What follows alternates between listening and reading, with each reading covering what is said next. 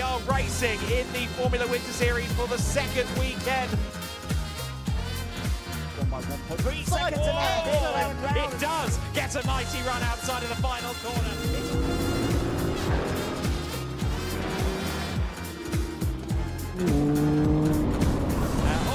Danny Sufi loses it into the first corner.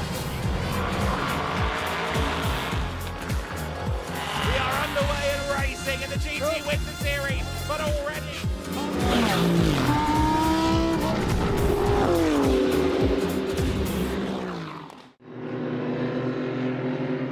It's day 2 here at MotorLand Aragón. It is the 5th event of the GEDLICH Racing Tour of Iberia and the 4th round for the Winter Series grids. But we start with a Winter Series that has its very first weekend of racing of the season, that being the Prototype Winter Series, before we focus in on the Formulas, the GTs and the GT4s. Myself, Adam Weller, joined by Andy McEwen here in the commentary box.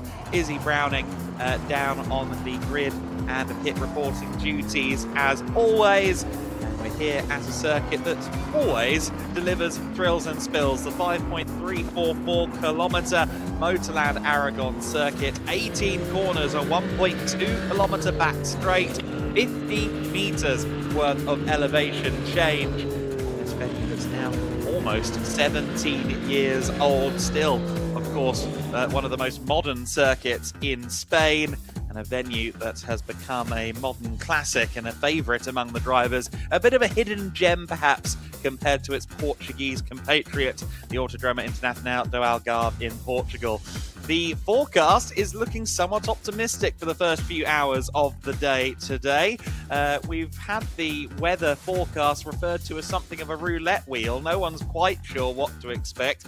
Perspectives vary up and down the paddock depending on which weather app they choose to use. I just Google it personally. But it's going to be an exciting day. I think we're going to get some slick tyre usage out of this one.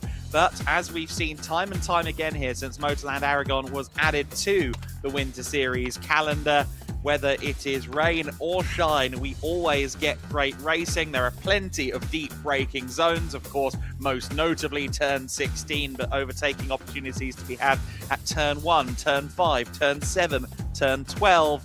And Andy, it's just a fabulous facility and one that, again, is a highlight of the Winter Series programme. Very much so. My first visit here to MotorLand Aragón, I've been very impressed so far, I have to say. The racing yesterday, certainly, you can't argue with the quality of the on-track action on day 1 here this weekend. Very much hoping we get more of the same today. It is one of those layouts that generally produces good racing. Quite a wide circuit, which means overtaking is possible. It's quite difficult to defend sometimes because you're always leaving a gap somewhere, especially in those sort of mixed conditions yesterday. It didn't seem like there was a real general consensus as to where the grip lay around certain parts of the circuit, and that did lead to a fair few exciting moments. So yeah, great circuit, some really exciting racing so far, and yeah, hoping for more of the same today. We've got the prototypes heading around to the grid, and they put on an entertaining little race for us yesterday, and certainly it was one of those kind of typical prototype Winter Series races in that it all came down to the final 10 minutes or so. It's the pit stop handicap system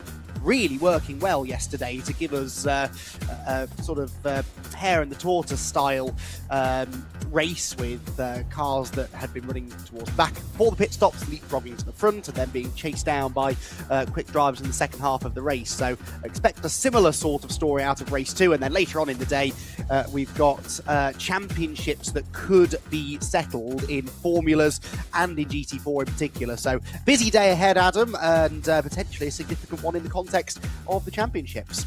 Absolutely will be a significant one. Championships can be decided, and for those that maybe do not get decided today, 2 pivotal races ahead that will shape the journey from here to Barcelona and then through the racing weekend itself. It's going to be incredibly interesting to see what happens in this, the second of the prototype Winter Series races for this weekend, because of course this is the drivers who finished yesterday starting today. So that means that you've got Porsche Carrera Cup Great Britain champion Andrew Rackstraw on the second row of the grid alongside Mads Kjelder Larsen. Of course, we saw them getting closer and closer together in the second phase of yesterday's race. And at the front of the field, we have the BWT Muka car and the Alley Racing machine of Emil Hellberg. Which of them will be leading into the first corner? That's going to be a drag race. Meanwhile, on the main straight and on the start line, Izzy Browning is with her cameraman. Let's go down there for the first time.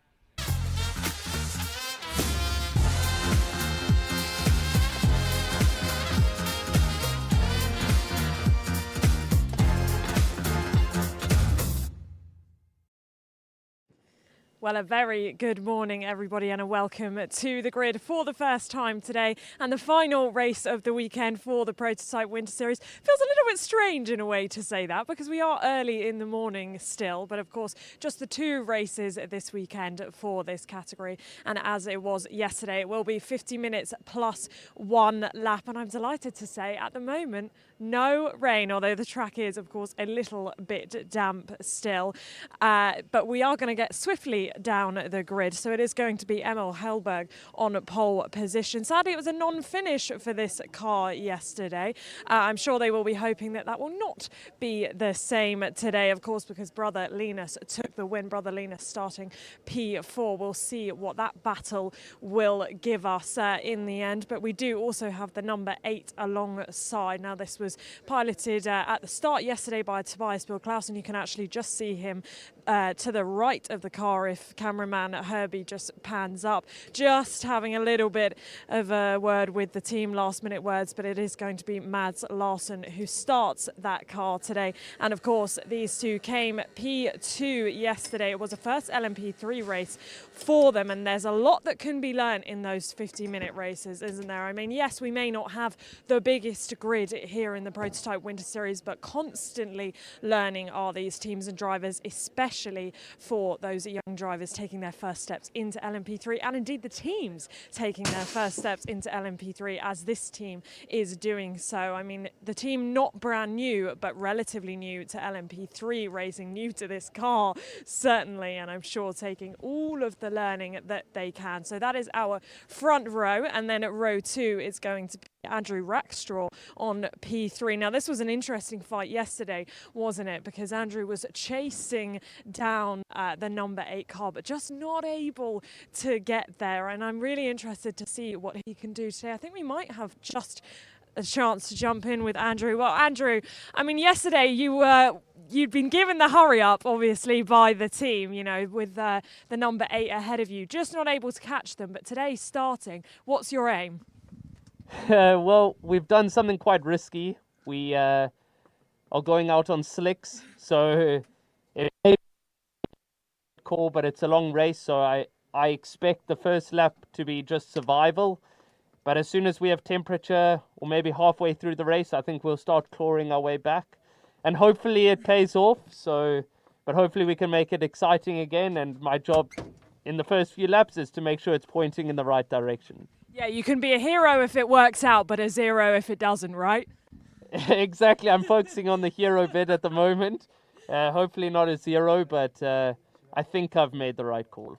All right, very best of luck. Thank you for speaking to us. We will see, indeed, if he has made the right call in a few moments. But as you can see, they are on the slick tyres, and just about, well, every other car is on the wet tyres. So will it be a hero or will it be a 0? We'll find out now.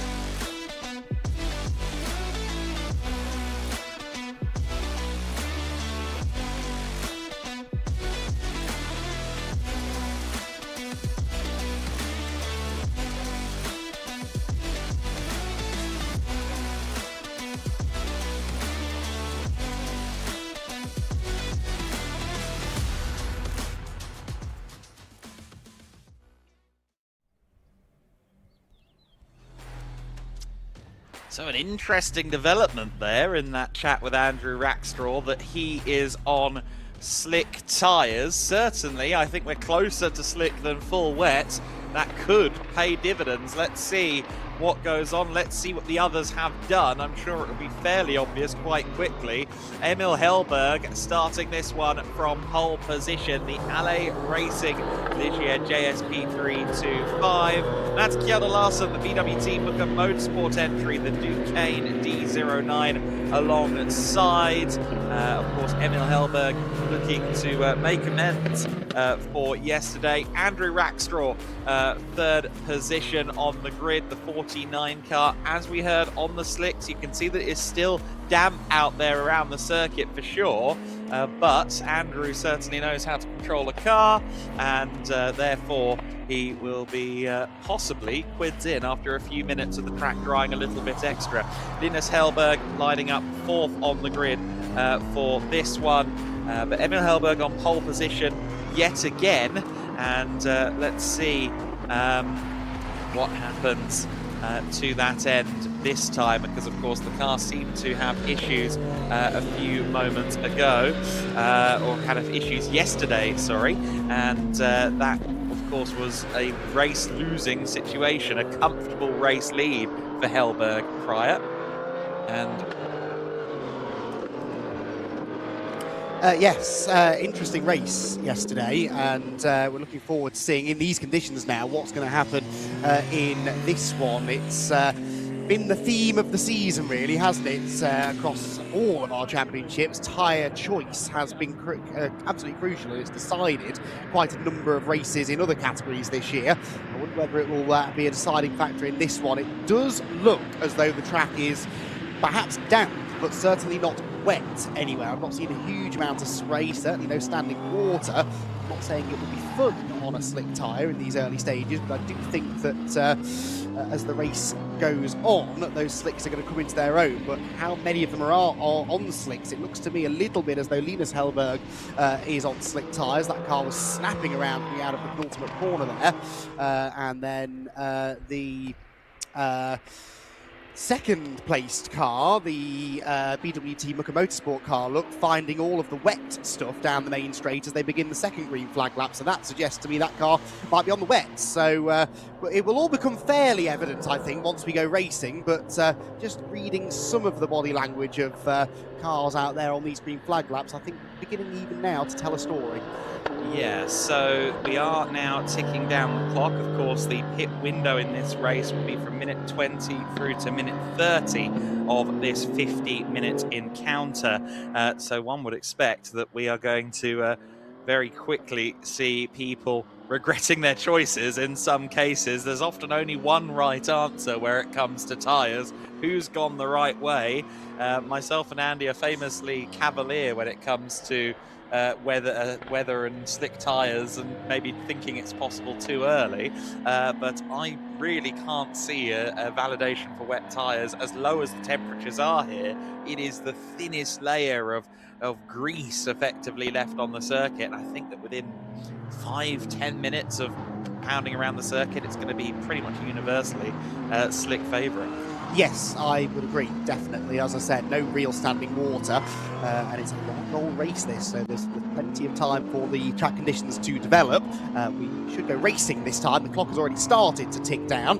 The 50 minutes plus 1 lap duration already down by a couple of minutes, so we expect green flag racing to begin this time, and yeah, within the first few corners I think we'll immediately be able to see who is on what tyres. In the first few laps I fully expect a wet tyre to have the advantage, and it's crucial then that the drivers who are on the wet tyres really make hay in those early laps, build a gap over those perhaps on slicks, and hope that they can manage the tyres from that point onwards. I do think that Mats Kjell Larsen may well be the one that's on the wet. He's been hunting around for the wetter side of the road throughout these green flag laps, but I fear that might mean he's the one who could find himself struggling after the first few minutes or so.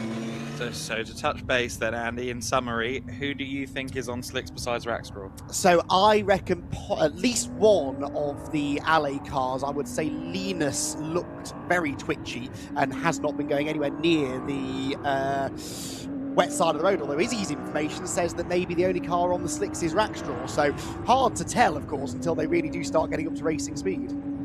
Yeah, but Izzy certainly had a closer look than either of us, so we'll go with that for the time being. And it would have been an illegal tyre change, and indeed a far too quick tyre change if anyone had switched at the very last moment. So it looks as if it will just be Andrew Rackstraw on the slicks, and I think he will be reaping benefits from it, if not immediately, well before the conclusion of this first stint. Of course, there are pit stop handicaps to consider in this race as well.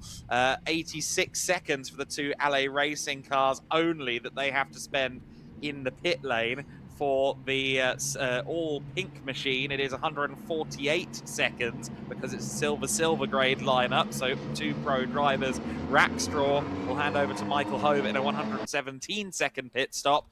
So that will skew the look of the race in the mid-phase. We are racing in the Prototype Winter Series 2x2 formation. Rackstraw, they're getting twitchy under power in the early stages. He's going to struggle for tyre temp, but I suspect it will come to him later on. Hellberg and Larson side by side. Larson getting squeezed out, and it's Emil Hellberg, now Linus Hellberg coming through into second place as well. So once again, it's an LA Racing 1-2 here at the first phase of the race. The two Ligiers ahead of the Duquesne as they run through the first sector. Larson is going to want to rally back against that, or rather, yes, I am right the first time. Larson wants to fire back against that. Linus Hellberg having a speculative look to the inside of his brother on the first lap, which the team will perhaps be hoping remains speculative at least, while Larson is right there with them. Rackstraw has lost a good 5 or 6 seconds in the early stages, but he'll still have incredibly cold tyres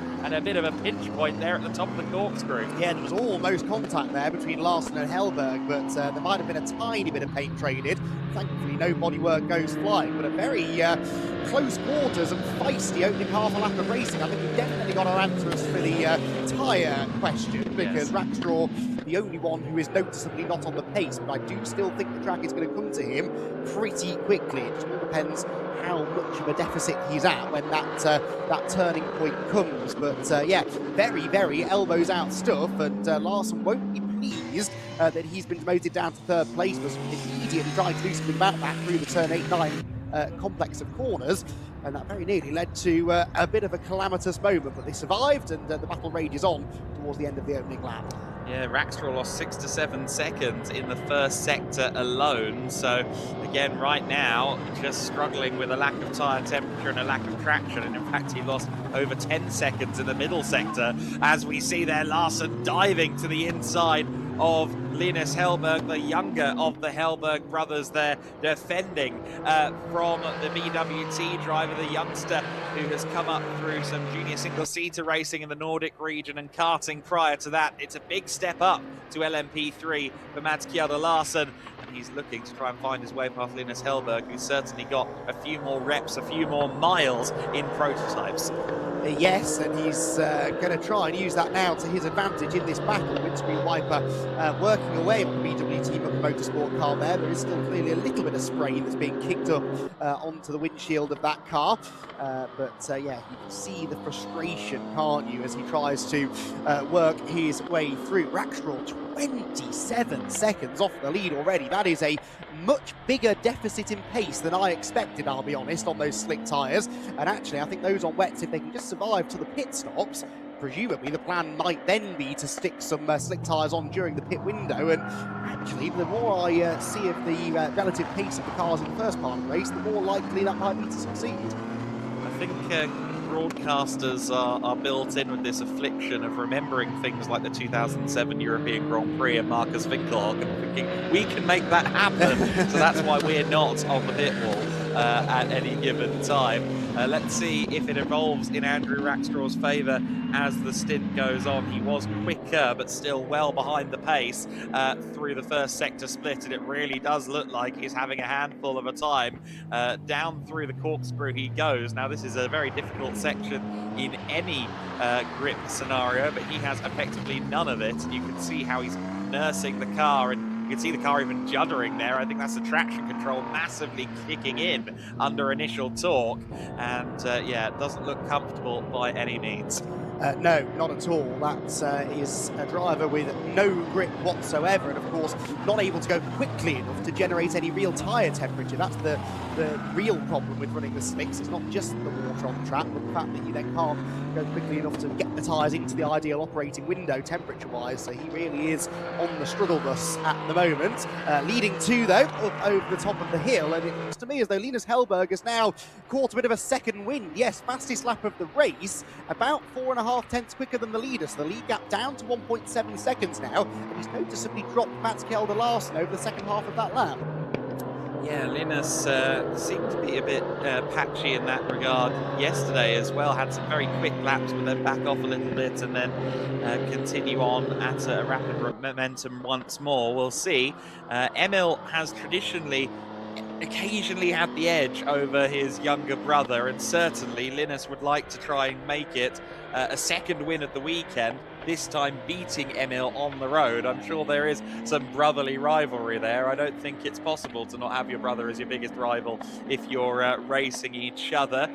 Business partners with their ride store, snowboard and ski apparel business in real life, directors of this team as well, of LA Racing, but as soon as they're going to go side by side with each other, I'm sure that all goes well out of the window. Yes, I suspect you might be right, and well, the gap actually goes out in the first sector by only a second, so even on the wet tyres it seems the drivers are struggling to find any real consistency at the moment. It was a poor first sector for Linus Hellberg, so he's got it to do again now to try and chase after his brother out in front. Of course, what they really don't want to do is take too much life out of these wet tyres. There has to be a little bit of tyre preservation going on here, and they will be driving with that in mind, I am sure. Still got Larsen there in third position, not a million miles back. He more or less matched race leader Emil Hellberg's pace in the first sector and only dropped to 10th in the second sector, so Larsen starting to come back into it now slightly, but Emil Hellberg just weathering that little storm on the previous lap and now able to build that margin back over 2 seconds. Takes the wide line through turn 16, slightly tighter for Linus and Mads behind. We'll see who has the best time through that final sequence of corners, which is, in these conditions, a really tricky sequence of corners. The quick right-left flick at the end in particular, you can really see the way the cars are moving around. 2:09.1 for the leader, a 9.9 for the chasing Linus Hellberg in second, and a 10.1 for Mats Kjelde Larsen. So at the moment, advantage Emil Hellberg, and he's got the gap up to 2.5 seconds. The rather, I suppose, in retrospect, optimistic move to put Rackstraw on slick tyres is, of course, going to have a huge negative effect on high-class racing having any shot of another podium, because Rackstraw is quite comfortably their fastest driver, and they are losing time head over heels, or rather hand over fist is what I should say, in this situation where he's just trying to skate the car around on the slick tyres, losing, depending on the length of the sector, between 7 and 10 seconds per sector, and that is an absolute disaster. And on the face of it, again, you wouldn't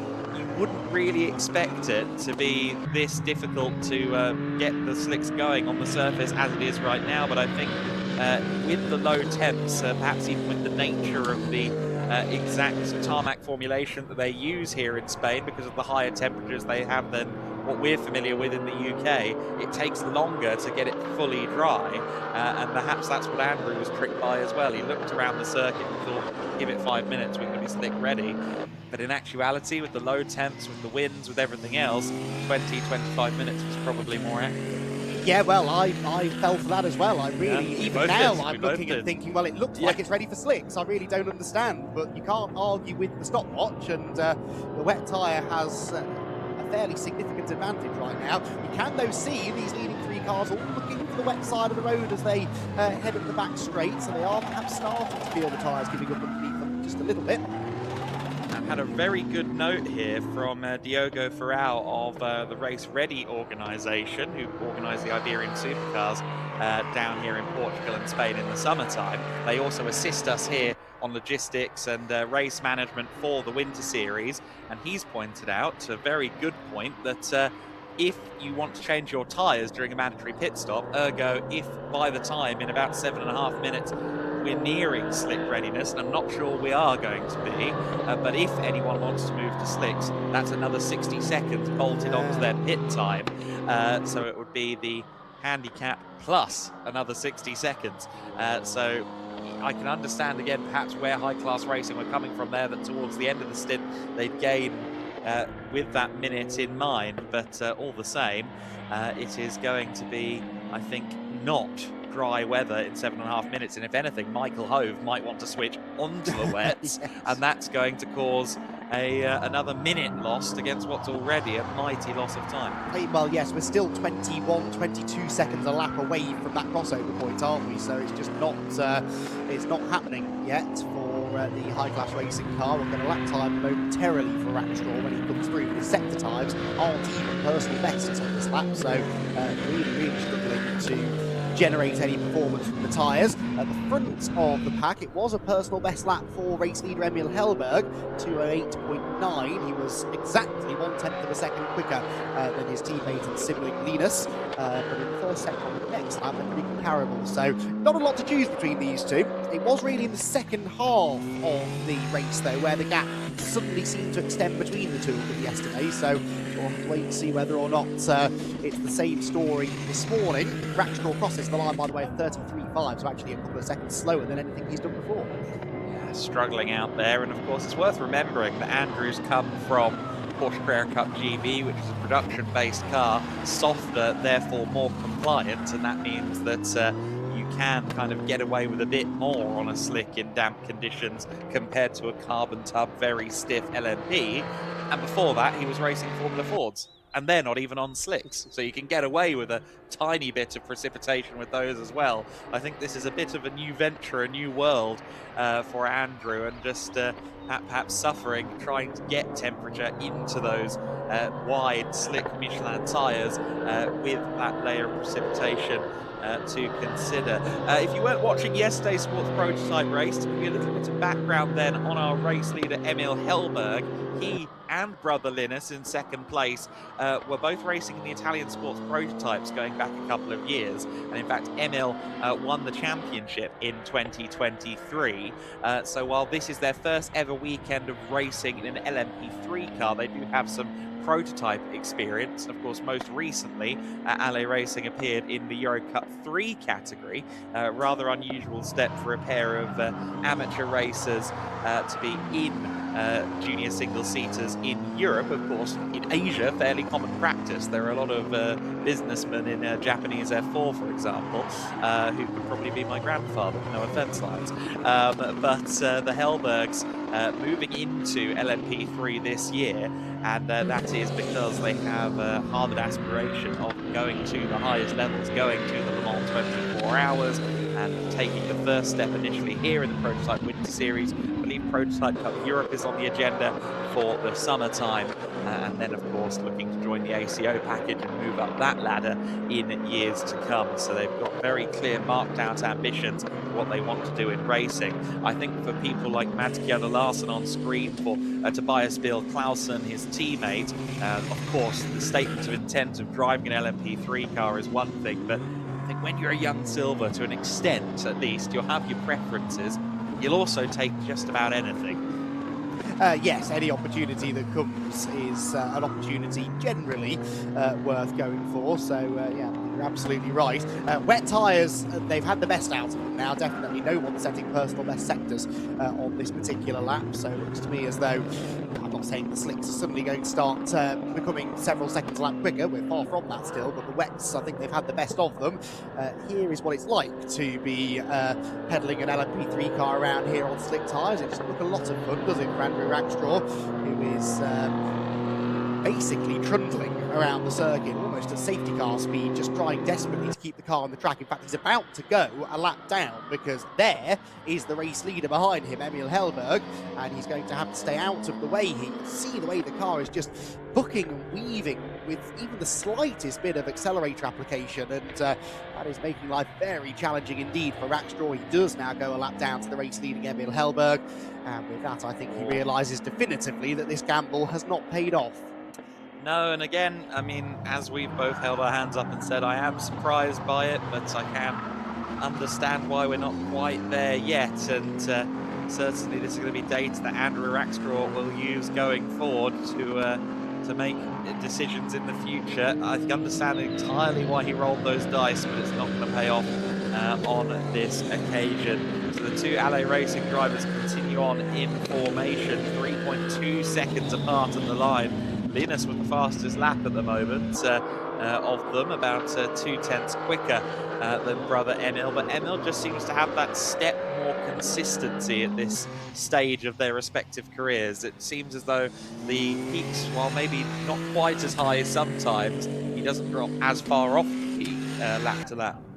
Yes, well, his previous lap of 2:09.0 was only a tenth away actually from his previous best, whereas Linus's was a 2:09.7, a second off his best. So to your point, Emil is able to maintain that pace over a stint, even on a deteriorating tyre, and that is more or less what we saw yesterday, wasn't it, really? That in the second half of the stints, it was the 48 car that seemed to have a slight edge. Through the final corner, he's got a fair margin now over Linus Hellberg. Linus, though, is still lapping more quickly than Mads Kjelde Larsen, so the gap's going out between the drivers.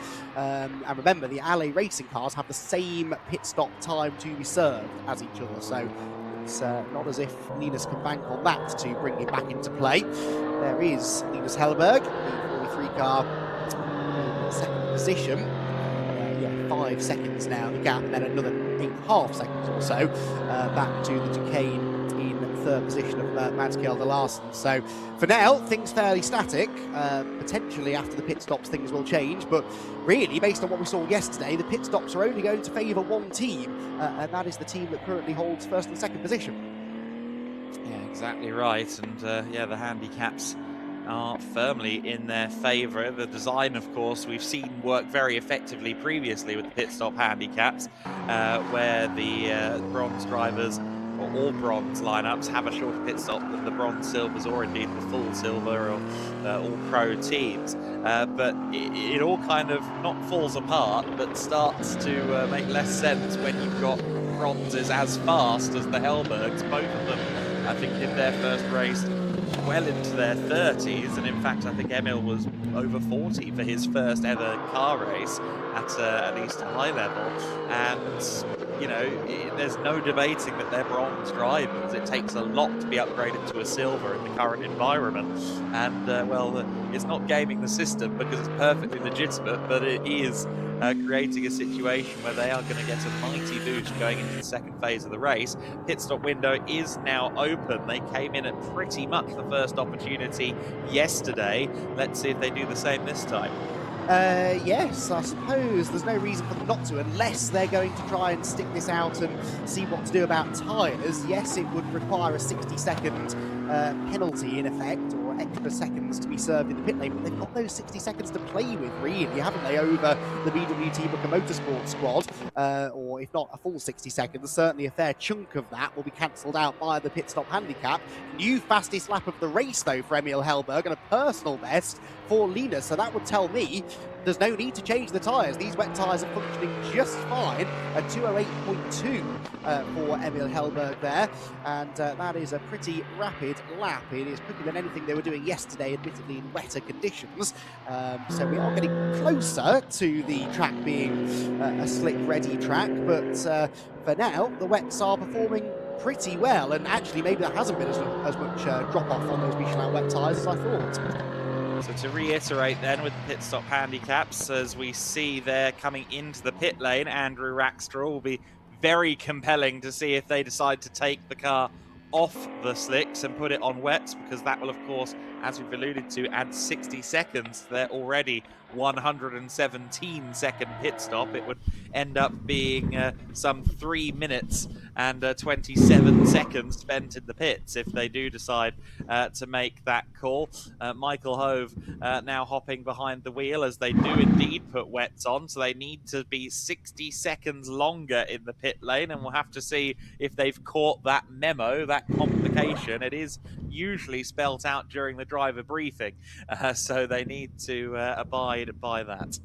Yes, again, we'll find out as the time ticks on, still conducting the driver change and indeed the tyre change for now. Of course, changing the tyres will add a fair amount of time to the pit stop anyway. As you're seeing, it's not the speediest to process with the limited number of mechanics available, so it's not going to be entirely wasted time, if you see what I mean.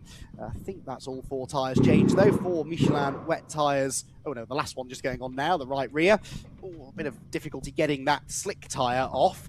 They could probably use those slick tyres again the next time that they do get some dry running. I doubt they've taken too much rubber off it, because as we saw, he really just wasn't able to push at all during that opening stint. Massively frustrating for Andrew Raxtor, who we know is a very talented driver, and we saw that yesterday with his blistering pace that he set in the second half of the race, and sadly this morning not able to demonstrate that. Yeah, I was rather looking forward to seeing him fight his way through, potentially past the Hellbergs. I think the Hellbergs have had a little bit more seat time than Andrew in LMP3s, so I think that would have been a bit of an experience-based BOP, if you like.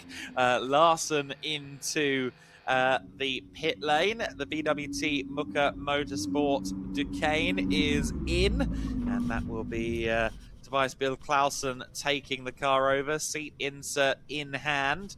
I want to get a look, actually, these two together again, because, again, they don't look that differently built, do they? But that's quite a big seat insert that they have to put in for Tobias Bill Clausen, and we'll get them underway very soon. You can see they're just tightening the nuts on the existing tyres rather than a tyre change there, but just to make sure everything remains locked perfectly in place. So about halfway around the lap at the moment are the two LA Racing drivers. Emma Hellberg again just set the fastest lap of the race in a 33.2 in the first sector as well. So a fastest first sector on the ongoing lap as well. So the Hellbergs continue to set a mighty pace, particularly Emil, who's now 7.1 seconds clear of his brother. I imagine we will see them in the pits before long. I cannot imagine that in the next 5 minutes it's suddenly going to be slick ready. So the question is, when will the LA Racing drivers come in? The high-class racing car, I think, has just headed away from the pit lane. And have they done that an iota too early? It's 3:21 was the stop, and I think I made it 3:27, the handicap, but I'll get back to you on that. Okay, well that's intriguing, because that means they did seem to be aware of the extra 60 seconds. They just perhaps misjudged that slightly, because remember, it's from pit in to pit out. It's not stationary time. It is 3 minutes 27 from the pit entry line to the pit exit line, and that can sometimes complicate matters. In come the LA Racing cars, Emil and Linus Hellberg, and we believe these pit stops should be exactly the same length of time, a minute and a half or so. I think it was a minute 31. 86.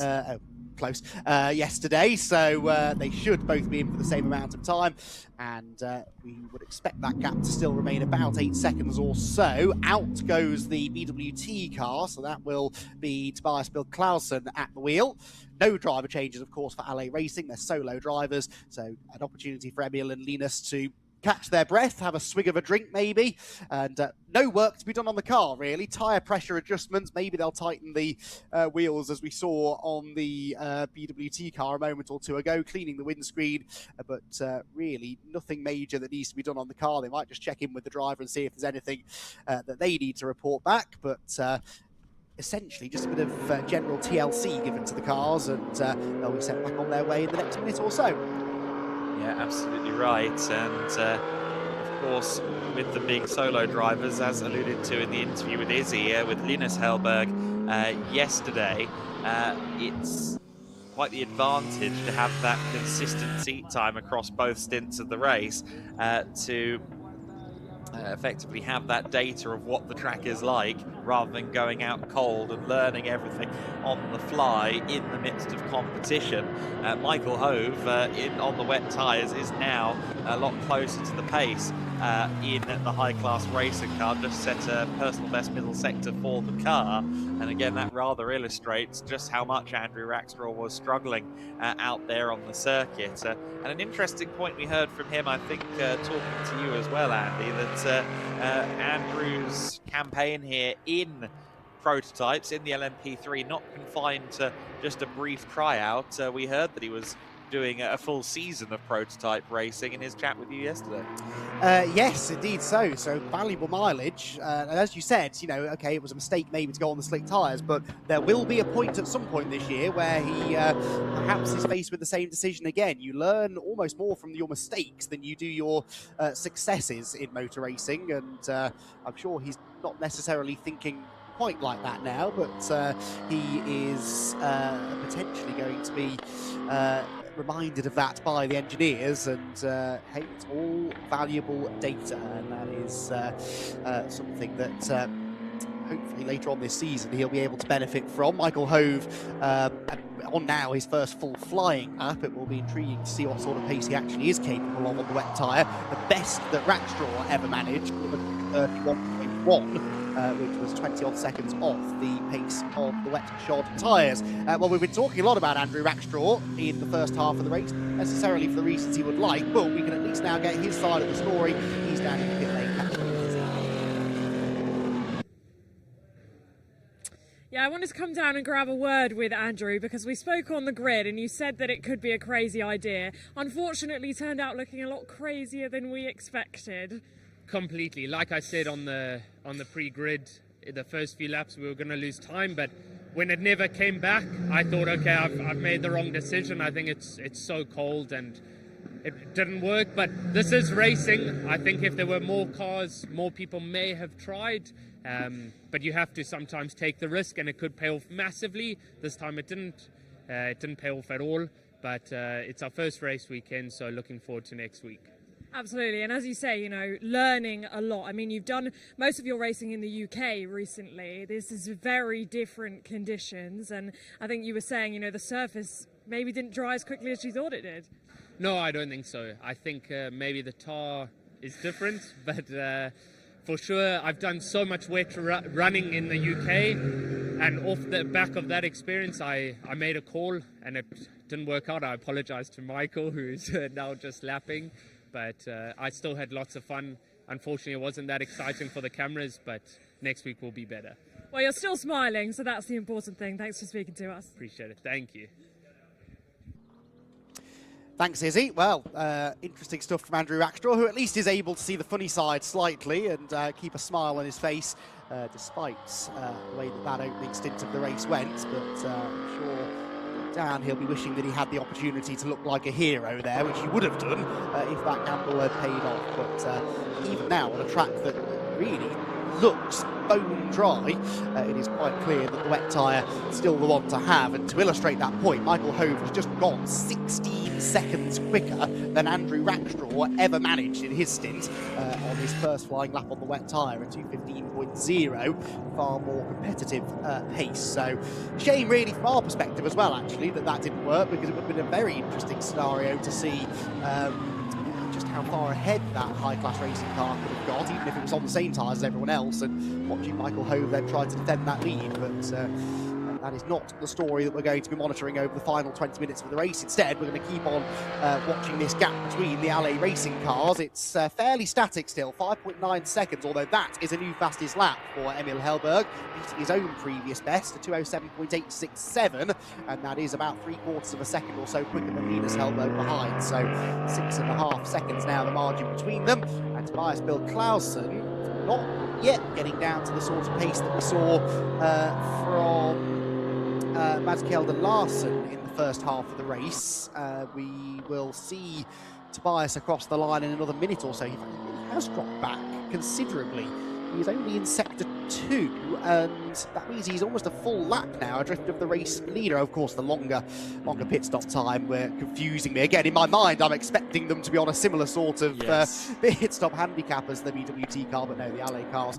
And that really does demonstrate, doesn't it, the advantage they gained in the pits. Yes, almost a minute of time bolted on to the silver lineup of BWT Muka Motorsports. LA Racing gaining an awful lot with the pit handicap. Hellberg going some 6/10 quicker on the previous lap than his brother Linus as well. Of course, he was in a very similar position yesterday, leading by just under 10 seconds and seemingly having the measure of the situation when what appeared to be an electrical issue, alternator issue, struck, and the car completely ran out of juice coming out of the corkscrew bend. So I imagine that at no point from here to the checkered flag is he going to be comfortable, no matter how big the gap gets. It's already happened once, and well, fool me once.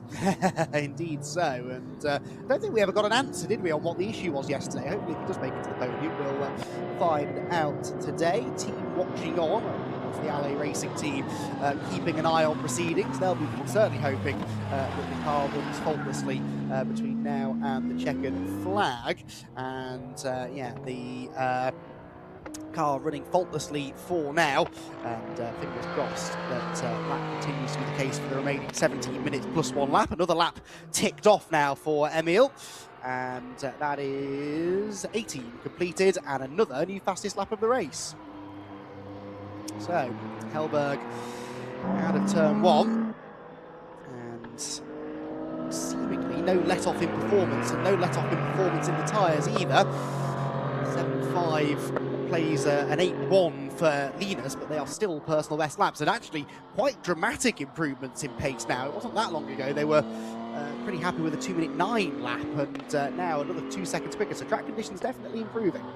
Yeah, it's getting there, and I dare suggest that there will be more people gambling on slicks going into our next race, although I'm not sure how much of a gamble it will be in about half an hour's time, by the time the next grid is cycling out onto the circuit. So I think that's going to be a, relatively speaking, safe bet for the drivers. And of course that next race in question being the GT4 Winter Series competitors, and of course those cars being a little bit softer sprung and softer built, that could be perhaps a little bit of a factor as well, rather than the stiff prototypes, which again aren't quite as malleable to sliding around and wet conditions in general.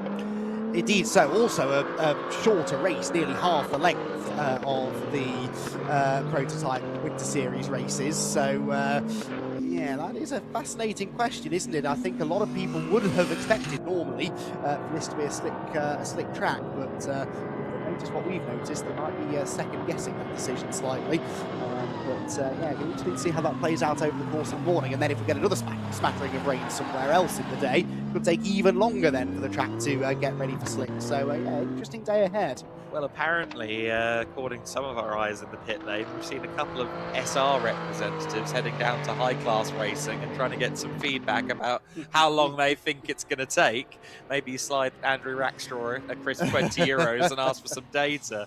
I bet it was JMO Hertling that got sent down. It's just what they do. It's either him or Joel, always.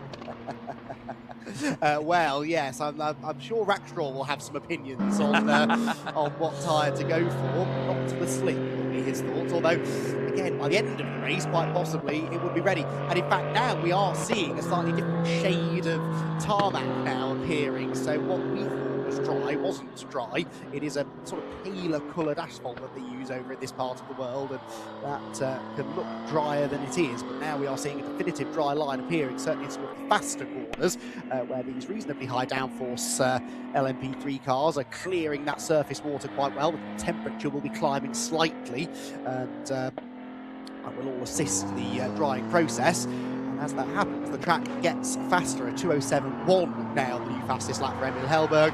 He's 8.1 seconds clear of the rest of the field. Michael Hove, meanwhile, is not that far off the pace now. 2:12, about 4 seconds slower than Linus Hellberg and Tobias Clausen, who are pretty evenly matched on pace right now. So Michael Hove closer seemingly now to the overall front-running pace than he was in yesterday's race. And he's also, I think, enjoying the fact that this is the driest the track has been across either of the two races so far. Michael will finally be enjoying being able to put his foot down a bit and stretch the legs of the Ligier. There is the Duquesne, Tobias Clausen, and that was personal best lap as well, a 2:08.1. And for the first time, perhaps in his stint, he was quicker than Linus Hellberg ahead of him. Trouble is, Linus Hellberg is 1 minute and 22 seconds ahead of him, and that means that third place, barring any late race dramas as we saw yesterday, is likely to be the best that Tobias can do. Yeah, so Clausen turning into the uphill section here, just coming through turns 6 and 7 at the moment, and then you have that huge drop off of course. You see the crest of the hill here on corner exit, and then it is incredibly steep, the descent down the corkscrew. Myself and Izzy, Andy, have had the opportunity to stand at that corner and see it happen. I'll have to drag you out one of these years and have a bit of a look, because it's one of those things that never quite, as the old cliche goes, doesn't quite look as intense on TV as it does when you're feet on the ground. And I'm sure the drivers can explain it very well indeed as well. And honestly, it doesn't look comfortable bashing across those curbs to gain a few tenths down at the bottom of the corkscrew. But I mean, we even saw Andrew Rackstraw doing it, even with the incredibly limited rack grip he had on the slicks. He was cutting right across there onto the curbstones, onto the paint. And yeah, it's interesting with this and many other modern circuits, isn't it, to see how far they can go when it comes to breaking track limits, and indeed how far they're allowed to go. Well, I noticed actually after the cars had been released to the grid, marshals out at the bottom of the corkscrew they were drying the curb, and actually they were drying the painted section inside of the curb, because in a way that is the racetrack. I think it's been accepted that that's not being monitored this weekend, and so the marshals thought, well, if they're going to use it, we might as well make it as safe as possible for them. They were out there drying the track out, about 4 of them there with big leaf blowers, trying to get rid of the surface water from the inside of the curb. So that is definitely the accepted route, at least this weekend, through the corkscrew, and the marshals cottoning on to that. I don't know whether race control gave them that instruction to go and do that, but either way, they were preparing that particular part of the track for the drivers. Michael Hove heading towards that part of the circuit now, and to your point, having only ever previously seen MotorLand Aragón on a TV screen before this weekend, I was quite surprised with just how much elevation change there is. The corkscrew we all know about, although again the TV does tend to flatten things quite a bit, but even the climb out of turn 2 and then the whole section through 5, 6, 7, that's climbing very steeply uphill. You don't really realise that on TV.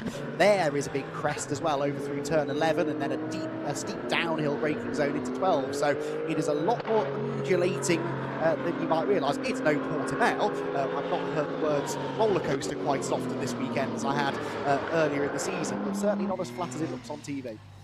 No, by no means. So, as much as I have zero credibility on the matter, I would suggest that in actuality we're probably at slick crossover point as we speak.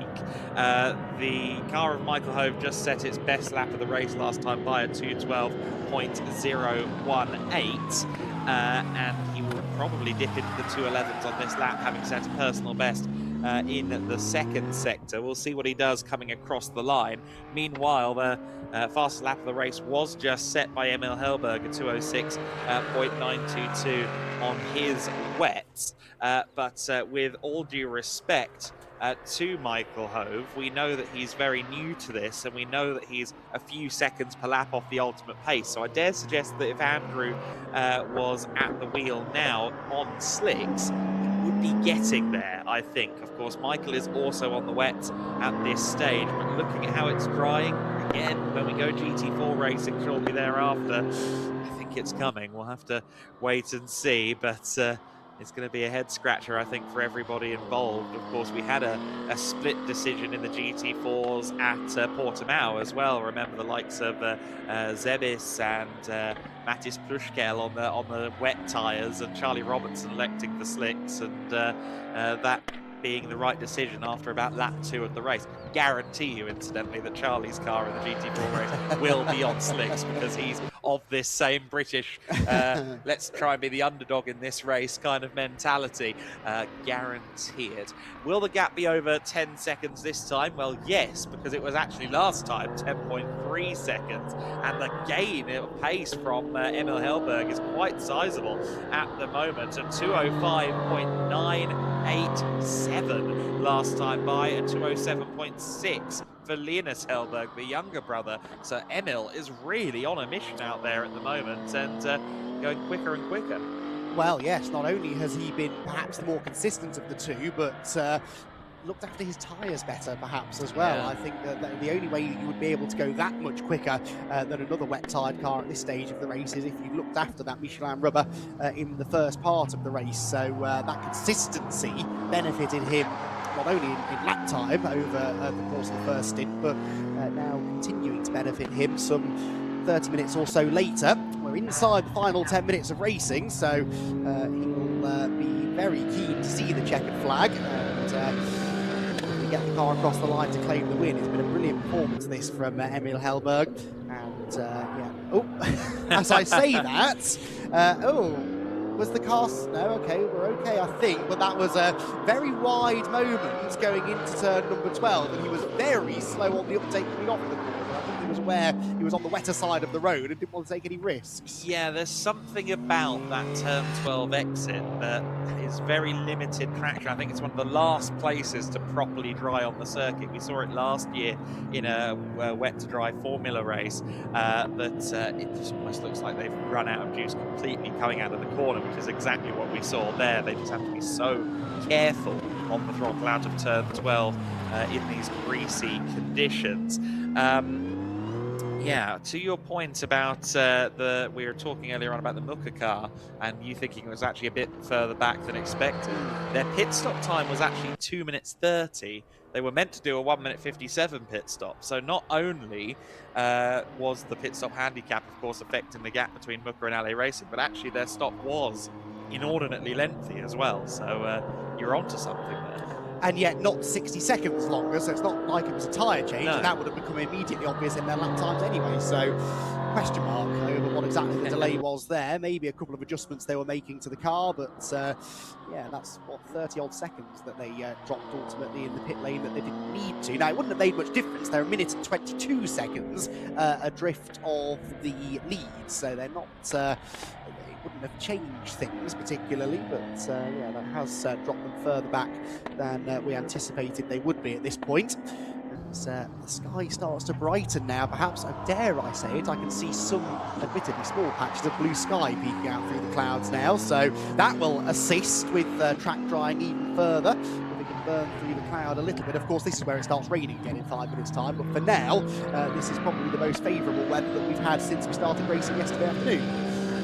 We've got Izzy in the box with us, and she does not agree with your weather forecasting from the faces she was pulling. But then again, she has to go out there, Andy. But so do you, actually. So Briefly, yes. Yes, you do have to go out there as well. So I don't know. I do see your point. There is a little bit of blue that we can see just about for now, and let's hope that it remains. But the overwhelming dark clouds we see elsewhere make me think that my preferred method, that being intense pessimism, might be the way forward. But we did also see the forecast suggesting that up until mid-afternoon, at least it's going to be dry, and we'll have to see if there's rain from there. We didn't see the rest of the day's forecast, but we'll keep tabs on that as we go. I certainly think it's going to be a mixed day, a challenging day for the race strategists. I think it's going to be a perpetual which way do we go seesaw scenario going on. Maybe some rock, paper, scissors being played in the garages.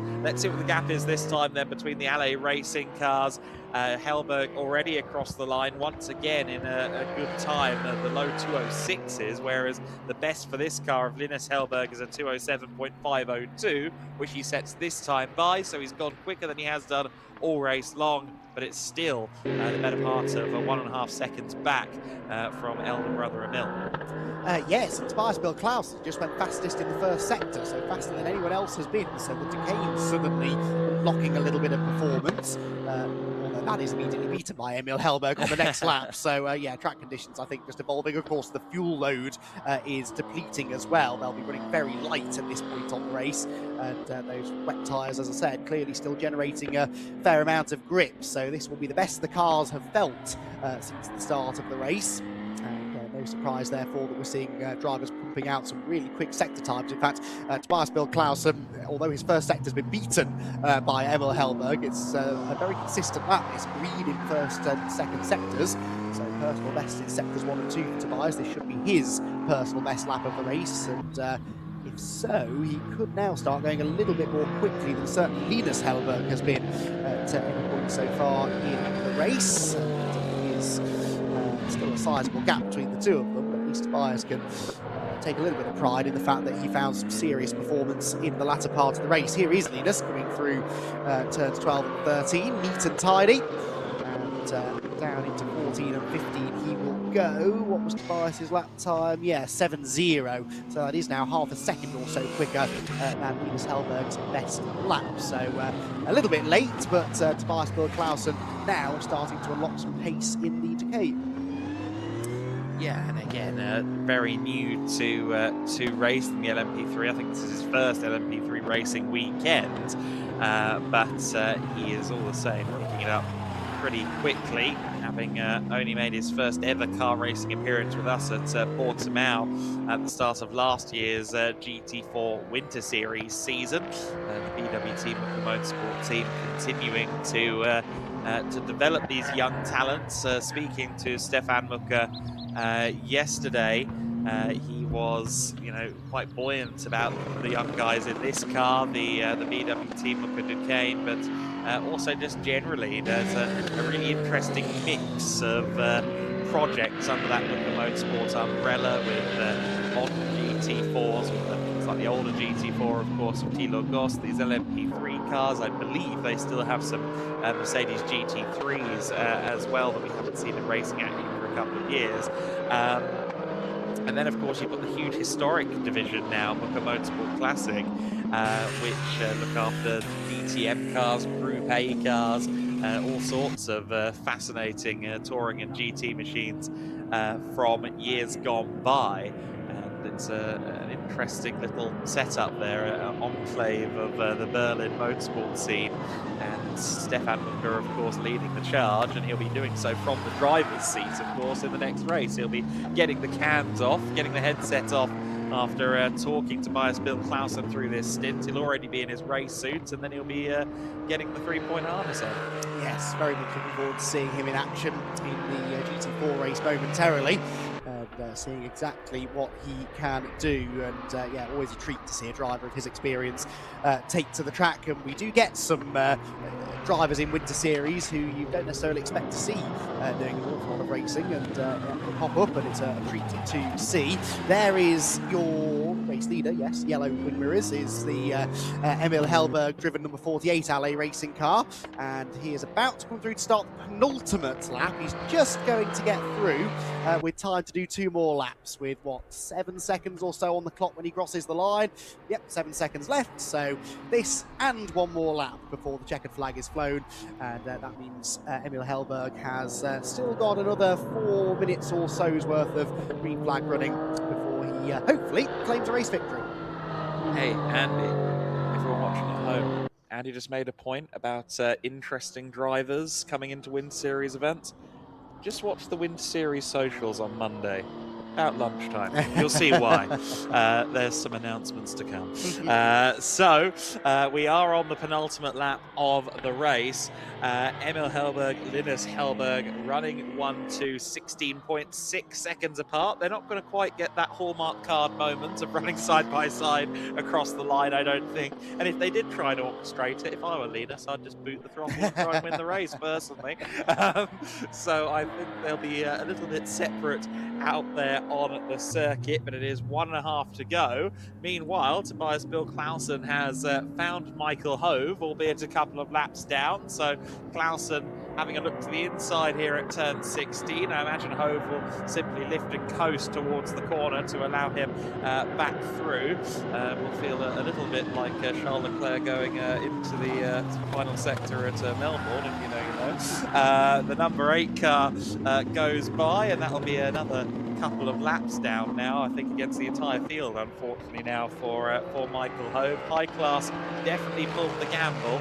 On this occasion it has not worked, but they'll be back at it again next week at Barcelona, and they'll get the opportunity to re-rack and go again.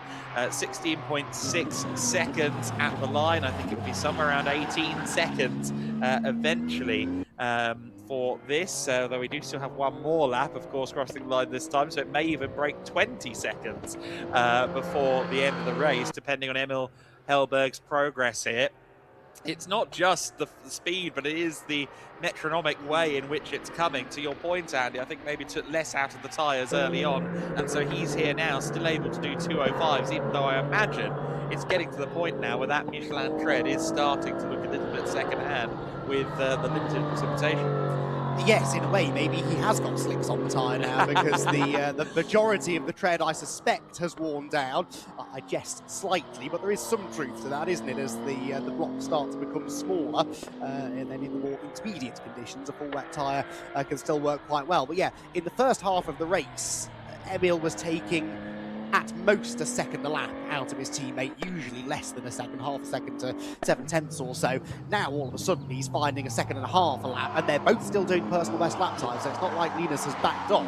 They're both pushing, but Emil just has significantly more pace at this point in the race. Just did another fastest lap at 2:05.0, so yes, I do think tyre management has been another skill that it turns out Emil Hellberg has perfected quite nicely.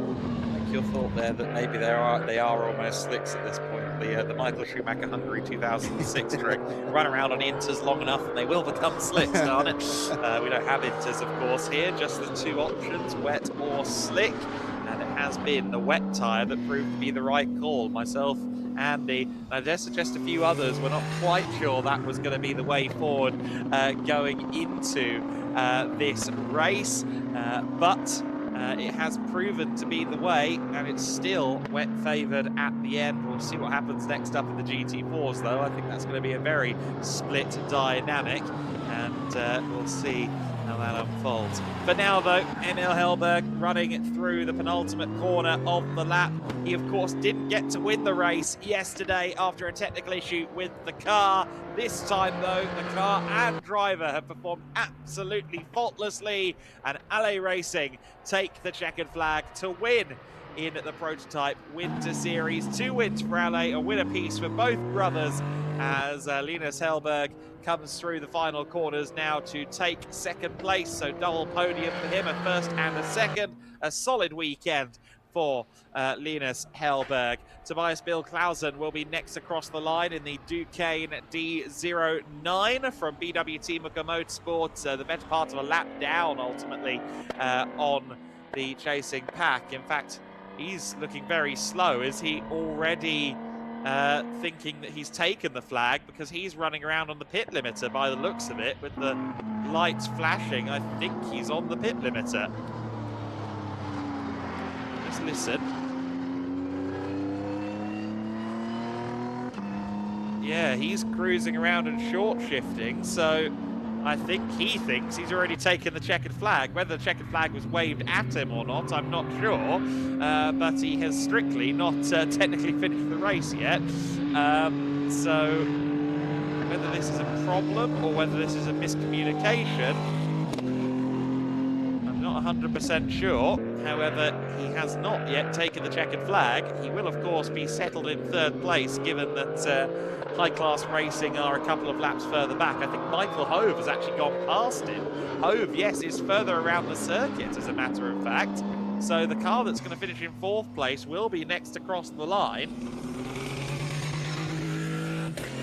Oh, and it sounds like maybe there's a little bit of a misfire or something on that car just coming out of that corner. That might have been the traction control simply fighting a little bit, but it didn't sound quite right coming out of turn 15. All the same, Michael Hove does come across the line to take fourth place, and Clausen now coming around to perhaps take the flag, but we'll see whether or not he does, or whether he dives straight for the pit entry. He will be classified third regardless. doesn't strictly need to take the flag, but will do so. So it appears that it was a technical malady with that car right at the end of the race, albeit one that did not cost him any position, but a very, very slow final lap, a 2:41.088, some 36 seconds off the fastest of the race, which certainly is not representative of what Bill Clausen was doing over the course of that race distance. Emil and Linus Hellberg, meanwhile, arrived to the pit lane in tandem, and they will now begin the process of celebrating together, and they do get to celebrate together this time. I think Emil, after the car failed, was sat on the service road as Linus took the victory yesterday. So this time the brothers get to celebrate together along with the team.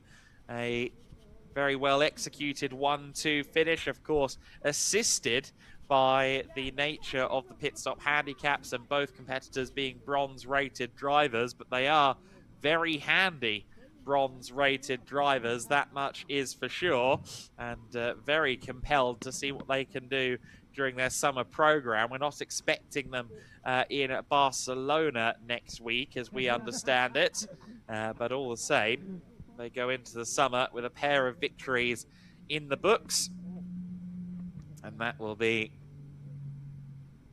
a big momentum boost going into a new discipline, having transferred over from the world of junior single-seater racing in Euro Cup 3, and prior to that open top prototype racing, the closed cockpit LMP3 cars, a new venture for this season, and it really couldn't have got off to a better start. A win apiece, and two cars that seem to be behaving very well underneath them. Can currently see a few GT4 Winter Series drivers heading to the pit wall to scout out what the tarmac is looking like. I can see Ville Kuhne for SR Motorsport by Schnitzelau having a little bit of a look and figuring out whether or not we should go wets or slicks. And I think he can hear me, so he's looking around to see where I am. I'm watching always. Also, down there in the pit lane is Izzy Browning, and I believe she's caught up with Emil Hellberg. I do. He is alongside me now, and there was a bit of chat between him and his brother as they got out of the cars, just checking on the tyres a little bit. Congratulations. I mean, that's redemption for yesterday, isn't it, to get the win today? Yeah, it feels very good. Yesterday was a bit of a setback. I heard it 12 minutes left, and then boom, the car just died. So but today is a big redemption for sure. And it looked really comfortable out there. I mean, wets were the way to go, but you were just checking at the end to see what they looked like, weren't you? Yeah, it was sliding more and more and more, and drier and drier and drier. So you felt the car like really moving around. But you were like, don't push too hard, but push enough.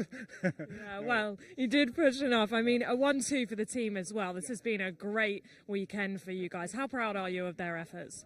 No, that's great. The whole team has done an amazing job. So I'm super happy with the team, with everybody, with myself and my brother. So everybody's done a great job. Congratulations. Go and enjoy the podium. Well done. A 1-2 for Ally Racing.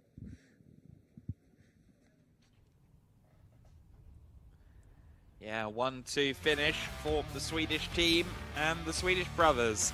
And that can go down as a successful day in the offices. Ligier 1-2 as well, of course. Let's take a look back at the race in the Prototype Winter Series.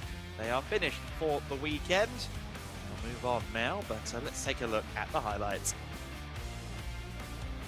The second race of the weekend of the Prototype Winter Series, our first race of Sunday in the Aragon event. And it was an early side-by-side moment between Emil Hellberg and Mats Kjelder Larsen in the VW Team Motorsport car, but Kjelder Larsen then fell behind Linus Hellberg and tried to fight back at the corkscrew on the first lap of the race, and indeed at turn 16. Mats Kjelder Larsen was very keen not to lose out to Linus Hellberg, but lose out he eventually did.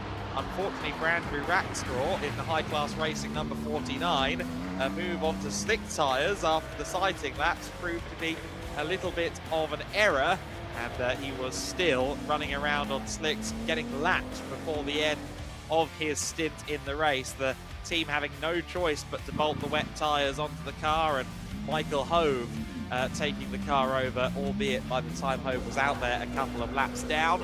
A couple of moments for Emil Hellberg here and there, just running deep into turn 15, but by and large a smooth, consistent and incredibly quick stint at the wheel of the LA Racing car. And of course the LA drivers, being both bronze rated, meant they had a shorter pit stop handicap as well, which really did assist with their efforts to capitalise and take a 1-2 finish, which is what they ultimately achieved. Tobias Bill Clausen taking over the BWT Mucker car, putting a lap there on Michael Hove towards the end of the race. The Hellbergs taking a 1-2 in their Ligiers. Emil Hellberg, after yesterday's issues with the car, redeeming with a race win. Linus Hellberg following him home in second place. Tobias Bill Clausen rounding out the podiums in the second prototype Winter Series race of the weekend. So the gap ultimately at the front of the field was 19.3 seconds, so almost 20 seconds as Emil Hellberg found over the course of the race distance. It went just about as well as one could hope for in that race for Emil Hellberg. Tobias Bill Clausen taking the BWT Mucker Motorsport car home to third place, and ultimately 2 laps down was Michael Hove, but still learning a lot and gaining more and more experience before his summer program in prototype competition. Of course, we saw him in a Radical back in February. He's been racking up the mileage. Also racking up the mileage, and indeed the step count, is Andy McEwen. He's down on the podium.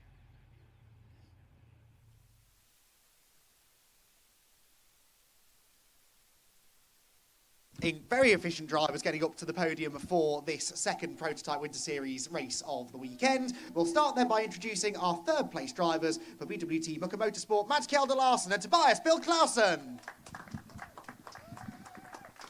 On to the third step of the podium they will go. It was this time though a 1-2 finish for LA Racing. In second position, Linus Hellberg. Linus makes his second appearance on the podium this weekend, but the top step today belongs to his sibling and his teammate. It's a race victory for Emil Hellberg. Top step of the podium, punches the air in delight, and will now receive his trophies from various members of the GEDLICH Racing team. Stefan, Jan and Robin on hand to do the honours. Trophies then handed out. And we'll get some thoughts from our podium finishers in a minute. We've already spoken to Emil, of course, but it'd be good to have a chat with Linus, Mads and Tobias as well. Photos then taken by our wonderful photography team. And a strong start, an intriguing start to the day. Already I can see GT4 Winter Series teams heading out to the pit lane with an assortment of tyres ready to put onto their cars ahead of the second race for them this weekend. I think that's going to be the story of the next half an hour or so. There are bottles of champagne there. The drivers can either choose to spray or drink later. I think the Hellbergs have decided they're going to get the party started early this morning. The corks fly, the champagne does likewise, and our first champagne spray of the weekend is courtesy of the prototype Winter Series drivers. Fantastic stuff then. Let's jump in and have a chat then. Stick around for a second, guys, if that's all right. Mads and Tobias, we'll start with you. Mads, tricky race that. Tyre choice was the big question. Was there ever any doubt on what tyres to start on? Yeah, there was a bit doubt. It was tricky to see how the track was, but I could feel it the first couple of laps. It was pretty wet, but I had in mind that it would probably dry up, but we stayed with the wet, and that was a good choice. And Tobias, were you surprised at how long it took for the track to really start drying out? It was only the last 10 minutes, really.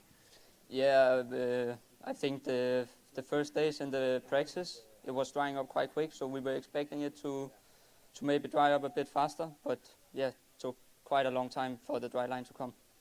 Well, you managed it well. Third position then at the end. And, well, as for the Hellbergs, this time both of you making it to the flag. Linus, how was the race for you? Yeah, it was good, and really happy for my brother today after what happened yesterday. So, no, it feels super nice and so good work by the team. They've been working really hard for this, and seems we have really good cars. Emil, your pace was super impressive there, particularly in the latter part of the race. We were saying maybe you'd looked after the tyres a bit more at the start. Was that in your mind? Yeah, I was trying to look after them a bit in the beginning. I was like, but then you want to push and then back and forth. But in the end, I felt I had a couple of quite slow laps, and I was trying to push in the last 2 or 3 laps, I think, just to see if I can make something happen. It's been a challenging weekend with all of the changing weather, but do you feel that you've learnt what you wanted to learn from this weekend? Yeah, honestly, it's been great driving in the rain for so many days. I've never, like one time before, been in the car in the rain, so this is perfect to really learn the car, so I'm happy. Fantastic stuff. Well, congratulations to our Prototype Winter Series drivers then at the end of an entertaining opening weekend of the season for them. That is it for the prototypes this weekend. We turn our attention now to GT4s, the GT4 Winter Series cars to be released from the pit lane shortly.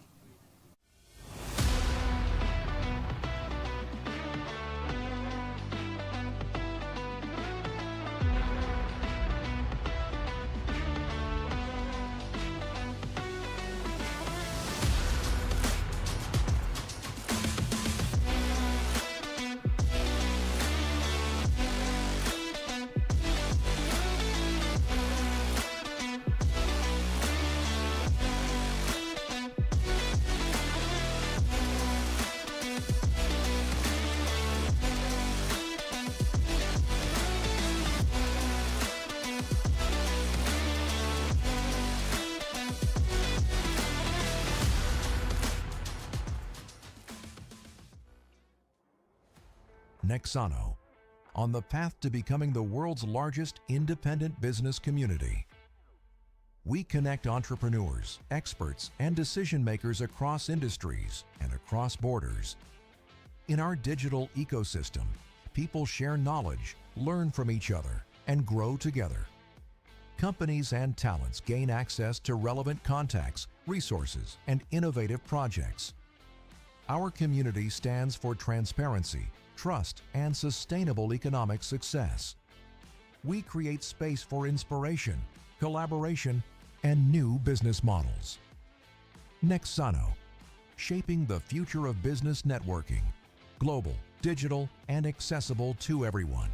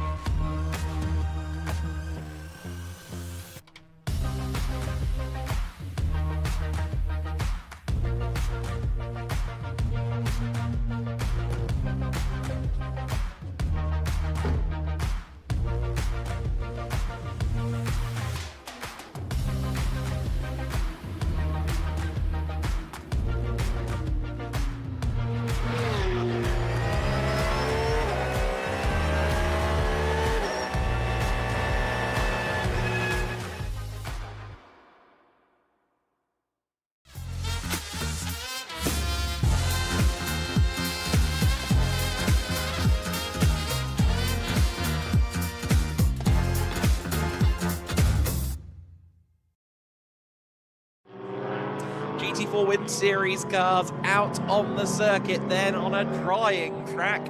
I suspect a lot of people are slick tyre bound for this race. There are 3 cars at W&S Motorsport. That means they've got a lot of data to work with.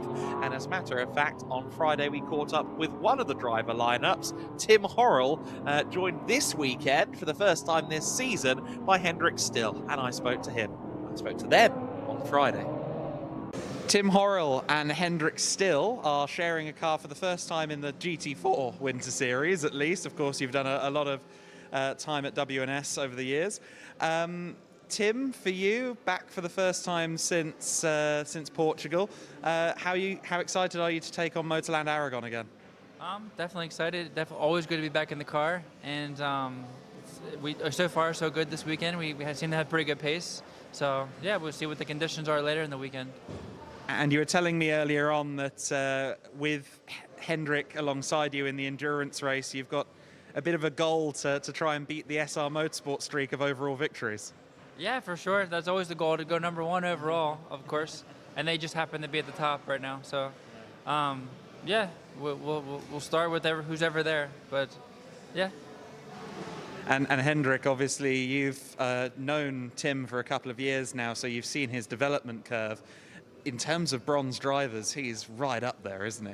I mean, it's amazing. We work together now since 2 years.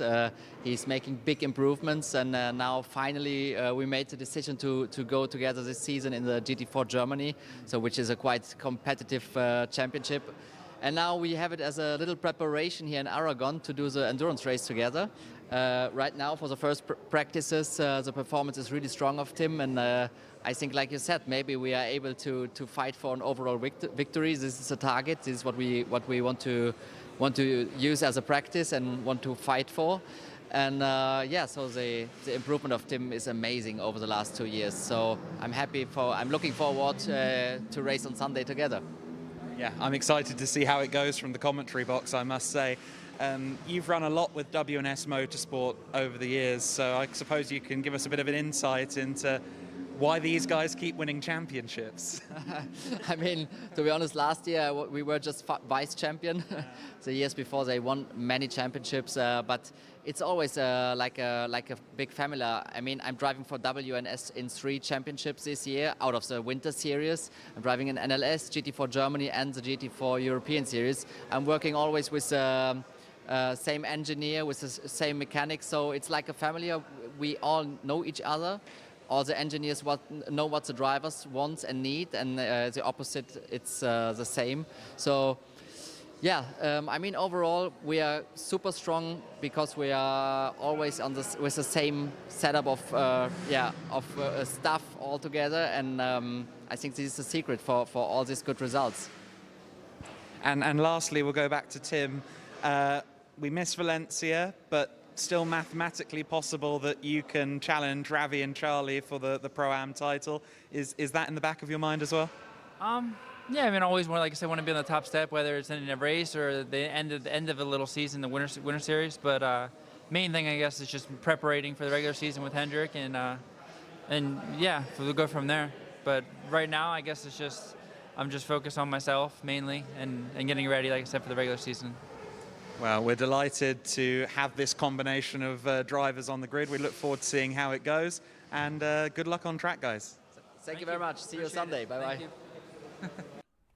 Tim Horrell, of course, has since broken the SR Motorsport winning streak yesterday in race 1. Race 2 coming up, drying conditions. Izzy, what's going on down there tyre-wise?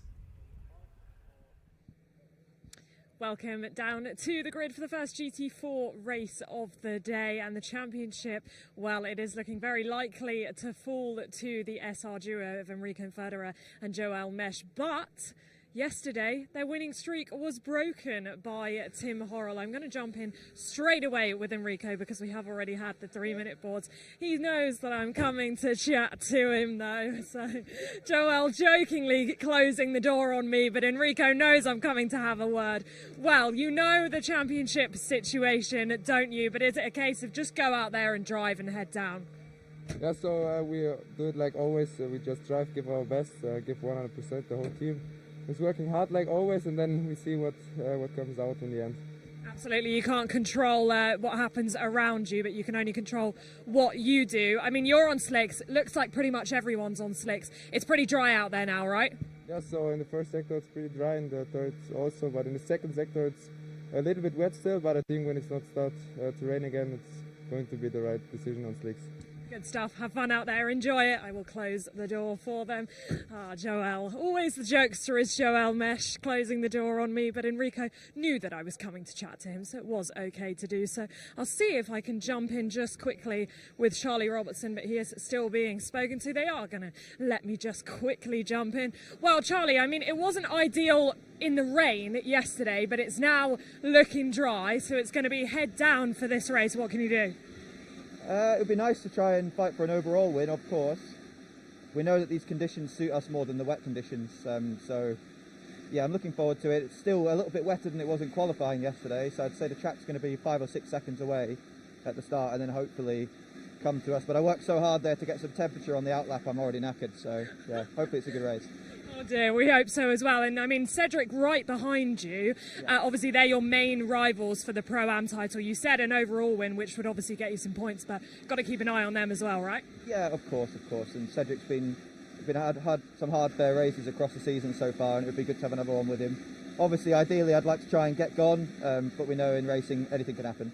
Absolutely. Best of luck. Have fun out there. We will go straight to the race. Nexano, on the path to becoming the world's largest independent business community. We connect entrepreneurs, experts, and decision makers across industries and across borders. In our digital ecosystem, people share knowledge, learn from each other, and grow together. Companies and talents gain access to relevant contacts, resources, and innovative projects. Our community stands for transparency, trust, and sustainable economic success.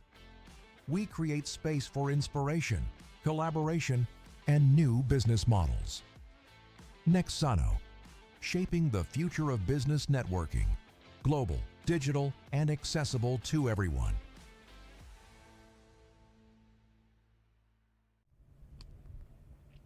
The word from down there on the grid is that everybody will be on slick tyres, so everybody will be facing the same challenges on those damp patches around the circuit. Enrico Verderer starting this race from pole position. He's alongside Charlie Robertson, who should be good in these adaptable conditions, one would suspect.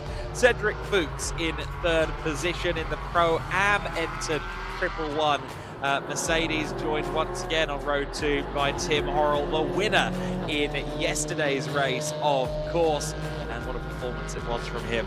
Frederico Peters lining up on row 3 of the grid to be joined by Frederick Zabis on that third row. Zabis can stay into the title fight going into race 3 of this weekend if he finishes ahead of the 11 car of Federer. That's going to be a big ask from P6. Tom Pappenberg in 7th position for CV Performance by JP Motorsports. And Alexander Bobrovs alongside the first of the AM runners, the Team BRT Mercedes AMG GT4. The other AM car, Joachim Bolting, is next in 9th position. And then a familiar name from down the years in 10th place, Stefan Mucker, ex-factory Aston Martin driver, raced the LMP1s and the GT1 cars in that halcyon period of Aston Martin factory team racing in the 2000s into the early 2010s, and even raced the Vantage GT4 in the early years in the Nürburgring 24 Hours, the first generation GT4 machine that he races here today, 19 years on from its launch into the marketplace. Yeah, fascinating stuff, isn't it? And what a great addition to the grid, both car and driver. Fascinating race ahead then. Championship potentially about to be wrapped up. It's I wouldn't say it's a long shot, but it will require a fair amount of things to fall into place. But yes, our Motorsport Mercedes is on the cusp of wrapping things up. Based on, I must admit, Adam's calculations, not mine. There's a bit of me passing the credit on to you, but also a mild amount of throwing under the bus there in case it's wrong. We think that Enrico Verderer has to outscore Charlie Robertson by 13 points in this race in order to claim the championship. So that's the target. He starts one position ahead of Charlie Robertson, but will actually have to finish at least a couple of positions ahead of him in the race, so the maths tells us, in order to claim that championship with, in essence, 4 races to spare. And of course, the overall points are the same as you would see in Formula 1 and other SIA categories, so 25 for a win, 18 for second, 15 for third, 12 for fourth. If Robertson finishes 4th position in this race and Federer wins it, that's not going to be enough. There will be exactly 100 points between them with 100 points available, and there would not be enough time for Litis Bienvenu to win enough races to win on countback. So the title quite realistically could be decided in this race, depending on the performances of Enrico Federer and Charlie Robertson, respectively. They start the race on the front row of the grid. Cedric Fuchs, of course, on the second row will be looking to follow his teammate through in the early corners and perhaps play something of a rear gunner, or maybe go into business for himself. The red lights will go out and we are racing for 30 minutes in the GT4 Winter Series. Federer ducking across just slightly towards Robertson to try and squeeze him out going through the first corner. Carries a lot more apex speed through turn 1 and holds the early lead as they run through the first corners. Up into third place there is Tim Horrell, just briefly, but shaking and bucking and weaving in the number 30 car. Fuchs in fourth place, Federico Peters running there in fifth position. Of course, we saw a brilliant scrum fighting out for the last of the podium places on Saturday in the first GT4 Win Series sprint race. Looks like Stefan Bucher a little bit slow out of the blocks there from 10th position. Yes, interesting start. I did notice Frederik Zebis was quite aggressive on the outside line at turn 1, gained a couple of places, but then lost them again at turn 2 as Tom Pappenberg gets eased out wide slightly through the right-hander there at turn 7. Down through the corkscrew section, in fact he's still getting into it, isn't he? There was definite contact that time, and that was the number 18 Team BRT car that he was trading paint with. Stefan Bucher thinks, well, this looks like fun, I'll get involved in this if I can. Brings the Aston Martin onto their tail, so feisty opening few corners, as we've come to expect from GT4 Winter Series. As we've come to expect in general here at Aragon, that first corner in particular, often a hotspot for action, and that actually is continuing round the lap. Yeah, Frederik Zebis there drifting a bit wide at turn 12, and that's going to put him into the clutches of Joachim Bolting in the AM leading car, since he's ahead of the Team BRT entry of Alexander Bobrovs. And you don't need to ask Joachim twice usually when there's an opportunity to make up an overall position, but will remain behind Frederik Zebis for now as they run down the 1.2 kilometre main straight for the first time in this race. You can see the kind of 360 camera there mounted in the 007 Araujo Competición Aston Martin Vantage GT4, and you can see him fighting the steering wheel a little bit there under braking. Of course, ABS on these cars, which helps as well, but you've still got to keep the car straight and narrow as the electronics modulate the braking force between the two wheels. Federer leading by 0.6 of a second over Robertson. Horrell holding on to them in third place once again, doing very pro-like things as an AM driver. Cedric Fuchs in fourth, Peters in fifth, and Zebis rounding out the top half dozen. Yeah, so far so good for Enrico Federer. Then he kept Charlie Robertson behind him through the opening couple of corners. Nothing Charlie could do really from the outside line into turn 1. But as we've already documented, this is not currently enough for SR Motorsport to clinch the championship. Of course, realistically, though, Robertson needs to start taking points out of that Mercedes squad, and he needs to start doing it now. So this is a really important race. Whilst mathematically he could take the championship down to later on this afternoon, even to Barcelona, the gap needs to be shrinking rather than growing if Les Pas-Bienvenus are going to have any realistic hope of taking it. Robertson, to his credit, is staying with Federer for now and significantly dropping Tim Horrell in the first sector. I don't know if Tim had a moment there, or whether Enrico and Charlie have just upped the pace all of a sudden, but the gap second to third significantly larger now than the gap first to second. Yeah, so Horrell, I think, just having a bit of a bobble, I think perhaps under braking towards turn 5, I thought it was already pulling off, but we'll keep posted on how his lap progresses. He's gone wide of the apex there at turn 12 as well, but of course you do still want to avoid that wet patch on the apex of the corner. The dry line, or the line that dries a little bit quicker in some places around this circuit, will be the section that they've been using in wet tyres in the previous prototype race, and that might be a legacy of that move there for Horrell to go wide. He can't afford to lose too much time, of course, because with Cedric Fuchs right there behind him, if there's any opportunity for Fuchs to get an overall podium, he will take it. As it stands then, with this being the top two, we ride on board with Charlie Robertson as he looks through the windscreen at Enrico Federer there. As it stands, they are doing enough at Les Pas-Bienvenus to hold on to the championship. As long as that Charlie Robertson machine finishes on the podium, it doesn't matter if Federer wins, the title still won't go their way. Indeed so, but as I said, they really need to start out scoring them if possible, and Robertson's throwing everything at it. The BMW really strong on the brakes, it seemed, into turn 16. He was able to brake later than Federer and get into the corner a bit earlier, so that could prove handy if he ever gets within striking range. Joachim Bolting there leads the AM class at the moment. Alexander Bobrov's in the VRT Mercedes, the green one, which had that little bit of contact earlier, is his only AM class rival.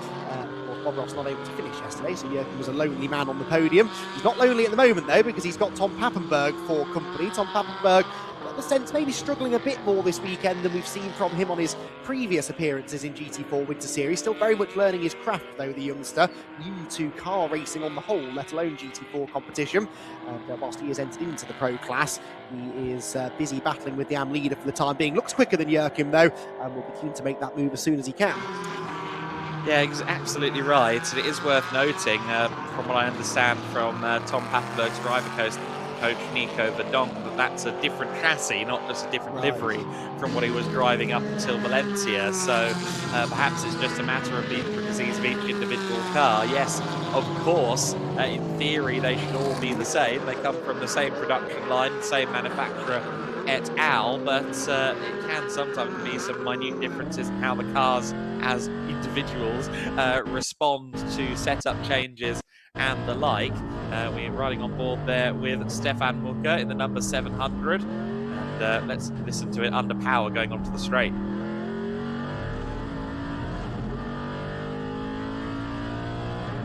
Nice rumble of the V8 motor on that car, of course naturally aspirated 4.7 litre engine in that thing, one of the loudest cars in the paddock across any of the categories, and always great fun to have an onboard camera in that one.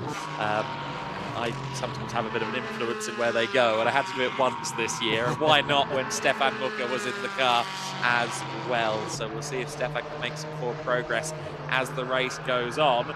0.9 of a second, effectively a full second between Federer and Robertson last time across the line, and another 0.2 quicker on that lap was Enrico Federer, who came out of yesterday with title in mind. He was, well, texting some of us asking how he could win the championship on Sunday.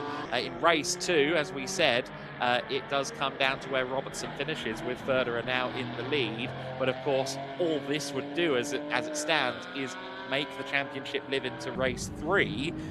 But as it stands, as things finish in this race right now, it would have to be a disastrous race 3 for Federer and Mesh not to win the championship before the end of the day. Yes, it's prolonging it slightly, isn't it? But yeah, still an advantage very much lying with SR Motorsport. Charlie Robertson, though, upping his game on this lap for all of the previous 2 laps, certainly. Sector 1 has belonged to Federer. He's been quicker than Robertson in Sector 1. Robertson's been the fastest in Sector 2, and actually Tim Horrell's had an advantage in Sector 3. I wonder why. That is the sector with the really, really long straight in it, after all, where the Porsche tends to perform quite well. This time around, Robertson a 10th quicker in Sector 1, looks to be continuing those gains potentially through the middle part of the lap. So Robertson, to his credit, not giving up here. He rarely does. And if he can get even a sniff of an opportunity to make the move, he will do so. We ride on board with the Brit now, down that long back straight, which seems to go on forever. And again, from the onboard, you can see really drops very steeply downhill before levelling off slightly in the braking zone. It's easy to see why drivers occasionally get that braking point wrong, and Robertson, for a moment, I thought had done just that, but then whipped the car into the corner. The front axle on that BMW seems to work really well, really responsive, although I do think he lost maybe a bit of time through the latter part of that lap in the end. Black and white flag for car number 11. I think that will be a track limit infringement. Yes, it is. So Federer has to be careful, has to keep this one between the lines as the race goes on. That main straight that back straight, I should say, it's kind of like a bench with one person sat on the middle of it. You do go down, but then it's actually quite uphill, that braking zone for turn 16. Really undulating circuit in general. You do feel like you're going to keep going straight until you hit the Parador Alcañiz Castle, because you can see it getting closer and closer as you run down that 1.2 kilometre main road. And apparently we've had a bit of a gravel excursion for the car that we're currently looking at, Federico Peters, one of the camera ops making us aware of that, but just 2 wheels off and continued on without too much problem. Zebis, though, will like that. That shows that Peters is pushing. He's pretty much at the limit, and that could present opportunity for the young Danish driver to try and swoop in for that 5th overall. And of course, it's also 2nd in the pro class. Indeed so a battle worth watching. It's interesting, isn't it, that is actually only 5th place overall with Pro-Am cars ahead, of the drivers in, as we've said. Yes, the below 7 car kicking with a bit of dust, and or maybe just deploying the smoke screen for the Porsche chasing behind, this being 007 after all. I think it is a motor racing law, isn't it, that if you race an Aston Martin, you kind of have to run the 007 number. It's certainly something I'm a fan of. Will it be able, though, to defend from the rapid Porsche down the straight? I think all the gadgets in the world will struggle to keep that thing behind on a straight this long. It is an absolute rocket ship, the Porsche, and Frederik Zebis, I'm sure, will be looking to try and utilise that to his advantage. We're on board with Peters behind. The Porsche is closing, but actually not quite able to get within striking range. He was looking, was Zebis, but needed an extra car length or so. 3 cars presented on screen at the top of the start line gantry with track warnings. The Joachim Bolting car with track limits warning. We've seen that here before. The number 30 car of Tim Horrell has a warning as well, as does the 85 of Tom Pappenberg. Here comes the other W&S car. There goes Frederik Zebis to the inside, and Federico Peters got a great run up the hill there onto the main straight and capitalised very nicely. But Peters on the comeback now to turn 3. They go side by side, and Zebis has no choice there but to back out of it. Federico Peters there saying, my way or the highway, sunshine. I love that Federico was flashing the headlights when he already had his nose back ahead of the Porsche. That was a little bit late for the light flashing, and I don't think it really contributed to the overtake. Instead, it was that great switchback on the exit of turn 2 that did the job. It's one of the things I love about this kind of circuit. Those kind of 90-degree, quite sharp corners, they really lend themselves to switchbacks, and there's a lot of left followed by right, followed by left around here, and it does generate a lot of great side-by-side racing. The flashlight button on a race car steering wheel is kind of what the fidget spinner was to a teenager in 2017. It's just something you do compulsively and sit there for hours. Flash, flash, flash, flash, flash. And Federico Peters is perhaps to have some flashing lights in his mirrors here, as once again Zebis is right on him going through turn 12, and will likely still be right on him by the time they exit turn 15.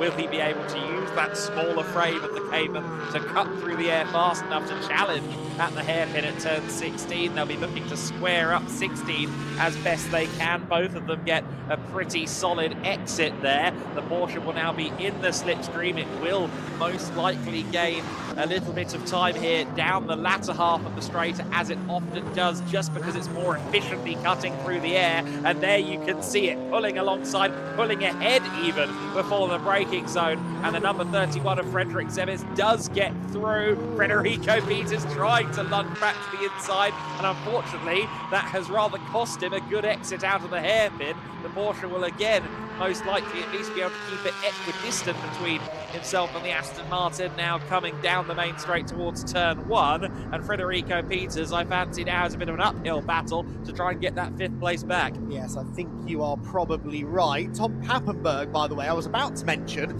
had a 5-second track limit penalty. By the time you finished your next sentence, that was up to 10 seconds. So he's racking them up quite quickly, and that's something he'll need to be mindful of. Again, we've seen this earlier in the season. We've seen this here in Aragon be a talking point in the past. It's always a good way, I find, of telling whether a track has dried out properly or not. As soon as those track limits infringements start to appear with regularity, generally means that those curbs are dry enough to be used and indeed abused, and drivers, a couple of them anyway, definitely a risk of falling foul of that. Joachim Bolting has also received a 5-second track limit penalty, and he's only 3.8 seconds clear of Alexander Bobrov's in 9th place. So as it stands, that would be Bobrov's inheriting the AM lead, but he's going to have to work quite hard over the next 16 minutes to stay within that 5 seconds of Joachim Bolting. But unfortunately, there has been some stacking of penalties in Joachim's past, and he's going to have to be very careful in the next 16 minutes to make sure he doesn't get an excessive amount of them. Another 5-second penalty, the 111 car, Cedric Fuchs, another 5-second penalty, the 007 car, Frederico Peters. So Peters desperately trying to hold on, of course, for 5th position here to try and hold on Frederick Zebis, and he's given himself a 5-second penalty to try and overcome as well. That said, who's on their final warning? Frederick Zebis. So it could well be even Stevens soon in the penalty department. And of course, Enrico Ferdinand, your race leader, has been warned about track limits, so he's only one more indiscretion away from potentially picking a penalty up as well. So we'll monitor that situation as much as we can. Car 700 being warned about track limits. That's Stefan Mucker as he tries to keep up with Alexander Bobrov's ahead in the Mercedes. 20 seconds now for Tom Pappenberg. This is updating more quickly than I can make note of it. That's his 4th penalty, I believe. 88 with a 5-second penalty. Yes, we knew that. That was Jürgen Bolting. No, that's his 2nd one, I beg your pardon. 10 seconds now for Jürgen Bolting. Oh, that's nothing. 20 seconds for Pappenberg at this point. So, a 10 now for Peters as well. Andy's going to have a very painful wrist. He's trying to scribble these down, and I'm not sure that it's going to be a particularly fruitful enterprise for his future joint health. Enrico Ferdinand with the fastest lap of the race on the board, and that was last time by a 204.973. He now runs the better part of 2 seconds clear of Charlie Robertson. Tim Horrell has fallen off that top 2 now. He runs 7.5 seconds back from the leader. He also runs almost 5.6 seconds back from Charlie Robertson.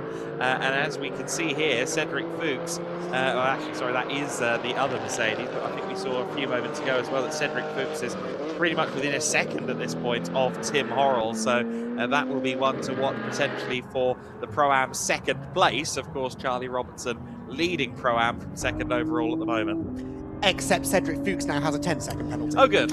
So that's old news already, I'm afraid, Adam.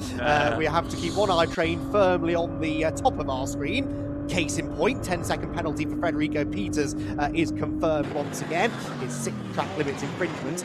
Keep one eye on the top of your screen and one on the on-track action, because the both elements of this race now are of equal significance, I think, as those track limits penalties continue to come in. For now, though, Cedric is still very much on the attack, trying to find a way past Tim Horrell, who does seem to be struggling a bit more in this race than he did yesterday. And I suspect maybe there were a few difficult decisions to be made, not necessarily on tyre choice ahead of the race, that was unanimous, but car setup definitely would have been tricky, wouldn't it? Because you can change the tyres in, comparatively speaking, a heartbeat compared to how quickly you can alter a setup. They would have had to have bolted on some sort of a wet-dry hybrid setup several minutes before the cars were ever released from the pit lane, and that means you're anticipating what the conditions are going to be like, not only at the start of the race, but then 20 minutes or beyond into it. And I wonder whether some teams have got that right and some, perhaps WNS, not quite getting the right decision made there, because Tim doesn't seem as comfortable today as he did yesterday.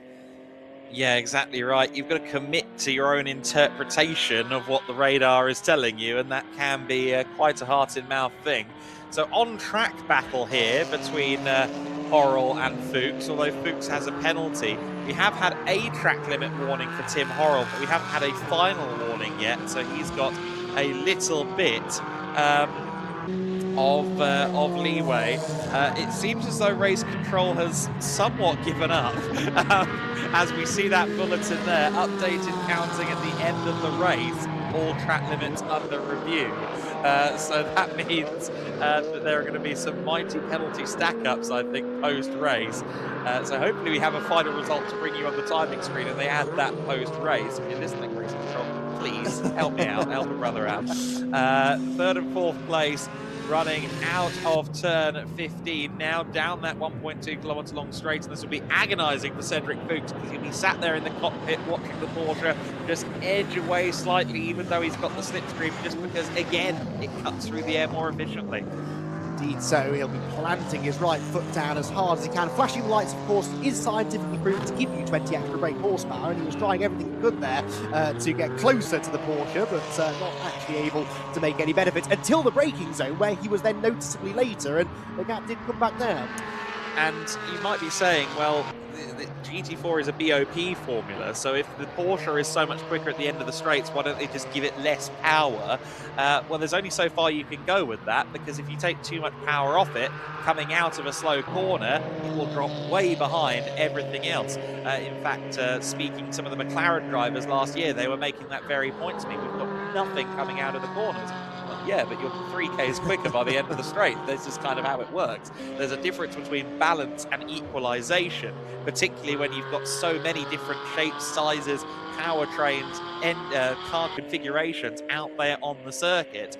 So while the Porsche maybe doesn't quite have the bite out of some of these turns, which is why we're seeing Fuchs here closer through this tight and treacherous section, climbing the hill, by the time they get onto the long straight, by the time they're about 110, 120 miles an hour, so about 200 kilometers an hour, suddenly the Porsche will start to edge off again.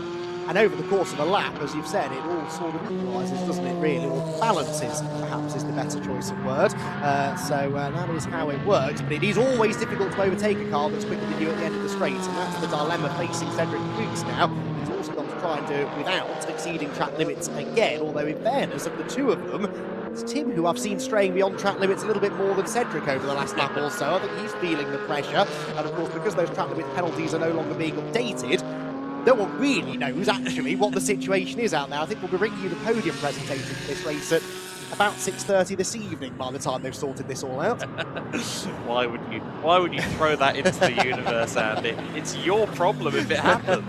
Enrico Furter is mine, actually. Enrico Furter in the 11th car will have, I think, a 3-second advantage this time across the line. We'll keep an eye on that as they come by. Of course, the Lispaspi of the new BMW there in second position. Let's see what the gap is. It is out over to 3.15 seconds now. Of course, for Robertson and Ramid, this is their second season in the GT4 Win Series. We saw them running with Century Motorsport last year. Moving over to Lispaspi Venue, which is run by the French Racetivity squad behind the scenes, with a view to going GT4 European Series racing later in the year. And quite a good little package they've got there. The Racetivity team run quite literally dozens of race cars of various ilks. And then, of course, Lispaspi and Venue is one of the bigger dealership groups for BMWs in France. So one would suspect that if anybody's got an advantage in the parts supply queue, it's going to be that team.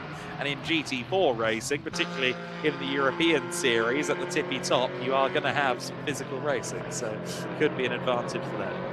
Yes, it really is touring car racing on steroids, isn't it? Sometimes GT4 is very entertaining to watch, and we've seen that over the years in GT4 Winter Series, particularly some of the rounds where the grid is even more well populated. It's yeah, always a great spectacle. There was talk, wasn't there, a few years ago of GT3 dying out and GT4 sort of taking over, and some people weren't thrilled at that because, you know, they like loud, shouty, flashy supercars, but the GT4 cars, with their significant lack of aero, are able to provide far closer racing, and that is something that we've definitely enjoyed at times this weekend and indeed in the past. So yes, GT4 racing, whilst I don't think it is going to take over GT3 anytime soon, is certainly something that we have enjoyed and continue to do so in the present day. Absolutely, and I mean, that is the natural evolution of motorsport. If you look back to what we eventually knew as the GTE class, that started out in 1999 as GT or NGT, depending where you were in the world, and it was very much a secondary class. It was not production-looking cars necessarily, but a lot more production than the faster GTs that were out there at the time. By the 2010s, the cars had evolved and progressed within the rule set, yes.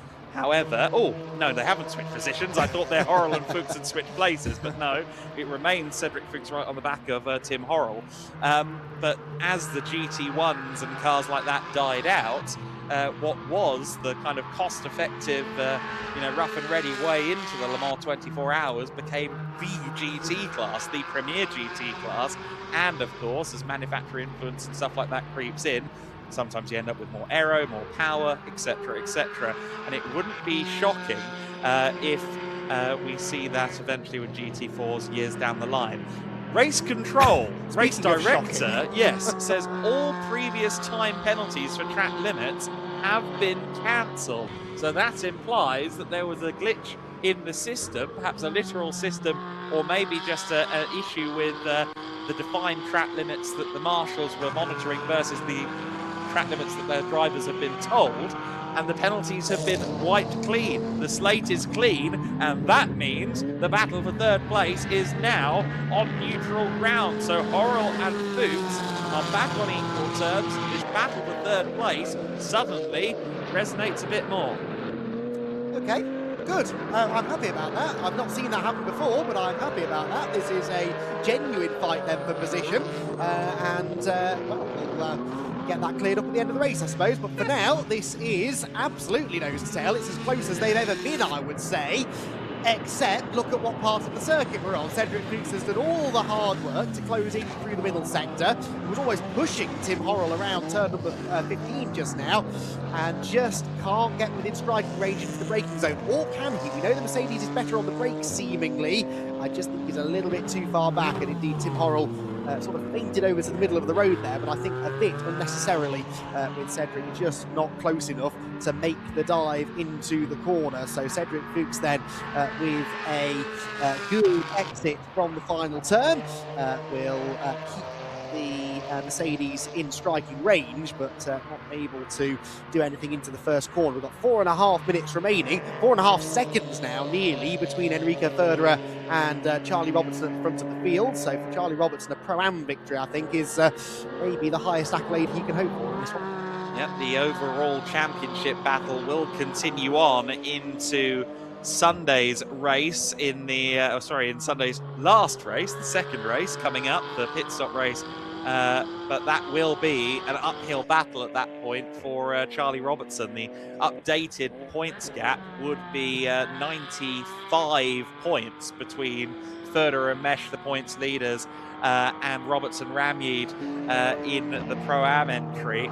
And with 100 points left on the board coming into the race and only 75 available in Barcelona, it's quite likely we're going to end up with Mesh and Ferderer crowned provisional champions coming out of this third and final race at Aragon. But Enrico Ferderer, who was texting me last night, and texting Izzy last night, going, do I win the championship in race 2?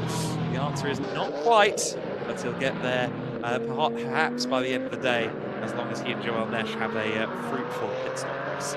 Yes, one hand perhaps on the trophy, but handful fingers. Yes, indeed, they're almost there, provided, of course, they get to the end of the race without any dramas. They were being caught by Charlie Robertson briefly at the start of this lap, but then ebbs back out again in the middle sector.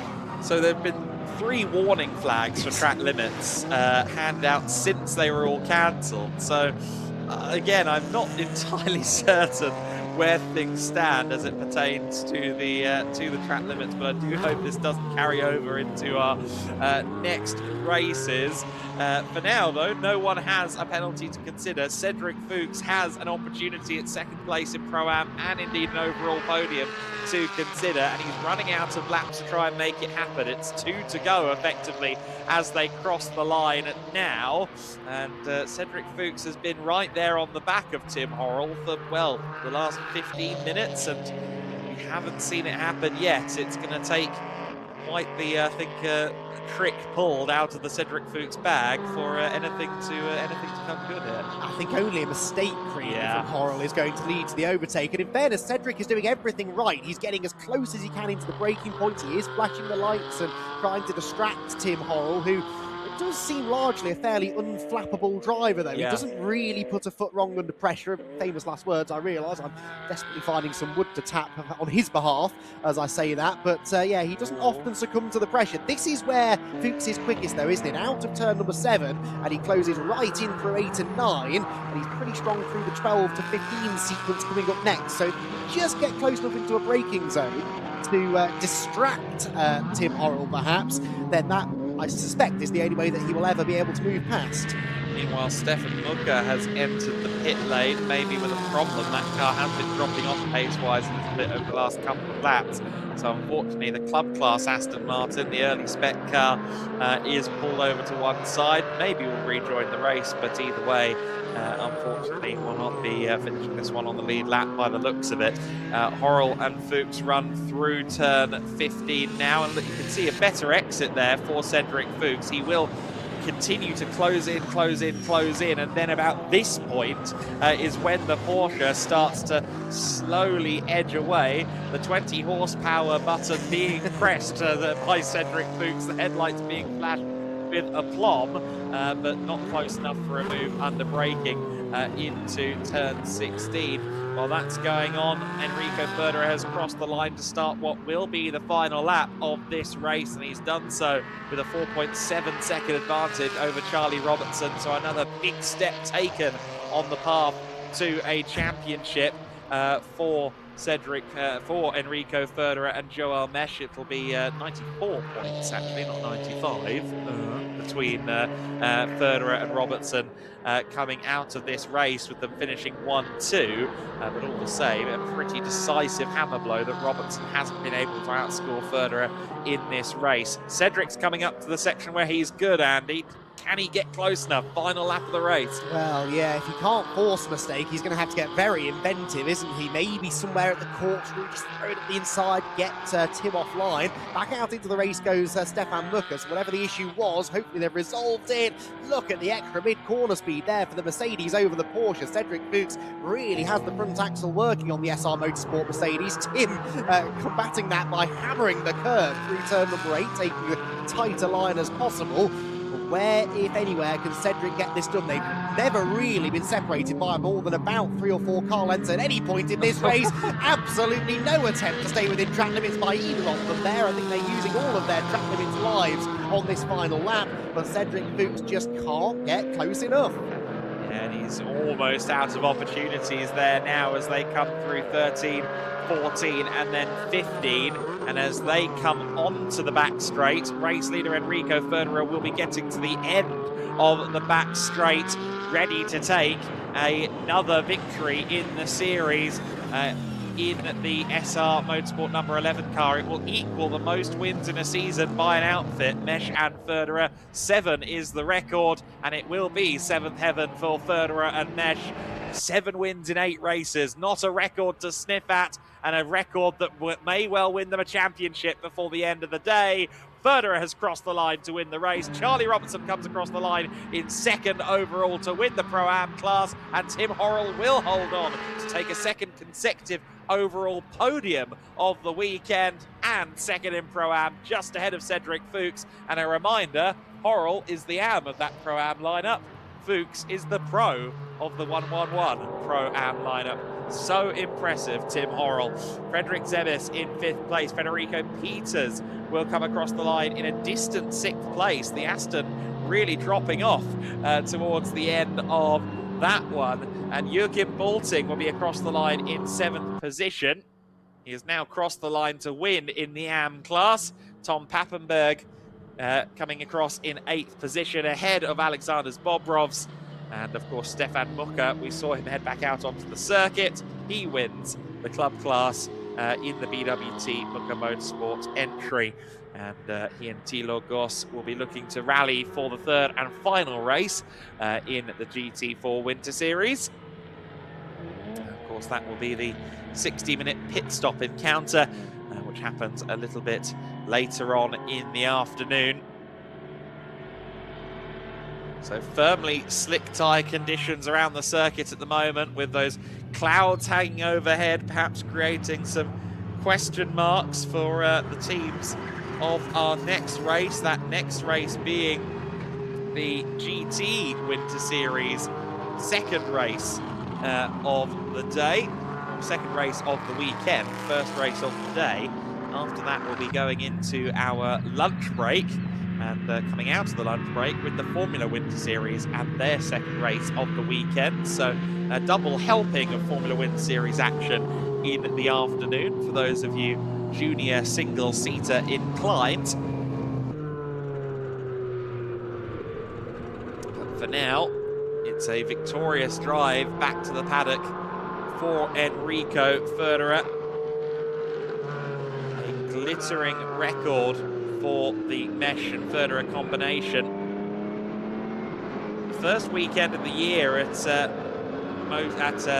Portimao, it wasn't quite the weekend that we were expecting from Federer and Mesh. They only got one podium, a third place finish at Portimao.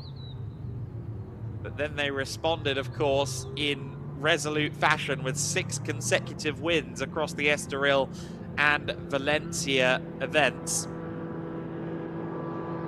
And they have now claimed that 7th victory in the GT4 Winter Series, which equals the record laid out by the Forsetti Motorsport team back in 2024.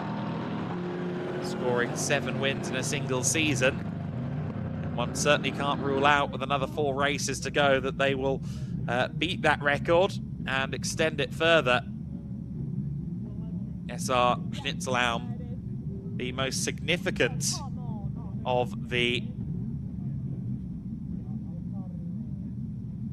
race-winning teams in the history of the series, having taken 16 victories, more than any other in the GT4 Winter Series so far. And I think potentially we've had a similar issue to what we had yesterday, with some cars being put in the wrong direction. No, there they are, the podium finishers, just taking a little bit more time to get around than the likes of Cedric Fuchs, who was pretty eager to get back into the paddock. You see there the name above the headlight on that Mercedes-AMG GT4. The car is called Liesel.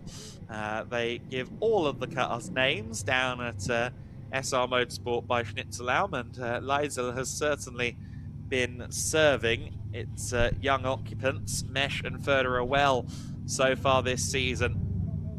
Tim Horrell in the WNS Motorsport car should be pretty happy with how he did in that second race. Of course, he'll be joined in race 3 by Hendrik Still, one of the foremost Cayman GT4 drivers out there, I would suggest.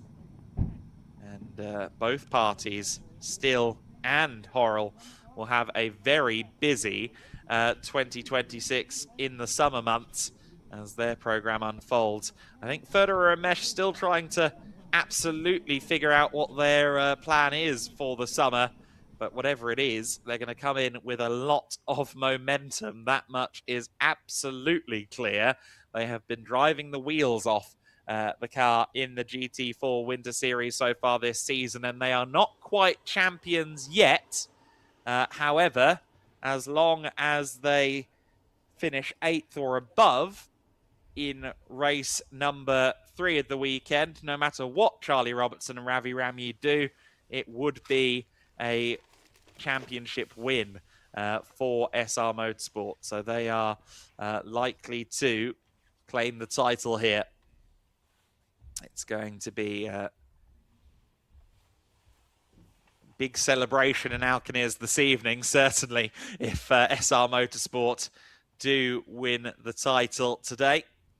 Incidentally, with the race result that we had, Frederick Zebis, who was the de facto 3rd in the championship, he is now out of mathematical contention for the overall title. The Pro Class title, I think, will still be up for grabs going into Barcelona, but the overall championship, which is scored slightly differently, looks very likely to be in the hands of Joao Mesh and Enrico Federer before the end of the day's proceedings, unless they have a very difficult race 3 and Charlie Robertson and Ravi Ramyi have a spectacular race 3. In fact, in race 3, it will be win or bust for Robertson and Ramyi to try and win that overall title. Joao Mesh and Enrico Federer have done everything right so far this weekend. Let's go down to Enrico Federer, because he is with Izzy. They certainly have done everything right so far this weekend. Enrico alongside me now. Going to be honest, the race was a little bit more exciting for your teammate Cedric than it was for you. There was a bit of pressure at the start, but other than that, as we have seen you do so many times, you drove off, driving your own race. How was it from the driving seat? Yeah, so for my side it was perfect. So the car was super. The team did an amazing job with the car, and yeah, the race was really good for me. But for Cedric it was more fun because he was fighting with the other car. So for me it was a little bit boring in the end. But yeah, I love racing, and that's the best part. Yeah, I'm sure you'll take a relaxed race over a more dramatic one, especially for the championship. So championship not done yet, but you guys are in a good place, a place to win it this afternoon in the final race. So what's the mindset going into that one? Like always, just do our best and yeah, look at the results. Yeah, we do our best, hope we win, do a great job, and then we see the result at the end. And you have just equalled the record for number of wins in a season in the GT4 Winter Series. So another win would hand the record to you. Is that something that you're quite keen to get? Yeah, I think we can break the record there. All right, congratulations, Enrico, and enjoy the race later today where they could become the champions.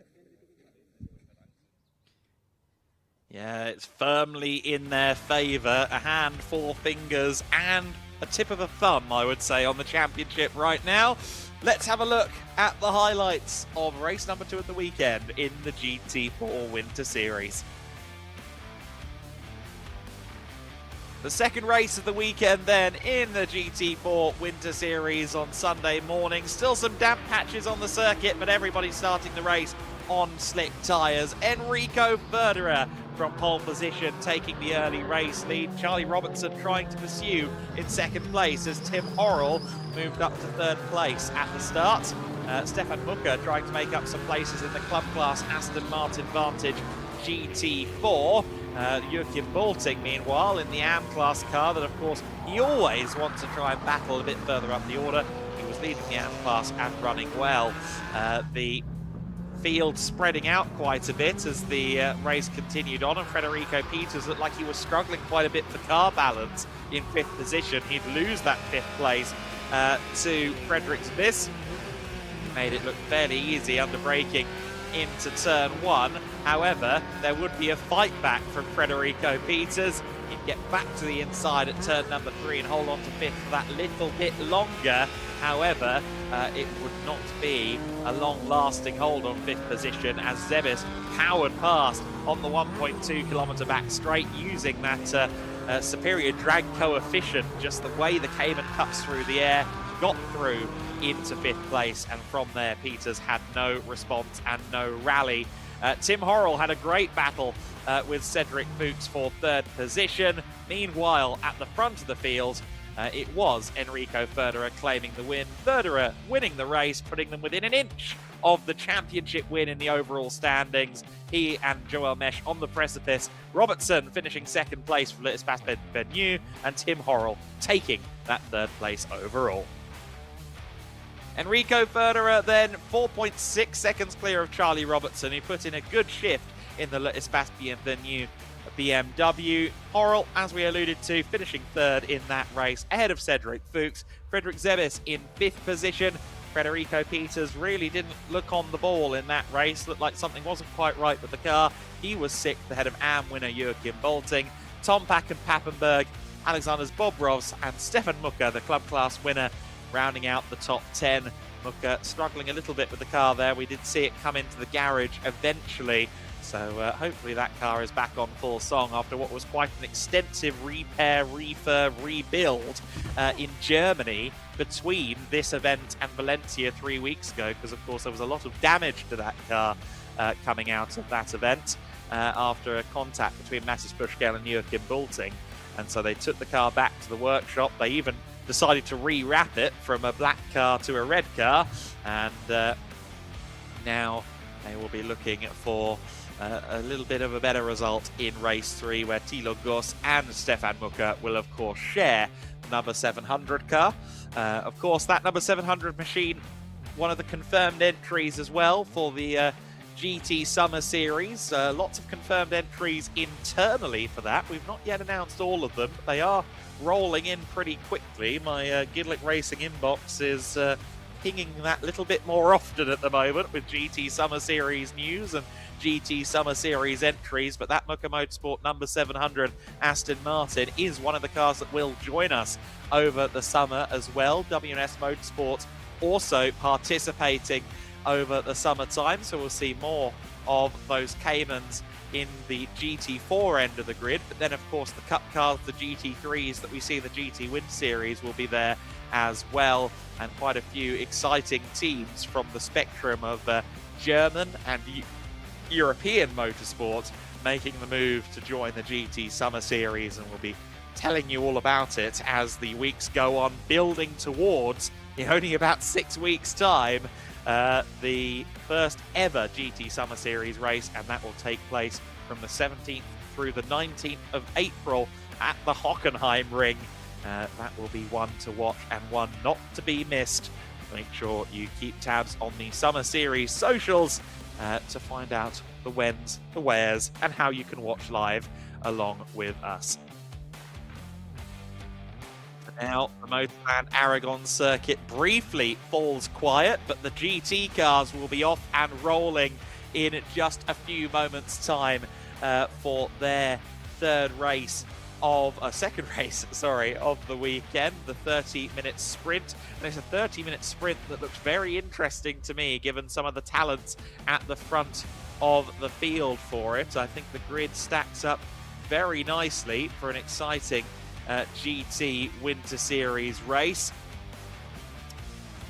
and that will be one to watch. Of course, Kenneth Heyer and Jamo Hertling trying to fight Simon Orange and Marcus Clutton in the overall championship battle, as well as Cup 2 entrant Igor Klyer, just 8 points separating separating the two GT3 cars in that battle. Well, we'll talk about the GTs again in just a moment, because the GT4 podium is ready to go, as is Andy McEwen. Yes, thank you very much. We have our GT4 drivers assembled behind the podium. Most of them, anyway. We're still searching for Stefan Mucke, who's probably buried in a car, preparing it for a race later on today. But we'll start instead with the AM class, and our second place driver in AM for Team VRT, Alexander Zbobrowski. Makes a second appearance on the podium this weekend. Really got his elbows out in the early stages of the race. The win, though, not for the first time this year in AM, goes to WNS Motorsports' Joachim Bolting. Well done, back to the top step once again. This time, though, he did have some competition with Alexander Zbobrowski showing some good pace in that race. The trophies to be handed out on this occasion by Sergio from GEDLICH and Oleg from Pirelli. And we've got Stefan waiting in the wings eagerly to join in the presentations in a moment or two. Handshakes and photos, and then we'll jump in and have a chat with Joachim, who's always got something entertaining to tell us at the end of the races. The AM category seeing some improved pace definitely from both drivers, and as I said, Alexander Zbobrowski in particular in the early part of the race really getting stuck into some of the battles. Let's have a chat with Joachim then once again, and another win, but different conditions today. Did you enjoy that more or less than yesterday? Less. Really? I prefer to drive in the rain, because then it's not so quick. I'm a little bit scared about the speed in the car. Well, you handled it pretty well. Congratulations, Joachim Bolting, the winner in the AM category. Right, Pro-Am is up next as the GT cars are getting released from the pit lane, so we'll crack on with this as quickly as we can. Third position in the Pro-Am class for SR Motorsport by Schnitzelhalm, Cedric Fuchs. Cedric Fuchs to the third step of the MotorLand Aragón podium. Second position, though, another strong try for WNS Motorsports, Tim Horrell. Tim with the WNS Motorsport team here to join the celebrations with him. Heads to the second step, handshake with Cedric. The win, though, in Pro-Am, and a strong second place finish overall for the L'Espace Bienvenu BMW of Charlie Robertson. Charlie heads to the top step and has a smile on his face, celebrating at least the Pro-Am win and mathematically keeping their overall championship aspirations alive. It will at least roll on into race 3 a little bit later on this afternoon, and that, remember, is the longer race. It'll be interesting to see whether it's the same cars, the same teams that have the edge in the longer race with the pit stop later on in the afternoon. Trophies held aloft. We're not going to have time, unfortunately, to have an interview with our Pro-Am winner, Charlie Robertson, because those GT Winter Series cars are already heading out onto the track, but we'll let them pose for the photos regardless, and we'll see them all out again later. Hopefully we'll have more time to chat with them in the race later on this afternoon. So the final few photos taken by teams and photographers down below. Congratulations then to our Pro-Am podium finishes. Well done, Charlie Robertson, the winner in the Pro-Am class. And in a moment or two, we will have the Pro top 3 finishers out. And of course, within them, our runaway overall championship leader, who perhaps is now one race away from claiming the championship. So Pro podium then up next. And we'll start with our 3rd place finisher in the Pro class, Frederico Peters. Frederico now makes his way down the stairs, there we go, onto the 3rd step of the podium. Again, got involved in some good battles early on there in the Aston Martin and had a race-long battle with our 2nd place finisher in the Pro category, Frederick Zebis. Frederick struggled for a while to get past the Aston Martin, and once he did, struggled to get away, but did successfully manage to defend 2nd in the Pro category. The win, though, goes to SR Motorsport by Schnitzelau. They are perhaps now one from claiming the title, thanks to another race victory for Enrico Förderer. Well done, Enrico. Onto the top step he goes, and SR Motorsport have more silverware to add to the collection. And as he climbs to the top step of the MotorLand Aragón podium, his winner's trophy will be presented once again by Oleg from Pirelli. And he will be very pleased with the performance there, was able to distance himself from the rest of the pack quite early on and go on eventually to claim a comfortable victory. So that concludes then our GT4 Winter Series podium. We have got the GT Winter Series cars heading out on track now, whilst in GT4 land, the championship is all but wrapped up. It's certainly not the case in GT Winter Series. This one's going to keep on rumbling on, and what happens over the next 30 minutes could prove very significant.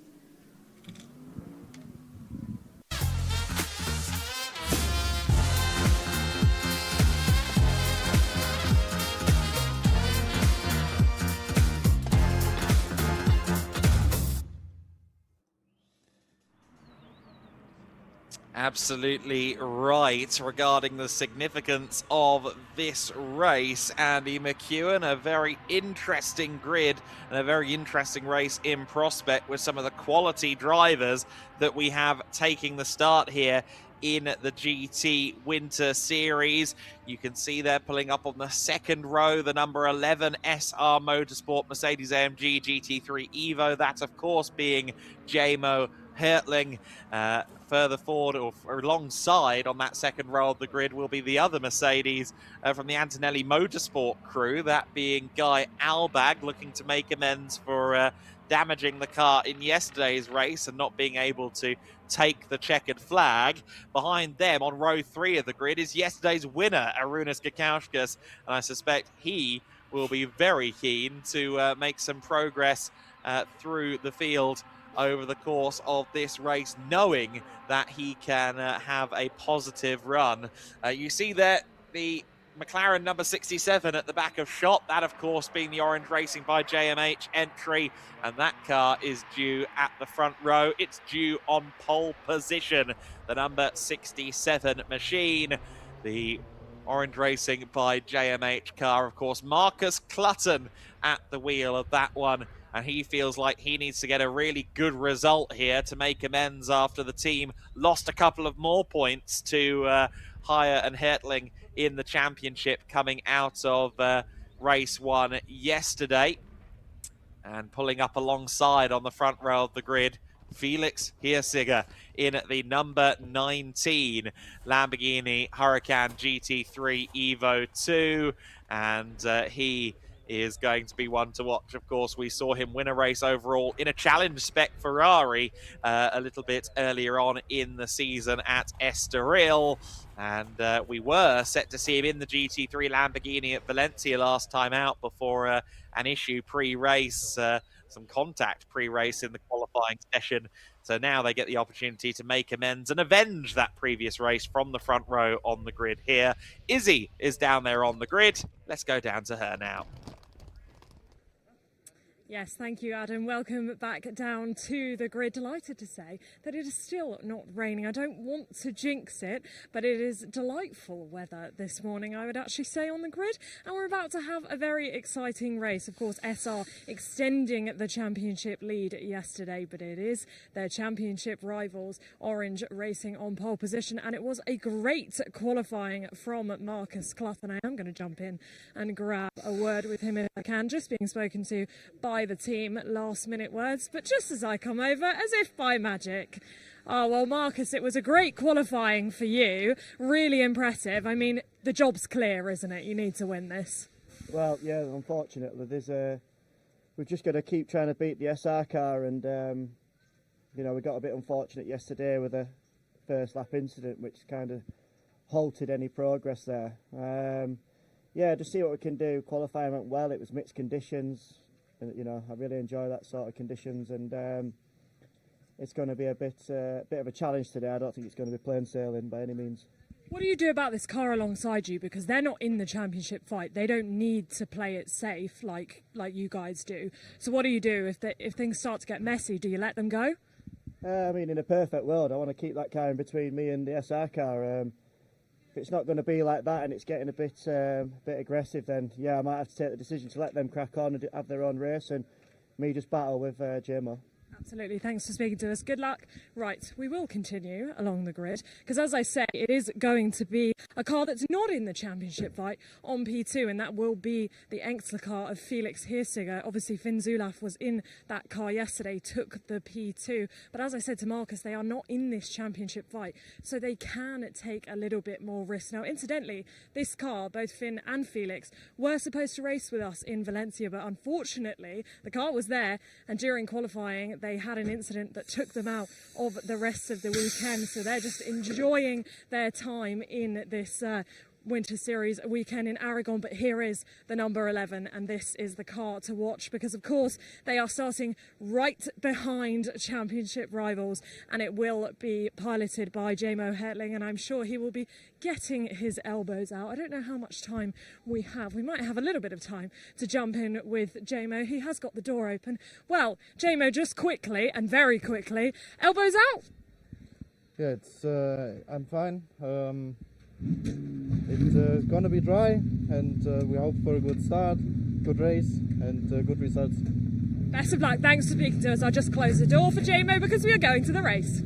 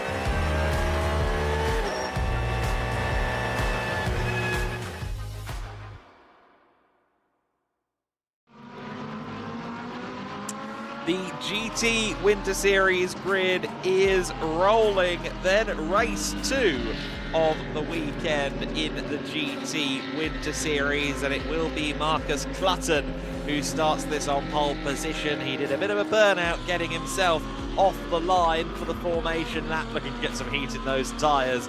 Felix Hirsiger will be his main challenger in the early going from second on the grid in the Liquimoly Team Engstler Lamborghini Huracan. Row 2 of the grid is an all-Mercedes affair as JMO Hertling starts from third place. He is joined by Guy Albag of Antonelli Motorsport. Arūnas Gudžauskas, who won the first race of the weekend yesterday, he starts from 5th place, along with the live wire that is Severin Mazur, who was kind of in amongst it all race long, battling for the podium places. He starts 6th. Przemysław Bienkowski 7th, alongside the Cup 1 Ferrari, the 296 Challenge car of Giacomo Ronaldo.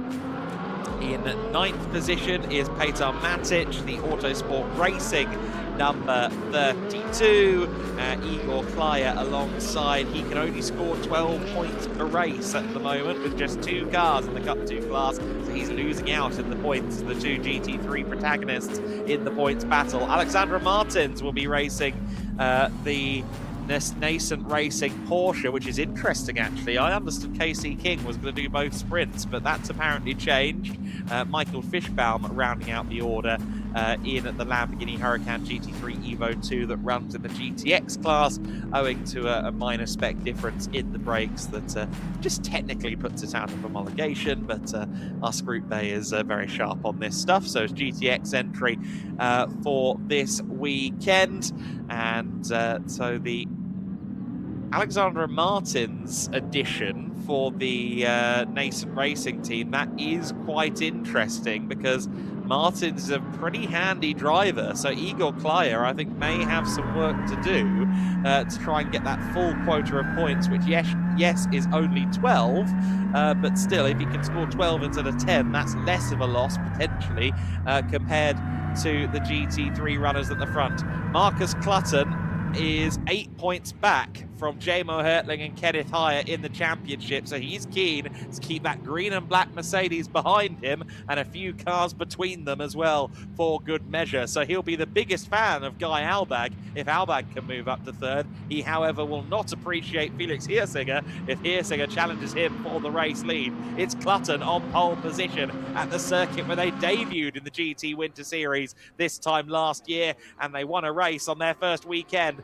Clutton won a race last time out at Valencia. Can he do it again? We find out now as we go racing for 30 minutes in the GT Winter Series. It's Clutton in the lead. Following him through is Jamo Hertling in second place.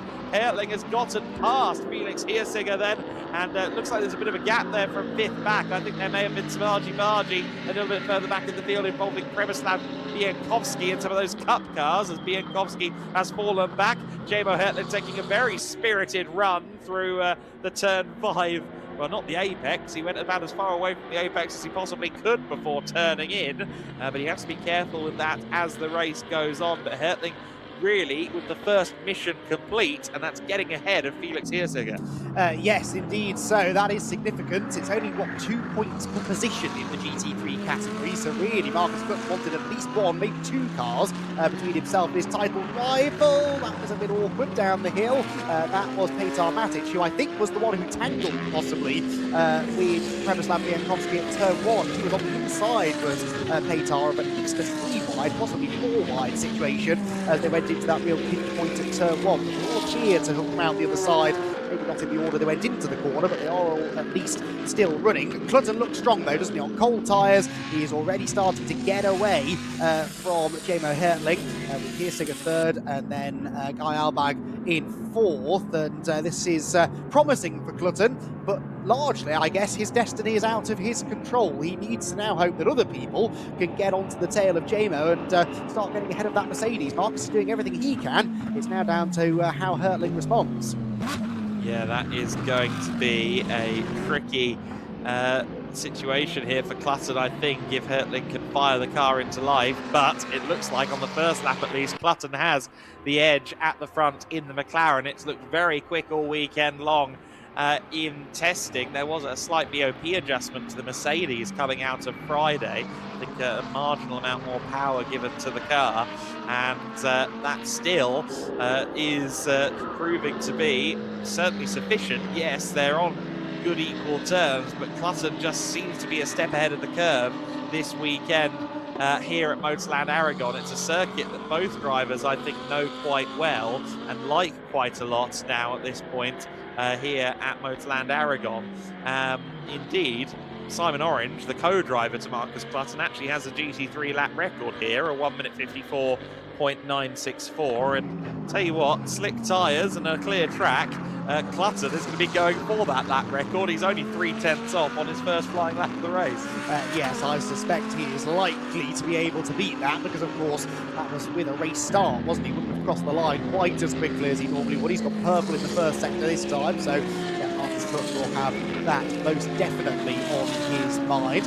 Not entirely sure why car 67 is showing us a slightly different shade of blue, unless my eyes deceive me, on the timing tower. It is a GT3 car still, and it is very much leading that GT3 class, so ignore that. It is most definitely in the same category as the car that's just gone into the gravel, for example. That is Severin Mazur, and that was an odd one. That's not a place you often see cars missing braking points. He's stopping the car, in fact, as if something has gone a little bit wrong. think the way that it was battling him across the grass there, I just wonder if the throttle was stuck open. Let's see if we can hear the car redlining. No, he's turned it off at this point because the lights are all off, but it looked like either the brakes were giving up underneath him or throttle we hear from the director as well, and the camera op down there at turn 14. So potentially the throttle may have stuck open there. Well, that is rare. That is not something you often see in modern-day GT racing. So, yeah, lucky it happened where it did, I suppose, as opposed to a couple of corners later, for example, at turn 16. So, yeah, fortunate that we've lost Severin Reserve from the race, but this is on board with him, is it? It's going nowhere. Yeah, I think whatever he tries to do, unfortunately, that can only be fixed when the car is returned to the team. So we lose one GT3 car. It doesn't affect the championship battle because Severin was running behind both of our GT3 title protagonists, but it does just relieve a bit of the pressure.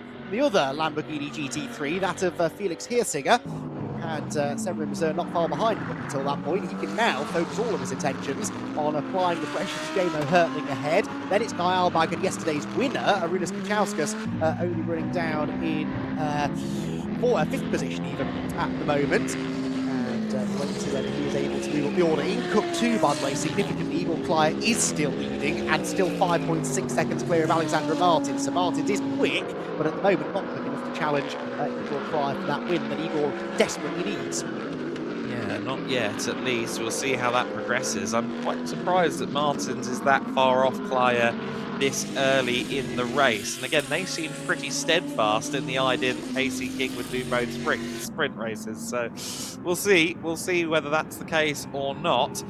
Clutton was 1.7 seconds ahead at the end of the second lap of the race. I suspect that will have gone out yet again, although purple sector to Jamo Hertling in the first sector of the lap.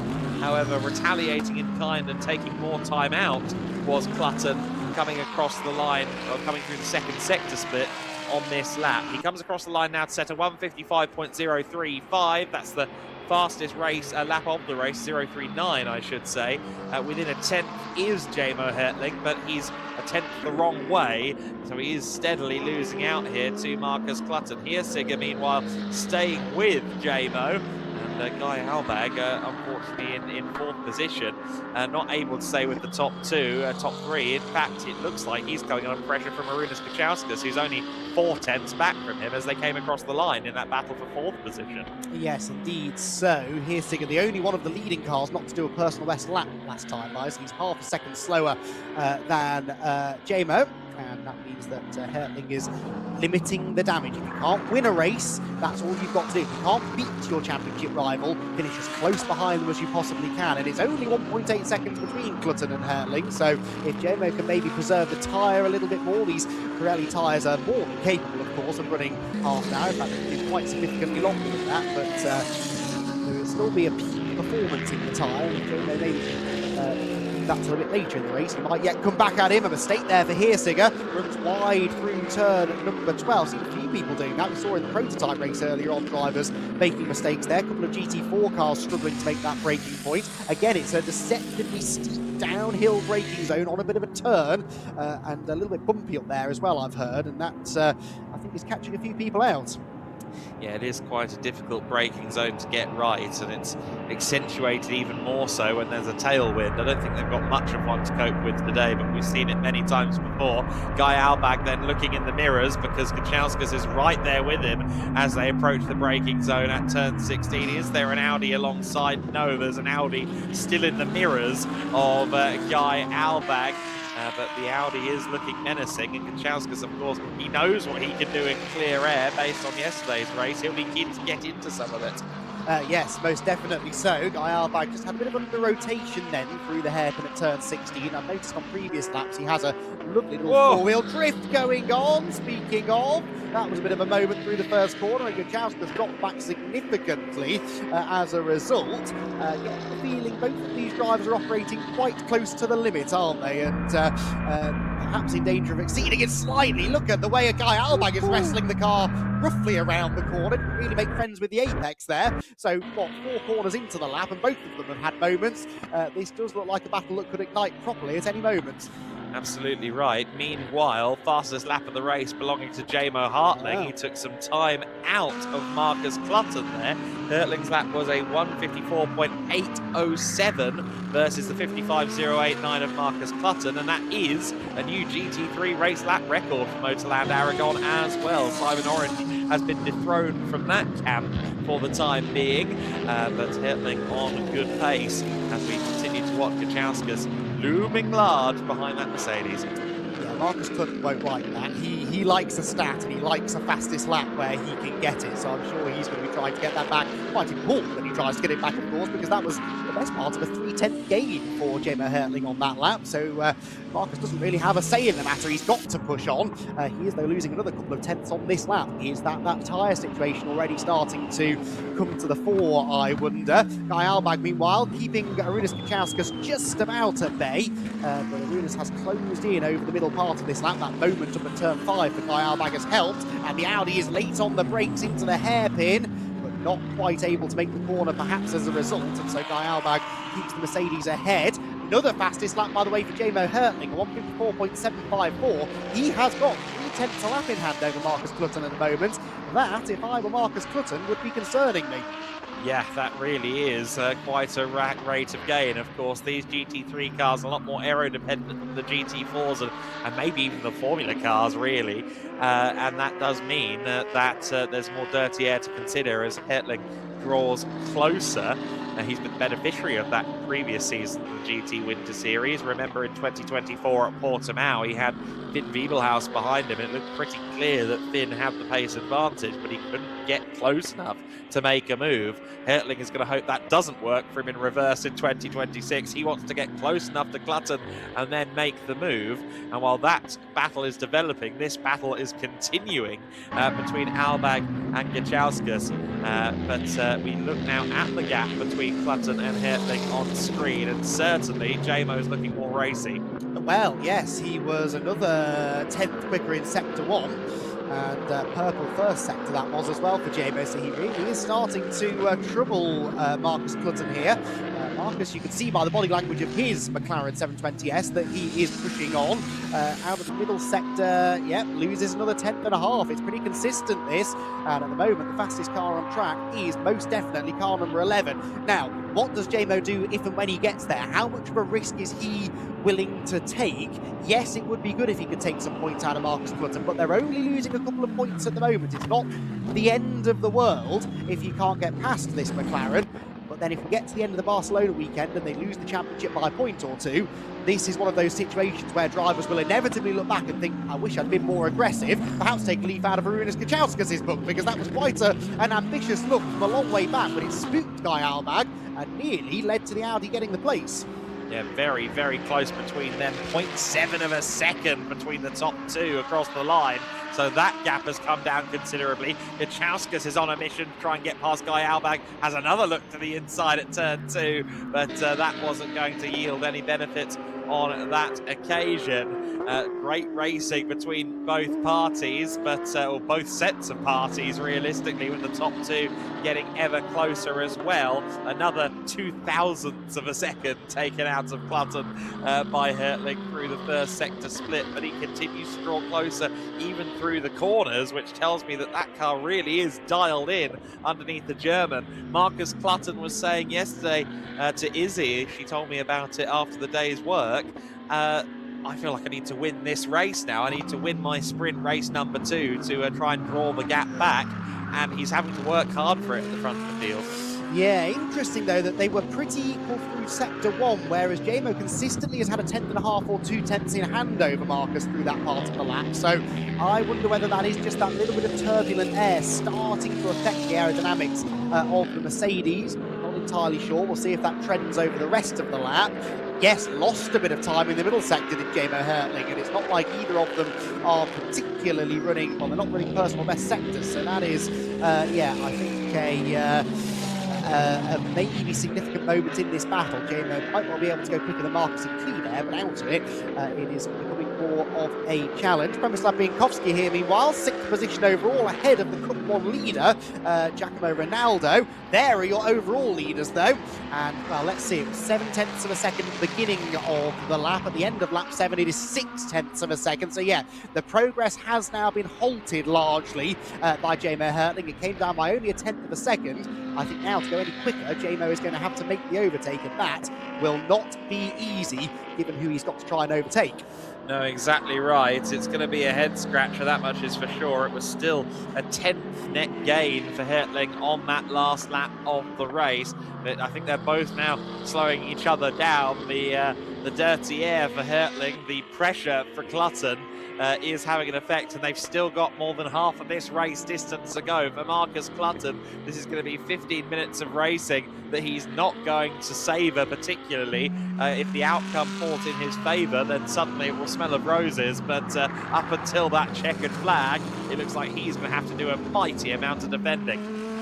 Yes, most definitely. Now, that is something he is rather good at, it must be said, but yeah, this won't be an easy one for him to do. And they're coming up on lap traffic as well. Michael Fischbaum is there just ahead, and so he's going to play a bit of a role in this potentially, depending on when they close in. With any luck here, Clutton can just about be close to him coming through 15 and then slipstream by on the run down to turn 16, or is he going to find him parked on the apex? I think it's the latter, but doesn't lose too much time. Clutton navigates it fairly well, and I don't think Hertling really profited.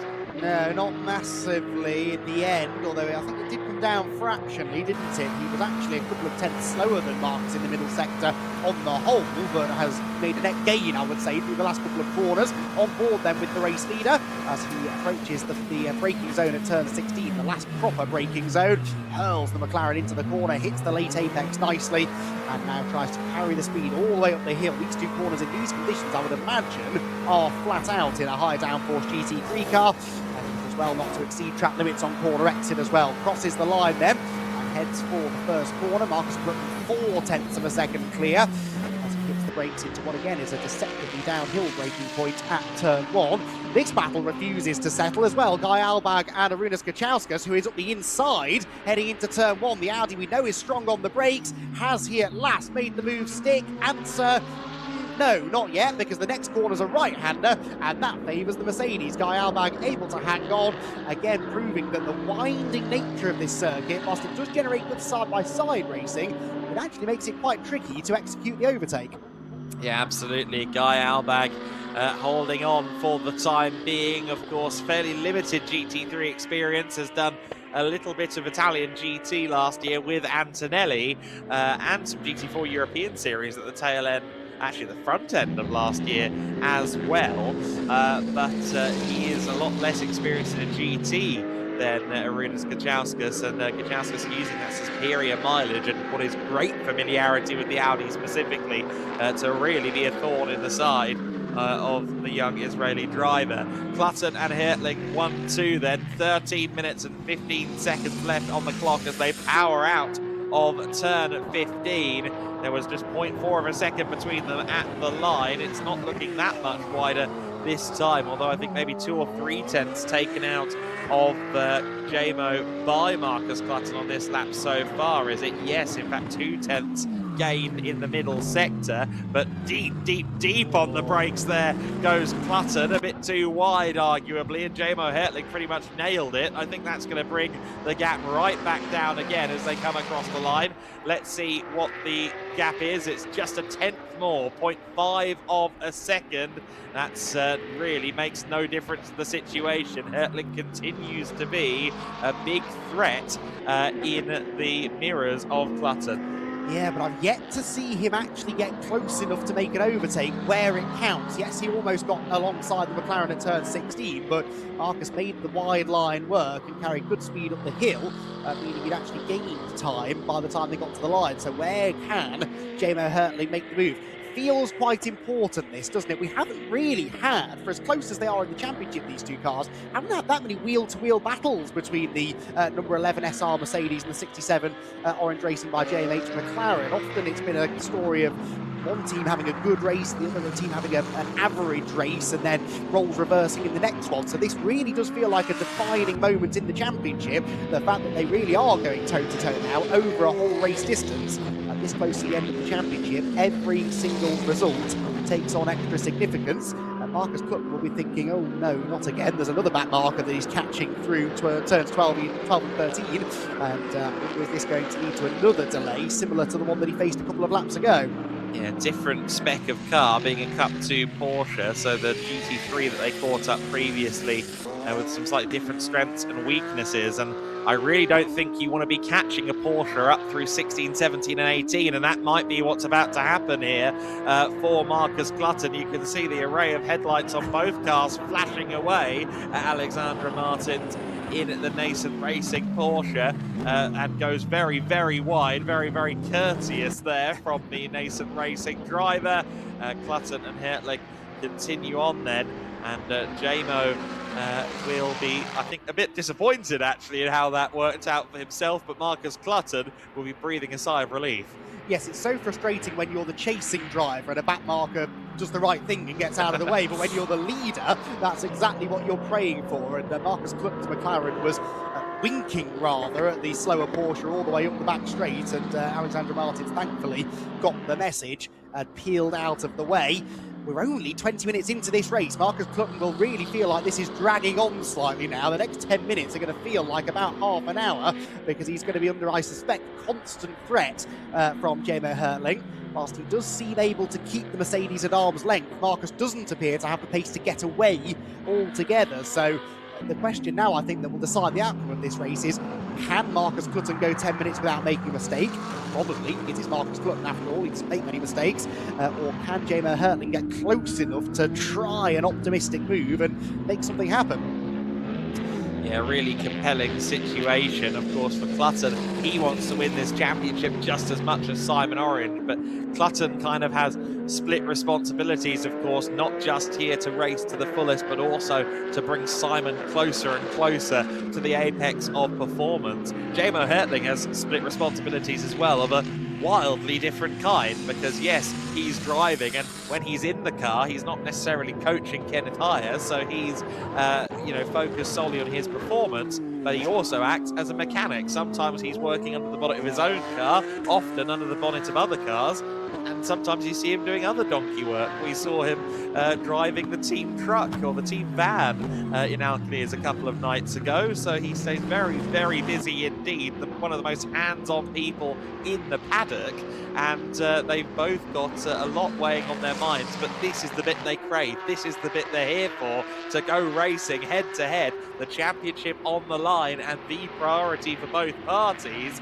But right now Clutton is doing enough, and critically, it's now just by hundredths going in favour of Clutton again, and I just wonder if that is several laps now of following in the dirty air for Jamo Hertling, and the front Pirelli P0s just slightly suffering for it. Yeah, well, everything struggles really when you're running in the dirty air. The tyres have to work harder to rotate the car through the corner. The brakes, you have to work a bit harder because you're obviously arriving at the corner slightly quicker in a slipstream, but also with less grip at your disposal. Even things like engine temperature can start to climb, not necessarily to a point of concern where it's going to cause any long-term mechanical issues, but maybe just robs you of a little bit of performance in a straight line and counteracts the effect of the slipstream. So all things now starting to point to an advantage for Marcus Clutton, except for the fact he's under that constant pressure, and there's always the chance for a little slip-up. Guy Albag, by the way, sticking with Arūnas Kačauskas,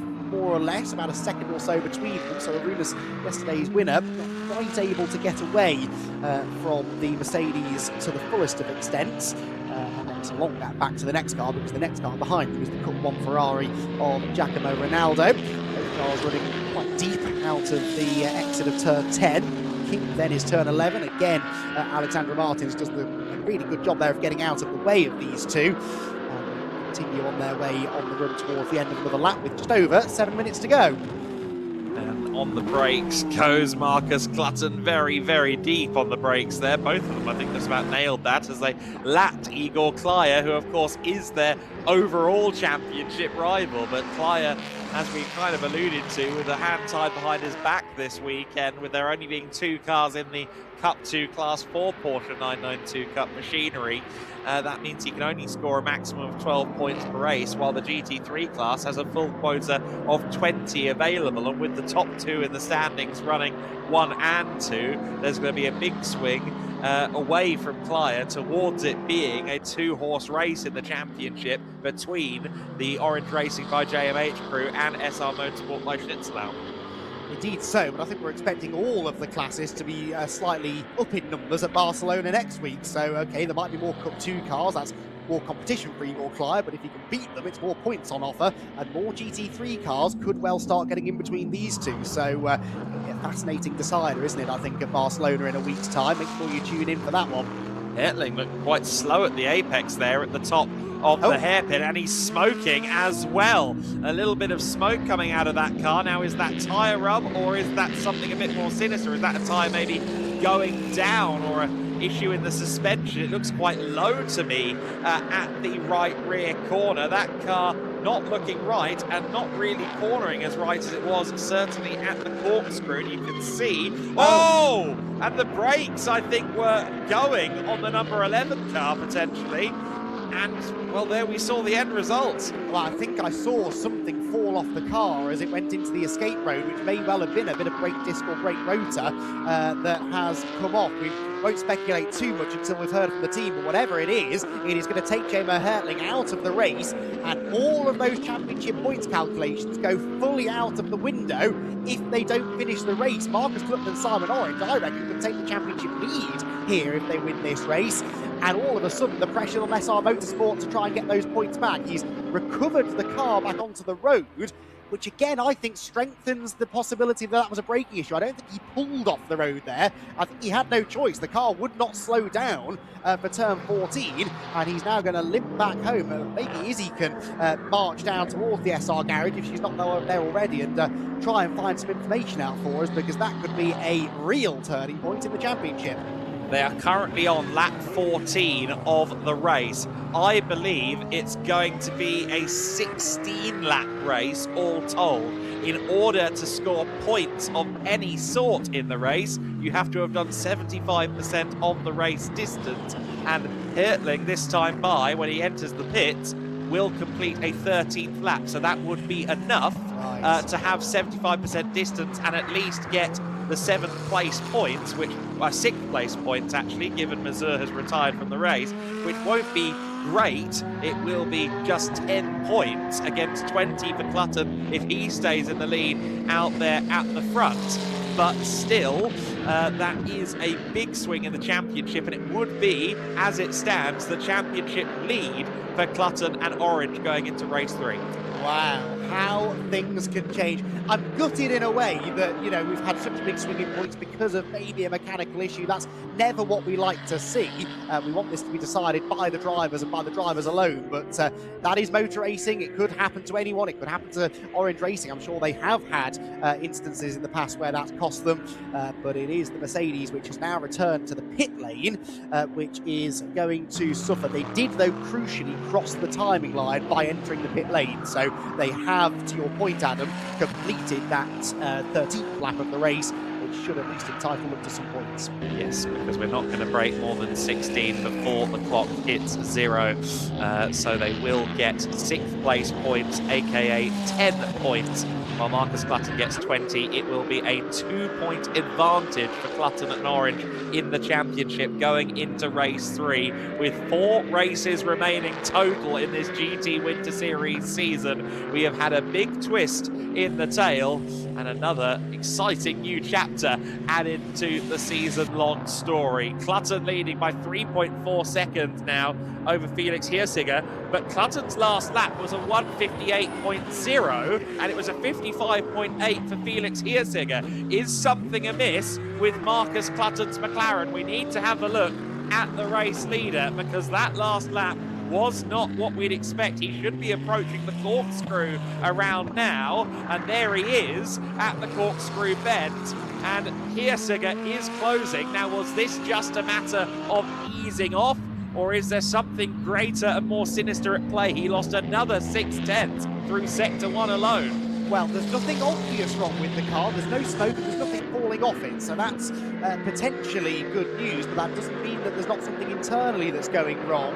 I take your point about easing off the pace. He doesn't need to drive at 100% anymore, but he also doesn't need to allow Felix Heersiger to get within striking range. Izzy asked Marcus on the grid, remember, whether he was concerned about Felix, because Felix has no dog in this championship fight. He's got nothing to lose. If he gets close enough, I'm fairly sure we'll have a go. So Marcus, he's a very experienced driver. I'm sure that there's a good chance he's just managing this situation, but if he lets that Lamborghini get too close, he could live to regret it. Yes, he could. This is alarming scenes if you're at the Orange Racing by JMH Garage, unless you're in the headset and you know he's just messing with us effectively. But I don't think that's the situation, to be quite honest. We've got 1 lap to go. The gap was 3.4. It's practically halved to 1.8 seconds. If that happens again on this lap, it's going to be a couple of tenths between them coming into turn 16. And to your point, Felix Heersiger, no dog in the fight, possibly marginally more likely to pull a Hail Mary at turn 16. Of course, no one wants to damage their race car, but Heersiger, if he senses the opportunity, it's not like he's going to take sympathy with Orange Racing's situation. No, and this is where really smart, calculated drivers can use that to their advantage. Felix, if he can get close enough, should know, if I throw it up the inside of the McLaren, Marcus can't afford contact. He will have to make sure that he opens the door, and he could use that to his advantage. Another 4 tenths gained in Sector 1. This is going to be a real nail-biter here. Can Marcus hang on? Is he dealing with some sort of mechanical issue that will hamper his ability to hang on to the lead? It will all be decided in the final sector of the final lap. We are on that final lap now. The clock has hit 0. It will be 16 laps. Therefore, the 13 laps of JMO Hertling will count towards the championship points in that regard. He will score 10 for a 6th place finish in GT3. But all the same, a dramatic race that we have had unfolding before us, and a dramatic conclusion as Marcus Clutton continues to drop off the pace and Felix Heersiger continues to close in. Heersiger is not going to be close enough by turn 16, and it doesn't look like there's any straight line speed differential between the McLaren and the Lamborghini. So if it is a problem, it's not power related. Certainly the McLaren woes in to turn 16 and did look mighty slow under braking and through the apex compared to Heersiger. He's not, though, going to lose the win. It will be a 2nd win of the season for Marcus Clutton and Orange Racing by JMH by just 0.6 of a second. Felix Heersiger with 1 more lap may well have made that happen. It will be an inherited podium as well for Arūnas Gečauskas by the look of it. Guy Albag not a million miles behind him in the battle for 3rd position, but it looks as though Gečauskas is going to hold on to the overall podium. Clutton crossing the curbs there on his in-lap. Gečauskas crossing the line to come 3rd place in that race ahead of Guy Albag. Przemysław Bienkowski will cross the line 5th ahead of Giacomo Ronaldo, who wins Cup 1, Petar Matic, who wins Cup 4, and Igor Klaya has already crossed the line to win in the Cup 2 class and gain 12 points for his troubles, which will actually bring him 2 points closer to the Mercedes AMG of SR Motorsport by Schnitzelbaum, who will only register 10 points, but still quite a gap of about 8 points between them in the championship. But critically, 2 points clear now in the championship. I think for the first time this season, leading the overall championship and indeed the GT3 championship. They're scored the same way in the GT Winter Series. Marcus Clutton and Simon Orange by 2 points are your championship leaders in the GT Winter Series. There are only 4 races to go. I can tell you there is a very heavy GT3 contingent next time out in Barcelona as well. So these big point swings here at MotorLand Aragón are going to be pivotal on the final weekend of the season. What a race in the GT Winter Series. Very much looking forward to hearing from Marcus Clutton on the interview with Izzy to try and work out what was going on there. Was it some teasing? Was it some car preservation? Or was there something a bit more sinister at play? I can't imagine that Marcus Clutton would have been overly keen to make the finish quite that grandstand if he'd had it all his way in the cockpit. We saw the rate of gain between Clutton and Heersiger just in that turn 16 braking zone, so I'm inclined to wonder if it was something of a braking quandary. Of course, we also saw that huge braking problem for Jamo Hertling as well, that took the SR Motorsport by Schnitzelam car out of the race. We'll hear all of the insight from the cockpit with Marcus Clutton in just a few moments' time when he pulls up under a P1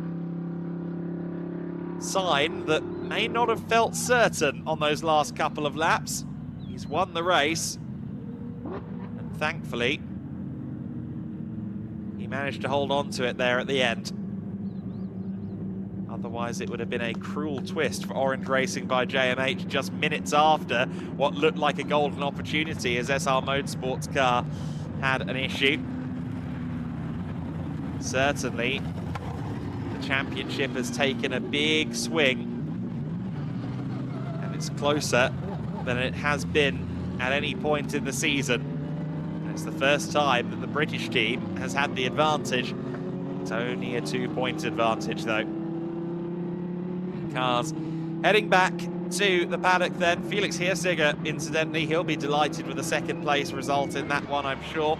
Maybe a bit disappointed that he couldn't follow Clutton and Hertling for outright pace in those early stages of the race, but then again, Felix a lot less experienced in GT3 cars, so I think he can let himself off the hook compared to the thousands upon thousands of kilometres that Hertling and Clutton have done over the last several years in GT3 machinery. Runas Kachauskas following up on his race win for Utah Racing yesterday with a P3 today. There's Simon Orange giving the embrace to Marcus Clutton, a scene that we're familiar with. We saw the same thing here at MotorLand Aragón in 2025, but this win on their full season campaign here in the GT Winter Series could not have come at a more critical time. It's only the second win of the season, their first coming thanks to Marcus Clutton again at the Valencia event, the Circuit Ricardo Tormo. And so it's 2 sprint race wins on 2 consecutive weekends for Marcus Clutton, firmly earning his bucks. And it'll be the opportunity for Simon Orange to match that performance in the endurance race. But if that performance drop-off at the end was indicative of anything other than just easing off at the end, then they have some work to do potentially before race 3 of the weekend down at Orange Racing by JMH.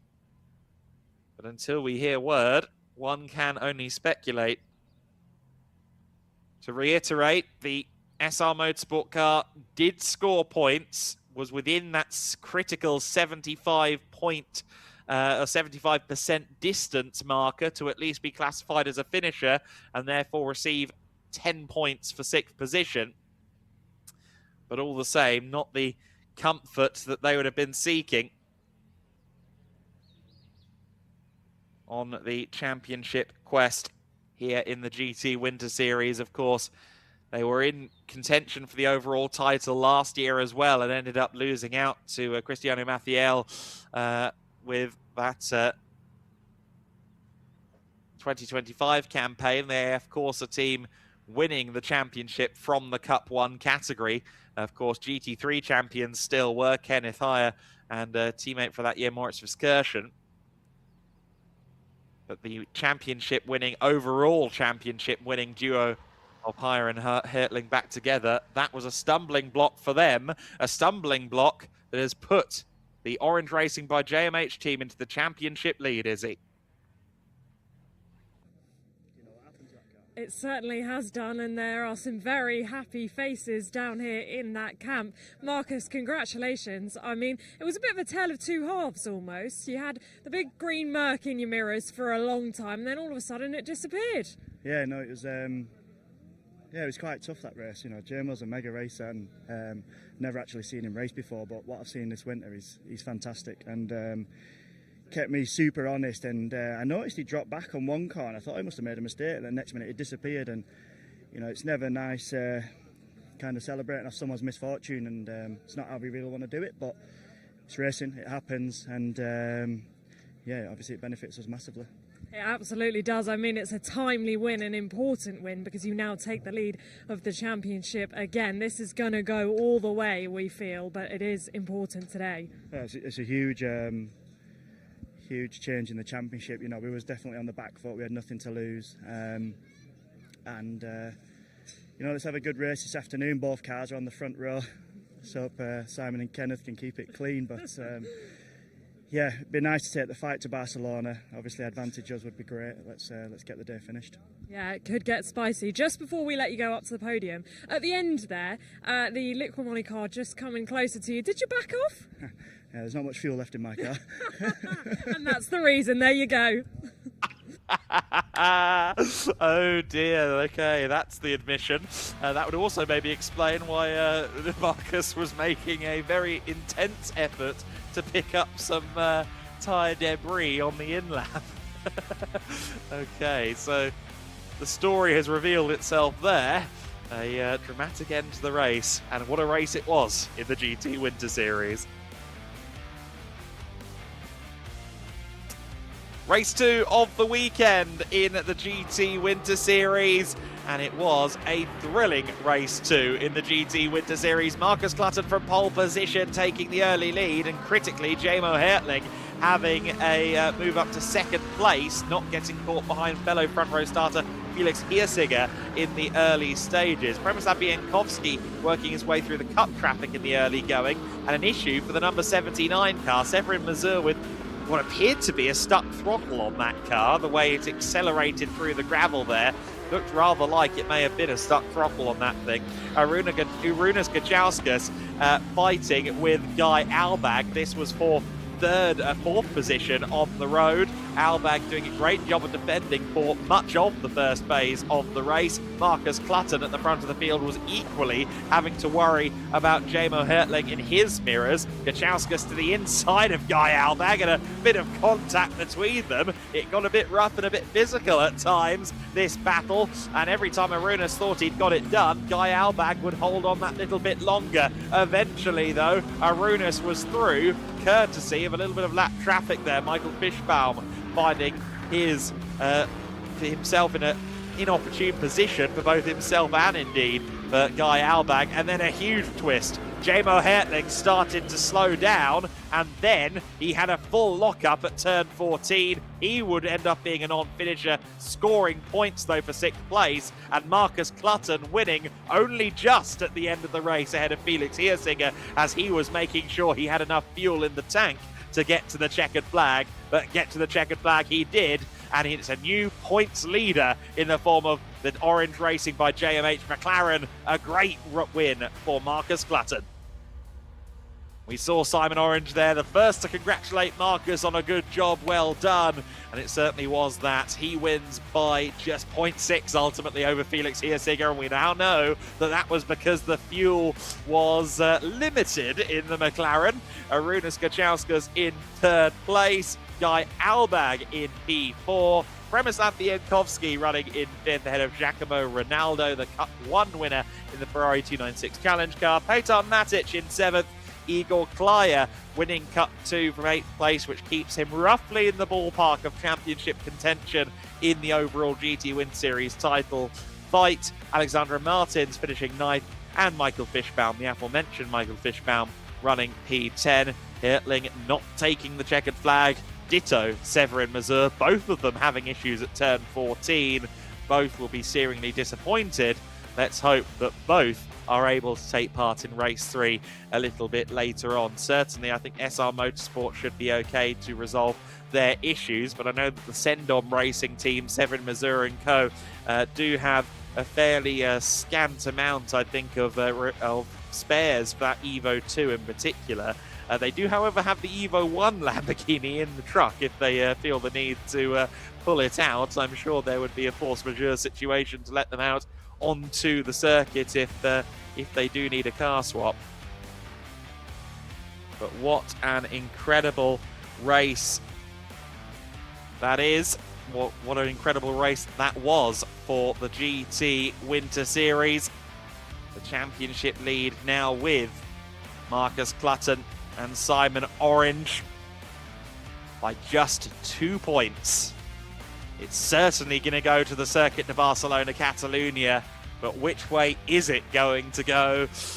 Your guess as good as mine, but what an honour to keep having two guests here on these Winter Series broadcasts. Of course, Andy down on the podium, and we'll be hearing from him shortly. Then, of course, it will be the lunch break where we'll continue broadcasting to you. We've got some great insights from a couple of days prior in the paddock, and we'll also get some live chat down in the pit lane as well, of course. Always a hive of activity, lots of people to chat to, and I'm sure Izzy will be down there getting a couple of conversations in down there in the pits. Andy McEwen is ready up on the podium though, so let's go there now. Thank you, Adam. Yes, what a fascinating GT Winter Series race that was, and what an important one it could prove to be in the context of the championship. Let's get our drivers out onto the podium then, starting with the GTX class. Our GTX winner, Michael Fishbaum. Well done. Onto the top step of the podium he will go.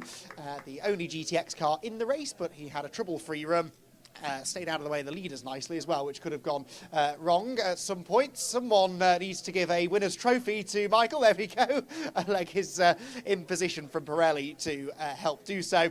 Michael Fishbaum holds it aloft and poses for the cameras after a strong running in that second race of the weekend. So Michael, very eager to vacate the podium, which means we can move straight on then to our Cup 4 winner. Again, just one car entered into the class, but a trouble-free run to victory for Autosport Racing's Petar Matic. Well done, back onto the top step again. He's earned that drink of water, I think. It is a little bit warmer outside, at least, than it was yesterday. And inside the car, I can imagine even more so. So Petar with another trophy to add to his ever-expanding collection of Cup 4 race wins, and Petar Matic celebrates once again a race win in Cup 4. Congratulations, Petar. Cup 2 then we move on to next, the class for the Porsche 992 GT3 Cup cars. Two drivers to welcome onto the podium. Second position in Cup 2, Alexandra Martins. Well done. Second position then for the Nascent Racing team Porsche, but an important class win, especially because of that disappointing result for SR Motorsport for the PTT Racing teams, Igor Klyer. It is a valuable 12 points towards his championship campaign. And as I said, with SR Motorsport, the championship leaders having reduced points in that race, that means that Igor will be at least taking points out of them and not losing too many to our eventual GT3 class winners. It's going to be a fascinating championship run-in over these final few races. Very, very excited to see who comes out on top. So our Cup 2 drivers then hold the trophies aloft. A round of applause from the crowd down below. And Alexandra and Igor Klyer celebrate their podium finishes. Two more podiums to go through then. Cup 1 is up next. Again, only the one Ferrari 296 Challenge car entered this weekend. It is, of course, the Rosso Corsa entry of our Cup 1 winner, Giacomo Rinaldo. Well done. Onto the top step again. The beautiful looking and sounding Ferrari with another trophy heading towards its driver. Giacomo shakes the hand of Oleg from Pirelli, who's once again on podium duties, and celebrates the class victory. They'll be going for a hat-trick of wins. Yes, there's only one car in the class, but still an awful lot to learn over the course of the three races. And Giacomo is welcome to vacate the podium and make way for our final set of podium drivers, the GT3 top 3 finishers. A second podium visit of the weekend for our third place driver, Arūnas Kačauskas. Congratulations, a race win yesterday, third place in the GT3 class after what became a bit of a race of attrition. Second position and chasing down the leader in the closing stages, Felix Hirziger. Felix started on the front row, dropped to third, and then, of course, inherited second with the demise of J-May Hertling. All of this, though, going on behind our eventual race winner and new championship leaders. Orange Racing by JMH get the race win with Marcus Clutton. Well done, Marcus. He managed to nurse the car home at the end and claims the race win. A crucial 20 points for the championship. Makes his way to the top step of the podium, and the trophies once again will be handed out. The trophy is a nice thing to be taking home, but it's those points that they are the most interested in, and that result has put them firmly back in the championship conversation. Marcus Clutton then, with a beaming smile on his face, holds the trophy aloft and celebrates a race win in the GT Winter Series, cheered on by his team down in the pit lane. So the final set of photos are taken. We move now into our lunch break. We'll be hearing from plenty of people up and down the pit lane and paddock area over the next half an hour or so do not go anywhere.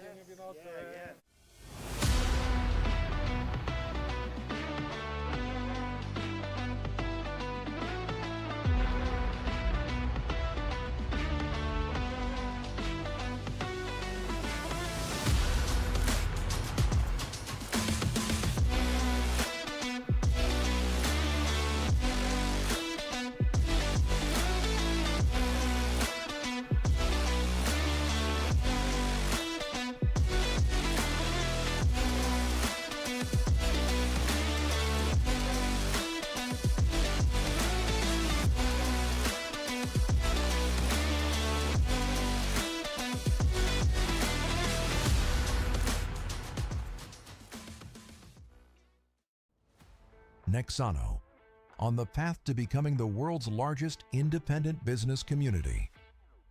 We connect entrepreneurs, experts, and decision makers across industries and across borders. In our digital ecosystem, people share knowledge, learn from each other, and grow together. Companies and talents gain access to relevant contacts, resources, and innovative projects. Our community stands for transparency, trust, and sustainable economic success. We create space for inspiration, collaboration, and new business models. Nexano, shaping the future of business networking, global, digital, and accessible to everyone.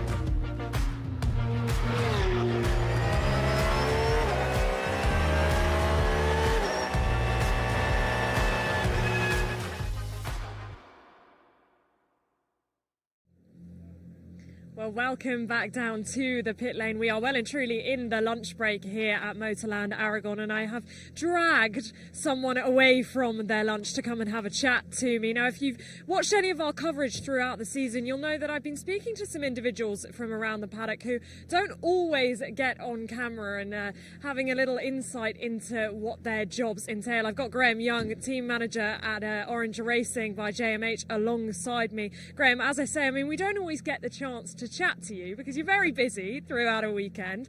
Just take us into what your role entails here. Busy and nervous most of the time.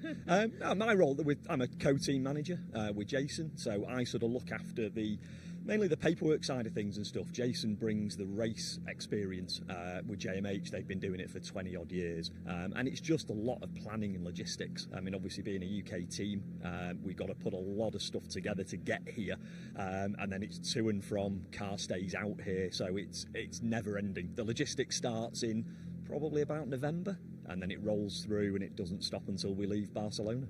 Well, this is where we saw you guys for the first time last year. You also took a win on that weekend. You have just taken another win, of course, in this championship hunt. Did you guys expect to be in this position? I don't think you can expect anything, to be fair. You know, there's some good cars, good drivers. So don't get me wrong. You know, when we came here, we'd done a lot of sim work with the drivers. Marcus had driven at Portimao before, but Simon had not done Portimao, Estoril or Valencia. So the bonus was we'd been here before. And the year before, we hired Aragon for 3 days. So we have tested here extensively. We seem to have a good package around here. The drivers like the circuit.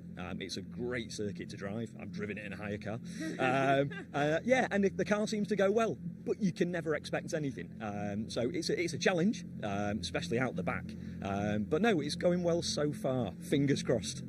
And you said to me at the beginning of the season that no one ever leaves your team in terms of team personnel because you guys just have such a nice bond. I mean, as you say, you travel everywhere together. We've got 2 of the team members, by the way, just taking photos of him behind the camera.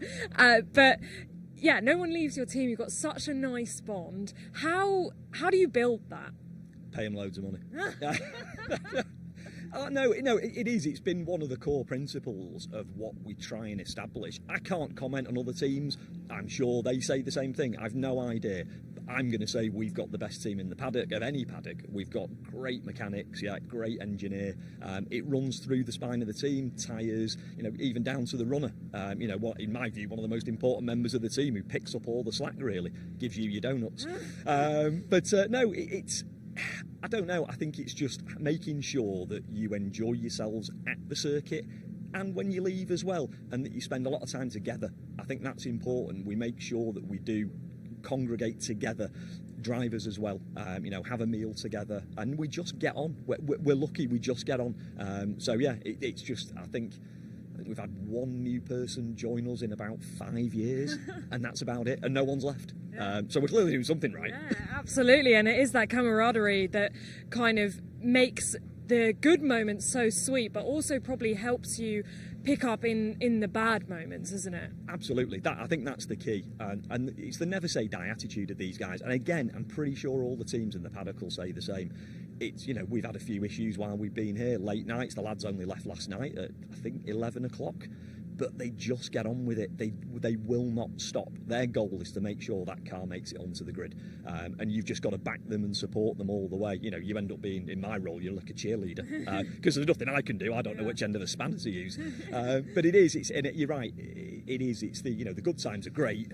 It's the dark times that is when really sort of where everyone is and how good they are at the job, and they all just support one another. There's never a whinge or a complaint. They just get on with their job. Yeah, they certainly seem like a group that is well gelled. A result like this as well, I mean, it's come at a perfect time to put you 2 points in the lead. I know it's only 2 points, but mentally that's actually quite significant, isn't it? Because you want to go into Barcelona well in the fight for this championship. Yeah, and I think that you're right. Barcelona's going to be interesting. I've not seen, I'm not going to ask you for any inside stories either, but I've not seen what the list is going to be, but I'm expecting there might be more cars on the grid at Barcelona, which shakes it up because of the way the point system works. So to come away from here with a good haul of points is key. Listen, really unfortunate for Kenneth and JMO. Great guys, great team.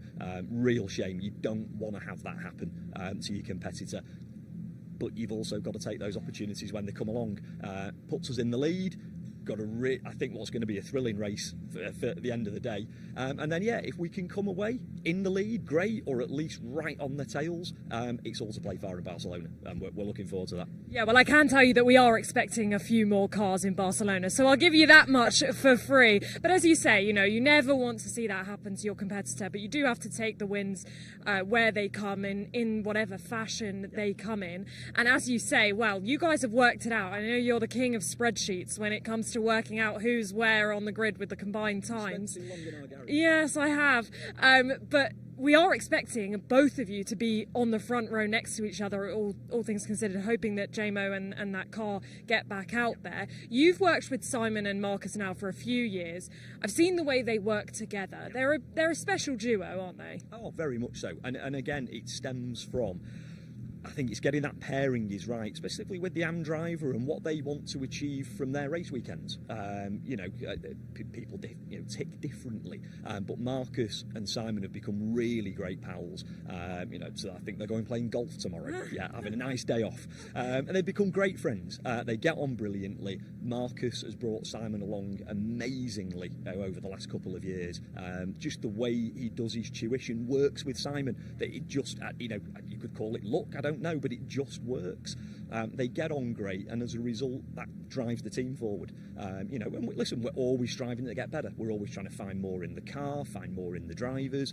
GT3 is such a hard category to race in. There's so many good teams and cars. You've just got to keep going all the time. You can't sit on your laurels. So even though we'll enjoy it back in the garage now, where we'll no doubt have a couple of donuts and enjoy ourselves, and then it's start the countdown for the final race, and then see where we go, and then right on to Barcelona and see. Let's hope there's not that many cars. Yeah, well, donuts is what keeps this team going, by the way. I've seen them have a fair few donuts.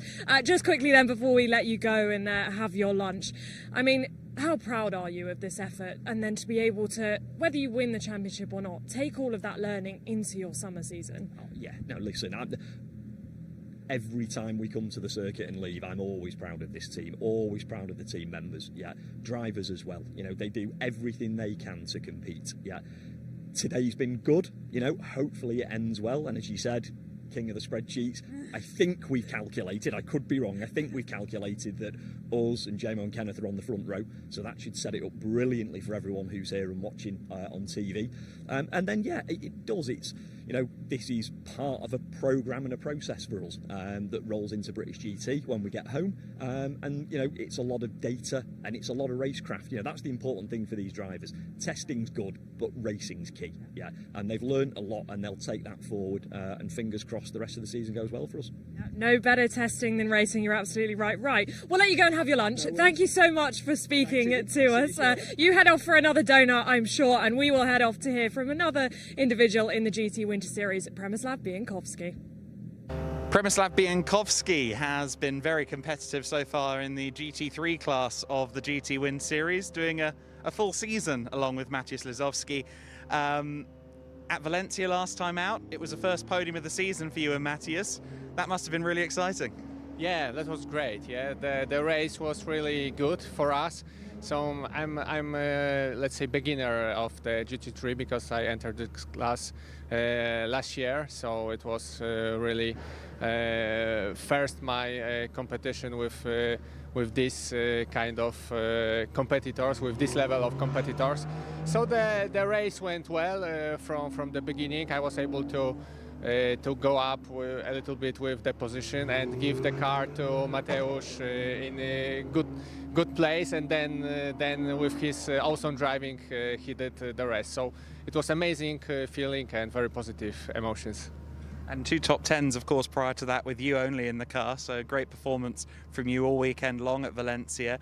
You alluded to it being quite new for you, GT3, but I think you were driving a GT3 in Poland last year and managed to win a championship out there, didn't you? So it looks to me like maybe you're starting to aim more internationally now. What's your goal in the medium to long term?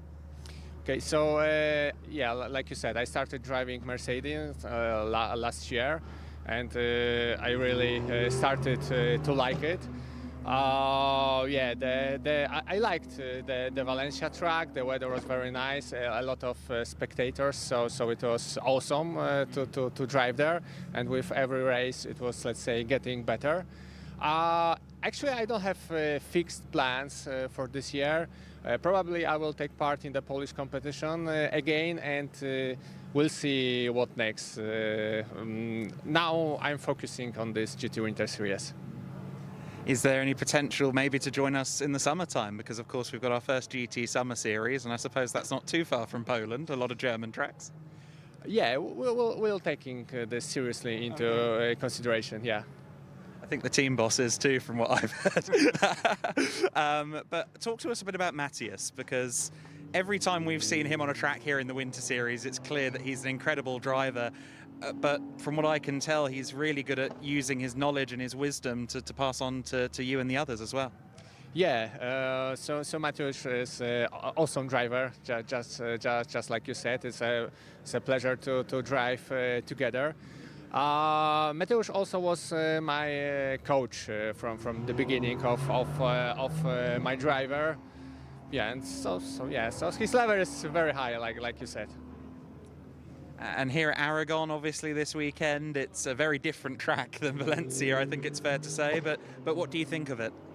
So it's different track. It's much more high-speed corners here, but the track is also very awesome. The layout is very interesting, a lot of up and downs. So yes, it's awesome track. Yeah, really one of my favourite tracks on the calendar for sure. It's been awesome to see you so far this year with the PTT team, and of course in years previous with PTT as well. Good luck on these last two events of the Winter Series season, and I hope it goes well.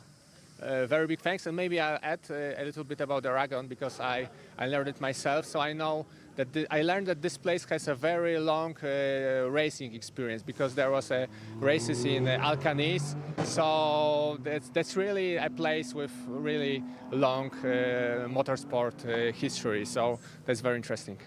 The Circuito Guadalupe in the city of Alcañiz. I'm very aware of that one.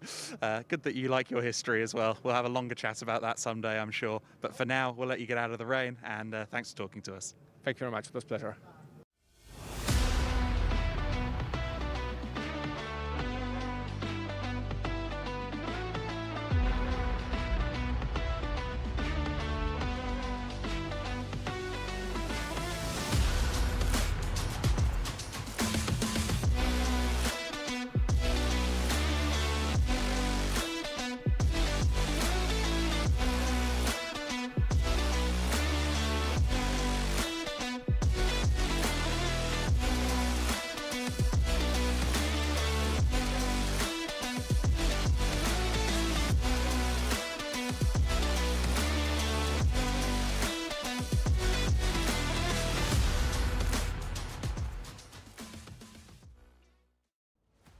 Nexano, on the path to becoming the world's largest independent business community.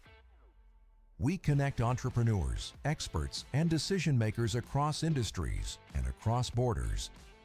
In our digital ecosystem, people share knowledge, learn from each other, and grow together. Companies and talents gain access to relevant contacts, resources, and innovative projects. Our community stands for transparency, trust, and sustainable economic success. We create space for inspiration, collaboration, and new business models. Nexano, shaping the future of business networking, global, digital, and accessible to everyone.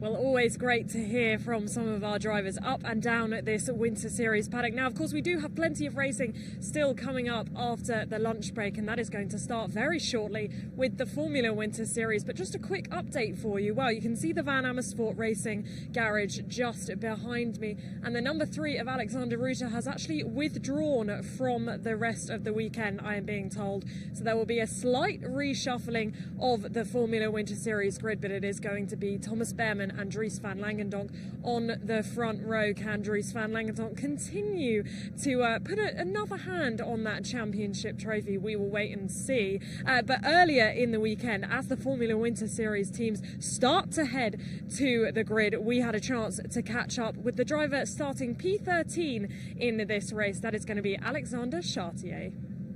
Another new addition to AS Motorsport. They've had a lot of talent in the paddock this season so far. Delighted that we have Alex Chartier here for the first time. Alex, how's it been going so far? Do you feel like you've landed on your feet? So far, yesterday was good. Today we struggled a little bit with some technical issues with the car, but overall it's been good so far. And there's been a lot of testing for you previously as well. I've seen some of that on social media. I also saw as well that CTV Calgary did a piece on your debut coming into this weekend. It looks to me like you understand kind of the role of media in getting up through single-seater racing. Yeah, I mean, it means it helps you go up the ladder if you're good at media. You get sponsors come in and teams sign you up, and hopefully you push their product to the mainstream and be able to push that up, and yeah. And MotorLand Aragón, I suspect, is one of the more spectacular tracks you've driven an F4 car at so far. Tell us how it's feeling out there. Well, it's obviously raining right now, but no, it's a nice track. Hilly, a lot of ups and downs, but it's a nice track to drive. And the AS team, they've run here a lot previously in previous seasons of the Formula Winter Series. Are you finding that you're able to kind of rely on them to find the best out of the car? Yeah, I mean, they know the car more than I do. Obviously, it is my first single-seater race, so I try to learn from them as much as possible, and I think they can give me a good car. Well, we're confident that they will do so. In terms of a target for your first weekend, is it just getting reps, as they say, getting laps under the belt, or is there a result in mind that you'd like? I think the goal for this weekend is just to learn as much as possible, get laps in, and learn the car and how to race. Excellent. Well, we're delighted to welcome you into the paddock for the first time here in the Formula Wind Series, and we hope you have fun here at MotorLand. Thank you. Thank you.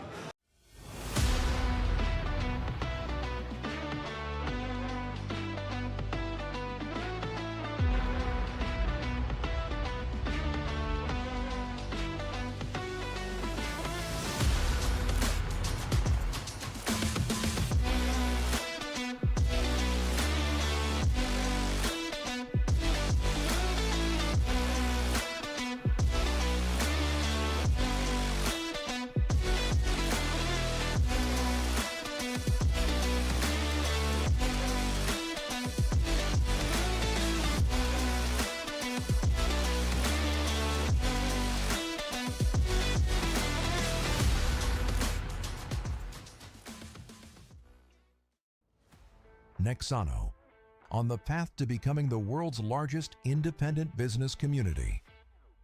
We connect entrepreneurs, experts, and decision makers across industries and across borders. In our digital ecosystem, people share knowledge, learn from each other, and grow together. Companies and talents gain access to relevant contacts, resources, and innovative projects. Our community stands for transparency, trust, and sustainable economic success. We create space for inspiration, collaboration, and new business models.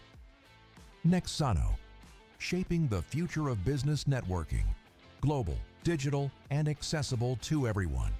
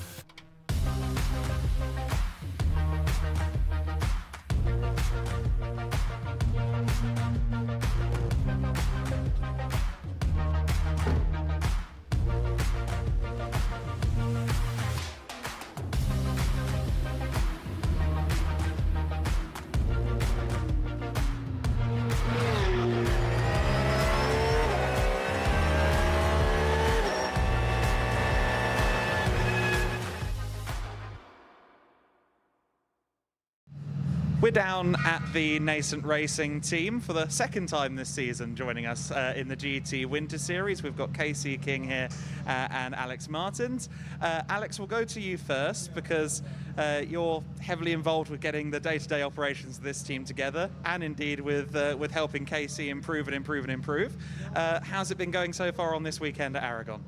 Well, it's been a tough weekend at the moment because there's a very poor weather. I don't know how we came here to Spain and it's pouring weather all the time. So, but it's been good. It's getting all things together. But yeah, it's been challenging, but we're doing well. I think it's for the starting point. This is only the second race of the team, and we're improving it day by day. So we're getting better. And KC, for you, racing in Europe is a fairly new venture, but you've done a lot of racing in Central and Latin America. Talk to us a bit about what goes on there, because from the outside looking in, it's a different world. You're driving an unrestricted GT3 McLaren at circuits that are a lot twistier and smaller, but it looks so exciting. It's interesting indeed. It really accentuates driver skills, so that's why I'm here, trying to improve that a lot. The team's getting a bit tired of me not putting any sim time in and showing up at the track blind, so that's a waste of a couple days. But we're making progress. It's good because when I get here, I do make progress quickly, just not quick enough. And you were talking about the fact off camera that there's a lot of expansion going on behind the scenes at the moment at Nascent, and I think that's both sides of the Atlantic, right? Yeah, indeed. Alex is doing a great job here with business development, bringing in new drivers, new cars all the time. And so we've established our garage, getting set up, and I think we're pretty much looking at 4 series here in Europe this year. Yeah, pretty ambitious. And then on the America side, we are adding a lot of teams to that series. We're expanding the map. Haven't quite made it to Brazil yet, but we're going to be in Mexico for 2 races this year. So, and by next year, we're going to be going all the way from Brazil to Mexico. So it'll be truly North America, Central America, and South America next year. Okay, very ambitious and very exciting, I must say. But Alex, it's always interesting in the garages on Thursday, Friday, to hear about some of what's going on with the car and what they're doing to set up. You were just telling me about something rather unique with the Porsche, that you've switched exhaust because the Super Cup exhaust is too loud, not for the track, but for you. Yeah, in fact, we're changing at the moment as we speak because it's too loud, man. It's nice for the crowd. Yeah. It gives a beautiful noise, but inside the cockpit, I barely can hear my engineer, so we just decided to switch the exhaust because it's too loud at the moment. But hopefully, now I can hear what he's saying. I'm too slow, probably, but we'll make it happen. Let's see. I think it's a better way to start the racing weekend, because at the moment we're still doing some practice times, so it's going to be good. Hopefully. And I suppose we should ask. There's a lot of expansion going on now. But for yourself and for the Nascent brand, what are the goals, and are they perhaps in unison? Is the goal for the team also a goal that will involve you as a driver? Indeed, it's a full business plan that includes both the racing team and the series, and it's step by step, it's a process, it's progress, but we're making very good progress on both sides, yeah, everything's exciting and upward. And for you this weekend, driving-wise, what would be the box ticked for you? Good question. Box tick for me would be to stay within a reasonable time period with the GT3 cars. There's only one other cup here, so we should be side by side with that cup at least. But if we can stay close to some of the GT3 cars, that would be a real win. Excellent. Well, we look forward to seeing how it goes. Delighted to have you back for a second time this season, and particularly, Casey, with your racing record, means that we've got quite the international expansion going on in the paddock. So we thank you for joining us again, and we hope you have fun on the track. Appreciate Thanks, Chris. it. We appreciate it. Getting all the help you guys did. Okay, thank you so much. Absolutely, yeah. Let's hope for some dry weather. Yeah, bring some sun, by the way. Absolutely. And I just want to say thank you for the whole organization of GT Winter Series. Brilliant guys. Oh yeah. They're really, really good. You guys do. Thanks so much. And GEDLICH runs a really nice series as well. Very nice. Yeah. Indeed. Awesome. Well, we are delighted to have you, and have a good weekend. Thanks. Cheers.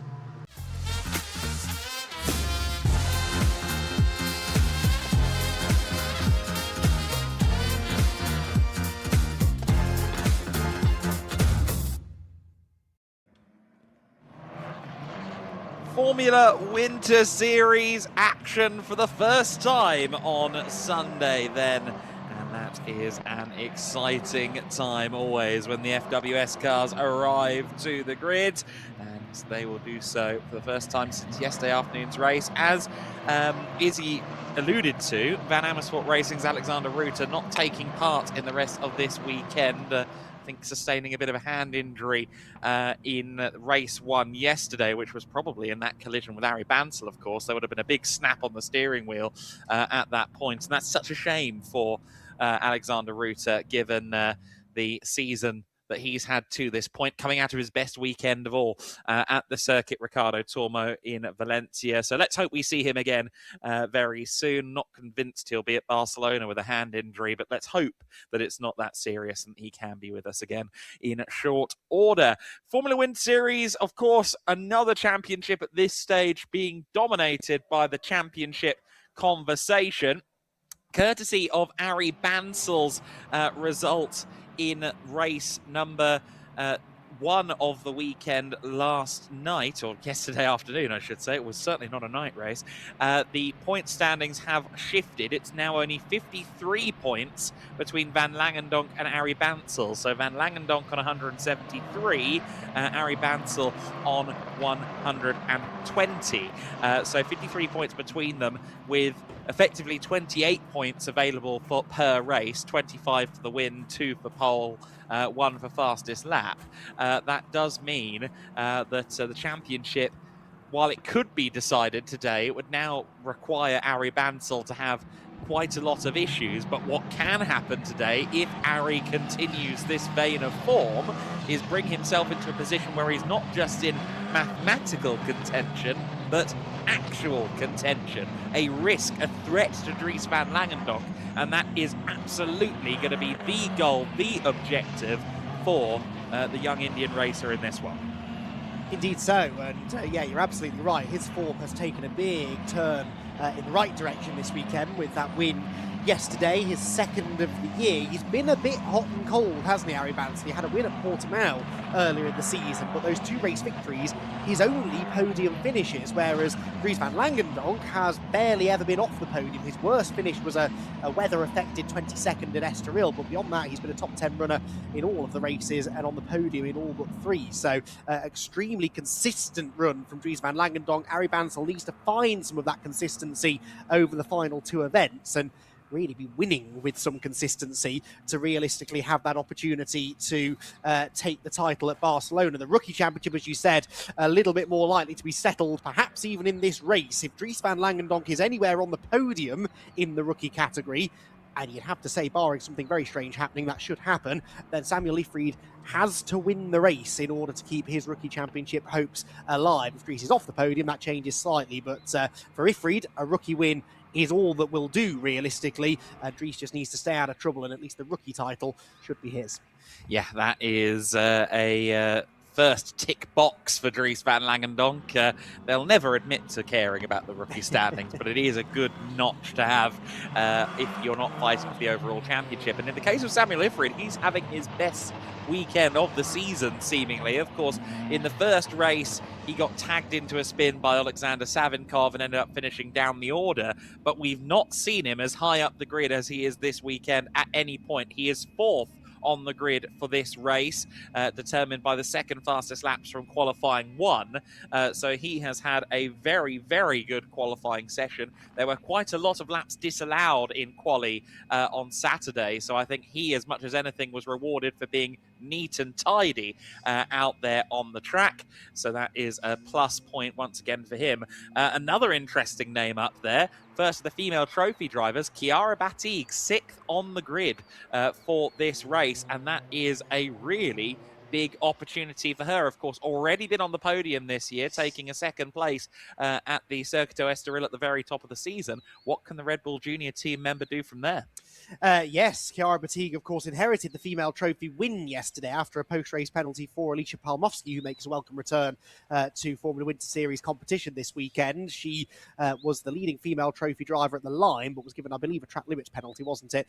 Something that I also suspect be a talking point over the course of this race. Right, down on the grid, Izzy Browning, I can see, is ready and raring to go and chat to some drivers. Izzy, what have you got?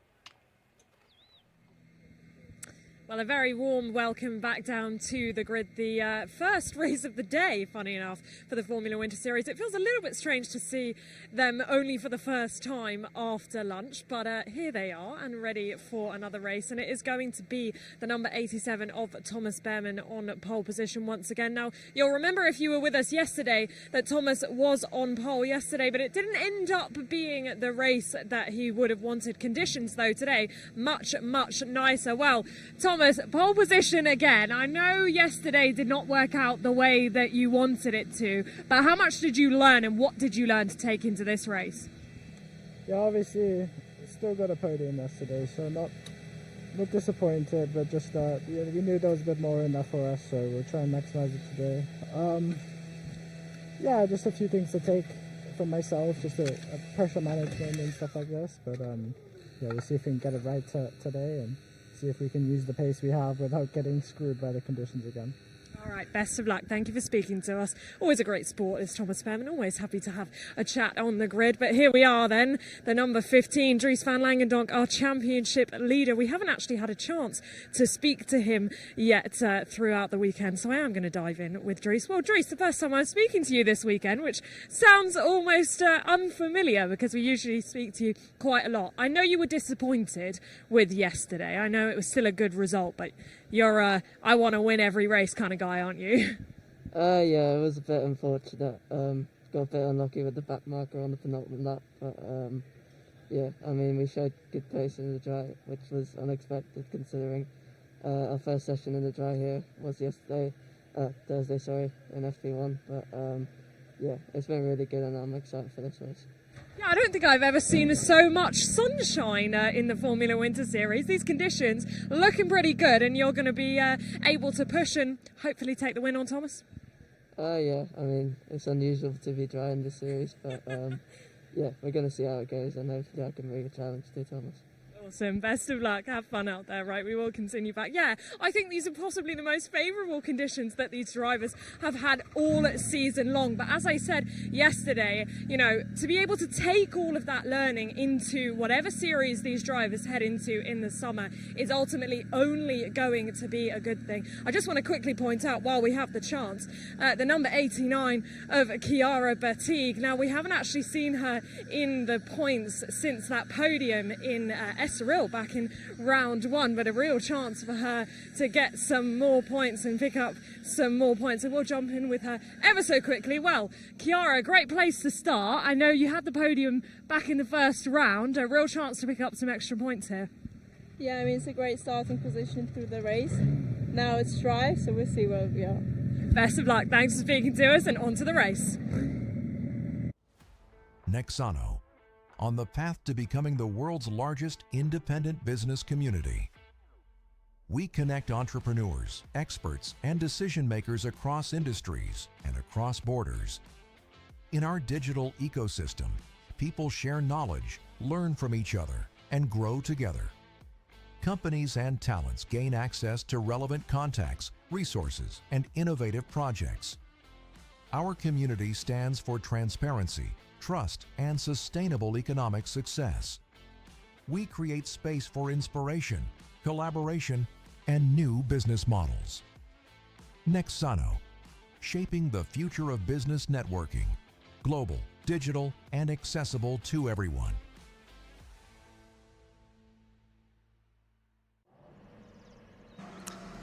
The Formula Winter Series race number 2 of the weekend for them. Thomas Behrmann starting this one from pole position, and he's joined on the front row by championship leader Dries van Langendonk, looking to claim a few points back against Arie Bansel, who as of yesterday's race is starting to creep back towards the contention. Samuel Ifrid on the second row of the grid, his best starting position of the season, joined with, I think, yesterday as well, when he was also fourth on the grid. Great to see the Cram driver so far up there.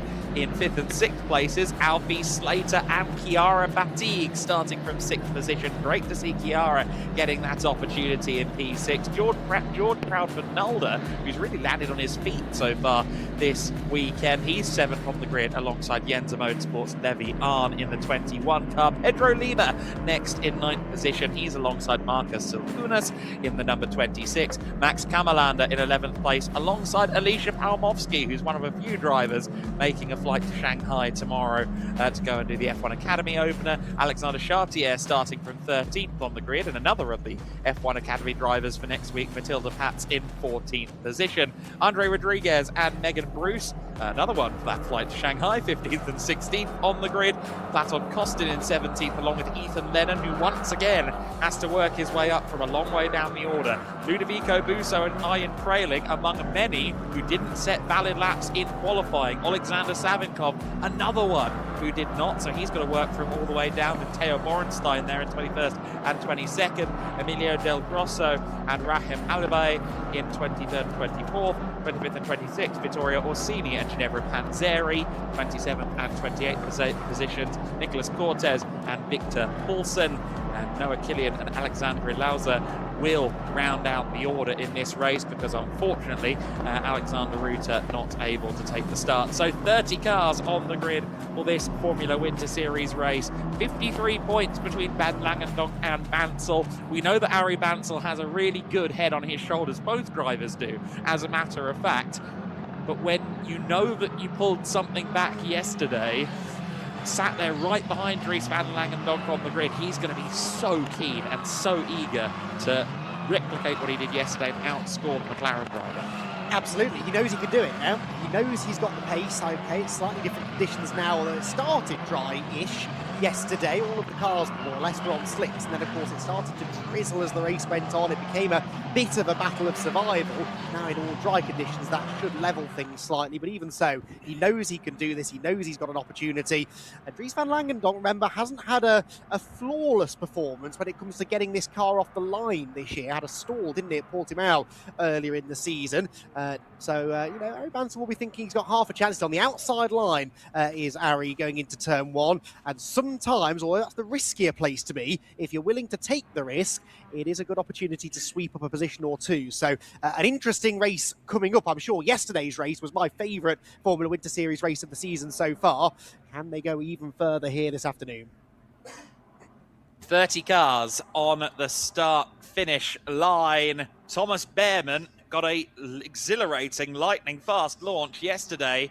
Some issues being pointed out there at the back of the field. I think a couple of cars maybe slightly askew, but now the green flag waves. Now the lights will burst into life, and after that it's the engines that will rise and roar, and we're ready to go in the Formula Winter Series. But it looked like there was a big jump start from Pedro Lima. Alfie Slater didn't get off the line at all. He now starts, but he's a long way back. The order is hugely jumbled up. Looks like there was a long hold that caught out some people there. Pedro Lima leads, and who's that up into second place? It's Ari Bansel. Dries Van Langendonk in third, Samuel Ifrit in fourth, but a critical hammer blow early on as the 52 car sideways there. Alexander Chartier having a moment in that instant, but a critical start there for Ari Bansel to get himself ahead of Dries Van Langendonk, and he's already challenging Thomas Behrman around the outside at turn 7. Everything going to Bansel's script so far. Yeah, he did exactly what I said he might do. He went to the outside at turn 1. Dries got up alongside briefly. Thomas Behrman had to really back off the throttle, and that allowed Ari Bansel to sweep around the outside. Great start from Bansel, and he has the slight track position advantage, at least over his title contender. Can he now find a way into the race lead? A few of them side by side further back, but at the front of the field it's a car length or so only between race leader Thomas Behrman and second place man Ari Bansel. Bansel needs to try and make this move, and if he can get the lead and Behrman sits between himself and Dries Van Langendonk, that is a dream scenario for the man who is second in the championship. Rather unsurprisingly, the start is under investigation. We saw Pedro Lima rolling before just about everyone else on the grid, certainly. It seemed like there was a bit of confusion there in general, but it is at the front of the order, Behrman and Bansel, and you can see Behrman doing the time-honoured dance down the main straight towards turn 16. There's a front wing loose from somebody further around the circuit, but it's side by side for the race lead. Bansel's going to try and cut back across, but they couldn't really commit to the cut back there because Dries van Langendonk was on his inside. So winners and losers in that first lap. Certainly Harry Bansel has made progress. Chiara Batig has lost a few positions by the looks of it, but we'll take stock of everything as we go. Pedro Lima's up in 4th place, but I'm not sure how legitimate that's going to prove to be. And Matilda Patz is up as far as 9th position as well. So she's had a brilliant start in the eponymous Matilda racing car, but look how close Harry Bansel is to the rear of Thomas Behrman's gearbox as they run through the first sector for the second time in this race. Dries van Langendonk in the wheel tracks as well. There's nothing between the three of them as they turn uphill.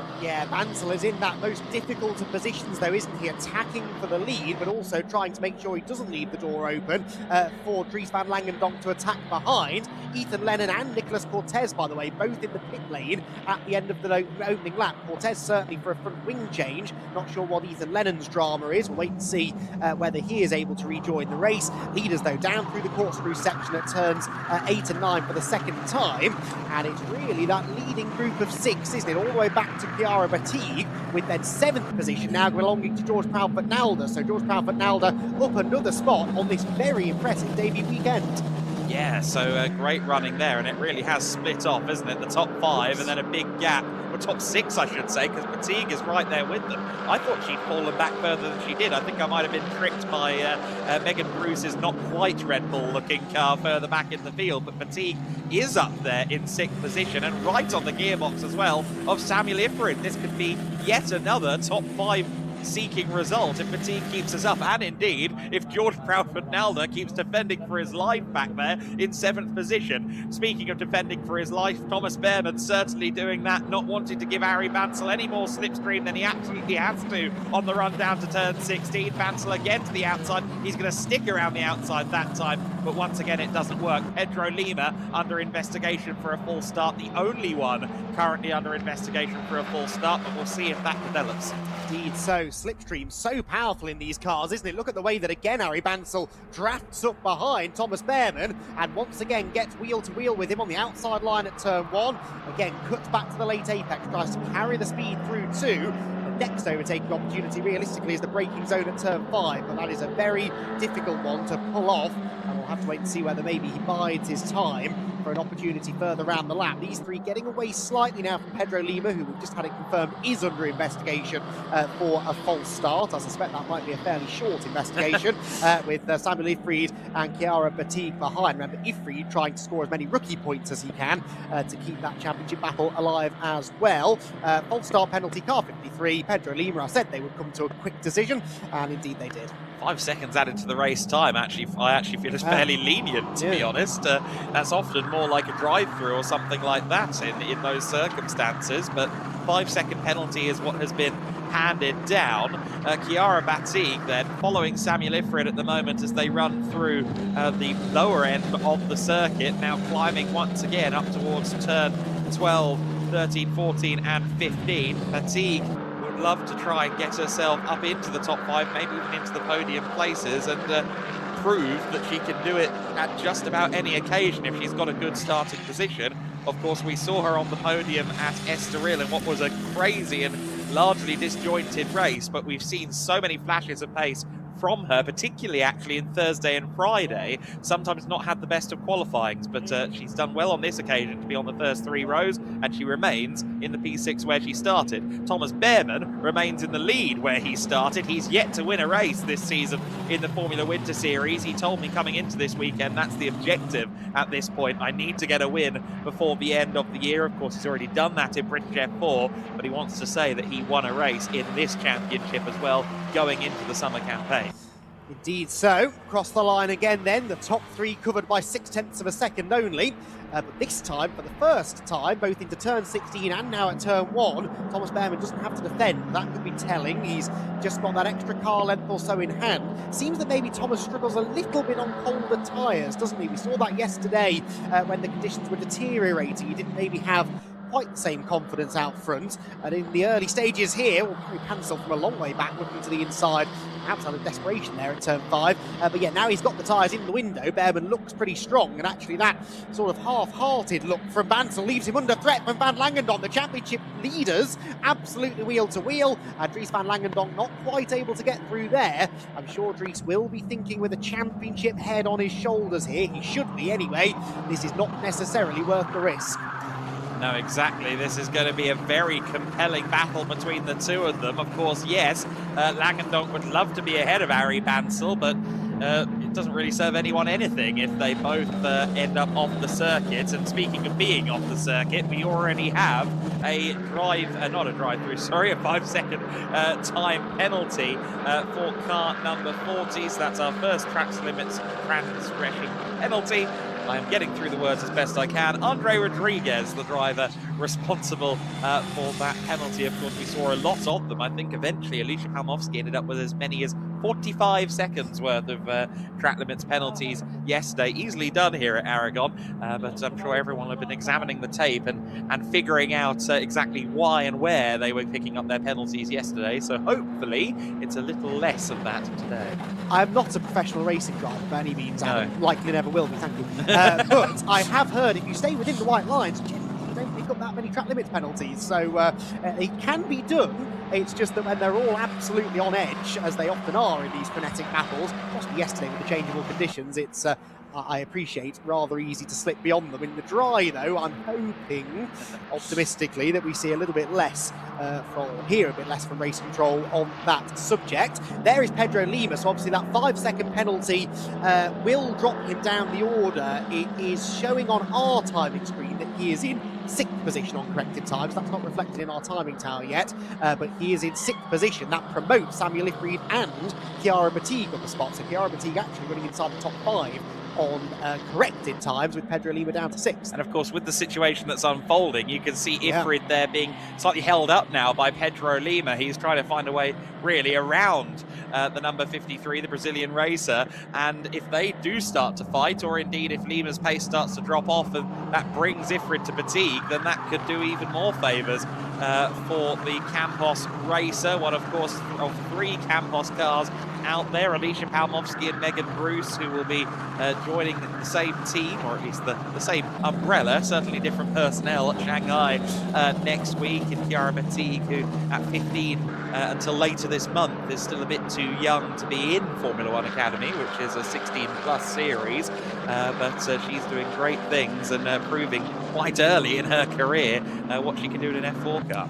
Very much so. So out onto the back straight we head again. Purple first sector for Harry Bansal this time, as he's maybe just spent a lap or so cooling the tyres off, maybe. And he is now closing right back in on our race leader. Middle sector looks pretty strong as well. Adam, you spotted something further down the order there. I spotted that Alexander Savinkov is already in 9th place, having started in 21st. Savinkov has had a mighty first few laps of the race. Great effort from him, as we see there Samuel Ifrid certainly narrowing the gap there to Pedro Lima, and that is Alexander Savinkov. There he is. Has he just gone past Levian? Yes, he has. Next target then will be George Proud from Nalda, although Levian will fancy a retaliative move if he can possibly achieve it going into the first corner of the lap, but I think he's going to be too far back. Savinkov up to 8th position. Again, we've seen some brilliant racing out of him. It's just often not been quite where he should be, arguably, on the circuit. I saw Alexander Chartier and Noah Killian fighting for 12th position in the back of shot there as well. So all sorts of fighting going on, as always, in the Formula Winter Series. It is always frantic and always entertaining, isn't it, Formula Winter Series racing? And as I've said already this weekend, the MotorLand Aragón circuit really does seem to provide them with all of the ingredients for proper classic single-seater racing. And yeah, this has certainly been another entertaining race. Thomas Behrman and with a much bigger lead than he had at any point in yesterday's race, that's for sure. He was under a lot of threat, wasn't he, in the early stages before eventually being demoted to the third step of the podium. This time around, though, he seems to just be taking control a little bit more. Harry Bansell was coming back at him a lap ago, but now that gap has crept out by a tenth or two in the first part of this lap. While car 26, the latest to be given a track limit penalty. It is, yes, so another one falling foul of the track limits rules, not even halfway through the race. Yes, now, point situation. I'm sure you'll be shouting at me. What's going on with that? What's going on with that? Well, neither driver involved in the title fight at the sharp end, Bansell or Langendonk, are involved in the fastest lap right now. So neither of them get the point for fastest lap.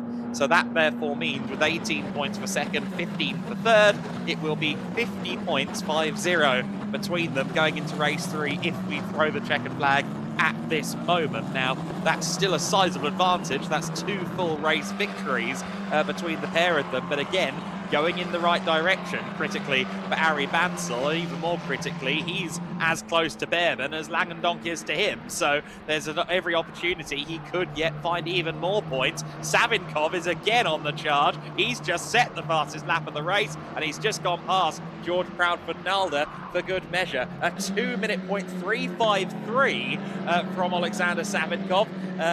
The fastest man on the track, and only about 4 other drivers underneath that 2-minute 1 barrier at all. Well, that's the fastest lap by about 0.4 of a second. That is massively impressive. Alexander Savinkov from Czech's notes, 22nd on the grid, or 21st on the grid, I suppose.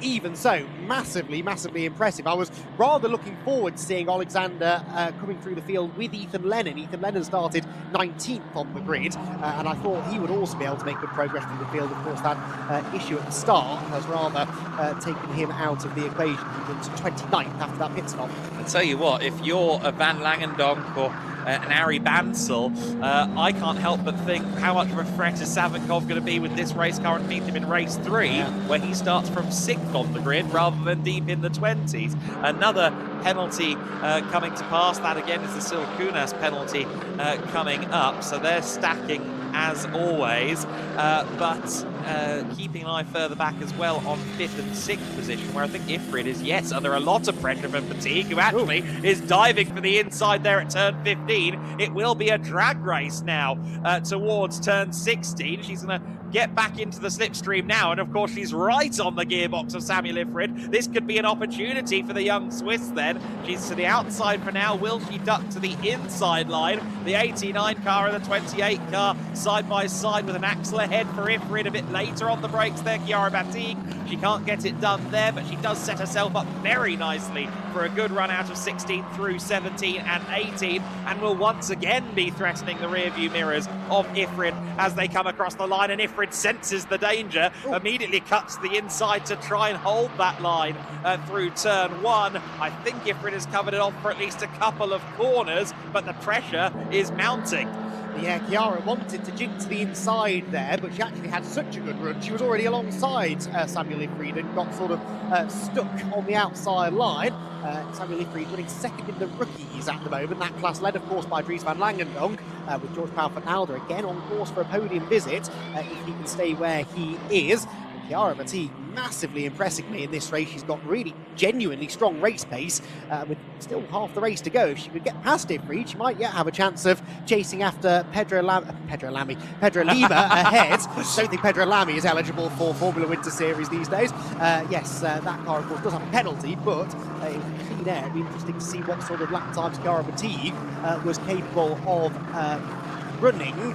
New fastest lap, by the way, for Arjen Kraling. So again, shows the strength in depth in the field, doesn't it? That we've got drivers who are running, well, in Arjen's case, outside of the top 10, still capable of setting the fastest lap of the race. Mr. Lamy, per my interpretation of the regulations, you are welcome if you so choose.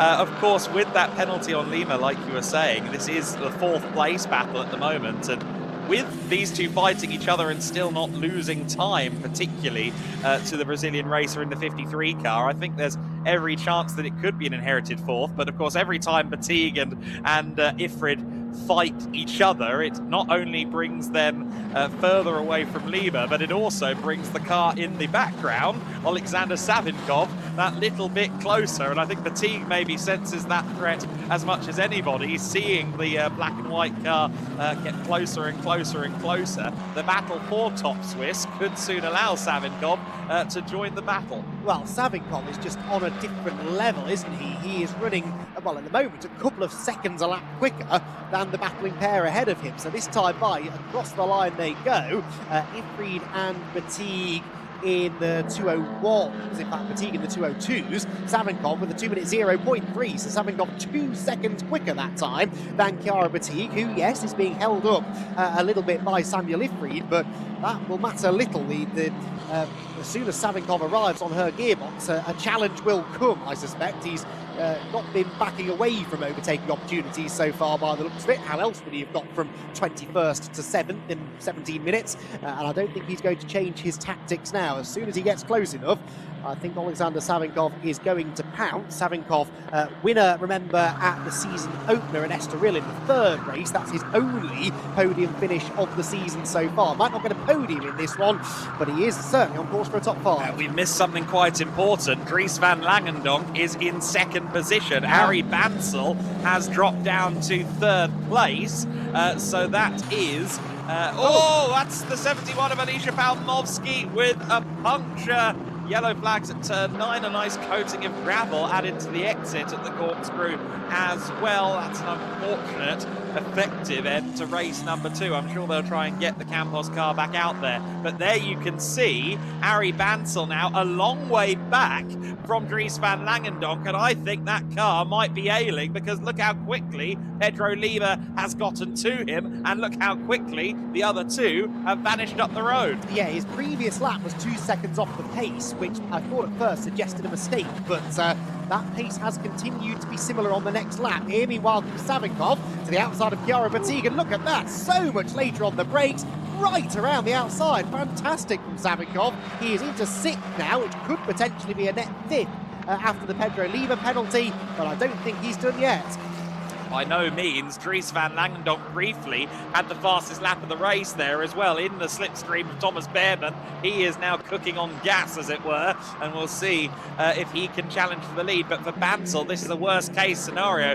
Car appears to be ailing.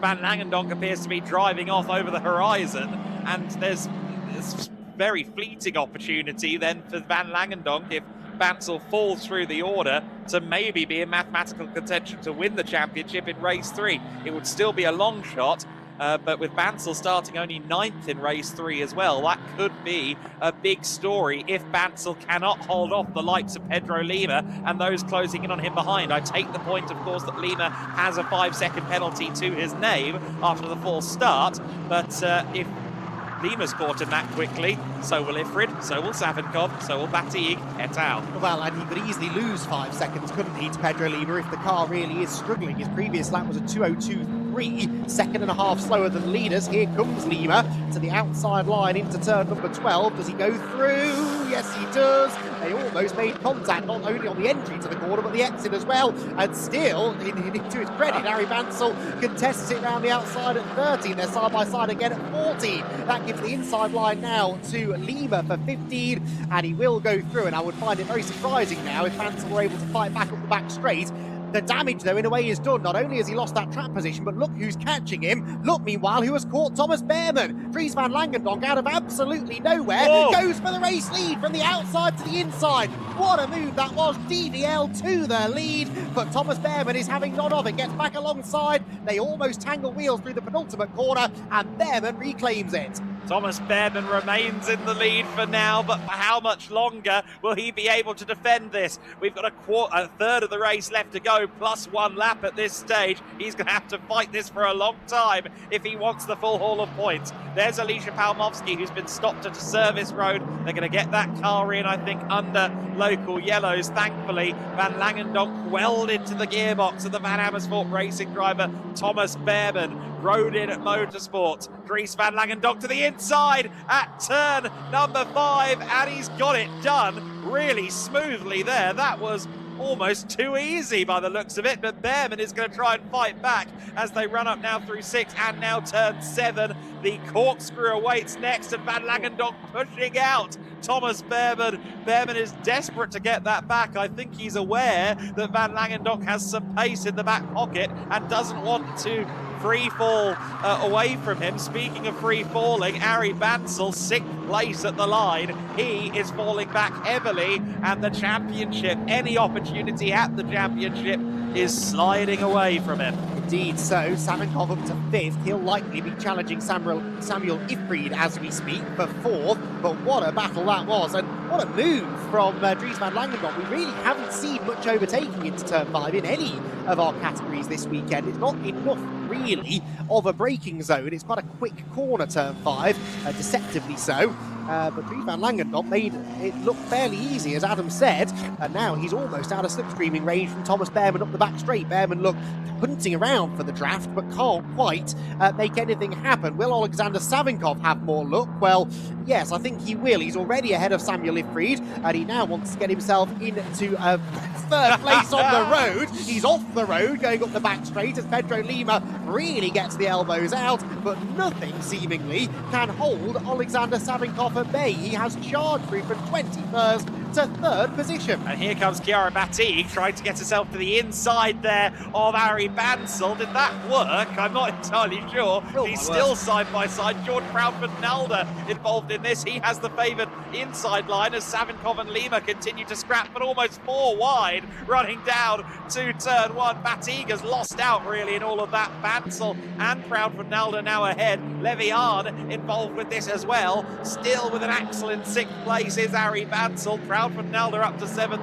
and Fatigue will be very frustrated with how that one panned out for her, because she's now losing positions, falling further outside the top 5 as Levian has her inside, still going through turn 5. Yeah, she just couldn't get back in line, could she? Finally managed it coming out of turn 5, but yeah, damage potentially done there. Levian now under threat from Silkunas as Fatigue goes round the outside of George Proudfoot-Nalder. This is absolutely sensational racing in the middle to the back of the top 10. 5-second penalty meanwhile for Thomas Behrman. Thomas Behrman, yes it is. P2! Oh! Contact, was that Levian? Sideways bits of bodywork flying. Was that Silkunas? Yes, it was. It was Marcus Silkunas, Yenza on Yenza.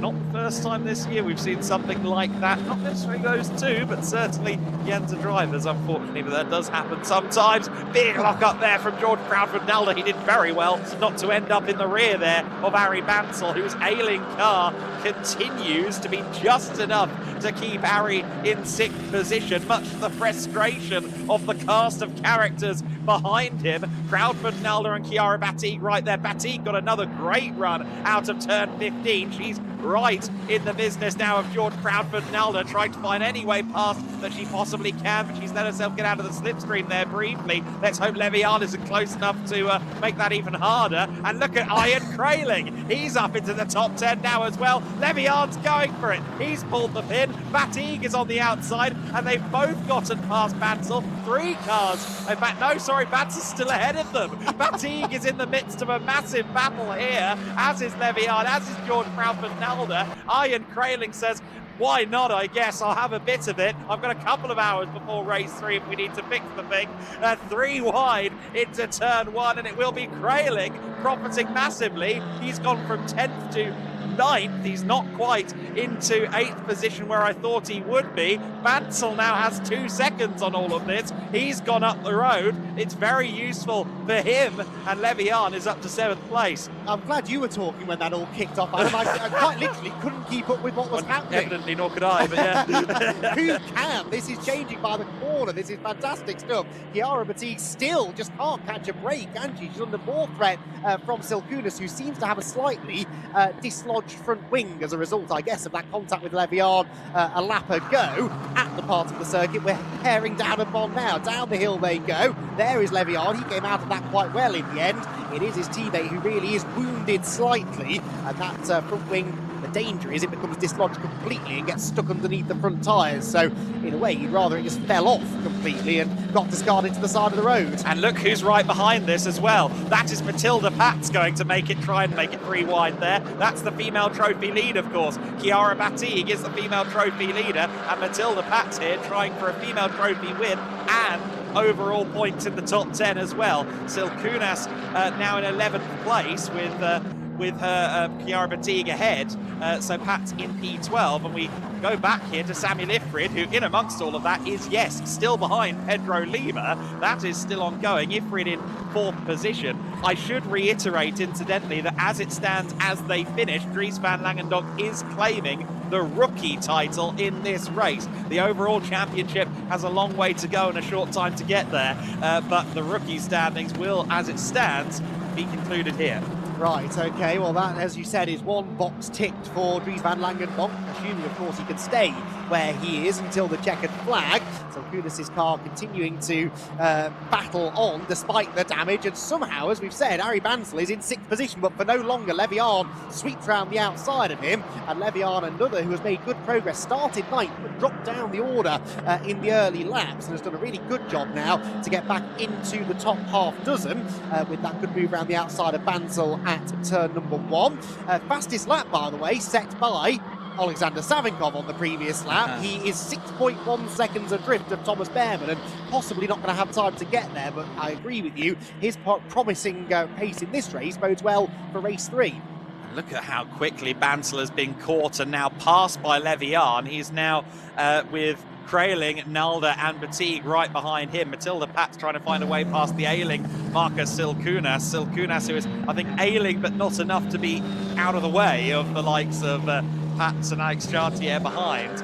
We look again at Alexander Savinkov, who is on an absolute lap time mission here. He's taking his frustrations out on every apex, and well, maybe we should fluster him a bit more often in that case, because he has put in a fantastic drive in this race. A 2:0.052 is his current fastest lap. Lap record round here, incidentally, is a 58 from Maciej Guadish back in 2024 here in the Formula Winter Series. But some way off that pace, but in these conditions, he's doing a fabulous job. We saw that scrub at the top of screen again.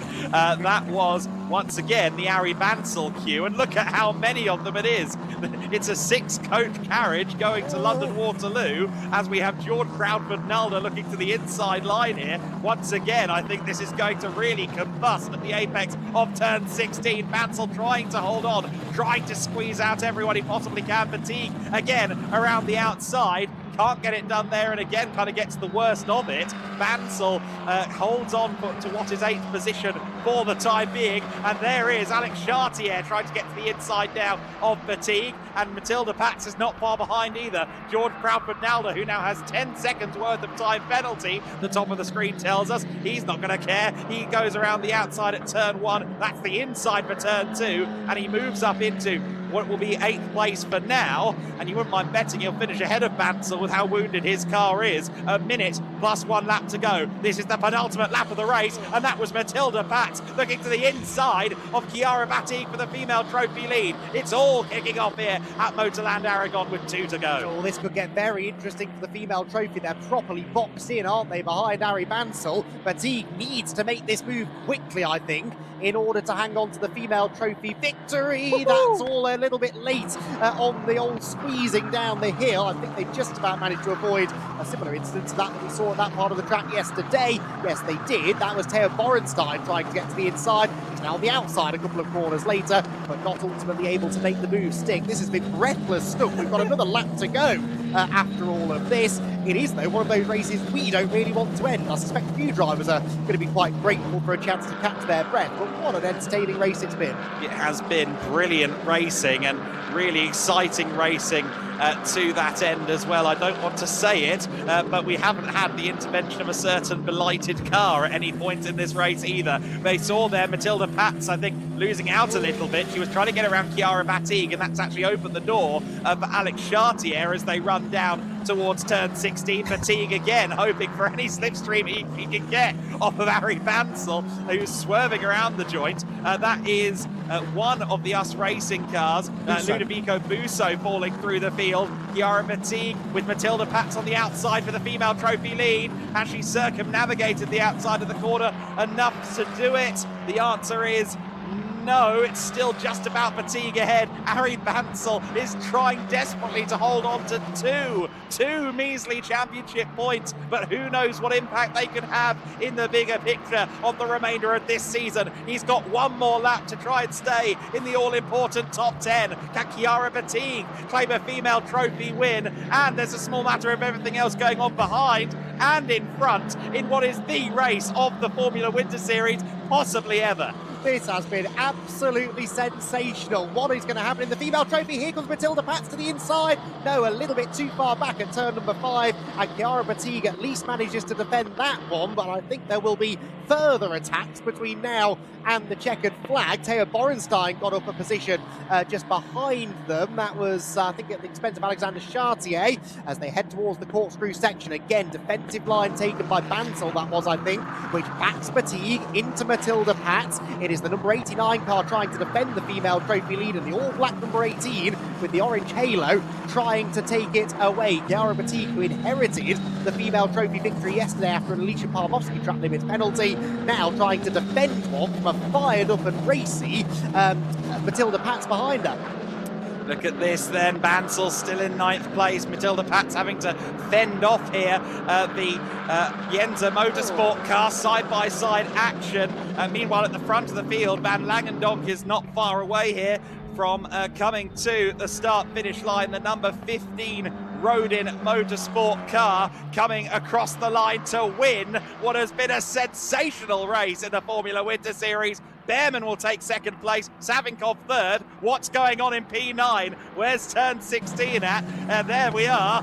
Fatigue is still in P10. It's still the Borenstein car in 11th. Pat's trying to go around the outside, and lots going on all through this battle in the early teens and the late stages of the top 10, and Bansal will hold on to 9th position. It will be a win in the female trophy for Chiara Fatigue. She's deserved that one, but Ari Bansal putting in one of the best drives from a defensive perspective that we've seen in very, very tricky conditions. Dries van Langendonk is your rookie champion in the Formula Winter Series. That feels like the sub-headline of the sub-headline with everything that just happened, but goodness gracious me, what a race that was. Van Langendonk to the top once again. That is victory number 5 of his season, equaling the record of most wins in the Formula Winter Series in 1 year.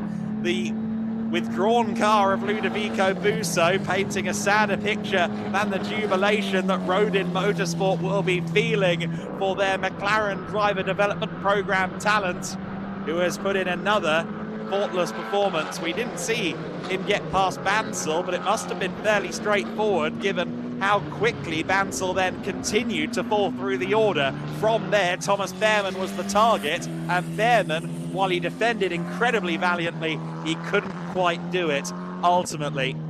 Now, penalties, we do have to consider them as well. Pedro Lima will have his penalty, of course, so he's going to drop back behind Samuel Ifrid, I think. I don't think that penalty has been applied on the timing screen just yet. So Ifrid should claim 4th position. Further beyond that, I think we're going to see some cars free falling through the order in the lower places. Car 46 got a penalty. Of course, that is Ari Bansal. That's a big story. Bansal got 5 seconds towards the end of the race while we were watching all of that unfold. That rather escaped our grasp on, I think, the final lap of the race. But Ari Bansal got a 5-second penalty, so he's not going to score any points. That's disastrous for his attempts at trying to hold on to the championship, as a matter of fact. What was a 53-point advantage is going to expand out to 78. In fact, is it 79 points? Yes, it is, because Dries van Langendonk was the fastest lap of the race. How many points do you score in a weekend in the Formula Winter Series? The answer is 84. Dries van Langendonk is the rookie champion. He could yet be the overall champion in race number 3 of the weekend. I've got some maths to do, but goodness, what a change, what a transition in the championship this has been. But per what we're seeing on the timing screen with the track limit maths being what they are, I think Bamsel's going to be out of the points entirely. He will not be champion overall, Dries van Langendonk. He is the rookie champion, but in race 3, that accolade might be added to his list. In race 3 in the Formula Winter Series, he will be lining up on pole position. Arie Bansel will be lining up in 9th place. Van Langendonk has the proverbial hand on the championship overall. He is our provisional rookie champion. He is now tied for most race wins in a season in the Formula Winter Series as well. The most wins in a season, 5 from Kasper Stuker in 2023. And that was win number 5 for Dries van Langendonk in the 2026 Formula Winter Series. A breathless race is how Andy McEwen defined that. A breathless race in which Dries van Langendonk became the rookie champion, provisionally, of course. And now the overall championship is just over the horizon too. What a race here at MotorLand Aragón. What a pair of races in the Formula Winter Series. Exciting for different reasons. The dry to wet had its part to play in race 1, but that was just a rip snorter of a battle. I'll say a battle. It was about 6 different battles that we got to see unfold over the course of this race at MotorLand Aragón. I'll stick my neck out there and say best race in FWS history. Finn McLaughlin's win here last year was very special in that wet to dry crazy race, but there was something about that one. That was incredible. And we've got to do it all again before the day ends. Amazing. MotorLand Aragón delivers in the Formula cars, I'll tell you that much. It is a great circuit for these things. And I'm sure there's going to be a lot of smiles down at Rodin Motorsport. We saw them climbing the fence and punching the air as their young man came across the line to take that all-important 5th win of the season. And given what happened to Bansel there, given the way that car faded away, that's going to be a huge win. That is a pivotal moment in the championship. Arguably, Bansel's 5th, 6th at Valencia last week, or last event, kind of put him on the back foot in the championship battle. But that result and that issue, whatever it was for Bansel, clearly is an even worse step. It wasn't power. I think we should specify that. It clearly wasn't power for Arie Bansel, because he was just as quick as those in his slipstream running down the main straight. There have been some adjustments here to the result. The 87 is down to 3rd place. So that is Thomas Behrman being pushed up to, or pushed down to 3rd place. Alexander Savinkov therefore inherits 2nd position. So Thomas Behrman accrued some track limit penalties out there. I didn't actually see a bulletin for the 87. Oh yes, there was. There was a 5-second penalty for Behrman as well. So Savinkov is going to inherit 2nd place. Behrman is going to take 3rd ultimately. And also, I think there was an issue for Chiara Batigue with track limits, because Matilda Patz is going to be the winner in female trophy as well. Yes, car 89 got a 5-second penalty, I think, on the last lap of the race. That's a real shame for Chiara Batigue. The Matilda Patz will inherit female trophy. There's no change, though, to the winner of the race and provisionally the winner of the rookie championship, Dries van Langendonk. Yeah, this site is getting rather familiar, isn't it? I do have Dries van Langendonk alongside me. Dries, well, I have to say congratulations, because you have, with that, wrapped up the rookie standings. You are our rookie champion. I know that you want the overall championship. I know that is what you've got your eyes on, but congratulations nonetheless.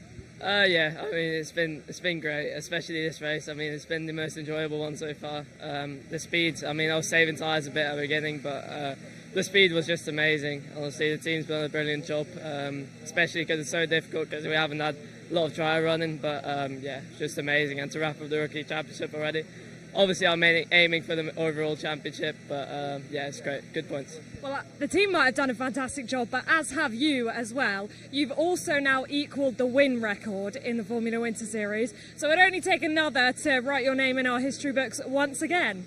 Yeah, I hope I can do it quickly, but yeah, we've still got a couple of races to do it, so yeah, I hope to get that as well. Well, you've got another race today to give it a shot as well.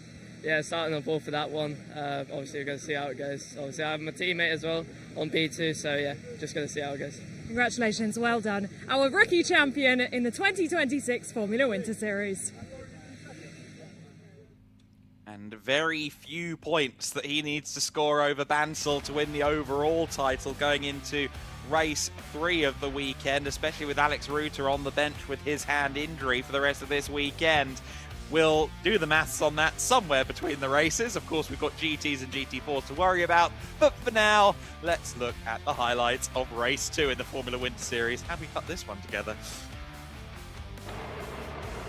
Race 2 of the weekend started a little bit early for Pedro Lima and a little bit late for Alfie Slater. Some issues getting off the line. Thomas Behrman, though, with the lead into the first corner. Ari Bansal got a sensational start. He was second, almost leading around the outside at turn 1. He would be behind Thomas Behrman for the early phase of the race. There was a bit of a moment for Alex Chartier up at turn 3. Did well to avoid the back of, I think that was Matilda Patz in the early corners. The back in the field there, we see 2, 3 wide as always down through the corkscrew, and from the very start of the race, Behrman was under pressure. It was Harry Bansal doing the application of the intensity going in the early laps at least, but Bansal would be in P2, not for the duration of the race, unfortunately. We'd see him fall through the field later on. Andre Rodriguez and Ginevra Panzeri among those fighting back in the pack, and Rodriguez was one of the first, unfortunately, to get a 5-second track limit penalty. Certainly not the last to get a 5-second track limit penalty as the race unfolded. And there we see some of the top 3 fighting. Of course, Dries van Langendonk chasing Behrman, chasing the prize at the front of the field. And what about Alexander Savinkov? From 21st on the grid, he was up in the top 10 and navigating his way towards a podium finish.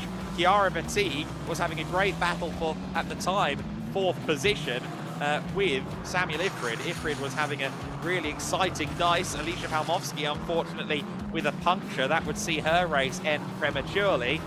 This was Alexander Savinkov making his way up into the top 5 around the outside of Chiara Batigue. And meanwhile, Harry Bansal now behind Dries van Langendonk and suddenly losing time under pressure from Pedro Lima, and he'd fall further and further back. Dries van Langendonk on the offensive, trying to get the lead from Thomas Behrman, and finally that lead would be definitively exchanged up at turn 5. A good, very smooth-looking move from Dries van Langendonk. Not such a smooth move from Alexander Savinkov, bouncing across the curbs to get around Pedro Lima, but that would move him up into the top 3, while Ari Bansal was fighting for his life and fighting for some championship points up against the likes of Proudfoot, Nalda, Batigue, Levian, who got tagged by Marcus Silkunas, 2, 3 wide all through the field, and Ari Bansal was proving to be a very effective bottle cork, holding everyone up behind him, much to the testament, I'm sure, of the likes of Chiara Batigue and Marcus Silkunas, who are trying to make headway. George Proudfoot Nalda in amongst it, Matilda Patton amongst it as well. The 89 and the 18 cars were fighting for the female trophy in amongst the skirmish. It was really entertaining racing, and Harry Bansal did hold on to 9th on the road, but he would accrue a track limit penalty while putting in the hard graft of trying to defend. No such issues though for Dries van Langendonk. A full haul of points, fastest lap and race win, rookie championship going the way of DVL. And the overall championship is a hair's breadth away as well. What a drive from Dries van Langendonk, the drive of a champion, which in the rookie class he now is. And we didn't really expect it to come before the end of the weekend, but now he's just a few points away from winning the overall championship in race 3 as well. Arie Bansel is going to have to work very hard to keep the title fight going into Barcelona. Van Langendonk is the race winner. Alexander Savinkov in second place. Thomas Behrmann in third. Sami Liffrid in fourth place. Pedro Lima fifth. Levian in sixth.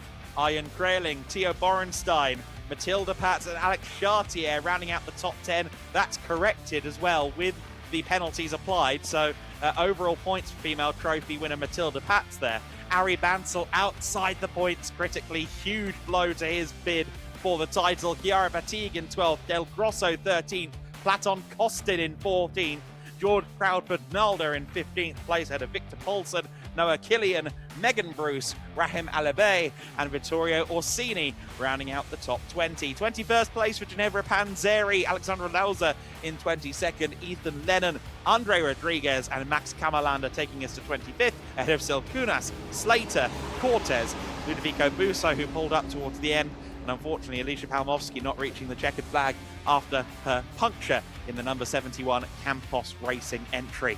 Well, what a race that was in the Formula Winter Series. This is going to be, I think, a fairly breathless podium. Andy is ready down there to deliver the trophies. Yes, I am. What a race. What an entertaining 30 minutes of racing from the Formula Winter Series. We've got our drivers ready to go on the podium, starting as always with the female trophy winner. Another female trophy race decided by a post-race penalty. And this time the driver who ends up on the top step is Matilda Pats. Congratulations, Matilda. Gets the victory in the female trophy. And of course, the driver who really benefited from those penalties yesterday, this time around, on the other end of the story. And Matilda Pats able to claim the win. And it was a brilliant battle between herself and Chiara Batigue all race long. And I'm sure she enjoyed that, and all the more so because she was able to come out with the race win. The photographs, I think, have largely been taken, so we're going to jump in and have a chat with Matilda. If you want to step down here, Matilda, what a race. You were right in the middle of that battle. You were fighting Chiara for the lead anyway, and then obviously the penalty decided it, but it was so close. Yeah, it was purely chaos. I catched up to the group, and then I was inside. I made up some places, but obviously trying to fight Chiara. I was also on the very limit with the track limit, so just stayed in between before getting a penalty, so very happy with that. So difficult as well when you're battling with so many cars like that. You try and make a move, and then if it doesn't work, you could lose 3 places. Do you enjoy that kind of racing, or is it a bit stressful? I would say it's a bit stressful. I tried to make some moves, and then you would get pushed wide, and then you just have another 3 cars behind you trying to overtake you. But we managed quite well, and I'm happy to take points again. Well, we enjoyed watching it at least, and I hope you enjoyed racing in it. Matilda Pats then our winner in the female trophy for Matilda Racing, and that was a absolutely sensational battle between her and Chiara Batigue in the quest for the female trophy victory. So, quick change of decoration behind the podium, and then we will have our rookie top 3 welcomed out here to begin their celebrations. Remember, there's a third Formula Winter Series race still to come a little bit later on in the day. So this the second opportunity then to welcome drivers onto the podium. We are, I think, good to go with the rookies. And in third position in the rookie category, Levian. And out he comes to a huge reception from the Yenza Motorsport crew down below. Second position for Cram, Samuel Ifried. Well done, Samuel. The rookie championship might now be just out of his grasp, but that was still a really solid race. The win, though, once again goes to Rodin Motorsports, and provisionally they claim the rookie title. Congratulations, our rookie winner, Dries van Langendonk. Well, the drivers might claim not to be that bothered about the Rookie Championship, but the team, their response definitely suggests otherwise. That was a huge reception from the roading crew down below as they celebrate another rookie class victory, and Dries van Langendonk able to celebrate it. Levian looks very, very pleased, rightly so, with his podium finish. And I think actually whilst they're changing the flags behind the podium, I might jump in and have a chat with Levy in a few seconds. Photos then can be taken of our rookie podium finishers. So Levian, Samuel Ifried and Dries van Langendonk. Not their first appearance for any of them, I don't think, on the rookie podium. Certainly not for DVL, who, of course, will also be welcoming up in a moment as the overall race winner. Fantastic stuff. Levy, if we can just have a quick chat. Levy, I wanted to talk to you because you had a brilliant race there, charging through the order. Do you remember any of it, or is it a bit of a blur? Well, it was a wild race. I did my best, and yeah, at the end, we finished in a good position. I'm going to ask you the same question I just asked Matilda. Do you enjoy those kind of races, or do you prefer it when you can get your head down and just get away? Well, it's hard racing, but I prefer this over just driving alone. Yeah, so I enjoyed that. And of course, it's a great learning opportunity as well to learn your racecraft. It's been a learning season for you. Are you satisfied generally with how things have gone? Yeah, at the moment I'm happy. I hope we can continue like this. So yeah, at the moment I'm happy. Excellent stuff. Levian then on the podium. The win, though, in the rookie category goes to Dries van Langendonk, and Rodin Motorsport very pleased with that. I do think, though, that Jensa Motorsport might be even happier to have their driver on the rookie podium. One more set of drivers then to get out before we head back trackside for our next race here this afternoon. The GT4 Winter Series drivers heading out onto the track momentarily. But hopefully we've got time to get our last set of drivers out onto the podium, which, by the way, is now bathing in sunshine. It's turning into, dare I say it, quite a pleasant afternoon. There is a threat of some rain later on, but we're hoping that stays away for once, and we can have some good dry racing through the rest of the day.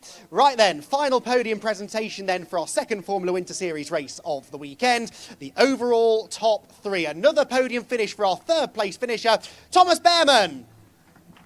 Well done, Thomas. He's been up there battling for a win both times this weekend and will be gunning for the top step, I'm sure, in race 3 later on.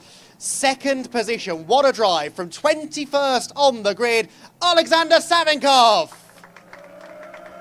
who looks remarkably calm for a man who just gained 20 positions in that race.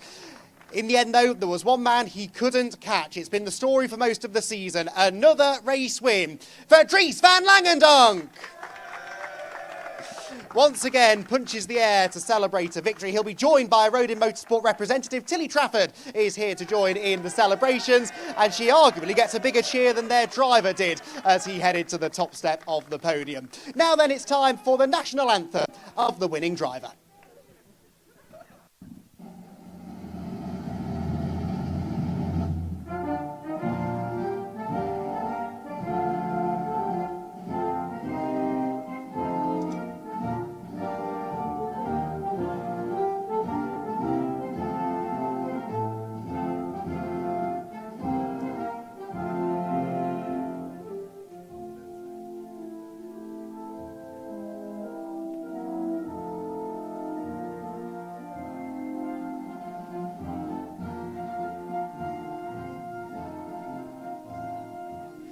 Dries van Langendonk claims another win in the Formula Winter Series and now puts one hand on the championship trophy. The rookie class is sewn up provisionally, and now he's got one target in that third race later on this afternoon to try and claim the overall championship with 3 races to spare. He claims the winner's trophy once again. A huge congratulations to Dries van Langendonk, to Alexander Savinkov and to Thomas Behrman, our overall top 3 finishers. A very, very lively podium, as Adam predicted that it would be.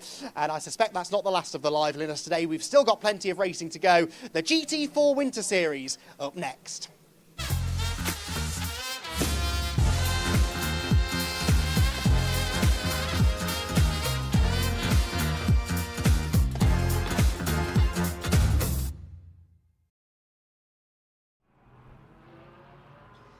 GT4 Winter Series up next, up now. We are ready to go racing in that, and it's going to be a very compelling run to the flag in this race. This is another race where a championship is very likely here. There is a significant gap at this point between Robertson and Ramyed, currently runners-up in the standings, and the GT4 Winter Series Championship leaders, that being Joel Mesh, of course, and Enrico Federer. That will be their aim for this race, undoubtedly, to try and claim the championship in this one. We'll guide you through the finer maths of it all in the next couple of minutes in the early laps of the race while we prepare for this. I think we saw the 700 car there out on circuit. Hopefully it wasn't slow out on circuit. I didn't quite see that until the last few moments of the onboard, but the 700 car, of course, Tilogos and Stefan Muka in the number 700 Aston Martin from the BWT Muka Motorsports stable. But another championship deciding race could be in the offing here. We know that there's every chance now that the overall title in FWS could be decided in race number 3, but here in the GT4 Winter Series, it is an iota, a fingertip away for the number 11 pairing of Federer and Joel Mesh. A lot of pressure on those young men's shoulders, but it's pressure they're all too familiar with, especially Enrico Federer, of course, having been ADAC GT4 Germany champion last year in the SR Motorsport by Schnitzelhelm framework.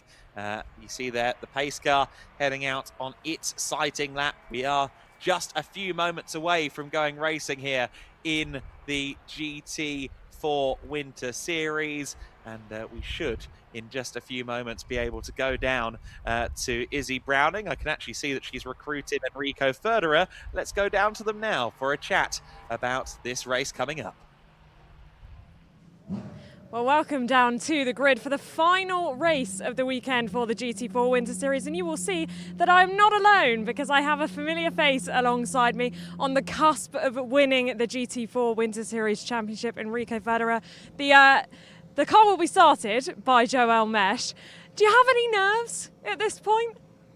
For now, no, because Joel is in the car. Joel knows what he's doing. He's a great driver. So for now, everything is okay. And yeah, I'm really looking forward to getting in the car in like 40 minutes.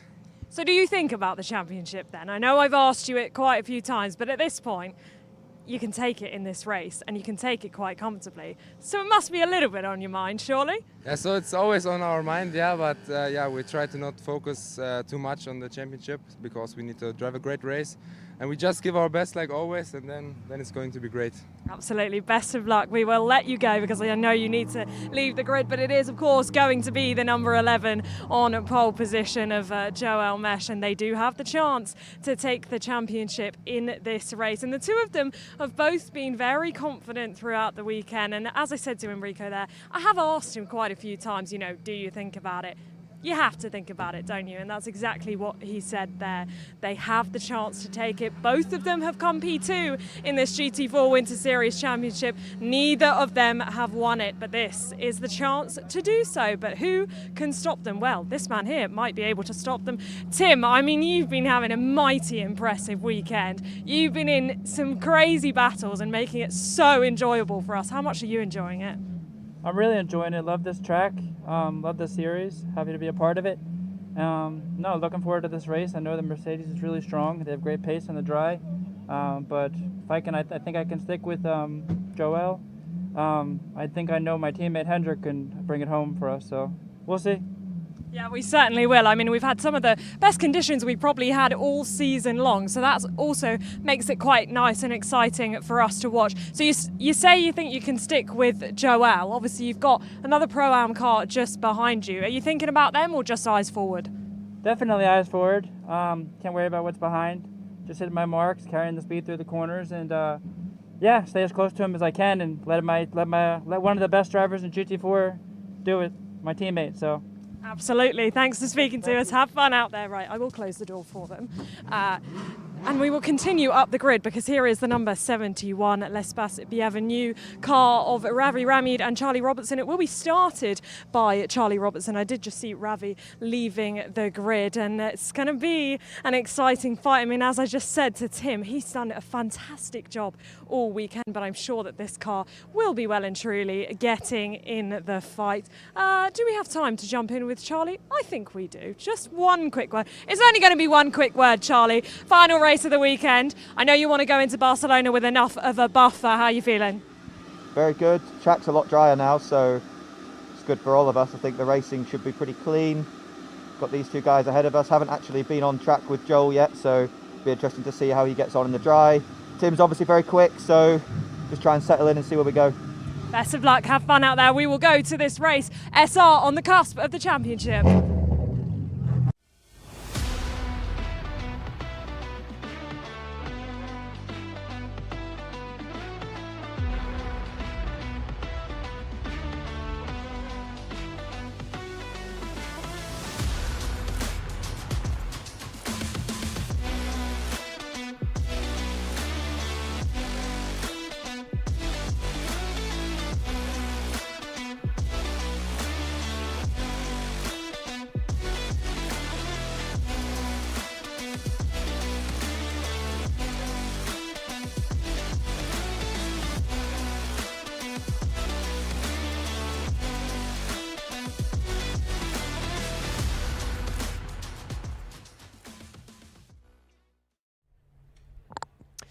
The GT4 Winter Series cars then released from the grid ahead of their perhaps decisive third and final race of the weekend. Adam Weller, this could be a very, very tense next 50 minutes or so. Couldn't it just, especially for the man on pole position, Joe Elmesh starting from pole, Tim Horrell alongside on the front row of the grid, the Pro-Am driver. He's very confident in his teammate Hendrick still, isn't he? We heard that on the grid. Charlie Robertson from third place. He needs to outscore the 11 car by 9 points to have any hope of taking the title fight to Barcelona. Federico Peters in 4th position.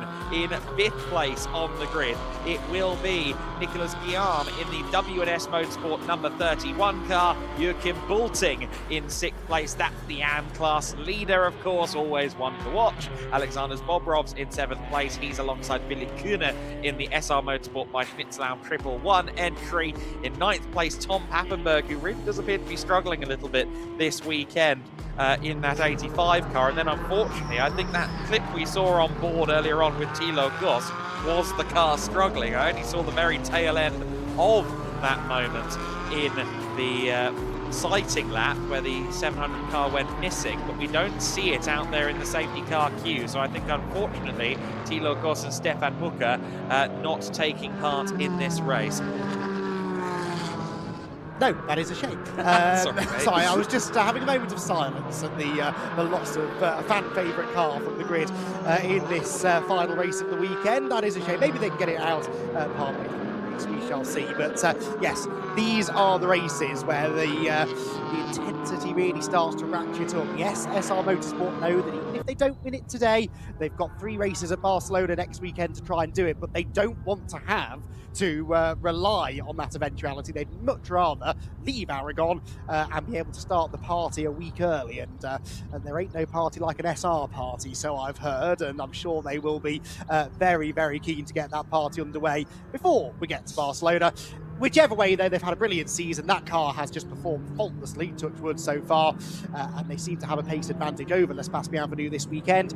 Stranger things have happened, though. Will we be painting downtown Alcañiz a lurid green? We'll have to find out over the course of the next 60 minutes of racing in the GT4 Winter Series. Certainly for Joe Elmesh in the very near term, he's got a lot of challenges surrounding him with the big BMW. Charlie Robertson immediately behind him, immediately alongside him, Tim Horrell, who won the first race of the weekend standing on his own in the solo race, of course. 30 minutes rather than 55, no pit stop change, and the bronze driver did it all by himself, which was awesome to see. What about Federico Peters in the 007? He's been a factor over this weekend in a lot of battles as well. Joel Mesh under all the pressure then as the hour-long race gets started in the GT4 Winter Series. He's got himself a solid launch. Tom Pappenberg showing some ambitions further back, but cannot make up any places. It's all gone okay. Oh no! Not at turn 2 it hasn't. Federico Peters trying to get to the inside there of Charlie Robertson. Now we can see the damage on the number 007. What about the number 71? It looks like it's slowing. It's a puncture. It's a puncture on Charlie Robertson. He needs to outscore the number 11 by 9 points to take the title fight to Barcelona. As it stands, they might not even get the thing back to the pits. Oh, heartbreak for Charlie Robertson. Didn't seemingly do anything wrong there. And unfortunately, that fairly inconsequential appearing bit of contact, I think, has broken the rim, hasn't it? It's not actually just took the tyre off the rim. I think it's broken the wheel rim and did quite a lot of damage to the Aston Martin. So what a shame. Charlie Robertson not out of the race. They could get the car back to the pits. They could change the wheel. There could be a safety car, but that is a massive, massive dent in their championship aspirations. On the back foot due to the damage to the back wheel on the first lap of the race. Tim Horrell in second place, leading Nicholas Guillaume through in third position. There's your AM-class battle. Alexander Bobrovs has got the better of Joachim Bolting on a race start. That doesn't happen very often. Joachim Bolting, typically ace, coming off the rolling starts and making up places every which way he can, but for now he's been bettered by the Team VRT driver. Also, Tom Pappenberg has leapfrogged both of them on the first lap to now run fourth overall. Of course, this partly owed to the melee in the first few corners. Here comes Bolting to the inside line of Alexander Bobrovs, using again the Cayman's ability to side through the air, going down the main straight, or down the back straight, the longest straight of the lap. Bobrovs goes rally crossing, trying to hold on to the back of Joachim Bolting, but Bolting has eased by. Bolting is bolting as well now, isn't he? Ahead of the Mercedes slightly. That's a decent gap already, and he's only been in front by a couple of corners. Yes, nearly a second between the Porsche and the Mercedes. Kuna is in 7th position, and well, nobody else has made it to the end of the opening lap, so it's a slightly depleted field already. Lots of bits of bodywork from the Aston Martin, largely from the Aston Martin anyway, at turn number 2. That is of a little bit of concern, strewed across the racing line as a couple of the drivers drove over it, but what disaster for L'Espace Bienvenue. They are in the 3rd sector somewhere, so Charlie Robertson has carried on and is limping back to the pit lane, but I fear will lose at least a lap through this whole process. Absolutely right. You've got to remember, of course, that GT4 cars don't have centre lock wheels, unlike GT3s, so it's a 5-stunt process. It's something more akin to an old school NASCAR pit stop before the central lugs were brought in. You've got to fire the wheel gun around 5 bolts, and that takes a little bit of extra time. It's almost certainly Charlie Robertson is going to be a lap down. Incidentally, Thilo Goss did start the race. He was in the pit lane. I think they were resolving some issues with the car, but it is now out there on the circuit at the very least. Excellent news, okay, and still on the lead lap as well, so that's a good safety car. They could get right back onto the tail of the queue. There goes Tom Pappenberg. There is your AM battle. Pappenberg, of course, in the 4th now as a result of all of the carnage on the opening lap. Did quite well to pick his way through that. He was on his toes right from the minute the red lights went out. There is Charlie Robertson, only now making it out of the final corner. And of course, we're assuming this can be easily solved by fitting a new tyre onto the back of the car. Has it done any more damage to the brakes, to the suspension internally? If that's the case, then it's realistically championship over. And Racetivity, L'Espace Bienvenue are not going to send Charlie out without doing the prerequisite checks on that. So this pit stop could take a lap all on its own at the very least as well, even in the most optimistic scenario. But what we are seeing here is the overall championship really slipping away from L'Espace Bienvenue. Realistically, it's been slipping away since Estoril, since that hot streak from the number 11 car. But now it's looking ever more distant, and in fact Frederick Zebis could well find himself running second in the overall points coming out of this weekend, with Guillaume, his teammate, running in 3rd position. Yes, and that car's had good pace all weekend long, regardless of who's been in the car, so a good chance that they could bring a podium finish home. Now, you know someone else who's had good pace all weekend long is Tim Horrell, in fact all season long, and he is demonstrating that now. He was a 1/10 of a second quicker than the leader on the previous lap, and is certainly not allowing Joel Mesh to have this all his own way, and I'm sure if he can get close enough down that back straight, he will have a good go at taking the lead away. So we still have a race on our hands here, and of course Joel Mesh, I'm sure the message has been relayed to Joel that Charlie Robertson is not out of the race, certainly out of contention now for a good result, and I wonder whether he might just be a little bit more circumspect if and when Tim Horrell is knocking on the door. Quite possibly, that is a good point to make. Horrell would absolutely relish the opportunity to win this race. Of course, it's always a bit of a race against time for W&S Motorsport with the driver change, getting the car switched over from the hand controls to the conventional pedal setup for Hendrik Still. It is just the press of a button in theory, but it does take a little bit of time to get Tim out of the car and get everything ready to go for Hendrik Still, who will take the car over. So Horrell is going to, if anything, want to get ahead, and then if anything, try and build a gap, which against Joel Mesh is quite the task, but Tim's game for any task, really, seemingly behind the wheel of the Cayman this year. He's come another step forward since we saw him in the previous Winter Series, and yeah, it's really incredible to watch. Indeed it is. I'm running out of things to say about Tim Horrell, really. It just is remarkable what he's managing to achieve, and yeah, he's as quick as anybody, isn't he? He is, although actually on that lap, slightly slower than Joel Mesh, but at least keeping Joel in his sights. To tell you who is going well long is Joachim Bolting. He was half a second quicker than Tom Pappenberg on the previous lap, so Joachim for 4th is a possibility. Back in the race then is Charlie Robertson, so they are a lap and 2/3. Yes, so not quite 2 full laps, but they're a lap down at least. That was a quicker turnaround than we perhaps feared it might be, though, so that suggests it was just the wheel/tyre damage. However, a stronger pairing as he and Ravi Ramyadar, I don't see them needing a lap and a half or more back, so they'll salvage what points they can. They'll hope in the nicest way possible that a bit of misfortune befalls the number 11 car, but as it stands, it looks good for SR in the championship, and for Les Pascal Avenue, it's a case of what could have been. And I think it now is a switch of focus for Robertson and Ramy to the Pro-Am title fight, yes, which coming into this weekend, so before race 1, there was only 10 points between themselves and Fuchs and Kuhne in that championship, because the Pro-Am points are scored separately from the overall results and indeed have a different point system from the overall results. There was only 10 points coming in. I think it went out to about 16 points in the first 2 races. However, there's every possibility that they could be right back in it if the 71 car was a non-finisher. Certainly Kuhne and Fuchs would be right up there. So yes, Robertson's now running around a lap down, but getting those 3rd place points in Pro-Am is going to be massively important going into Barcelona all the same. Yeah, exactly so. They're only 1 position behind the 111 car at the moment, despite them being the best part of 2 laps between them. But to your point, they have to make sure they complete the required number of laps in order to be classified as a finisher. Here comes Joachim Bolting for 4th position, meanwhile, to the inside of Tom Pappenberg.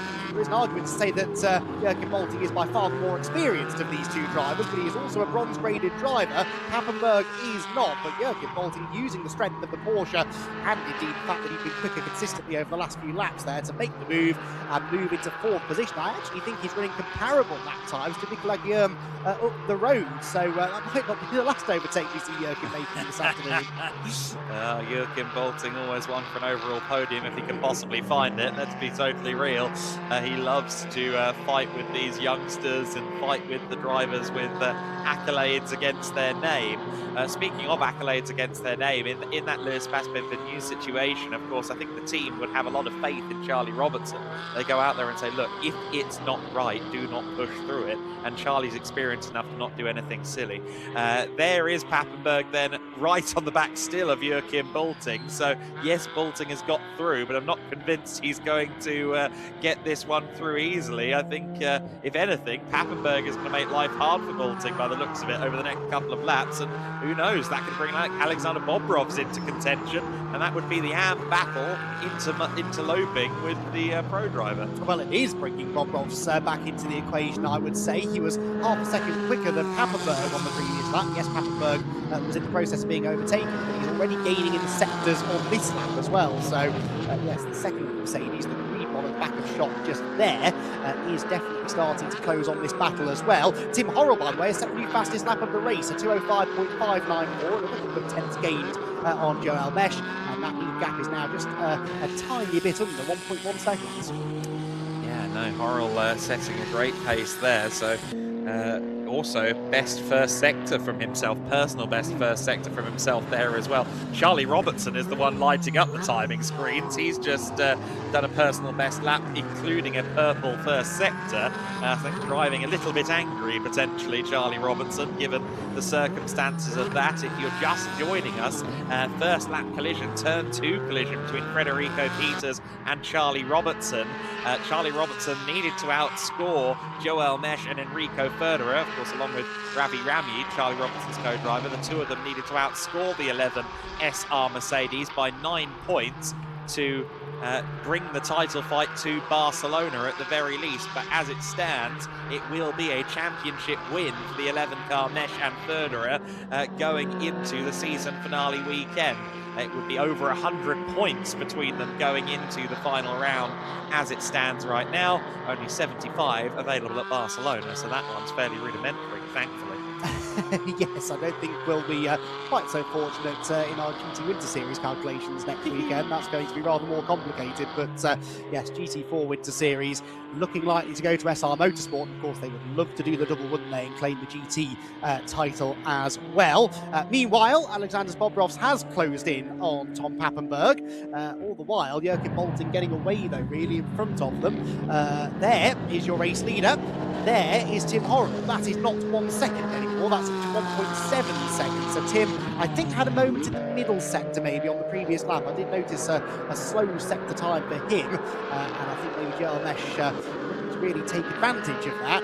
He's now starting to pull the pin as well.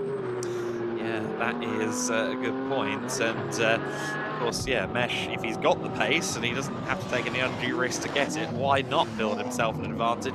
Frankly, why not win this championship with a win?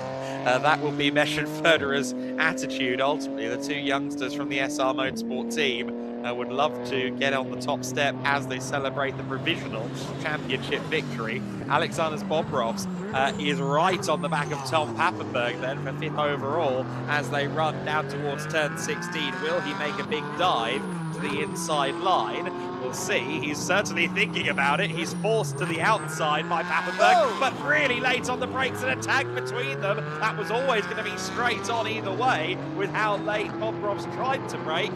The Latvian racer certainly brave on the pedal, and Papenburg colliding with him just slightly there. Well, remains in 5th place, and that really wasn't Papenburg's fault. Either way, Bobrovs was going to go spearing into the runoff area. Yes, he sort of put himself into a gap that was always diminishing and wasn't really making the corner anyway, so he will rethink his strategy potentially. I think he might have the pace to catch back up to Papenburg. Gap between the two of 3.7 seconds across the line, but whether he's able to then find a way through when he gets there, we'll have to wait and see. Charlie Robertson, by the way, fastest lap of the race for what it's worth, 2:05.517, just under a tenth quicker than the previous fastest lap of the race. There is Charlie. He's just an outright fastest, but on the next lap as well. Typical, isn't it? It's always the way. As soon as they're out of contention, suddenly drivers loosen up. They do drive a little bit angry and they demonstrate the pace they've really got. Of course, if he'd been able to survive the first lap unscathed, could he have still had this pace and maybe gone and taken the fight to SR Motorsport? It seems that would have been the case, but it's all ifs, buts and maybes now. It is, and I know Charlie Robertson will not be best pleased with how it's unfolded. It'd be very interesting to get his immediate take. Maybe we can dispatch Izzy down there to find out after the pit stop window once Ravi is in the car, see quite exactly what he makes of that in review. But the 71 car continuing on unabated, all on its own out there on the circuit, and that, of course, again, is a points-gaining exercise for the Pro-Am class. And indeed, of course, if things go very, very crazy, then there's every chance that they could beat Mesh and Furter if there's a problem. However, they do have to outscore them by 9 points, and that's not going to happen if they're running 8th and 9th at the end of the race. So either way, it's a very tricky situation for Robertson and Ramyid, and one that they're unlikely to take the overall title to Barcelona. There's Thilo Goss running in the club class entry. It's the first time this season, actually, that the club class has been a solo act, as it were, with the Zone Racing McLarens in amongst it. And if you are just joining us for the first time, you think that's an old Aston. Yeah, there's a reason. The club class is for out of homologation GT4 cars. So the idea is to try and, as Stefan Mucker put it to me, get these cars out of storage effectively, because there isn't really anywhere for them to go. I think the GT4 historic movement is maybe a couple of years away. We have seen attempts at it in the UK, but it's slowly bubbling over hot at the moment. But why not have somewhere for the cars to go? And in the GT4 Winter Series, we do have them out here, and it is a great addition, especially with the sound that Aston makes rumbling down these straights and around these corners.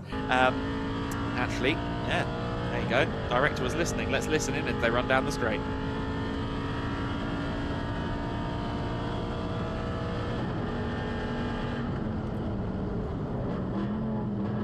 See it under braking. Thilo Goss continuing to navigate the circuit, will hand over to Stefan Mucker, the ex-Aston Martin factory driver for the second phase of the race. Unfortunately, I'm not sure what kind of job Stefan can do from what will be about, I think, 20-30 seconds back once he takes the car over. In fact, it's already 35 seconds at the moment. But of course, if he's on the lead lap and there's a safety car, then, hey, he can be right back in contention. That's what a lot of these kind of pro drivers, especially those that are only in the endurance races, they hope for that safety car to come. That's what Milos Pavlovic was telling me. We spoke to him, of course, on Friday and aired the interview on Saturday's broadcast, and he said, look, if there's a safety car, if we're on the lead lap, I'll give it my best shot, you know. That's always fun to hear, because yes, they're here to coach, yes, they're here to impart wisdom, but it's nice to know that that racing driver mentality has been packed in the bag, isn't it? Oh, 100%. I don't think they go anywhere without it, do they? And that's what makes a successful racing driver. Any time you're on track is an opportunity to prove yourself, regardless of how long you've been in the game for. Joachim Bolting, what pace has he got at the moment? Well, that was a personal best lap, a 2:06.9. A couple of tenths, though, slower than Nicolas Guillaume ahead. And so fourth position he will stay for now. Pappenberg, meanwhile, keeping Alexander Bobrov's behind him, actually by an ever-increasing margin. 5 seconds now between the two Mercedes AMGs, and Alexander Bobrov's, whether maybe that little touch they had has knocked the tracking out slightly, but doesn't seem to now have the performance that he had before that little altercation at turn 16. Leaders then head towards the corkscrew section, and Joel Mesh so far everything ticking along quite nicely in the SR Motorsport by Schnitzel Mercedes. Seeing a personal best first sector, still fractionally slower than Tim Horrell. The Porsche really seems to have the edge in this race in sector 1, which is interesting. It was very much sector 3 where the Caymans were particularly strong earlier on today, but the winding uphill sequence of corners at the start of the lap suiting that car quite nicely. The Aragon Competição Aston Martin is being wheeled back into the garage. That car returned to the pit lane at the end of lap 1 and has not been seen again, and indeed will not be seen again, I'm afraid. The 007 car heads to the garage, and we'll hopefully have them back out again at Barcelona in a week's time. Real shame that they had that contact with the BMW, and a shame that perhaps the championship will be decided because of contact with a non-championship contending car. I'm not saying there was any malice in that at all from Federico Peters. It was just one of those lap 1, turn 2 things, but certainly won't improve the way that Charlie Robertson and Ravi Ramyid are feeling, because if they were going to go out to contact with any car, I suppose they'd rather it was the one they were fighting for the championship in a way. But even that wouldn't have actually done anything for them. If they'd both been non-scorers, it would have still been championship Joel Mesh, Enrico Federer. So, yes, I take your point all the same. But the 11th car continuing on, 3.8 seconds is the margin between Mesh and Horrell at the moment. So Horrell's pace still relatively equivalent, but 7/10 off on the previous lap. Hendrik Still and Enrico Federer going head-to-head. That's something that sounds really interesting to me. So I'm hoping that Still is able to be just a couple of seconds back by the time that the pit cycle has made itself known. Speaking of which, the pit window from minute 25 to 35 of this race, ergo 5 minutes or so until they're able to go to pit lane and make their mandatory driver stop. No tyre changes in this series unless you fancy serving a 60-second penalty in the pit stop. So you've got to have a slightly longer stop if you want a new set of tyres. Effectively discourages people throwing tyres at the wall because, well, if you've ever been to Quick Fit and you think they're costly, you should know what a slick racing tyre costs. I do. I don't want to break any hearts, so I won't say the exact figure. Yes, not pocket money, is it really, for many of us, but yeah, good way of keeping the costs down, and tyres are more capable of running the great distance of the race anyway, aren't they now, without really dropping off too significantly. It's not uncommon to see some really quick laps put in towards the end of these 1 hour races because, of course, yes, the tyres do wear, but the fuel load comes down, and sometimes it is the quicker pro driver in the second half of the race, and they can pull out a really, really rapid lap time. Tim Horrell is doing everything an AM driver should do, really, here, isn't he? He's keeping that car in contention for when his pro jumps in at the pit stops. In fact, he's doing a better job than most AMs would be able to do of that. He's within 4 seconds or so of the leader. Yes, Enrico Federer, when he jumps into that number 11 car, is not going to be slow either, but it is at least keeping the WNS Motorsport car in the picture. 4.6 seconds back now, actually losing a bit of pace on that lap, but a really solid performance this from Tim Horrell, and no one else inside. He's got the length of the pit straight practically back to another pro driver behind in the shape of his WNS teammate Nicolas Guillaume. And there's a phrase in journalistic parlance, burying the lead, meaning that the real headline is probably 4 paragraphs deep, and for some reason you've not led with that. And it's hard to know if we do bury the lead or not with Tim Horrell, because yes, he's a bronze driver and he's performing at a level of a pro driver, but that's completely ignoring the fact that he is on hand controls, which is a huge, immense challenge. Realistically, hand controls have to be specifically adapted to the user. Alex Zanardi, for example, who was one of the most famous examples of a driver using hand controls, he had a very different setup than what Tim has in the car. Zanardi was actually using a prosthetic to control the brake pedal, rather amazingly, back in the World Touring Car Championship. And so Tim and the team have collaborated so hard and worked so diligently to find the setup that works for Tim. And now that we're at that point, and we have been at that point for a while, Tim's driver development is coming on in earnest. And again, we don't know what really is more impressive, that he's able to do this with a different set of controls than anyone else on the grid, or the fact that he's doing it as someone who is a bronze-rated driver. Absolutely so. I remember this time last year being very impressed with what he was doing and sort of thinking, well, you know, almost how much better can he get? But, you know, where is his ceiling? He seemingly keeps on improving every time he gets on track. As I remember it, Andy, this time last year on a beach in Mexico with a pina colada. I'm sure I had just enough Wi-Fi on the beach to keep track of what was going on in Aragon. I was there in spirit. I see. Great. I'm so sorry. Nicolas Guillaume under braking then for turn 16. The number 31 car running through the corners. Of course, Frederick Zebis is typically one we would expect to be quite quick once he takes the car over as well. Guillaume and Zebis getting closer together in terms of performance. Joachim Bolting is off the circuit and trying desperately to get back on it as he kicks the clay up on the inside of turn 16, turn 17. That was Bobrovs going past him for the AM lead. Now, how close were he and Tom Pappenberg earlier? Yes, let's have a little. It's too late to see now because Pappenberg's crossed the line, but they were generally in the same vicinity, weren't they? Look at the dirt still falling out from underneath the Porsche cave, and we'll have to wait and see if we've got a replay of any sort that would explain that. Still huge clumps of that sort of clay-like soil falling from underneath the car, and that is particularly slippery. Okay, it's dried out slightly compared to where it was this time yesterday, but that is not going to be ideal for those coming behind, and of course not ideal for Jurgen Bolting, who we've spent all day so far saying very nice things about, and remarking at how quickly he was going. Well, if it was a solo effort, maybe he pushed the boat out just a tiny bit too much. It is possible. Jurgen, I think, is a driver that tends to operate on the edge of what he and the car can do at any given time, so remains to be seen, really. I don't think they were terribly far apart before the incident, but whether it was an incident singular or an incident collision flavour, we'll have to wait and see. Pit window will be open this time by for everybody. We are going to get a replay now. Is it a replay that tells the story? Where's Bolting? There he is. That's a lonely incident, I'm afraid. That is one man having a problem all on his own, isn't it? Yeah, I couldn't see another car flashing through at the top of screen as I would have expected. So, yeah, I think maybe that was done all by himself. But, well, we'll see. He'll be on the podium at least in some capacity, hopefully, later on. I'll try and ask him the question if we've got time. Will he be there as the class winner, though? As you said, Alexander Bobrovs has actually got ahead of him for the time being. Thilo Goss continuing on his way.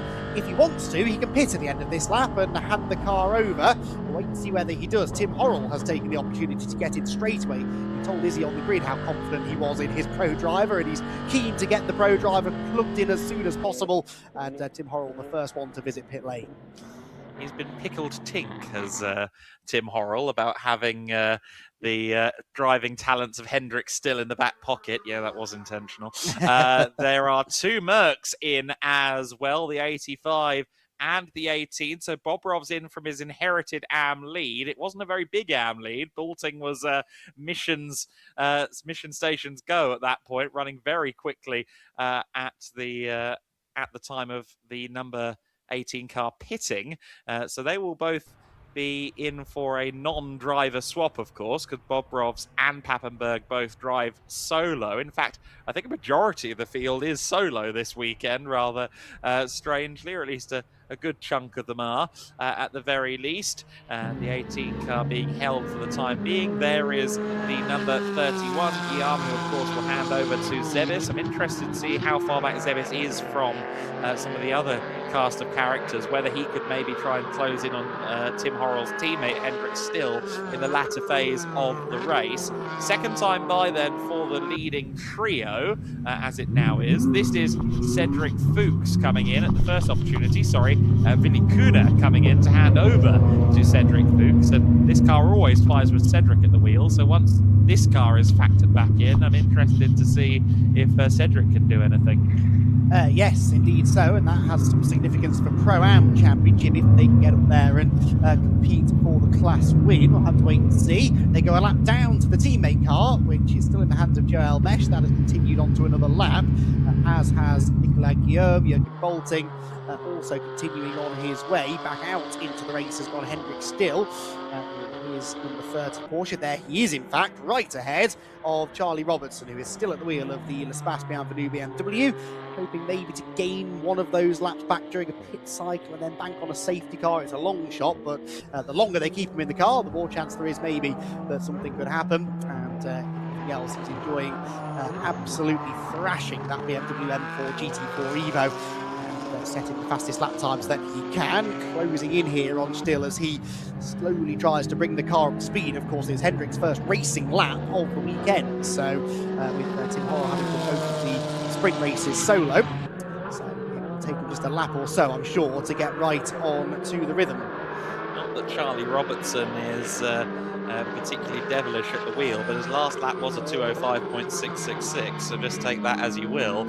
He has been pressing on pretty hard and setting fast lap after fast lap after fast lap. The fastest lap of the race, of course, still in his column, as you can see on the timing screen. It's been a very rapid stint indeed. It's now Hendrick Still just ahead of him on the circuit, so that's another very fast driver who I expect to light up the timing screens on tyres coming back up to temperature and a lighter tank of fuel. That will be very compelling. Hendrik Still, who I seem to think we saw in 2024 at Barcelona, if my memory serves me correctly, but a driver who is very commonly seen in GT4 Germany, in the GT4 European Series as well, and one of the very best drivers in a Porsche Cayman GT4, certainly a star of the WNS roster.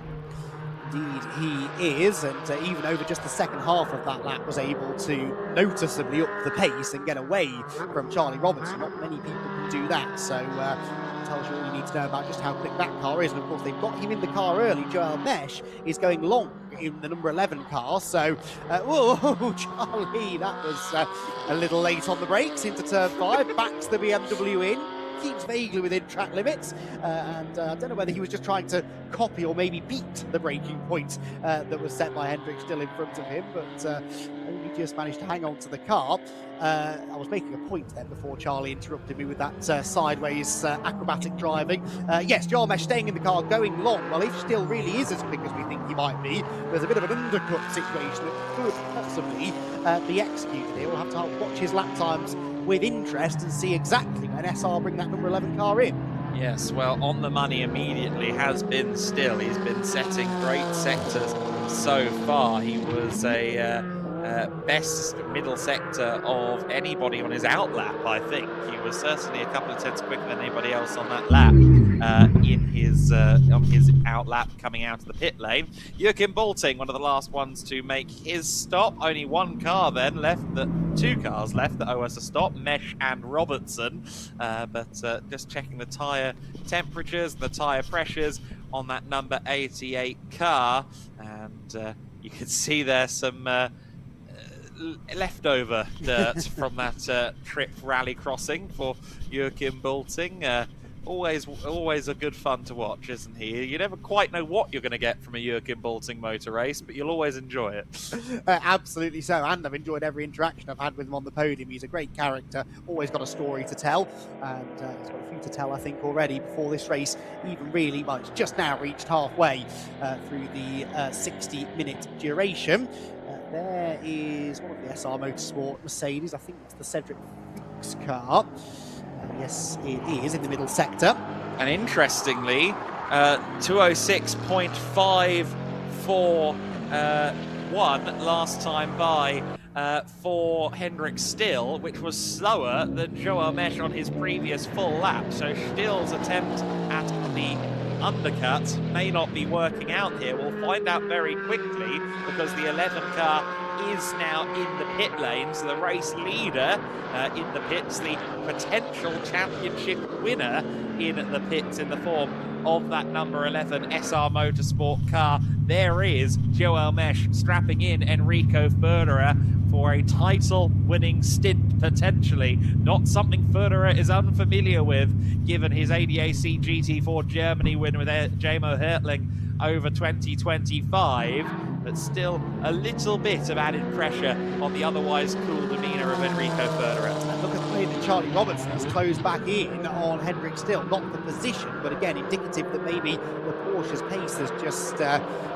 faded slightly over the last lap or so. Anyway, he's heading into turns 14 and 15 with Robertson all over. In fact, Robertson up the inside of him into 15. That was a good move. It doesn't actually pay off on the exit of the corner. I'm almost not convinced Charlie meant to do that. I think he just carried so much more speed through 14 that he almost had no choice. Flashes the light at Hendrik Still. Again, don't really know what that's going to achieve. But anyway, Hendrik gets away from him down the back straight. I can hear a car firing up underneath me. That was the Enrico Förderer Mercedes. He is leaving pit lane, and Still is only at turn 16. Yeah, so Still will be a distant second place ultimately. I think it'll probably be something in the region of 10 seconds actually by the time Förderer is embedded back into the car. Robertson into the pits at what would be the last opportunity, so I'm glad that he's figured that out and got the car in. Ravi Ramyid will take over then, another one of these very fast bronze drivers. Unfortunately, he's not going to really get much out of this other than laps at this point. But all the same, he will be focusing forward and getting on with his stint. Again, looking to make sure they get that 75% race distance to, at the very least, get third place points in Pro-Am, considering that title is very much up for grabs going into Barcelona. It is indeed. So, yeah, let's pass Bienvenu go to work down in the pit lane. I'd love to get the thoughts of Charlie Robertson. I'm not convinced he's going to be in the best of moods as the way that things have panned out over the last first 15 seconds, really, of the race. But he's a fairly pragmatic man, is Charlie, and hopefully he can still see the bigger picture, and, you know, winning the championship would be great, but this is a learning experience, if nothing else, and he and Ravi hopefully can still take something out of this race. Joachim Bolting is taking everything out of the brakes and the tyres on that Porsche Cayman, but it is working. He's back with Alexander Bobrovs. This was, what, a 5-6 second gap at one point, so Joachim Bolting, after the pit stops have all said and done, still has a chance of the AM victory. A very significant chance at the AM victory, I dare suggest. Bobrovs feeling the pressure there, missed the apex at the top of the corkscrew by quite a margin, so he's seen the car ramp up in his mirrors once again. That all too familiar and all too distinctive Porsche Cayman of Joachim Bolting. He and Bobrovs have had some great battles so far this season, and they are the top contenders in the AM class as well. There was only 12 points between them coming into this weekend as well, and it's been a bit of a seesaw between them. Bolting still with the advantage in the AM proceedings, but that's not going to be decided until well into the Barcelona weekend as well. As if Bobrovs can hold on to Bolting, it obviously shrinks the gap between himself and the German driver. It also makes things very interesting for the remaining 3 races. Yes, that it does, and this could be a pretty interesting braking zone coming up because he's within striking range. Look, goes to the inside of Bobrovs, who's tried some late braking here already in this race and didn't really work. Oh, Bolting scoots ahead into the apex, and I'm quite surprised he got the car stopped there on the tighter and dirtier side of the road. Dirty mainly because of the dirt that he dragged onto the circuit, of course, 10 minutes or so ago, but he made the move stick. Nicely done. Very good stuff there from Joachim Bolting, fairly procedural. I think that maybe Bobrovs felt that it wasn't really worth sticking his neck out that far. He left the inside open, and we obviously know the Cayman can draw alongside towards the end of that straight if it's close enough. And yeah, Mercedes behind Porsche once again then in the AM class battle. Meanwhile, at the front of the order, the gap not quite as big as I thought. 6.4 seconds between Federer and Still, now that Enrico is back up to speed in that car. Bobrovs looking very quick through the first few corners of the lap. Again, the Mercedes cars seem that little bit better at this twisty section. The Cayman is quick down the back straight. That's not really what you'd expect looking at the cars on paper, but with the BOP sometimes having to kind of choke the best aspects out of the cars, it's the situation we've ended up with. Well, and we do see, Bolting very wide down at the bottom of the corkscrew there. We do see this sometimes, though. The front-engine cars, they really get into the corners well. Those sort of sharp 90-degree corners, you can really charge into the turn, and that extra weight over the front axle helps give the front tyres some grip and some rotation through the turn. They put a lap on the slow-moving Stefan Bucher in the 700 Aston Martin, but yeah, Bobrovs in the middle sector, where it does become a bit more technical, more change of direction, now losing a little more time to the perhaps slightly more nimble Porsche Cayman of Joachim Bolting, who is back in the lead of the AM class and back chasing after Tom Pappenberg again. Now just be careful, Joachim, you've only got 22 minutes left in the race. Another spin and you might find it a little bit harder to get back into the lead of the class. That is a good point. He does have to be pretty precise from this point onwards. That much is clear. Federer lapping quicker than Hendrik Still at the moment. Last lap at 2:05.038, the fastest lap of the race from the number 11 driver Enrico Federer. So he's knocking on the door of 2:04s out there on the circuit. 2:05.8 last time by for Hendrik Still. So 0.8 of a second between them in terms of lap time. That's impressive again from Enrico Federer, as the number 31 car turning in here from third place. This is Frederick Zebis, who in turn is lapping in the 206s. So very impressive from Federer. He's got this much of an edge right now. Yeah, going quicker again in the first sector on this lap, and as we turn our attention to the SR Motorsport Mercedes now, you can see from the body language of the car, he is not stroking this home.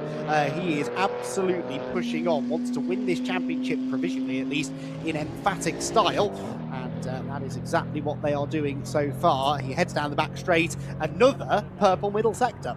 The fastest ever race lap in a GT4 car here belongs to Enrico Federer. It was a 203.631, so I think the conditions not quite there to deliver that kind of pace today, but certainly he knows his way around the track in this car, and he's doing a pretty good job right now. The 11 powering up through the uphill 17 and 18 to do another lap, and is it going to be a 204, I wonder? He's been knocking on the door, and he does seem to be treating it like qualifying. It is. It's a 204.940. Federer really flying along. A better lap as well from Hendrik Still, but not quicker, so the gap extends further to 7.8 seconds. Still must be thinking to himself, I'm giving it everything, and that thing keeps disappearing up the road. Yeah, it must be frustrating, because if it weren't for Enrico Federer, then Hendrik Still would be the quickest man on track. But this SR Motorsport car is very much in the race, and Enrico Federer is very much in the zone at the moment. And we're in that nice period of the stint now where the fuel load has burnt off sufficiently that the car's quite light. It's almost down to a sort of qualifying level fuel load now with 20 minutes to go, but the tyres haven't given up any real life yet. So this is often where really quick lap times come in. 20 minutes or so to go in the stint. That is where we're at now. 19.5 minutes left on the clock in this final GT4 Winter Series race of the weekend. And Enrico Federer putting on a bit of a clinic here. 8 seconds clear of Hendrik Still, 26 seconds clear of third place Frederick Zebis. A dominant performance. Yeah, really impressive driving. The gap between Boulting and Bobrovs in the AM battle has extended out to 3 seconds, so Joachim Boulting delivering on the promise of his pace so far out there on the circuit. Cedric Fuchs, incidentally, he is running kind of on his own island. We alluded to wondering what he might be able to do in this stint, taking the car over from Villicuna. He is unfortunately some 40 seconds back from Bobrovs in 6th place. So I think Fuchs is going to struggle to really make anything happen over the course of his stint, but he is lapping very quickly. In fact, he's only slower than Enrico Federer. His last lap was a 205.448. Wow, yes, really good pace for both of the SR cars then, but again, another driver who would have been hoping, to your point earlier on, for a safety car perhaps in the latter stages. Up over the hill come our 2 championship contenders, but with a couple of laps between them now. Ravi Rammeed, of course, plugged into the Sebastian Avenue BMW, and Enrico Federer chasing him down. Rammeed's pace in the sort of mid to high 2:06s, so about a second a lap slower than Enrico is running at the moment. And there's going to be 2 on before then, 2 laps down. So Rami Rammeed now into that BMW that was a title contender about 45 minutes or so ago, but then, Izzy Browning, it all went wrong. Yeah, I have got Charlie alongside me. I mean, commiserations, Charlie. That was not how you wanted the race to go. That was not how we wanted to see the race go. Just tell us your perspective on the incident there. Well, I mean, I was focused on trying to get a clean getaway, following Joel and Tim through turns 1 and 2, and maybe try and put an opportunity to overtake going onto the back straight or in that area. Got a clean start and then went into turn 1. And I saw the Aston behind going into turn 2 and just thought, oh well, he'll tuck in, and then suddenly steaming into my back wheel. Bit odd, really, and it's not a place really, unless you're fully alongside, you can overtake. I just think really they need to try and chill out at the starts, really, not try and get it all done in the first 2 corners. A little bit frustrating. And we didn't DNF, they did, so it's more for them. Yeah, absolutely. And I mean, 1 more round to go in Barcelona. We put this to bed now. I know obviously Ravi's got a race to finish, but in terms of results, you put this to bed for now and then move on to Barcelona, hey? Yeah, of course we'd like to still take the overall fight to Barcelona, but the guys at SR are pretty slick, so it would have been a tough fight anyway. So yeah, we're happy with our pace. We had great pace in the longer stints, so that's why it's a little bit more annoying. I think that race was probably our best opportunity this season to get a proper result. But yeah, we're looking forward to Barcelona and hopefully try and get the Pro-Am title wrapped up. Yeah, you go again there. Commiserations. Thank you for speaking to us. Boys, back to you. There is Ravi Ramid running down towards the first corner then, and as alluded to in that interview, yeah, he's still got a race to run and he's still giving it his best, but unfortunately it looks like it's going to be a no further action in terms of the overall championship for Ramid and Robertson, since they will be outscored by Furter and Mesh in this race. They needed it to go the other way. So for now, Ravi Ramid just circulating, just getting some valuable time here on the track at the MotorLand Aragón. A brilliant circuit. I wouldn't turn down a drive around here in a GT4 car, that much is for certain. But he continues on fairly lonely, albeit with Enrico Furter getting ever so slightly larger in his mirrors. While that's going on, Andy, a bit of a twist in the tail of the AM battle by the looks of it on the bulletin board. Yes, Alexander Bobrov's pit stop is under investigation. Minimum pit stop time being the thing that race control are questioning. Now, his pit stop time was a minute 45, which he is a second short. It is a second. It's 1 second short. Yes, okay. I was beginning to question that because a lot of people are on a minute 46 and seem to be fine. But yes, a minute 46 then is the time they were aiming for. So yeah, that will almost certainly be a cut and dry penalty. Pretty easy to prove exactly how long that car spent in the pit lane. So that will take him out of contention then for AM. I mean, he already was nearly 5 seconds behind Jürgen Bolte, but very much so will drop a lot further back if there is a penalty to be added. Stefan Mucker, meanwhile, 9th position. No one to fight against, unfortunately, really, for Stefan. He is more or less a lap behind everybody else now. He's got Tom Pappenberg ahead that he's at least able to give chase to, and they are running reasonably... Sorry, excuse me, Alexander Bobrov's one Mercedes that he's chasing after. Bobrov's running high 2-minute 7s, Mucker low 2-minute 8, so pretty comparable lap times between the two cars, even though there are laps between them. Yeah, that's Vantage GT4 that Mucker and co have really had to work hard on since the Mattis Prushkel incident with Joachim Bolting at Valencia. It is the same car they ran at Valencia, albeit it's now red instead of black because Thilo drove it himself to Berlin in his black box music back truck. Took the car back, they repaired it at the Mucker Motorsport base, and while they were at it, he said, "Mind awfully changing the colour on that thing as well, let's get some red wrap on it," and then just proceeded to drive it back down to Spain for the rest of the GT4 Winter Series. And he has got this kind of, I guess, maverick spirit that I absolutely love in a driver. He was just really effectively a club racer in Germany prior to coming down to the GT4 Winter Series last year, and he was doing 5 different championships over the course of the season. Not full seasons, I might add, but if there was a race the car was eligible for, odds on he was there. He did an N24 support race, he did Tourenwagen Legenden, he did all sorts of stuff all throughout his career prior to the GT4 Winter Series, and now he's dueling between the GT4 car and his new, in inverted commas, DTM car circa 2006 that he's been having a lot of fun with so far at historic events in Germany, and I keep trying to convince him is eligible for the GTX class in the GT Winter Series, because it is, but whether or not he ever takes up that invite/hint, we'll have to see. Oh, I do hope he does. That's a car I'd very much relish having on the grid in the future. Here, meanwhile, is Enrico Furter about to really put the final nail in the coffin now of the Spassky News Championship hopes. 2 laps down, that BMW is about to fall behind the runaway race leader. Now, it must be said, Enrico needed 10 seconds clear at the front of the field. Here comes Furter. Now, Would be rather awkward if these two were to trip over each other now, and Enrico is having to drive slightly beyond track limits there into turn one.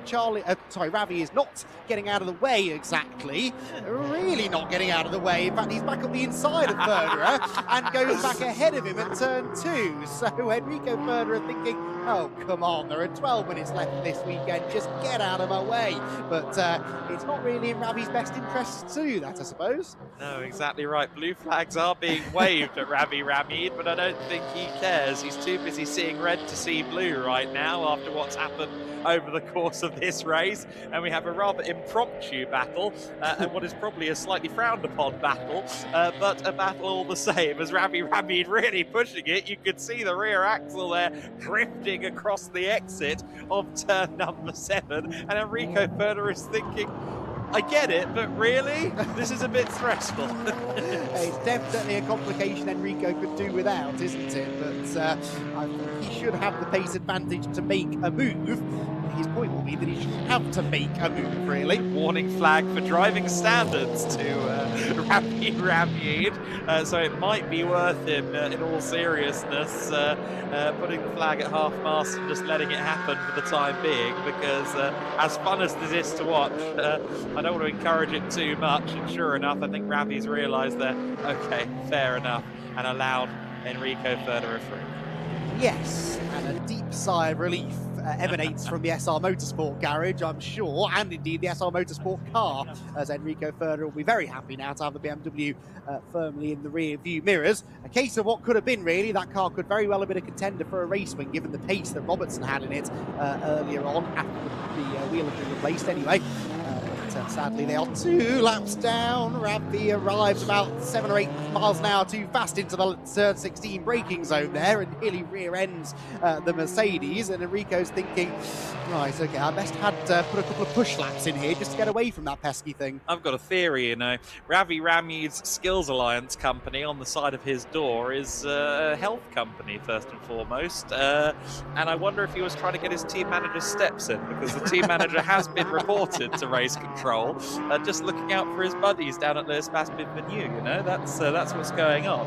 But yes, that one rather frowned upon, and understandably, as fun as it was, you do have to obey the blue flags. It's just, again, a hard situation to stomach. In all likelihood, Ravi Ramid and Charlie Robertson were going to fall out of the overall championship contendership in this race anyway, unless there was a miraculous change in form for the SR Motorsport pairing. That said, it's still a big loss in the Pro-Am title battle that's still very active, and obviously build up in a way to the pit stop race all weekend, and when it's more or less over 2 corners in, that's gonna sting. Absolutely, you can understand the frustration, can't you? And a really unfortunate tangle it was as well. It wasn't really one driver being massively over-aggressive or someone making a mistake. It was just 2 into 1 didn't go. So almost more frustrating when you can't really blame anyone. And Charlie didn't appear to be trying to pin the blame on anyone in that interview that he had with Izzy downstairs either, in fairness to him. As I said, it's a very reasonable chap, and he will be able to see the big picture perhaps better than Ravi, maybe, and that's another job of the pro driver sometimes, isn't it, to just step in and cool the situation down ever so slightly. And I'm sure that Charlie and Ravi will discuss that at length after the race, which is only 8 minutes and 20 seconds now from conclusion. We are getting towards the final portion of this third GT4 Winter Series race, and still some battles, I think, to be settled, particularly battles centering around Joachim Bolting, who over the last 10 minutes or so has taken about 7 seconds out of Tom Pappenberg. He's only 3.1 behind. He just did that car's best lap of the race, 1.4 seconds quicker than the Pro car ahead of him. So he'll be up at the square section by the Flint wall at the moment, 10, 12, 13, 14, 15. There they are. I'm doing well with that today. I'm happy about that. But Joachim Bolting does indeed look to be in the crosshairs, or rather Pappenberg is in his crosshairs going into the final minutes of this race. We know Tom Pappenberg is scrappy. He's not going to let that one go fairly easily. while we're watching this battle develop into something for the final moments of the race, I do also want to spotlight Cedric Fuchs. I think it's always important to pick up on the pro drivers in the Pro-Am cars doing good things even if they're out of position.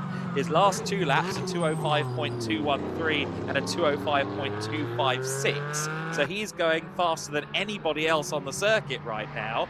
Also, what was a 40-second gap to the second-place AM car of Alexander Bobrovs has been shrunk down to 15.1 as of last time across the line. So he has put in an incredible stint, and the former Tourenwagen Junior Cup driver, the former champion in the GT4 Winter Series last year in Cayman Trophy, not to mention the rookie standings champion in last year's GT4 Germany, continues to evolve, continues to develop into a really impressive GT driver. And while he hasn't quite had the platform to show it in the overall standings today, he is one of the quickest drivers out there on any given day. Yes, most definitely so. And in fact, he's now only 12.8 seconds back from Alexander Bobrovs. He's taking about 3 seconds a lap out of the Mercedes driver ahead. So, of course, same machinery at their disposal. And it goes to show the difference between an up-and-coming pro and an AM driver, I suppose. He might get there before the flag, actually, depending on how many more laps exactly we end up with. Jürgen Bolting, meanwhile, 2.3 seconds back from Tom Pappenberg. Took about 8/10 out of the youngster on the previous lap, and he very much now has the Mercedes in his sights. Can he get there before the checkered flag? I think the answer is yes, he will get there. It's whether he gets past that's the question mark. He'll have a go, I'm sure. He will have a go, but ditto, Tom Pappenberg will have a go at keeping him back. 4th overall and 5th overall converging together here in the latter minutes of the motor race. Jürgen Bolting, as always, a great source of entertainment. He's already got the headlight flashing going on in mirrors of Tom Pappenberg, the young 15-year-old coming under scrutiny here from Jürgen Bolting. We talked, of course, about the kind of mediating influence of Charlie Robertson to Ravi Ramji. While we don't see him on the entry list, the mediating influence for Tom Pappenberg is Nico Verdonk, another hugely experienced and hugely resumed driver. And so he'll be saying, look, he's coming, don't worry about it, get ready to defend. This is where your car is strong, this is where his car is strong. Let's see what we can do. With 5 minutes left on the clock, almost exactly, 1.4 seconds, I think give it one lap, potentially give it the run down to turn 16, and Bolting will be right there with the youngster. Well, yes, because he's capable of taking a fair chunk out of the Mercedes in that section of racetrack alone, I would suspect, and I think he's quicker everywhere, really. So Jürgen Bolting is definitely on his way with 4 minutes and 20 seconds left on the clock.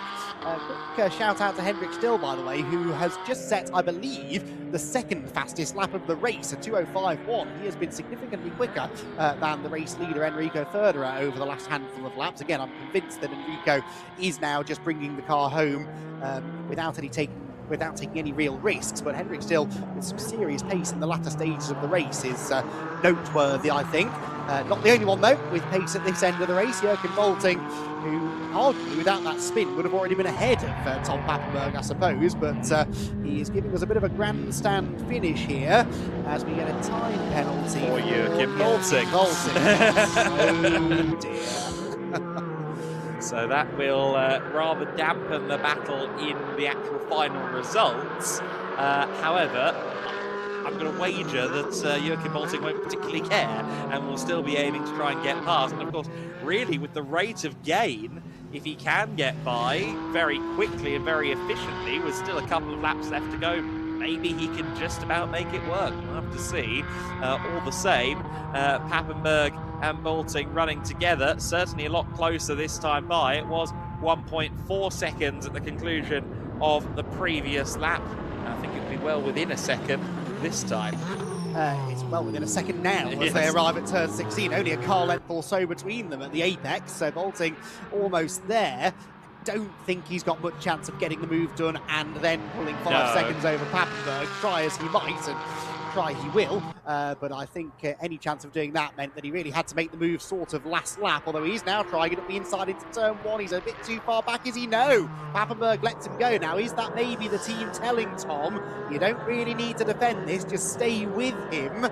There is some logic to that, but the pace that Bolting has had, give him too many laps, and he could start to build a sizable cushion. That is my thought as well.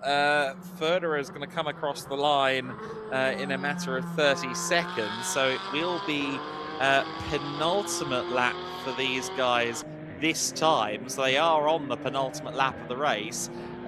2 laps should be okay. I think if it was going to be 3 laps, then maybe Bolting could do it. But Papenburg, to his credit, holding on nicely at this juncture, and he remains 3rd in the pro class, of course, even though he's now down to 5th overall. Indeed so. Of course, there's also a question mark over exactly how Jürgen Bolting was getting those sort of lap times out of the car. Was it because he was exceeding track limits, or was that an isolated incident? I suppose it was gaining a huge amount of time either way. But yeah, Papenburg, as so often is the case, now he's got someone to follow and chase, actually able to up the pace slightly once again. Enrico Federer upped the pace last time by as well, with his second fastest lap of the race, and a purple middle sector as well, a purple final sector for Hendrik Still, as these two really do now enjoy the low fuel laps at the end of the stint. But for Federer, this is now a lap to really savour, isn't it? It's been a fantastic winter series for them, and the SR Motorsport squad are now on the precipice of clinching the GT4 Winter Series title. This Bolting and Papenburg scrap continues on. Jürgen Bolting able to keep the Mercedes at arm's length by the time it arrives at the turn 16 hairpin. More than half a lap ahead of them, though, is Enrico Federer in the SR example AMG, and he is now only a handful of corners away from yet another race win. Yes, that's great. Crucially, getting that provisional title under their belt, and this will be a moment to savour, most definitely, for drivers and team alike. Yeah, Joel Mesh and Enrico Federer have been a cut above in the middle phase of the season. Those last 2 events in Valencia and a week prior to that in Estoril were searingly dominant from Mesh and Federer. It was by no means wrapped up coming into Aragon, but the way Sunday has gone for the SR Motorsport team has left an insurmountable advantage on the championship. Enrico Federer 2 corners away from, yes, a race win, but moreover, an overall title for the first time in the GT4 Winter Series. It will be an overall title for Mercedes and an overall title for SR Motorsport. It'll also be most wins for a manufacturer in a season for Mercedes, and most wins in a season for a team for SR Motorsport. But overall, most importantly, it's a championship for Enrico Federer and Joel Mesh. They are the champions of the GT4 Winter Series. I believe the team's championship will also have gone to SR as a result of that as well. So championships being doled out every which way in that race. Hendrik Still takes 2nd position as a result of that. A lot of glory to be had down at SR Motorsport. Double podium for WNS as well. They've managed to claim themselves a great advantage there, with a 2nd and 3rd place finish. Of course, Hendrik Still winning Pro-Am along with Tim Horrell, so a good result for Hendrik. Joachim Bolting will cross the line in 4th place, but the question is, will he hold on to that? No, because Tom Papenburg is well within 5 seconds at the line, so Bolting will still win the AM class, albeit he will be demoted back to 5th in the overall order.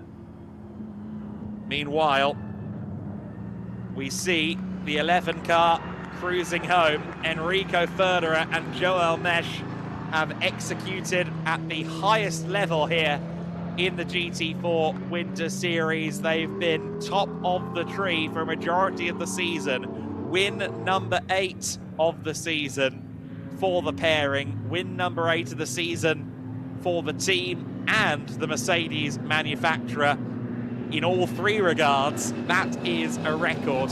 So they win the championship on a provisional basis. They secure a place in the GT4 Winter Series record books to go along with it.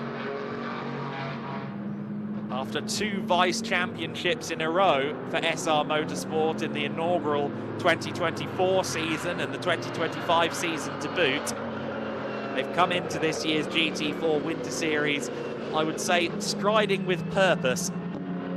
And they have fulfilled that purpose 1 round early in the GT4 Winter Series. What an outing from them.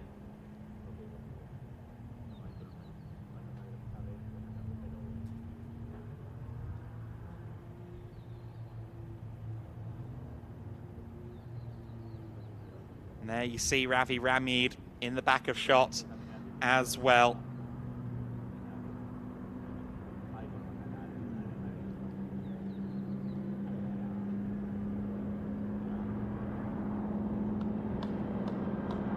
Ravi Ramid will be a little bit sore, but he will come back swinging in Barcelona. We're expecting the biggest grid of the season in the GT4 Winter Series, might be knocking on the door of 20 cars, so that should be a lot of fun to watch as always, with the GT4s at a good grid size. As Andy said earlier on, touring car racing on steroids a lot of the time, GT4s.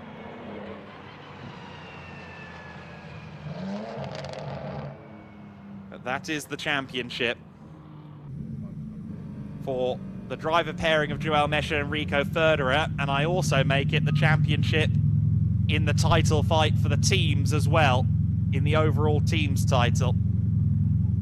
So SR Motorsport can celebrate along with their young men, not just in support of Joel Mescher and Rico Federer, but also with the fact that they have won the championship in the teams title race as well. So SR Motorsport, there will be jubilation for many, many different reasons.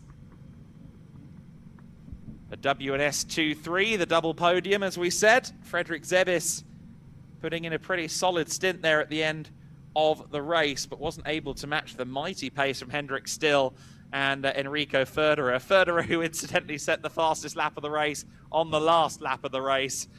That really does tell a story, not just of the race, but of the season for the young man. Federer and Mesh have done it. Villicuna, the first to congratulate his young teammates. The SR Motorsport by Schnitzellaum team, always really quick to support one another. It's a very harmonious garage with a number of the drivers also serving as mechanics. That's the case for Joel Mesh, that's the case for Jamo Hertling.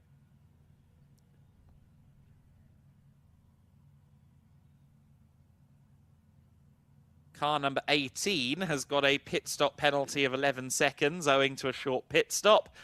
So Alexander Bobrovs has had a penalty thrown at him there. But of course that doesn't change the AM standings. It will still be Joachim Bolting that wins in the AM class. But team's title, driver's title, provisionally secured by SR Motorsport, by Enrico Federer and Joel Mesh, which will give them the opportunity to really savour and enjoy the finale next time out in Barcelona. The Pro-Am title, the AM title, both still very much up for grabs going into the finale, though, so there will still be championships to decide in the GT4 Winter Series headed into the Circuit de Barcelona, Catalunya. And even if there were no titles on the line, I'm sure the GT4 Winter Series battle would be every bit as fun as it always is.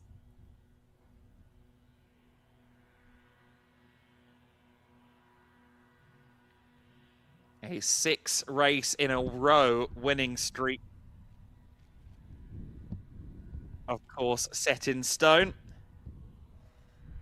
And I think Izzy Browning has actually had the job of informing them that they have, at least on a provisional basis, won the title.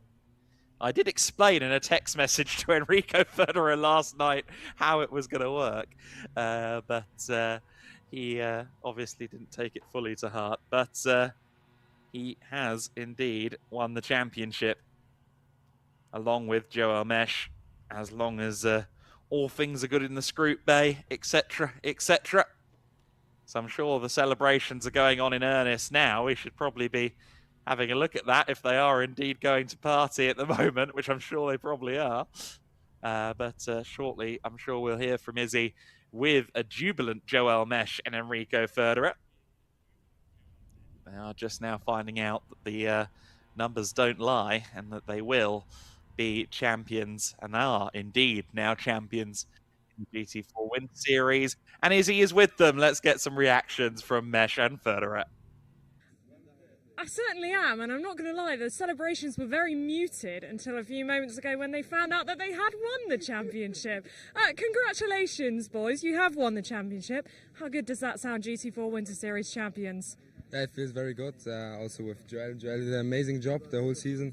And the car was perfect. The team did a really good job, perfect job. So it's very, very great.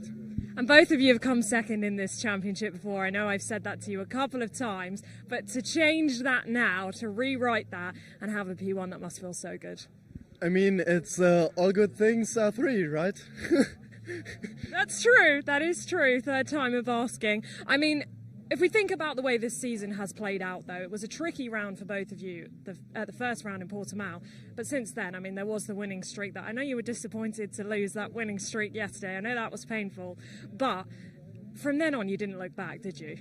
Yeah, so the first in Portimao, it was not really good. But after that, the team did an amazing job and repaired the car. So, yeah, everything was perfect from Portimao and from till now. So, yeah, it was amazing. And a nice way to start the year as well. I'm going to hold my breath when I ask this. Dare I ask, how do you celebrate this one? According to our commentators, there ain't no party like an SR party. No comment. We're just partying, just like normal people do, and that's it. Yeah, we just go sleep. Yeah, sure. Congratulations, boys. Our 2026 Provisional GT4 Winter Series champions. I assume Sleep is the name of a nightclub in Alcañiz.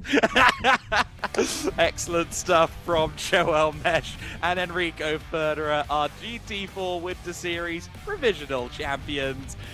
They will have a great evening, and so they should. They should be delighted with the season they've had in the GT4 Winter Series. Race 3 in the books then, the title in the books. It was a great start for Joel Mesh and Enrico Federer. The objective was to win. The objective was to stay ahead of the Ramyeed and Robertson BMW, and that task became easier at the very second corner of the lap, of the collision there between Federico Peters and Charlie Robertson. Damaged both cars, both the tyre and the wheel damaged on the 71's right rear, and that unfortunately would really end any chance they had of taking the title fight to the Circuit de Barcelona, Catalunya. The Mercedes battling, Tom Pappenberg and Alexander Bobrovs having a bit of a fight. Bobrovs was ambitious on the braking there, but the collision certainly didn't help. Jürgen Bolting, who was the AM leader at this point, he was spinning away his AM lead, unfortunately, and just about managed to get the car going again on the grass on the inside there of turn 16. Pit stop cycle was fairly hassle-free for all parties. A lot of very well-oiled machines, both in terms of the cars and the teams preparing them during the pit window. Hendrick still got overtaken by Charlie Robertson, who was a couple of laps down after that damage, of course, to the 71 car. And this, meanwhile, was the AM lead. Alexander Bobrovs and Joachim Bolting fighting it out after Bolting recovered from his mishap at that very corner. He made the move stick and indeed continues to lead the AM class standings and had another AM victory to his name. Ravi Ramyeed, for about a lap, was doing some defending against the number 11 car, which, given the blue flags were being shown, he strictly shouldn't have been doing. He was having a lot of fun out there, and we were having fun watching it as well. Joachim Bolting made a late move to get a fourth on the road, though that would be lost to a penalty. But at the front of the pack, Joao Mesh and Enrico Ferderer have managed to set a new record for wins in a season for themselves, the manufacturer Mercedes, and the team. But more importantly, they are the 2026 overall champions in the GT4 Winter Series. A great feeling, I'm sure, for Ferderer and for Mesh. Of course, it's provisional for now, but they are the champions. A fairly straightforward race, all told, for Joao Mesh and Enrico Ferderer. Hendrik Still, 8.6 seconds back in second place. Frederik Zebis in third position, having a fairly easy run to his race as well. Tom Pappenberg inheriting fourth back from Joachim Bolting after the 5-second penalty late on. In fifth position and winning the AM class WNS Motorsports, Joachim Bolting. Even with that penalty, he won the category. Alexander Bobrov's in sixth position, just finishing ahead of Cedric Fuchs after a penalty was applied to Bobrov's. Stefan Mucker in the club class with some issues with the car at the very start of the race ended up finishing in eighth place. And Ravi Ramyeed collecting some damage, of course, rather Charlie Robertson collecting some damage early in that race in the GT4 Winter Series. And with that, of course, ended their campaign for the overall title, but they will still be in prime position to fight for the Pro-Am Championship going into Barcelona. Of course, the car that is not on that result sheet is the number 007 Araujo Competição Aston Martin Vantage AMR GT4 Evo. That car of Federico Peters not making it beyond turn 2 after the collision on the first lap with Charlie Robertson. Certainly not how they would have wanted to end their weekend, and hopefully the car isn't so badly damaged that we don't get to see them at the Circuit de Barcelona Catalunya next week in the GT4 Winter Series. With a championship in the books, it does always feel like a bit of finality, but we do indeed have another round to go in the GT4 Winter Series. We have another podium for the GT4s as well, and that's coming up now with Andy. Thank you, Adam. Yes, GT4 Winter Series podium then about to kick off. And we'll start with our AM class. Second place in the AM category for Team VRT, Alexandros Bobrovs. And I can see him coming, fighting his way through the crowd backstage. And there we go, Alexander's onto the podium, well done. Second step of the podium for the Team VRT driver. The win, though, once again, despite a spin midway through the race, goes to WNS Motorsports Porsche of Joachim Bolting. Well done, an exciting race for the WNS driver as always, and bounced back from that little rotation at turn 16 to claim himself the win in the AM category, but really had to fight for that, had to overtake Alexandros partway through the race, and was chasing on after Tom Pappenberg as well into the closing stages. A real giant killing performance from Joachim, as we've seen from him in the past. So trophies handed out then. We also, of course, have those bottles of champagne waiting for the drivers. Wait and see what they choose to do with that one. First of all, though, photography team comes into place. There's a bit of a debrief going on the podium between the two drivers as they discuss everything that happened to them both. In fact, they both had a lively race. Of course, Bobrov's had that little tangle up at turn 16 himself, didn't he, in the early stages, going off the road, but managing, thankfully, to keep the car running until the flag.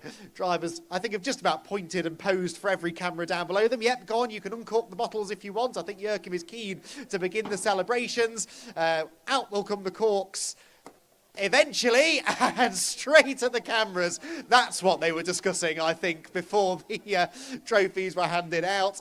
And Joachim Bolting, Joachim, let's have another chat, because there's plenty to talk about after that one. You were very, very quick, but we have to mention the little spin. We did see that. What happened? I was not concentrated enough because in the front there were no car, behind me was no car. I was a little bit just like feeling a little bit bored, and then I think I can turn a little bit to the mud to make some motocross. Ah, nice. Yeah. It gave us something to get excited about, Yeah. as did your chase of Tom Pappenberg. You must have been quite proud of yourself when you were catching him. Yeah, it was nice. There were a car in front of me to catch, so I have a job to do, and at the end I finished. Always very pragmatic. Congratulations, Jurgen Bolting, then, with a brilliant weekend here at MotorLand Aragón, claiming another win in the AM category. Pro-Am then up next, and of course this championship is still very much going on into the final round in a week's time at Barcelona, and who will be crowned Pro-Am champions at the end of the year, I wonder. It could well be the team that finished third in that race. It's a podium finish, despite it being a bit of a race to forget, really, for L'Espace Bienvenus, Ravi Ramid and Charlie Robertson. Ravi Ramid and Charlie Robertson out to the podium. They come deep in conversation with drivers behind the podium area. The team they'll be fighting against for that Pro-Am title finished second. SR Motorsports, Cedric Fuchs and Willy Kuhner. Onto the podium they will go. A lot to celebrate for SR Motorsport this afternoon, including a podium finish in Pro-Am. The win, though, once again goes to WNS Motorsport, to Henrik Still and Tim Horrell. Back to the top of the podium they go. That's been a familiar sight this weekend as well, as Tim in the first two races, but with the assistance of Hendrik this time around, was able to really get the job done and claim a win in Pro-Am.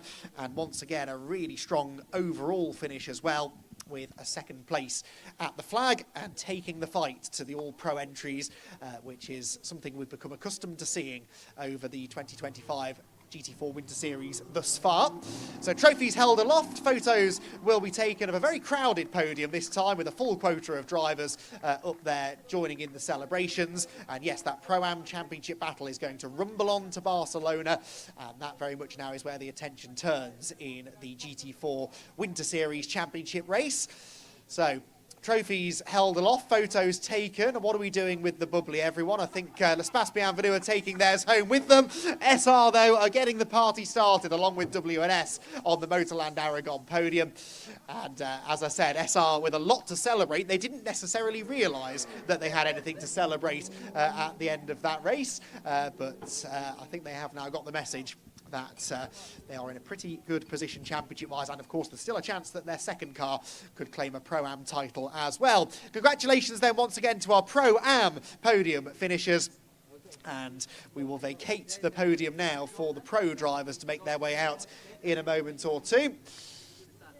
And we will first of all need to get the podium dressed, of course. We've got GT cars heading out, but I think we've got a couple of minutes before they make their way around to the grid. Plenty of time to get our GT4 Pro runners out.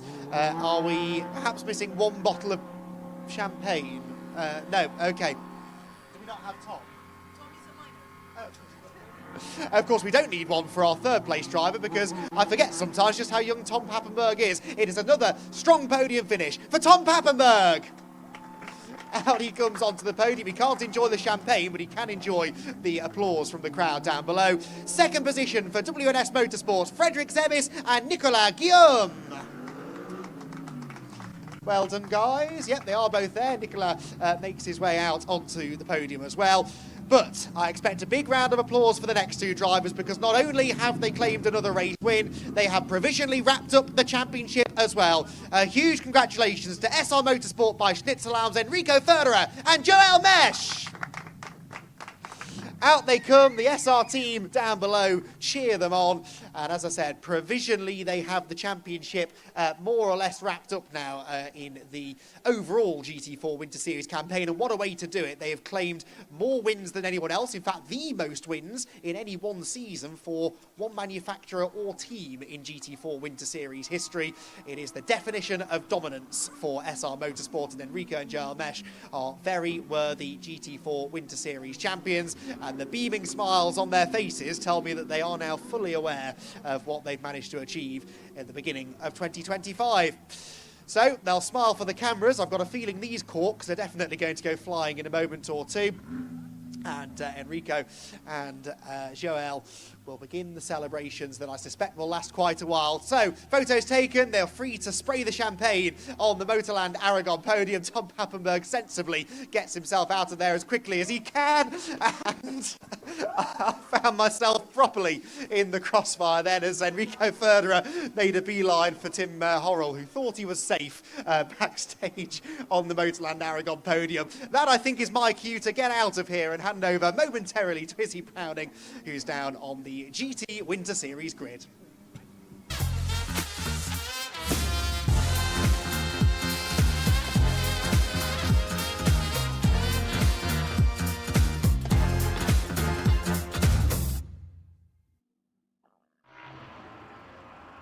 So GT Winter Series action up next.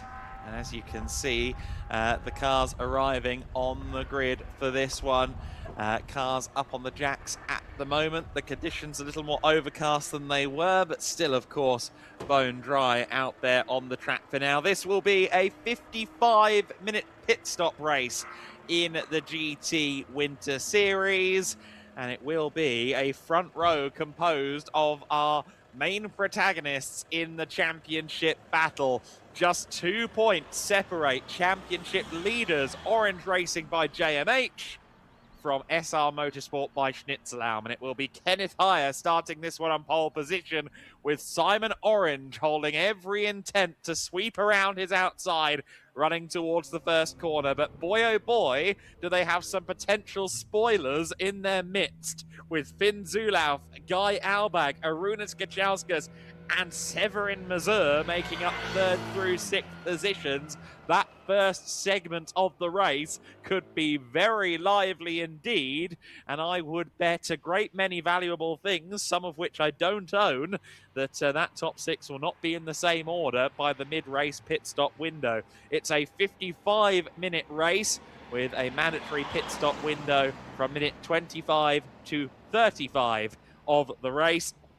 And this will be an immensely intriguing battle. Of course, we shouldn't forget that Igor Klaya is also a championship factor, albeit he's not got as much competition. Let's go down to Izzy for a grid walk.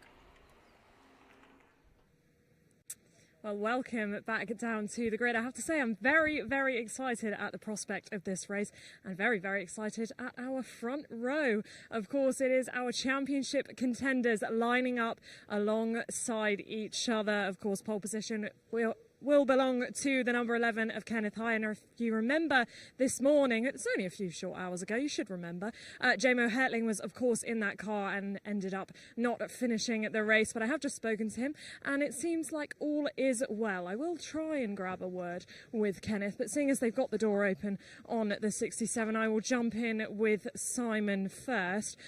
Well, Simon, Marcus did a great job this morning. 2 points in the lead now of the championship, but you're lining up alongside Kenneth. How you feeling?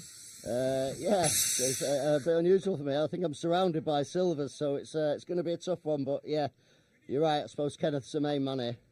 Absolutely, he is. So eyes on him. I mean, these are probably the most favourable conditions you've had all weekend. So you must take some confidence into this race. Well, yeah, it's the first dry race I'll have had, or first dry lap I'll have had. So other than that, coming to the grid. So yeah, it's going to be unusual, but hope I can remember from last year what we were doing. Head down. Good luck. Best of luck out there. Have fun. Right, we will continue. I am going to try and speak to Kenneth. I hope that I will be allowed to speak to him. I'll just try and grab his attention. Can we have a word? Yes, we can. Here we go. Well, I thought I might ask before I speak to you this time, because I know things didn't really go to plan for JMO this morning. Just tell us what happened to the car. Something on the right rear broke down, so JMO wasn't able to finish the race. Big shame, because he was doing quite well. So yeah, let's keep pushing now and look what happens. Best of luck, Kenneth. Thanks for speaking to us. Close the door and we will go to the race.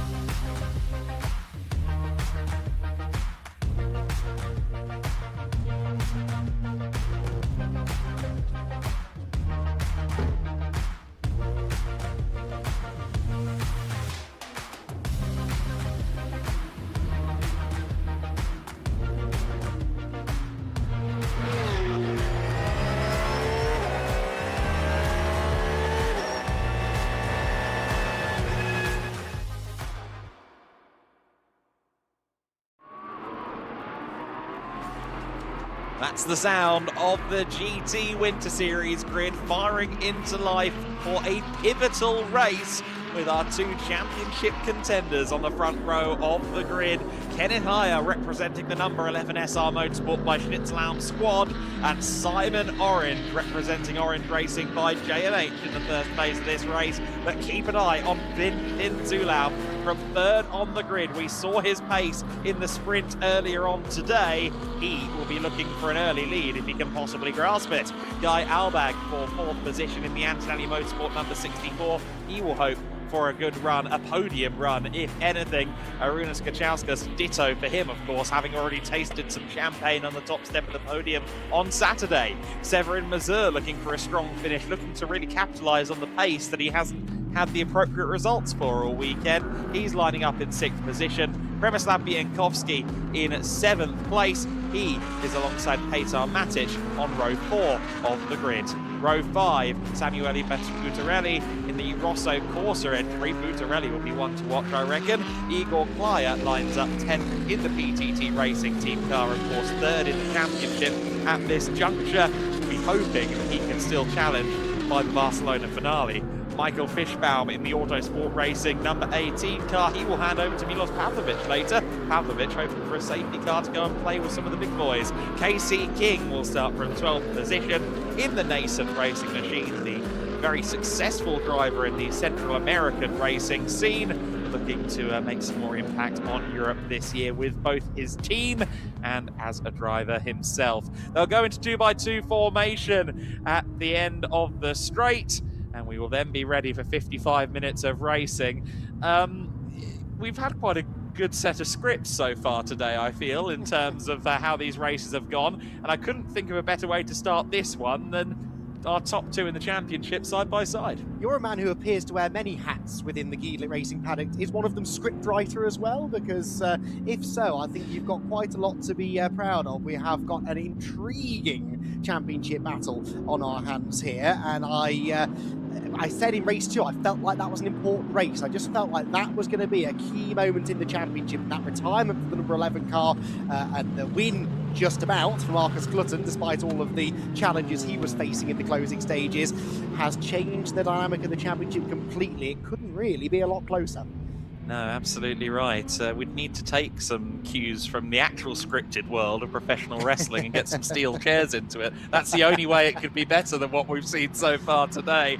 Formation flying then 2x2 as we run towards the first corner. It is going to be the 67, Simon Orange on the outside of Kenneth Heyer. Will he be able to sweep around the outside, or will Heyer have the high ground coming out of turn 1? We are racing in the GT Winter Series for 55 minutes, and it's Finn Zulauf with a very good start from the second row. He may have the inside. No, he backs out of it, decides to think better of it at the first corner. Severin Mazur in a spin at turn 1. His run of tricky races set to continue, but he can still salvage it from there. At the back of the pack, Zulauf is through into second place. He's gotten past Simon Orange in the early stages, and Simon will now be willing him on to go and chase down Kenneth Heyer. Orange is wide at the apex there at turn 5. Guy Albag and Arūnas Kačauskas will see opportunity in LEDs up ahead of them. Indeed so. Well, that's not the end of the world for Simon, I think, Finn getting past him, because Finn should have the pace, and indeed seems to have the pace, to go after Kenneth Heyer. So that SR Motorsport Mercedes could yet come back towards Simon Orange, nose to tail for the lead as they drop down through the corkscrew. Orange third, Albag fourth, Kačauskas there in 5th position. That's Igor Klyer losing a position, I think, in the overall running order anyway to Petar Matic, but still leads crucially in Cup 2. Here, though, comes Zulauf. He was on the attack as we headed out of turn 11 and into the braking zone at 12. Not close enough to get to the inside of Heyer there, but you really do feel that a move is incoming, and it could be a pivotal one. Heyer doesn't really need to fight this too much, actually. If he were to allow Zulauf through, which might happen here, Zulauf to the inside, Heyer turns in, up the curb goes the Lamborghini. forget everything I was about to say. Kenneth is going to defend this one. And watch the back of the pack. Samuele Buttarelli, the pro driver in that Ferrari 296 Challenge for the first time. He'll be up the inside, I reckon, of Przemysław Bienkowski by the time they get to the next corner.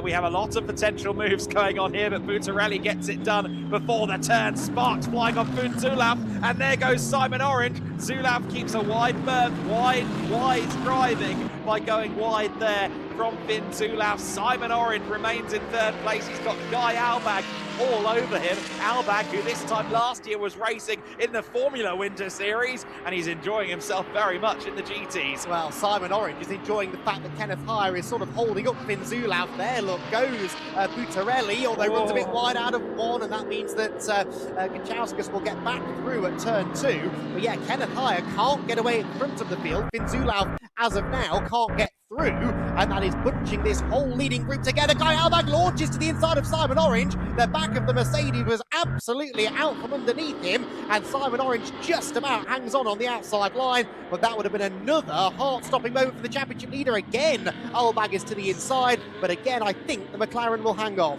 Finn Zulauf, meanwhile, I think is maybe even scoping the corkscrew as an overtaking opportunity through the lead battle. Heyer holding on for the time being. Kachauskas getting involved as well now with Guy Albag. Both championship contenders here are in situations they will not be comfortable with. It's side by side. Kenneth Heyer runs very wide indeed, and that could open up the door for Simon Orange. An error there for Kenneth Heyer. I think he got out on the marbles, and that cost him. Zulauf is through into the race lead. Simon Orange senses an opportunity, but so does Guy Albag. Albag performs the switchback to get up to third position. Brilliant driving from the Antonelli Motorsport driver. He's now got another Mercedes in Kenneth Heyer as his next target. Orange thinks to himself, well, I've lost out. How have I lost out on that one? And he's going to lose out further because Buttarelli in the 296 Challenge car, the pro driver running interference in the GT3 battle, and there he goes. He gets past Albag as well, maybe even higher, heading into the 16th corner. He's not that brave on the brakes, but Kachauskas is. He's to the inside of Simon Orange. Simon Orange is down to 6th position. A disaster of a lap. Oh, he's just got his sights set on Kenneth Heyer and sort of forgot about everyone else around him there, Simon Orange. That one little lunge cost him dearly, and now he has it all to do again. Buttarelli, meanwhile, to second, ahead of Kenneth Heyer. You said we should keep an eye on him. You were absolutely right to say that. The lone Brook 1 Ferrari is now in second place and might yet have the pace to go after the race leader. And the thing is, Heyer, Albag, Kachauskas, Orange, they will all be quicker up until they get to the straight. So now, Buttarelli, who we ride on board with, is going to have a lot going on in his rear view mirrors. He is a very quick driver, yes, but you can't really overcome downforce when there's as much of it as there is in the GT3s. His car has great get up and go on the straights, 700 horsepower for the Ferrari 296 Challenge, high 500s for the GT3 cars with SRO BOP applied, but through the twisties he should be getting caught up, but it's not really happening. I think Kenneth Heyer is a little bit preoccupied with defending second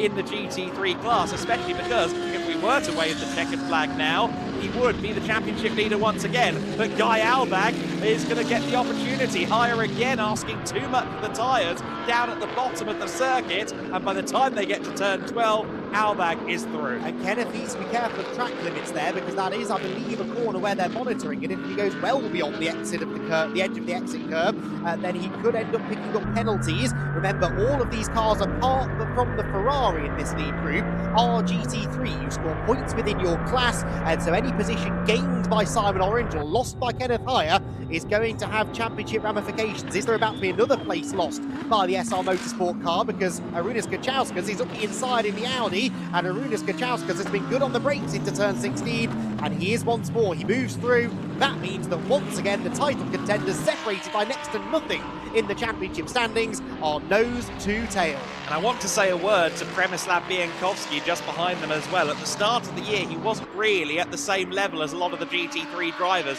but as the season has gone on, obviously he's got a lot of mileage and he's so much better, as is Simon Orange. He's got a great run to the first corner, but a bit too late on the brakes. It did look slightly ambitious. He's going to have have to wait that little bit longer. And this is one of the things we see in the GT Win Series with the mileage they get coming into the weekend. Drivers like Orange, like Bienkowski, we see them flourish almost weekend on weekend, and that's definitely been the case for Przemysław Bienkowski, who's looking to bring a second podium of the season to PTT Racing after they achieved their first in the pit stop race last time out in Valencia. Yes, good stuff from him. Simon Orange really on the attack here, but you almost sense he just needs to take a deep breath and just remember there are 48 minutes left in this race still, and he's got Marcus Clutton tucked away in the garage, like a coiled spring, ready to jump in the car and go. He doesn't need to make this overtake right here, right now, and every opportunity he gets is throwing it up the inside of the Mercedes, and in fact it is now Simon who goes beyond track limits coming out of turn number 10, and he's to just be mindful of that. He clearly feels, and I tend to agree with him, that he is quicker than Kenneth Hire at this point of the race,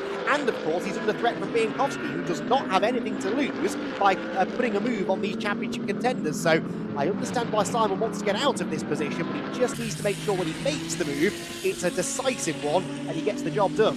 And this is the thing, everyone ahead. Oops. Oh, Bienkowski very wide indeed. Pushing a little bit too hard. Here comes Arūnas Gečauskas. He's to the inside of Guy Albag for third position here, and he's going to take it well before they get to the braking zone. Gečauskas' car, I think, has a bit of the Porsche Cayman GT4 Winter Series disease, where once again, it's a very low slung and fairly small car compared to the big Merc. The back end of the straight, that Audi slides through the air very nicely indeed. He's up to third position and will now go Buttarelli hunting if he can at all. Of course, for Kenneth Hire, he doesn't care what's going on ahead of him. None of those drivers are overall championship contenders, but Simon Orange very much is. Simon Orange looking around the outside once again of the 11 car. They're side by side, inside line for Simon Orange, and he's through. And once again, he's gotten to the point of extending that championship lead. 2 points coming into the race. It would now be 4 points since he's 1 place ahead of Kenneth Hire. That was a great move, a brave move as well, to go around the outside of your championship rival this deep into a season and trust them to leave you space. That was great respect between the two of them. Kenneth left him just enough room on the outside of the corner, and Simon Orange was able to get through without any paint being traded. Now he's got the clean air that he wanted. Simon Orange needs to get his head down and try and pull away. Of course, Kenneth has to try and stay as close as possible to that McLaren, so that when he comes in and hands the car over, they're still in the fight in the second half of the race. But really good stuff. You can tell there's a championship on the line, and you can tell it matters to both teams quite a lot, because neither of them were pulling any punches there. J-Mo Hertling's going to be working up a sweat in that box, not just because he's watching in the box. I'm sure he's also shadow boxing, getting ready to take on this fight a little bit later on in the race during the mandatory pit stop window, which I remind you will be in 15 minutes time, minute 25 of the 55-minute pit stop of the pit stop race. Sorry about that. And it's a 10-minute pit stop window total. So we'll see who extends and who dives in early. I dare suggest both of our championship contenders will peel in fairly sharpish at that point to install Marcus Clutton and J-Mo Hertling, respectively. I would tend to go along with that. Finn Zulaf, by the way, completes his 5th lap of the race. He is extending the margin over Samuele Buttarelli. So in the end, the Cup 1 Ferrari's charge, I think, will end at 2nd position, but he is still lapping more quickly than Arūnas Gečauskas, who's up into 3rd. So 2nd place for the Ferrari looks pretty secure for now. Look who else is about to buy into this battle in the background. The black Lamborghini of Severin Mazur, you remember, was tipped into a spin here at turn 1 on the 1st lap of the race. He is another GT3 car. He could take points away from either Kenneth Hire and or Simon Orange. Well, this was the point I was going to make. I said a couple of laps ago that Kenneth Hire didn't care about what was going on through his windscreen. He now very much cares about what's going on in his mirrors, because yes, these are not full season entrants. Severin Mazur has been here for most of the season, but he missed Portimao. Come what may, they can still take points off of him, and Kenneth Hire will want to stay ahead of Bienkowski, will want to stay ahead of Severin Mazur, and if anyone's going to be determined, it's going to be Severin Mazur, who's had a 3-for-3 record of dramas in the races this weekend already after that first corner spin. But we know he's quick, we know he's got good pace around here, and he would love to get himself at the very least a top 5 finish. Yes, and that could still be possible because through all of the dramas, he's had good speed, hasn't he, Severin Mazur? And demonstrating that here by reeling in the cars ahead. And in fact, he's right on the tail now, Przemysław Biankowski, because Biankowski was wide then through turn 12. I mentioned all weekend how tricky that braking zone is, and caught out Biankowski. On the inside goes Mazur. That is a move that I hadn't really seen anyone attempt until Charlie Robertson did in the, Rod Robertson in the previous GT4 race. And now all of a sudden everyone's cottoned on, I think, and realised, actually, if you're really not here to make friends and you just throw it up the inside and hope for the best, it can pay off. Mediator, trendsetter, Charlie Robertson can do it all. Severin Mazur up into 7th position. Meanwhile, our race leader, Finn Zulauf, has been the first driver I've seen to get a track limit infringement warning. That could develop into a penalty if he's not too careful, and certainly his co-driver, that being, of course, Felix Kiersinger, will not thank him for racking up the tab before he takes the car over. No, we've seen drivers bitten by that before, haven't we, when they jump in for the second half of the race and almost inherit a penalty from their co-driver. So through goes Mazur. We'll watch his lap times with interest now. His best lap is a 58.0, which is quicker than both Simon Orange and Kenneth Heyer have been at any point. So he should be able now to catch up to these two, possibly before the pit window opens. To Kenneth Heyer's credit, though, he has now settled down. He's not letting Simon Orange get away. So when he was in front of Simon, Simon looked much the quicker of the two. But now they are pretty evenly matched. And it is that black Lamborghini, I think, that's the next one likely to make a move. Yes, Mazur, the danger man at the moment, for sure. You can see him jostling with the car there through the apex down at the corkscrew. I remember last year, actually, right here at MotorLand Aragón, we did a little bit of a feature with Kevin Marocca, who is the team manager at Sendam Racing Team this year, and also the driver coach for Severin Mazur. And he was showing us in footage in some laps around the circuit in testing over a year ago now. Severin was just launching it a bit too hard into apexes, and that would cost him time coming out of the corner. He rather illustrated that for me better than I was anticipating, but I was going to make the point that I think Kevin's job with a driver like Severin Mazur is to calm him down a little bit, to get that little instinct to go as quick into the corner as possible out of him just a bit. And while Kevin is certainly succeeding at making him a quicker driver, we do still see that kind of Larry instinct from Severin Mazur, which I'm sure makes Kevin sometimes go, oh my, but at other times it's great for us.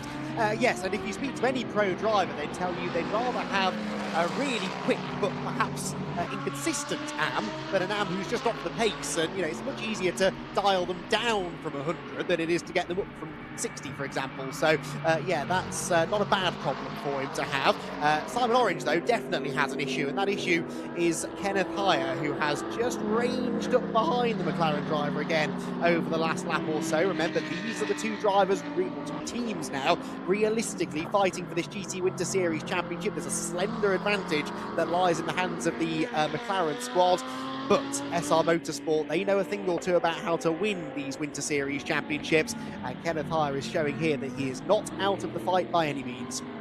Absolutely not. Severin Mazur, how far back was he at the start of the lap? He was 2.5 seconds off. He was actually slower than Kenneth Heyer on the previous lap, though, so it seems as if the pace has stabilised, and that's not really as much the pace coming down for Mazur. He's been in the 158, but what's actually happening is both Simon Orange and Kenneth Heyer are getting quicker as the stint progresses, as the fuel comes down, and indeed as they get hooked back up in the car once again. And Kenneth Heyer was some 0.6 quicker, nearly 0.7 quicker than Simon Orange on the previous lap, so I wouldn't mind betting Kenneth has a go before too long here. Yeah, let's see what the relative straight line performance is between the two cars down this long back straight. Is the Mercedes going to have enough of an advantage to pull a move at the hairpin? Let's track them up down the hill and then back up the hill the other side. No, McLaren seems to be running well, doesn't it? Again, that slightly more slippery shape of the 720S, just keeping the big Mercedes at bay. The Mercedes advantage generally is on corner entry, though, and Kenneth Heyer, well, didn't really demonstrate that. Actually ended up going for the late apex, but did charge the corner well. Simon Orange, though, I think has responded nicely to the pressure. He did his personal best first sector, did Simon, on this lap, and third sector as well. A 58.3 for Simon Orange, 58.7 for Hire and a 58.9 for Mazur. So that time of these three cars, it was the Orange Racing by JMH McLaren which was the quickest. Certainly not the closest battle on circuit, but one worth flagging just to keep tabs on it as well is the battle for third and fourth place, because Arūnas Gudžiauskas hasn't really been able to drop Guy Albag, 1.7 seconds between them. And indeed, Albag was getting quicker and quicker, still 2/10 slower than Gudžiauskas on the previous lap, but they are quite close together. I don't think that third place battle is over by any stretch of the imagination. It may well, of course, become a second place battle a little bit later on in the race, because Giacomo Ronaldo will take the car over from Samuele Buttarelli. We just saw the 296 Challenge car go through, and we know from the previous races that Ronaldo's ultimate pace isn't quite there in the same way as his driver coach Buttarelli. So I think that this battle for third overall will soon become second overall post-pit window. Yes, I think you may well be right. Also worth making a point that Igor Klyer still leads in Cup 2, very handsomely actually, over Casey King. So Igor Klyer doing everything he can to maximise his points haul in Cup 2. Remember, because there are only 2 cars in that category this weekend, the maximum points available for winning the class is 12, but Igor Klyer is just maybe starting to slip a bit too far back from these two GT3 entrants to be a realistic title contender. But if you can have a really good weekend and there are a few more Cup 2 cars on the grid at Barcelona, you could still have an opportunity to score well. Simon Orange putting a bit of distance now between himself and Kenneth Hire. Was 9/10 of a second at the start of the lap. I'd wager it's crept up slightly in the sectors this time, as Simon now maybe starts to settle into things into the final third of his stint. Yeah, absolutely right. It does seem as though Simon Orange is finding that little bit of X factor in terms of lap time. Let's see if he can go sub 1:58 this time. His last lap was a 58.1. In fact, that was the lap he just finished. So yes, 58.1 is his ultimate benchmark right now. We ride on board with the 32 car. This is Petar Matic for Autosport Racing, leading in Cup 4. The only Lamborghini Super Trofeo car here this weekend. There will be some interesting cars in Cup 4, some additional Cup 4 entries next time out as well. So we will see a couple of more Lambo Super Trofeo cars out there. Of course, we will see Alessio Ruffini back out there, although he will be, I understand, driving solo, as Milos Pavlovic will remain in the Fishbaum GT3 spec Lamborghini. A couple of other teams to tell you about as well when it comes to the Super Trofeo class, the Cup 4 class, next time out at Barcelona. Yes, very excited for Barcelona. We're expecting a big grid, lots of exciting names on that grid, and a potentially nail-biting championship battle to be enjoyed as well. It's got all of the ingredients to be a classic, that. Make sure you're keeping in tune with all of the GT Winter Series social media channels between now and next week, and tuned into the action. Look at that, the race-leading car of Finn Zulauf really bottoming out under braking. I noticed actually this car doing that on the opening lap. I don't think it's anything to be massively concerned of, but very soft front suspension, very low ride height. I'm not sure what it is, but it's certainly dramatic.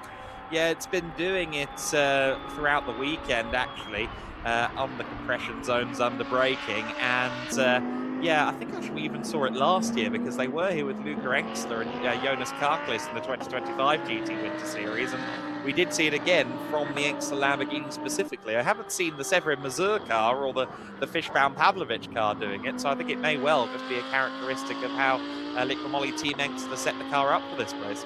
It's working, because he just set the fastest lap of the race whilst doing that, so it's made me jump out of my seat, but it was a 1:55.545, which is a second or more quicker than anyone else is managing, and he's gone purple at the beginning of his next sector. So Finn Zulauf maximising this final part of his stint, and really starting now to get some properly good lap times out of the Liqui back Lamborghini, which again sparks the front splitter as it drops down through the corkscrew at turns 8 and 9. Just over the edge of the curb. You can do that in the GT races. The GT races and the Formula races, incidentally, have different track limits regulations, which is what led to a bit of a glitch in the timing earlier on in the penalty system. But the GT cars are able to run a bit further beyond the track limits than the Formulas that we'll see out next. The reason for that being several-fold. If you look at that curve outside of turn 10, for example, a GT car can handle that. If you have the Formula guys trying to do that in a 30-deep field, that's not going to be a very good idea. So there is good reasoning behind that, and indeed it's just kind of matching the energies of what goes on in the summertime.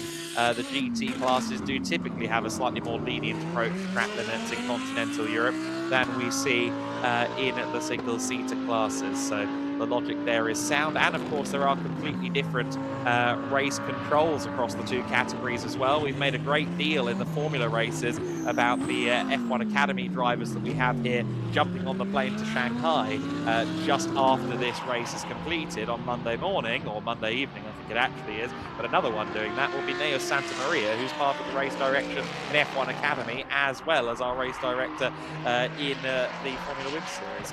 Yeah, exactly. So all adds to the credibility of that championship, doesn't it? And they're going to be rather tired, I think, by the time they eventually get to their next destination. We caught a glimpse there of Arūnas Kačauskas, who is still about 1.9 seconds ahead of Guy Albach. That gap is pretty static. This gap is anything but. It seems to really ebb and flow, doesn't it? It comes down as low as about half a second sometimes, and then occasionally it extends to closer to 1.5 seconds. But Kenneth Heyer over the last lap or so has just been creeping back onto the tail of Simon Orange, keeping the pressure on, turning the screw and making sure that Simon can't relax.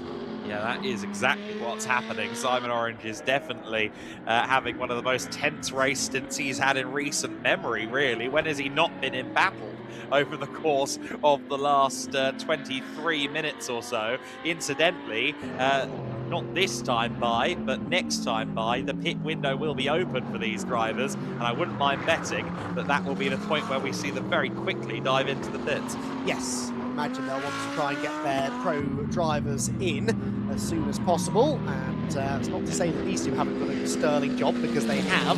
But we know that the drivers they'll be handing over to are more than capable of going that little bit quicker, and they crucially don't want to give the other team even a lap's advantage on having their pro driver in. If you wait even one lap longer, then you could lose a couple of seconds or more. So both teams will have one eye carefully trained on the time elapsed and waiting with bated breath for that opportunity to bring the cars in. The Severn-Mazur challenge never really materialised, did it, in the end? 3.3 seconds back is sort of where he stayed now. In fact, he was closer than that at one point. But Simon Orange and Kenneth Heyer continuing to run strong pace, and gapping the Lamborghini behind. Heyer once again creeping back up towards Simon as they come through this final sector of the lap. 31 minutes remain, and we are getting closer and closer now to what I feel will be a pivotal pit stop window for these two title contenders. Who blinks first? Do they both come in on the same lap? They should do, really. Yeah, you'd think so, wouldn't you? I don't think, with all respect to both parties, that it would be wise to keep them out there with either Clutton or Jamo Hertling on the circuit, would it? Because we know just how quick both are. Kenneth Heyer has taken great pride in watching Jamo develop into a driver, and at this stage in his career, a slightly quicker driver than he is now. And that is, I think, something he'll take full advantage of in the midst of this title battle for the remainder of the season. Zulauf by 12.5 seconds, leading the way over Mutarelli, who again we'd expect to maybe stay out there until the very end of the window. Conversely, being the pro driver in that Cup 1 Ferrari, we will then, of course, see him potentially watch that car fall back a little bit with Giacomo Ronaldo at the wheel.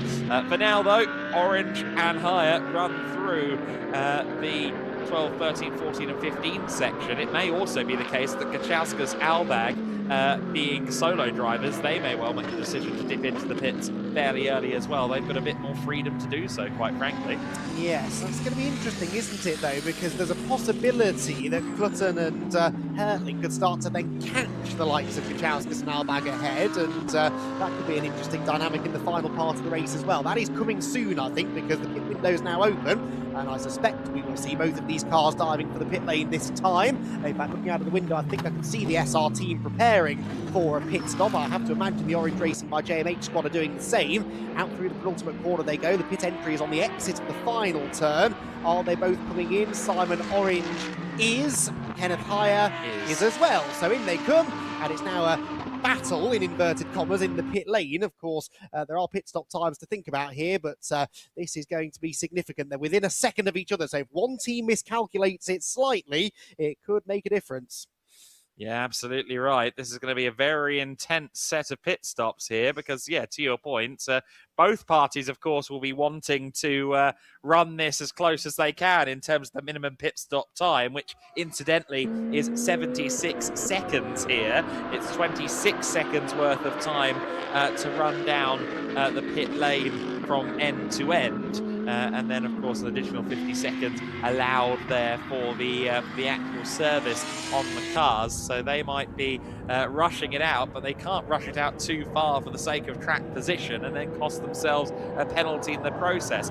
Finn Zulauf continues on his way. I imagine he and Felix Hirsiger will split it straight down the middle, which would be one more lap's time. We hear the SR Motorsport Mercedes fire into life. Where is the McLaren relative to them? We need to really see that in the pit lane. There is the McLaren. It remains ahead. Marcus Clutton is still leading in terms of the teams or the championship battle in this race.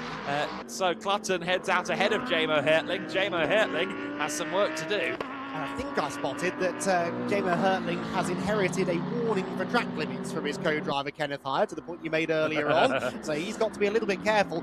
What a job that is now for Jamo. Not only have you got to try and stick with and preferably overtake your championship rival, but oh, by the way, that championship rival is Marcus Clutton, one of the fastest GT3 drivers around. Oh, and you absolutely can't exceed track limits whilst doing it, because then you'll get a penalty and none of it matters anyway. So the pressure is on for Jamo here, and he again was running quite a bit over the exit curve coming out of turn number 7.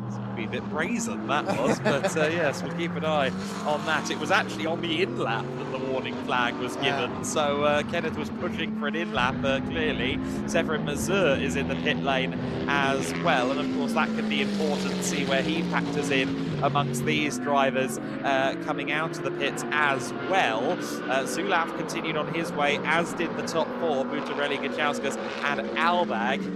But let's see where Severin Mazur comes out relative to these two when he exits the pit lane. A little while for the team at Sendom to service the car just yet, and lights not ablaze yet on Jamo Hertling. I suspect they will be flashing before too long. Yes, and McLaren winking at us again slightly as it comes up the back straight. Well, that's what you meant. Yes, yes.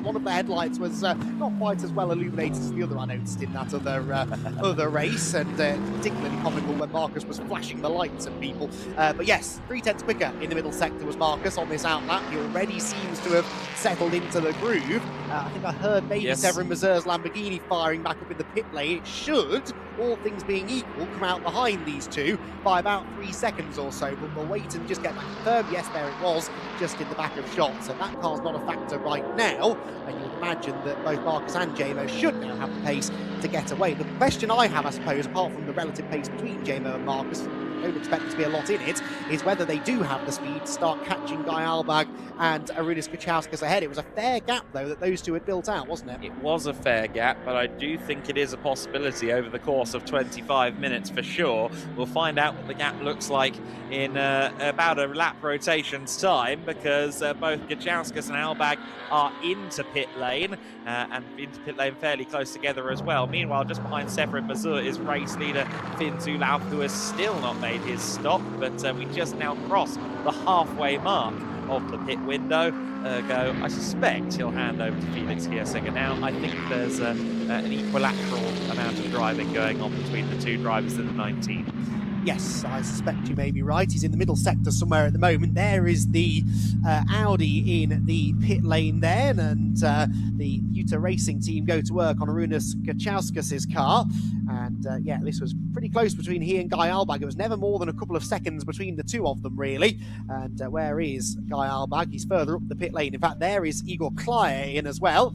Still mathematically a title contender, the Cup 2 front runner. And Cup 2 championship leader quite healthily, I think, now, with Alexei Kukureshko not taking part this weekend, who had been actually the better placed of the two in the standings. There goes Guy Albag, there goes Arūnas Gečauskas. It's a smaller gap, and it's also the opposite way round it is, now. Yes. And a 75-second delta for Guy Albag, and it's a 76-second mandatory stop. It was quick, it was too quick for Guy Albag. Well, that's going to be a penalty then, and that could also then have an impact on the title contenders coming from behind. So, shame though, really. It puts this battle on ice, and realistically means Arūnas Gečauskas has a good opportunity now to make this third place his own, and of course, second in the GT3 category once he re-inherits the position, as we anticipate he will. Race leader is in, as you predicted. Finn Zulauf is in, so too Samuele Buttarelli has just brought the Cup 1 Ferrari to the pit lane, and that, I think, will complete our cycle of pit stops, will it not? I think pretty much everyone then will have made a stop, getting the thumbs up from Adam, which is always good. There is the Liquid Volley Team Engsler Lamborghini in the pit lane, and that will be released still with a very healthy lead. This car, though, I suspect might still have a part to play in all of this. It's not taking points away from any of our title contenders, but there's a good chance the title contenders could start to catch this car, I think, in the second half of the race. Very good looking car, this one as well. But the livery, while it is quite subtle, the white stripes, the white details on it, and indeed the company logo on the side are all very BMS Scuderia Italia circa 25 years ago. It is a very handsome machine indeed, and that was a Ferrari too, so it all makes sense. Albag and Gečauskas running in tandem in third and fourth in the opposite way, but as we know, the pit stop window is 76 seconds. Albag's time was 75. That doesn't account for all of it, because it was actually a fairly slow stop for GTWS Racing at 1 minute 19, a 79-second pit stop. But, well, as this scenario has proven, better safe than sorry.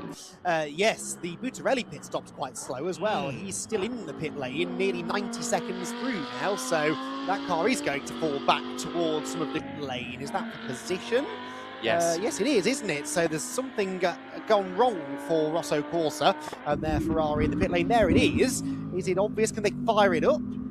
Looks like someone working on the steering wheel to do just that, doesn't it? So I think that's the issue, and that is often a concern when you switch the engines off on these things, not the Ferrari specifically, but any racing car. The warm engines don't always then like to fire back up. So, okay, that takes that potential plot point out of contention, and it means that everyone from third place down inherits a position. Just 4 tenths between Clutton and Hertling at the line. I know it's not news necessarily. They've been close, they'll continue to be close, but Hertling certainly has Clutton within his sight. There goes the Cup 1 leading Ferrari. Of course, no one else in that class, so it's not too much of a drama from that perspective, but still a shame really that they couldn't capitalise on being second position coming into the pit lane to maybe try and still finish ahead of a couple of the GT3 cars. But all the same, actually maybe one less obstacle for the likes of Clutton and Hertling, who would have been behind had there been a pit stop served in the timely fashion by Rosso Corsa. Indeed so purple middle sector for Marcus Clutton as he responds to the threat of Jamo Hertling, but it was only 3 tenths quicker, so Jamo is staying with him. There they are, this is the story, this is the championship battle, and this is Marcus Clutton now having to get a bit of a taste of what Simon Orange was going through throughout the first half of the race, just seeing that Mercedes never really getting that small in the rear view mirror, and having to be absolutely certain that he doesn't put a foot wrong and make a mistake. New fastest lap, by the way, is about to be set, I think, by the PTT Racing Team Mercedes of Mateusz Lazowski. Purple first and middle sector on this lap. And we'll have to see how that compares to the lap times from race 2 earlier in the day, where I believe we did in the end get a new lap record, didn't we, in that second race earlier on this morning. Clutton across the line, and it's just under a second now between the two.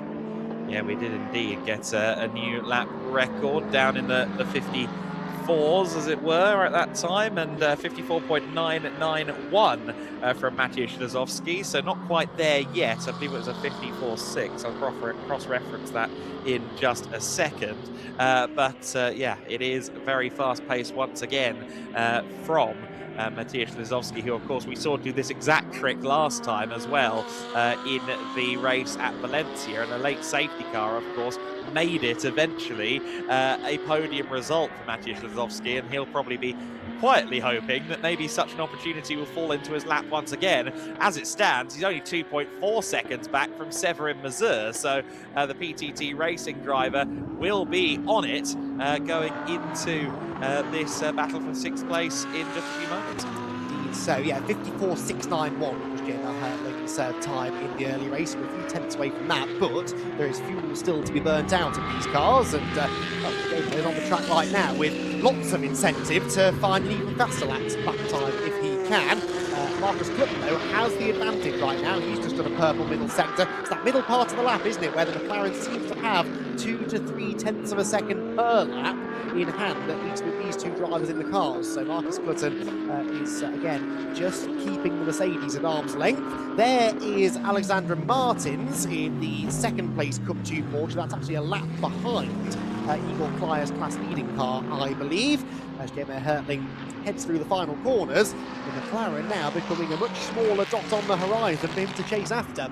A much bigger dot on the horizon, though, is Kachauskas, who's now only 7 seconds clear of Marcus Clutton at a lap gain rate of about 1.8 seconds. So I think in the final 10 minutes or so of the race, these two battles for 3rd and 4th, 5th and 6th, sorry, 2nd and 3rd, 4th and 5th, are going to merge together. Of course, Guy Albag is likely to receive a penalty. It will be 11 seconds in theory per the rule book, because you get 10 seconds plus however long you were out by on the pit stop, so he will receive a penalty. But all the same, on the road, I believe Clutton will at least get to Kachauskas, and I wouldn't mind betting he gets to Albag as well. There they are, going through shot, and in less than 10 seconds time, there is the orange racing by JMH McLaren through the shot. He is going to get there. It's going to be very tricky, quite hostile negotiations when they arrive to the back, although Clutton is currently doing a very good job of gapping Gemma Hertling, who is starting to struggle just a little bit. His last lap was his best of the race, but it was 7 tenths off of Marcus Clutton. And this is pace that Marcus didn't have compared to Gemma really in the earlier race today, so is really impressing me here. Car 75, that's the Rosso Corsa Ferrari, had ironically a very slow pit stop, despite the fact they sped in the pit lane and have picked up a penalty for that. So there was the self-imposed penalty by having the long pit stop. Number 64 under investigation for a short pit stop. That again we had already spotted. That was the Guy Albag Antonelli Motorsport car. Yeah, this is not over, this race, at least as far as the battle between the championship contenders. For Gemma Hertling, he's probably got mixed feelings about what's about to happen. Part of him wants Marcus Clutton to catch up to Arūnas Kachauskas, because there's a chance Marcus gets embroiled in a battle that could delay him and allow him back through. But there, meanwhile, is Kachauskas to the inside of Albag, and this is further going to assist Marcus Clutton in catching these two. Point I was making is that, yes, if Clutton catches that, may invite Hertling back into the party, but there's a chance that Clutton could put these cars between himself, or at least Kachauskas between himself and Jamo, and that's a bigger point advantage for Orange Racing.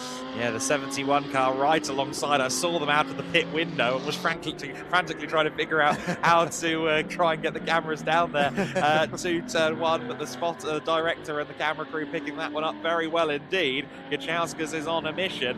I don't know if he's been told about the investigation. Certainly, I don't think necessarily Utah Racing would have been aware of the shorter pit stop up until the point of that investigation coming up. They're not listening to the likes of me, they're kind of busy, but now that that's come up, they'll be watching with bated breath to see if the overtake needs to be made by Kachauskas. Although, to be honest, if you can get past Albag and then have Albag be the first one to have Clutton arrive on his bumper, that's probably better. And that's a dream scenario for Hertling, really, because even if Clutton does get past Albag, it's not actually gaining him anything really, because he's going to inherit that position anyway. He might still delay the McLaren though, and bring the SR Motorsport Mercedes back onto its tail. So there are Albag and Kachauskas. There is Clutton in the background. car number 75 has the drive-through now for speeding, and the fact that that's been handed down makes me think that Albag's ruling will come in about 20 seconds. What might come before that, though, is a red Audi. There it is to the inside line at turn 16. The 71 very late on the brakes, but Arūnas Kačauskas gets it just perfectly stopped for the corner. Great driving for him to move up to second position on the road. He would probably have moved into second position with the penalty that's expected for the number 64, but all the same, great driving, and again, that means that it's going to be Albag that gets caught up by Clutton first, and that can only really benefit Kačauskas. Yes, Albag is 3.6 seconds ahead of Marcus Clutton, so there's a few laps maybe yet until Clutton gets there. Clutton back to Hertling is down to 1.3 seconds now. There's a Jamo responding ever so slightly as they head up through the winding section now that begins at turn 5 and takes you really all the way through to turn 15, where the drivers don't get much of a break between corners. Marcus then setting a strong pace, and again he'll have mixed feelings. Does he really want to now get embroiled in a battle with other GT3 cars, even if it means there are more points up for grabs? He's an experienced enough driver to know that that can come with risks and dangers that he'd much rather avoid. And while this is something of a long shot, I grant you, as we see their 11-second penalty added to the race, so I understand the book, that's good. 11-second penalty added to the race for Guy Albag. But if Albag and indeed Kačauskas put up a fight, only 15 seconds back from Jamo Hertling is Matthias Lazowski setting fast laps and fast laps again. If this becomes a battle in the last dozen minutes of the race, they're holding each other up, costing each other 2 seconds a lap. By the end, Lazowski might be arriving to try and take some points away from the fellow full-season entrants. Yeah, Lazowski, I thought, was going to beat his own fastest lap last time by, but fell a tenth or so short. All four of these cars then now comfortably in the same shot, heading up the back straight. Second place, Arūnas Kačauskas. Third place, for now anyway, on the road, Guy Albag. Marcus Clutton will inherit that third position, and Jamo Hertling will inherit fourth. But that's not really a net gain or loss for either of them over the other, but it is more points at least on the table. So across the line we go, and a new fastest lap for Jamo Hertling all of a sudden, a 54.975, fractionally quicker than Lazowski went earlier on. Has Jamo been saving something for the final 10 minutes? He is a smart enough guy, I think, to have read this situation, seen that there's a chance that Marcus could get delayed in the closing 10 minutes, and Jamo wanted to make sure he had tyres underneath him to fight if that happened. I think you're on Jamo's wavelength right now. Lazowski just took the fastest lap back away, incidentally, from Jamo Hertling, so Hertling is going very quickly. Lazowski is somehow going a little bit quicker, but that's an exciting sight. Apologies to Felix Hirsiger, we're not seeing that much of him. There is a double yellow flag at turn 15 briefly there. We didn't see what it was for. I think it's already stopped, the double yellow, but there was a moment somewhere on track briefly. But the point I was going to make, how awesome is this? Second, third, fourth and fifth together on the circuit. And yes, Hirsiger not getting much broadcast time, but he'll watch it back and understand why, because we have a thriller in prospect, and not only is it a thriller, but it's one with huge championship implications. If you're just joining us, the car that we're watching, the number 67, Orange Racing McLaren, leads the points by 2 over Kenneth Heyer and Jamo Hertling. They're about to extend it to 4 with how things finish at the moment, and it goes up in increments of 2. So it could go either way here. We could end up, of course, if Hertling gets through with a tie going into the season finale, and wouldn't that be special? But for now, we're basking in a great fight. Marcus Clutton about to get embroiled in a fight, and he scared off Guy Albag a little bit there, but Albag is going to hold his ground, and Jamo Hertling's eyes are going to be wider than they've been all race long. This is going to get intense now, Andy. 10.5 minutes to go, and it's a nightmare scenario for Marcus Clutton. Overtaking this Mercedes doesn't gain him a single extra point. He's already ahead on corrected times, but he has to take a risk to do so, and he's already lost all of the cushion that he had over Jamo Hertling. Here he comes to the outside at turn 2. Guy Albag just about saw him coming, and Clutton gets the job done. That was just in the nick of time. It happened just before Jamo Hertling arrived on his tail. Now, how quickly can the SR driver make the move stick? He goes to the outside at turn 5. That is not going to work. but it will give Hertling a much better run through 6, which is a flat-out right-hander, and maybe allowed to make the move at 7. He has his nose ahead, but again occupies the slower, longer outside line. There's not a lot of grip beyond the curb either for JMO to use, and he's still on the outside. Doesn't matter, he's got the job done before the corkscrew, so both of them, to be fair, handled that well. A slight net gain maybe for JMO Hertling, but Marcus Clutton's troubles are not done with, because I think his pace is going to naturally carry him onto the tail of Arūnas Kačauskas. It absolutely is. We're going to go through it again in just a few moments' time. Marcus Clutton managing to get it done at turn 1 to get past Guy Albag after a side-by-side moment going into turn 16. Corners later, turn 7, we saw the move from JMO Hertling around the outside to then convert it under braking into turn 8. So Hertling and Clutton getting through in the matter of the first sector of the lap. Can they do the same with Kačauskas? I don't know, he's scrappy. He is, and the Audi seems to be pretty good at the end of the straight, doesn't it? I'm not saying the Mercedes isn't, but I don't think this corner is going to be an obvious overtaking opportunity for Clutton, and Kačauskas has had a really strong weekend so far. Remember, won a race yesterday, another podium earlier on today. He will want to try and get this second step of the podium if he can. It's actually the only step of the podium he's not stood on yet this weekend within the GT3 rankings. He won't really care that much that he's got a championship battle going on behind him, and indeed around him, I think, within the next lap or so.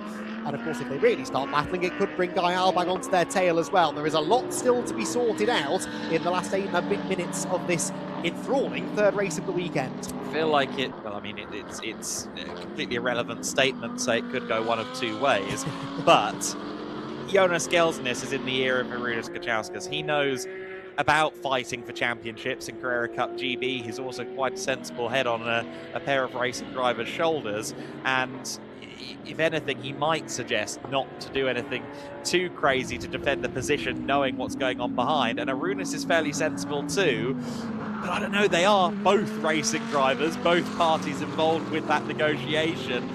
I also think that, you know, Utah have paid the entry fee just like everybody else. There's no reason they should make way, and I really hope that Arūnas isn't being told discretion is the best part of valour, because I want to see what's going to happen. And you just fell off Marcus Clutton's Christmas card list, I think. Sorry, Marcus.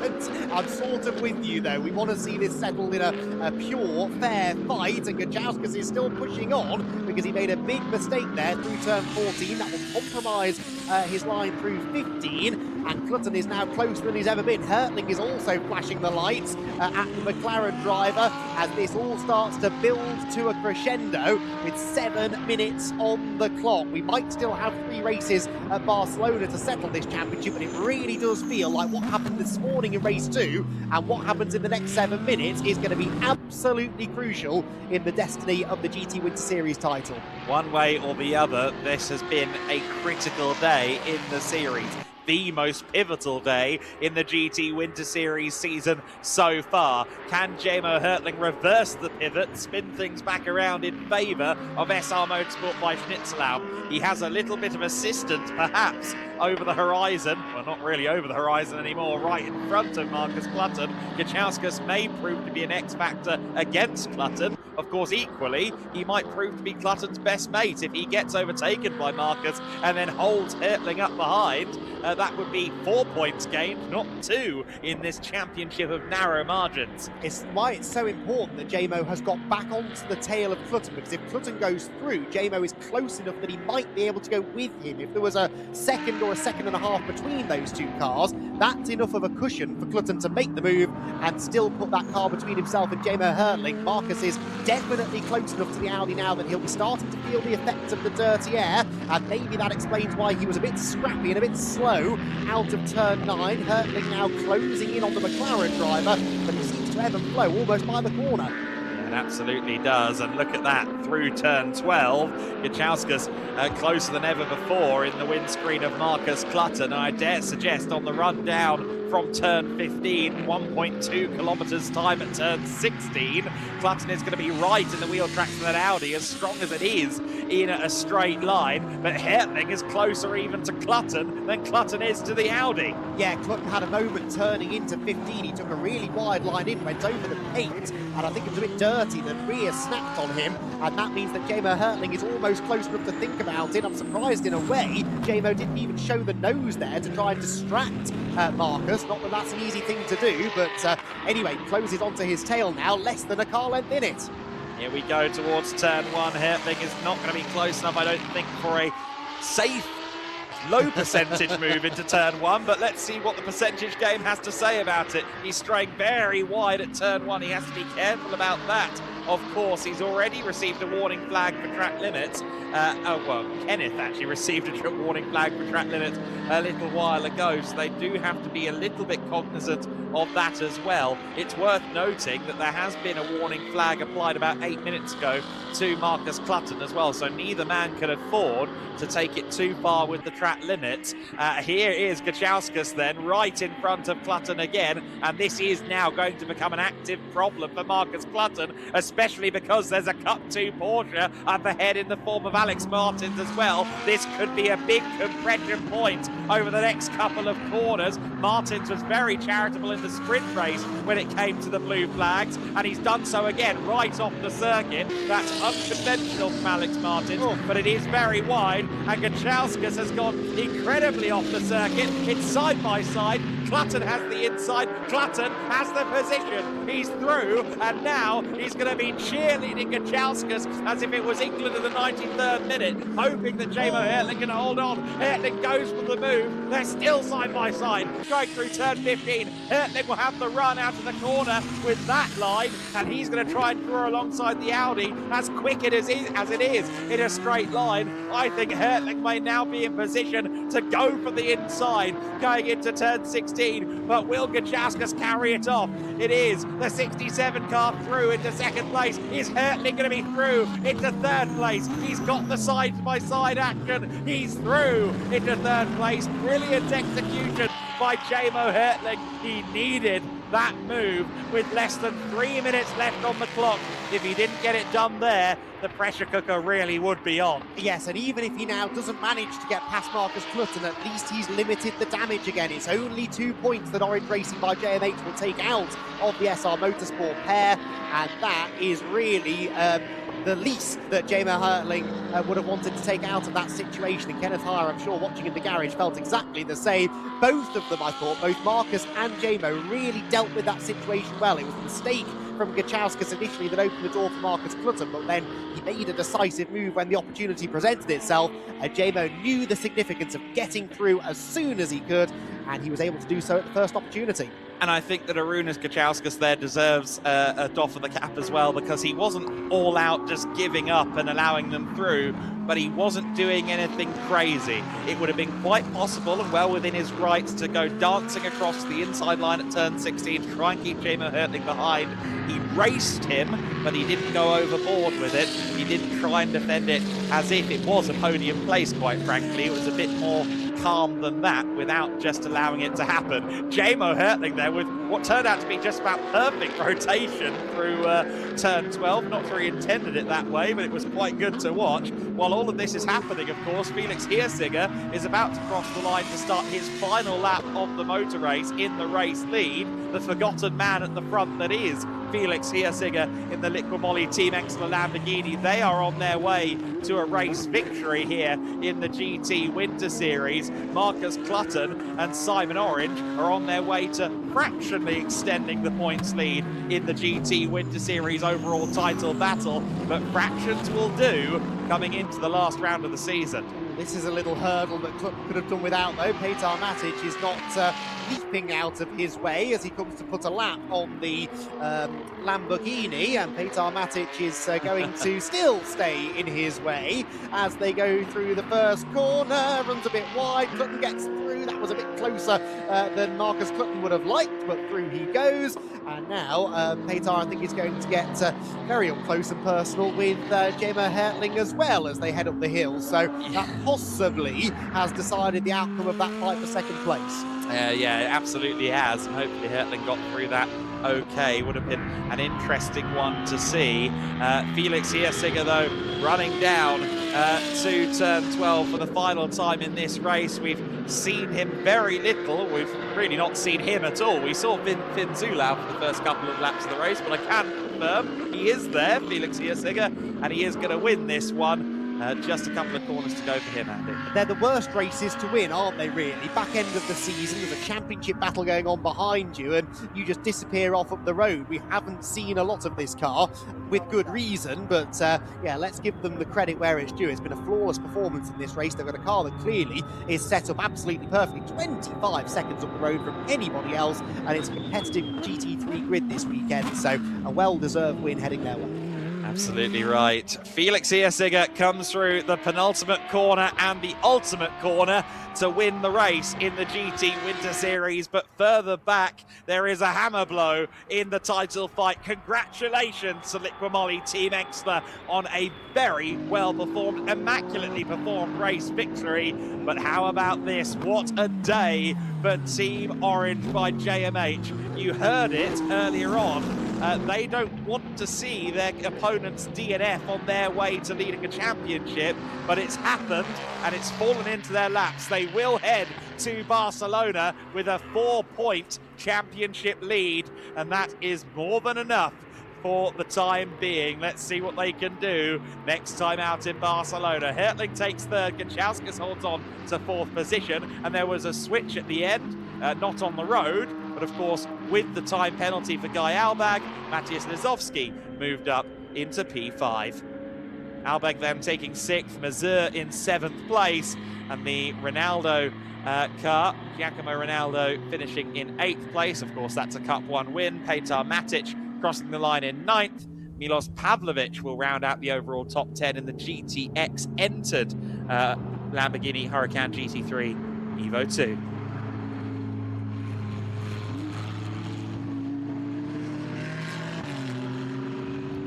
See there the 19. Hand out of the window for Felix Hirschinger. He would like to get used to the winning feeling in a GT3 car. Has done a couple of GT3 races last year in ADAC GT Masters in tandem with what turned out to be a championship winning campaign in Ferrari Challenge Europe. So for Liqui Team Engstler, a good sign that Hirschinger is really hitting his stride in this machine, the 19 car.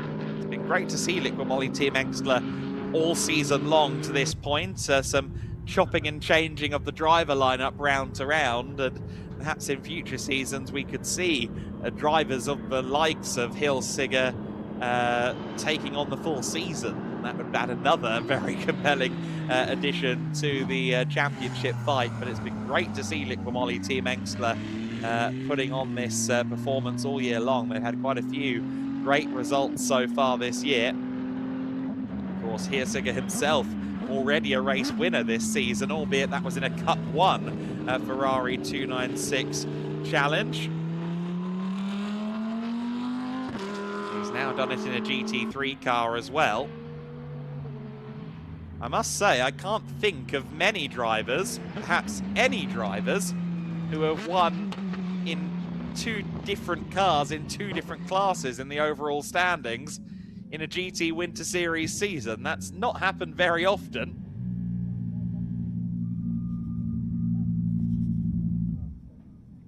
And a great achievement from Zulauf and Hirschinger to really do a walk-off win on that occasion. But the biggest story of all is definitely the one for second place, and Marcus Clutton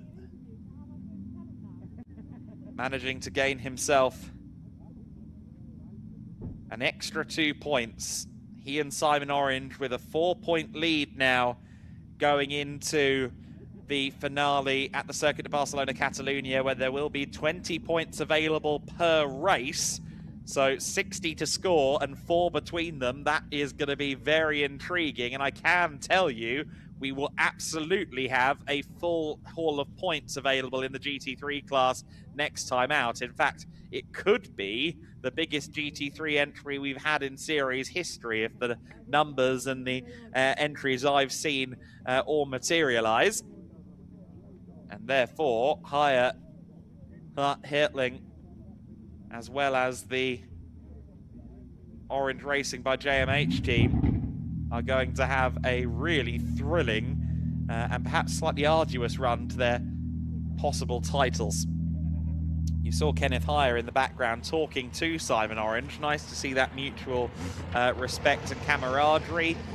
Good friends off the circuit as well. They've obviously come to know each other over the last year or so in the Wind Series paddock. It was here a year ago where the McLaren team, Orange Racing by JMH, came into the series for the first time, got to meet drivers like Kenneth Haya for the first time. And over this season, where they're both full championship entries, they've really kind of built a respect, a camaraderie, but it'll be temporarily put on hold, I dare suggest, next time out. Championship on the line in Barcelona, and those two, Simon Orange and Marcus Clutton, will be with a marginal 4-point championship lead going into the next one.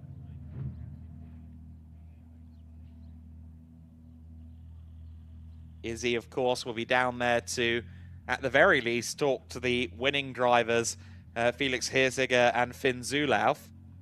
May even get a word with our championship leaders as well, if we have time to do it before the podium. But obviously we don't want to delay the podium with the Formula Winter Series race coming up right after that. In fact, we're going to get hold, I think. We're going to put Andy McEwen into action to talk to Simon and Marcus on the podium. So we will get to hear from our championship leaders as well. But for now, Izzy has our race winners.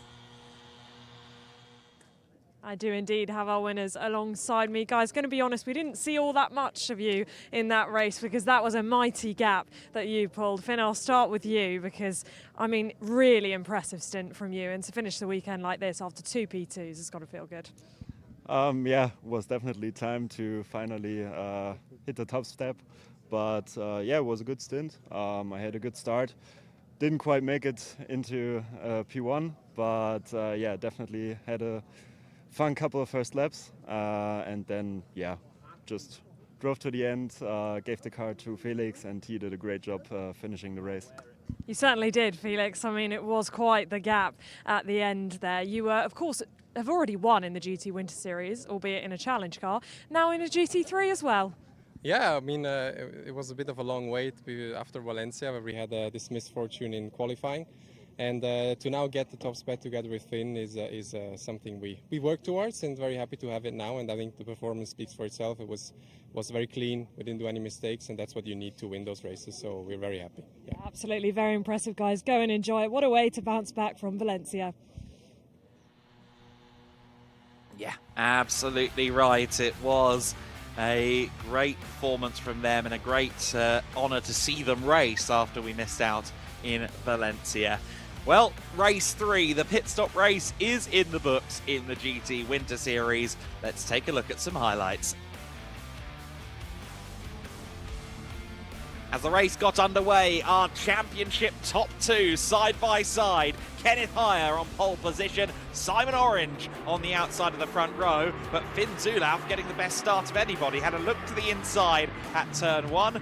Decided better of it, perhaps for the best. Severin Mazur got himself into a spin, unfortunately, but he would recover well as the race went on. In fact, it was a little bit of contact with Przemysław Bienkowski at turn 1, as that secondary angle showed us, and Finn Zulauf was very eager to get past Kenneth Haya in the early stages. Guy Albag equally was trying to get his way past Simon Orange any possible way he could.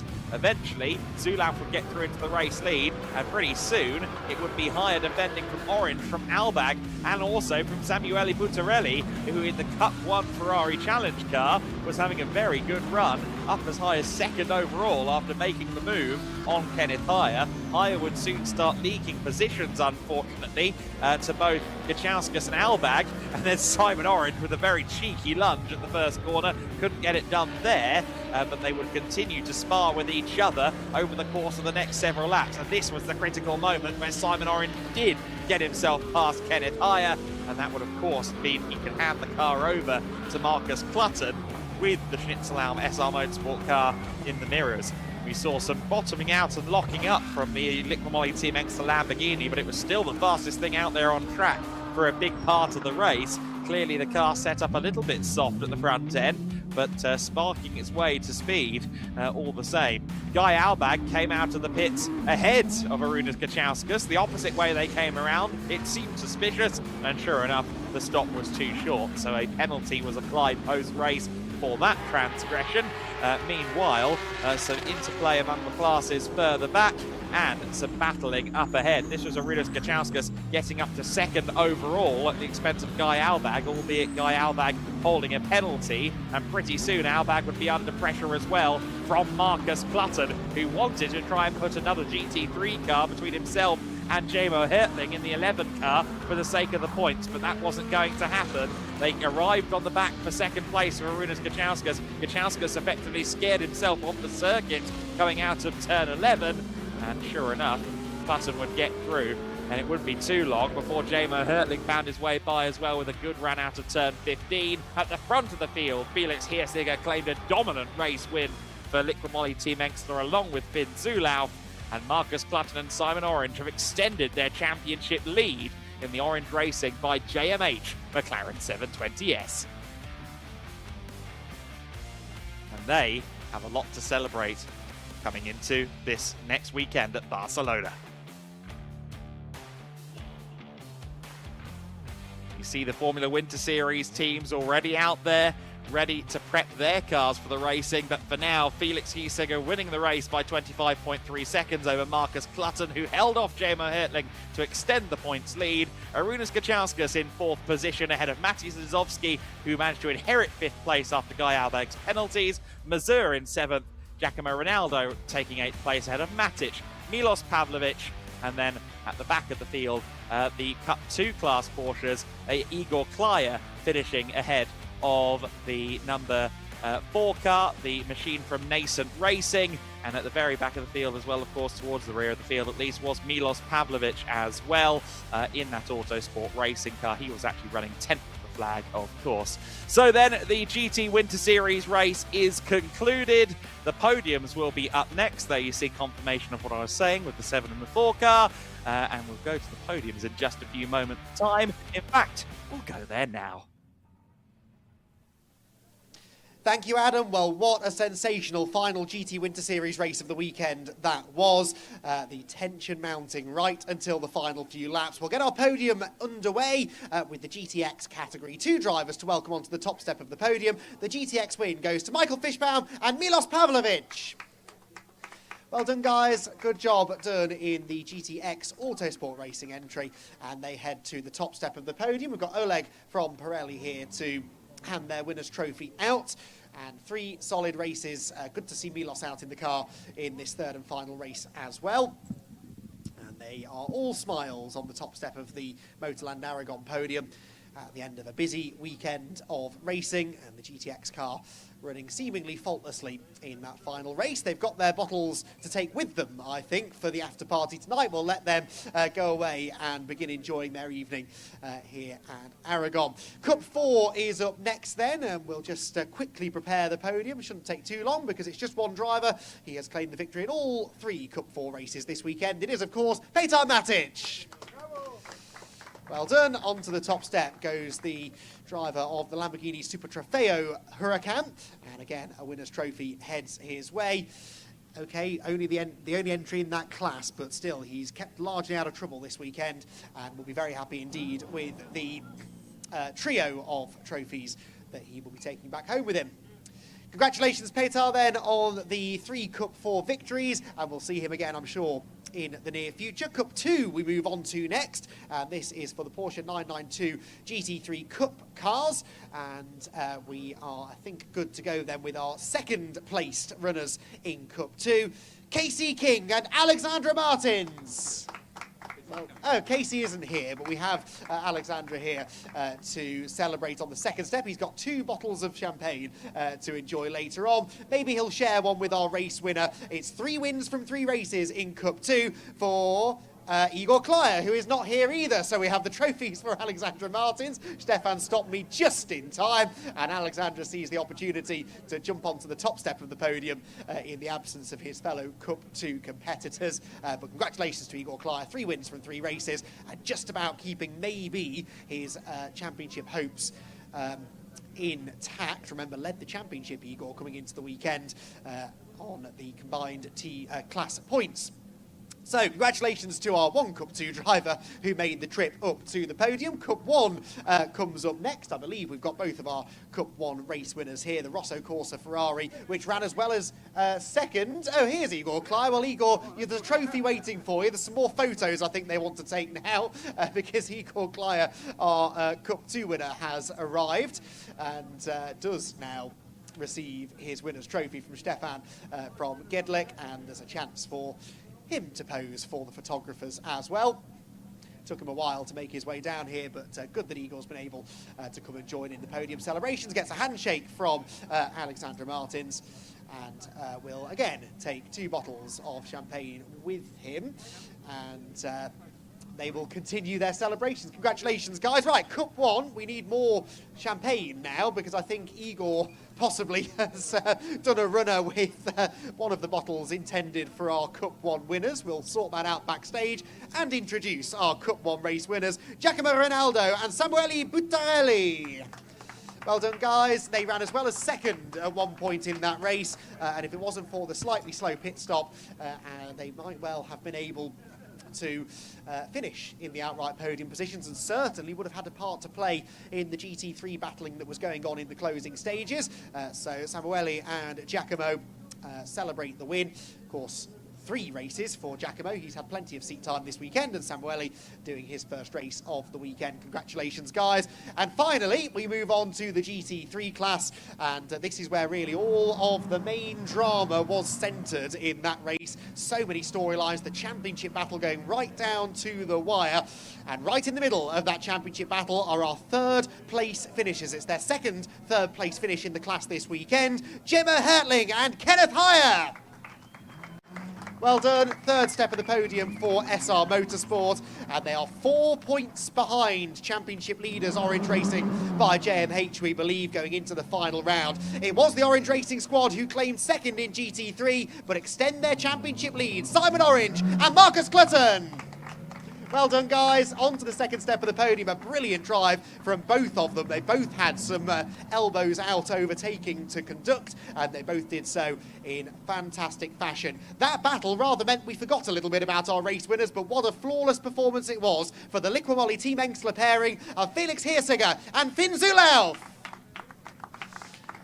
And that is, of course, the first win in class for that team, but they've had 3 podium finishes in the GT3 category this weekend. Handshakes all round, and the trophies now presented by Oleg from Pirelli and Stefan and Sergio from GEDLICH. And we are going to try and take a chance. We've already heard from our race winners, but I'm going to try and take a chance to speak to our title contenders after this podium has been conducted.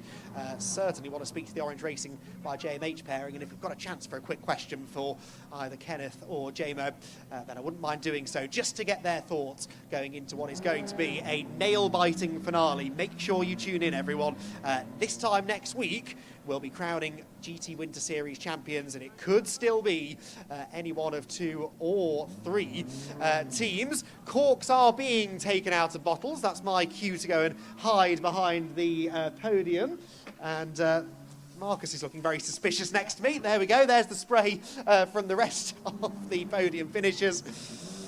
And JMO finally gets the cork out and joins in the champagne shower as well, and smiles on all faces. I wonder who's going to have the biggest smiles on their faces at the end of the Barcelona weekend. Simon and Marcus, if I could ask you and the SR guys just to stick around for a second. We're going to have a quick chat with you all. If you want to just wander over into the middle of the podium. They're ignoring me, not for the first time. There we go. Come on, Simon. I want to get your thoughts on that because, my word, this is getting tense, isn't it? Yeah, it is. It is.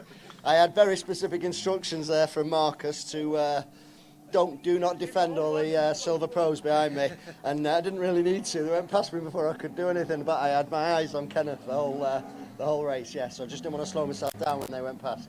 What was going through your mind, and remember we're going out live on air here, Simon, when you were watching Marcus battling away with for a podium place? Valuable points on the line, weren't there? I was cool, calm and collected, mate. He's absolutely magnificent, smooth as anything, perfect racing. What can you say? And now to the blushing Marcus Clutton, let's get your thoughts. I mean, you revel in those moments, don't you? With the championship on the line, positions to be gained, you never back out of it, do you? No, it's been a good weekend's racing, really. I'm sick of looking at JMO in my mirrors, so it'd be nice to have a few days off. But yeah, good work from the team. Simon's done a mega job. That was his first laps in the dry there. He's been in the wet all weekend, so great job. Did everything he needed to do, gave me a good car, and yeah, we did the rest. So yeah, let's get to Barcelona. Sounds good. Right, I'll let you go. Congratulations, guys, and congratulations to all of our podium finishers in the GT Winter Series finale, final race of the weekend anyway, here at MotorLand Aragón. Our finale for the day could well be a championship deciding race. The Formula Winter Series drivers are on the grid, and as Izzy Browning, I'm sure, is about to detail to us, there is another championship perhaps about to be claimed.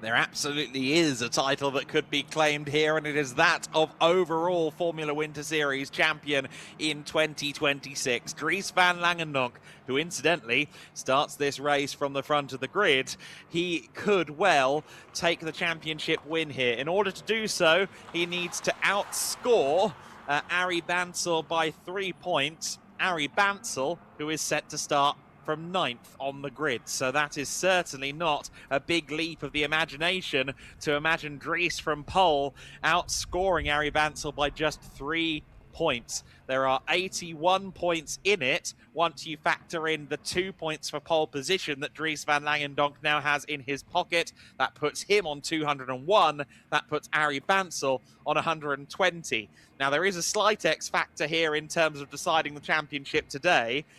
If Van Langendonk were to fall back to the very low point scoring positions and Thomas Behrmann were to outscore him by 17 points, Behrmann, from 3rd in the championship on 110 points, could just about keep the championship alive. But by all logical matters, it should be straight up Bansel or bust in terms of taking the championship to Barcelona. Behrmann still has a tiny iota of an opportunity as well, but it is a long shot. Dries van Langendonk ultimately is in a very strong position, only having to outscore the closest rival by 3 points to win, especially with that rival all the way back on row 5 of this grid. It's very exciting times to come here in the Formula Winter Series. We've had 2 fantastic races both so far this season in the Formula Winter Series.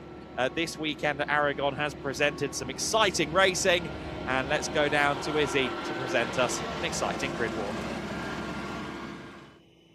Well, here we go then. Welcome down to the grid for the final time today and the final time this weekend for the Formula Winter Series.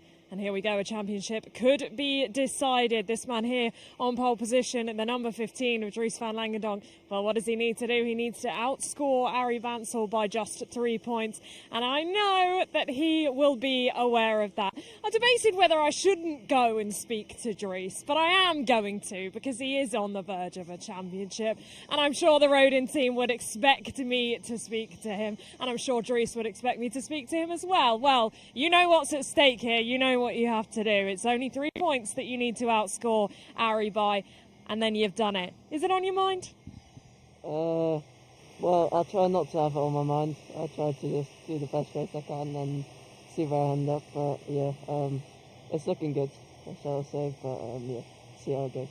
It certainly is looking good. You've got teammate alongside you, though. You need to make sure that you keep it clean between the two of you as well, because I know this team's championship is also important to Rodin. Yeah, obviously our team manager will be very happy, and all the team deserve to be team's championships. So yeah, hopefully we can score some good points for them, and yeah, wish all the best for our teammates.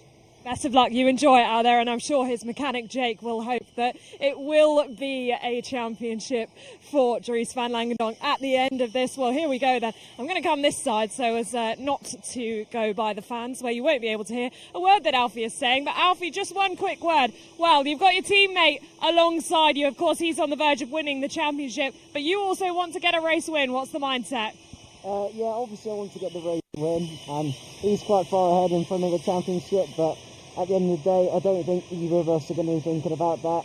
If he's quicker and races better, he'll win. If I'm quicker and I race better, I'll win. It's as simple as that, really. It certainly is. Fantastic mindset to have as well. Best of luck. Enjoy it out there. We will continue back because we have on P3 Arjen Kraling. Now, this is an US racing car. Of course, it is an all-Rodin front row, but Arjen Kraling already a winner in the Formula Winter Series last time out in Valencia, and it was a pretty spicy race earlier, wasn't it? I mean, there were battles all over the place, and it really made things exciting. I'm sure that they will do the same for this final race of the weekend. I mean, there were people in battles all up and down the field. I'm not sure if Adam and Andy have caught their breath yet from all the exciting racing that we have had today, and one man who will be hoping to end the weekend on a high is, of course, the number 87 of Thomas Behrman. He starts at P4. Will his championship be decided? Here we go. Let's wait and see.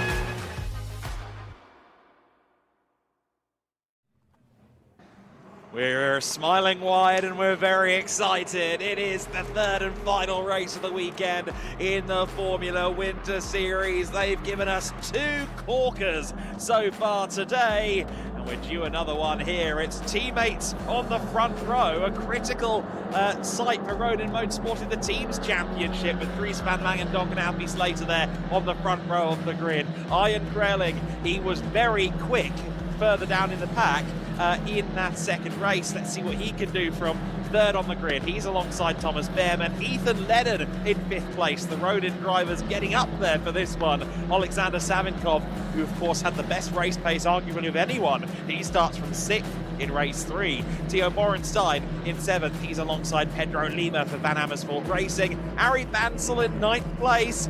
He's got some work to do. Platon Kostin alongside him, rounding up the top 10 ahead of Noah Killian and George Proudford-Nalder on row 6 of the grid. Sammy Lifrid looking to get to the points again after having a great run from 4th on the grid earlier. Emilio Del Grosso is alongside him. Levian is 15th. He's alongside Ludovico Busso on row 8 of the grid. Row 9 is Alexandra Lauser and Matilda Patz on what will be her final appearance of the season in the Formula Winter Series. Vittorio Orsini and Chiara Batigue, 19th and 20th.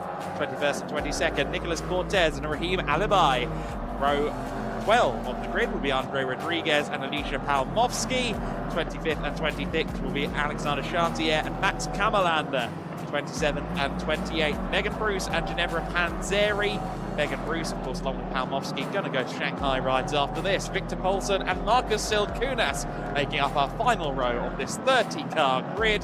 Alexander Ruta, if you missed race 2, he is not taking the start. Unfortunately, the driver who currently sits 4th in the points sustained a hand injury, I think, in that contact with Ari Bansal in race 1 yesterday, and he is not able to take part in the rest of this weekend. Status unclear for Barcelona, but one would suspect that in a week, if he's got some damage to his hand, it's not going to recover that quickly. Let's hope we get to see Ruta in Barcelona at the very least. Slater on the inside then of the front row as we get this race into life, but of course that's the dirty side of the track. Van Langendonk will be on that pole position slot as well.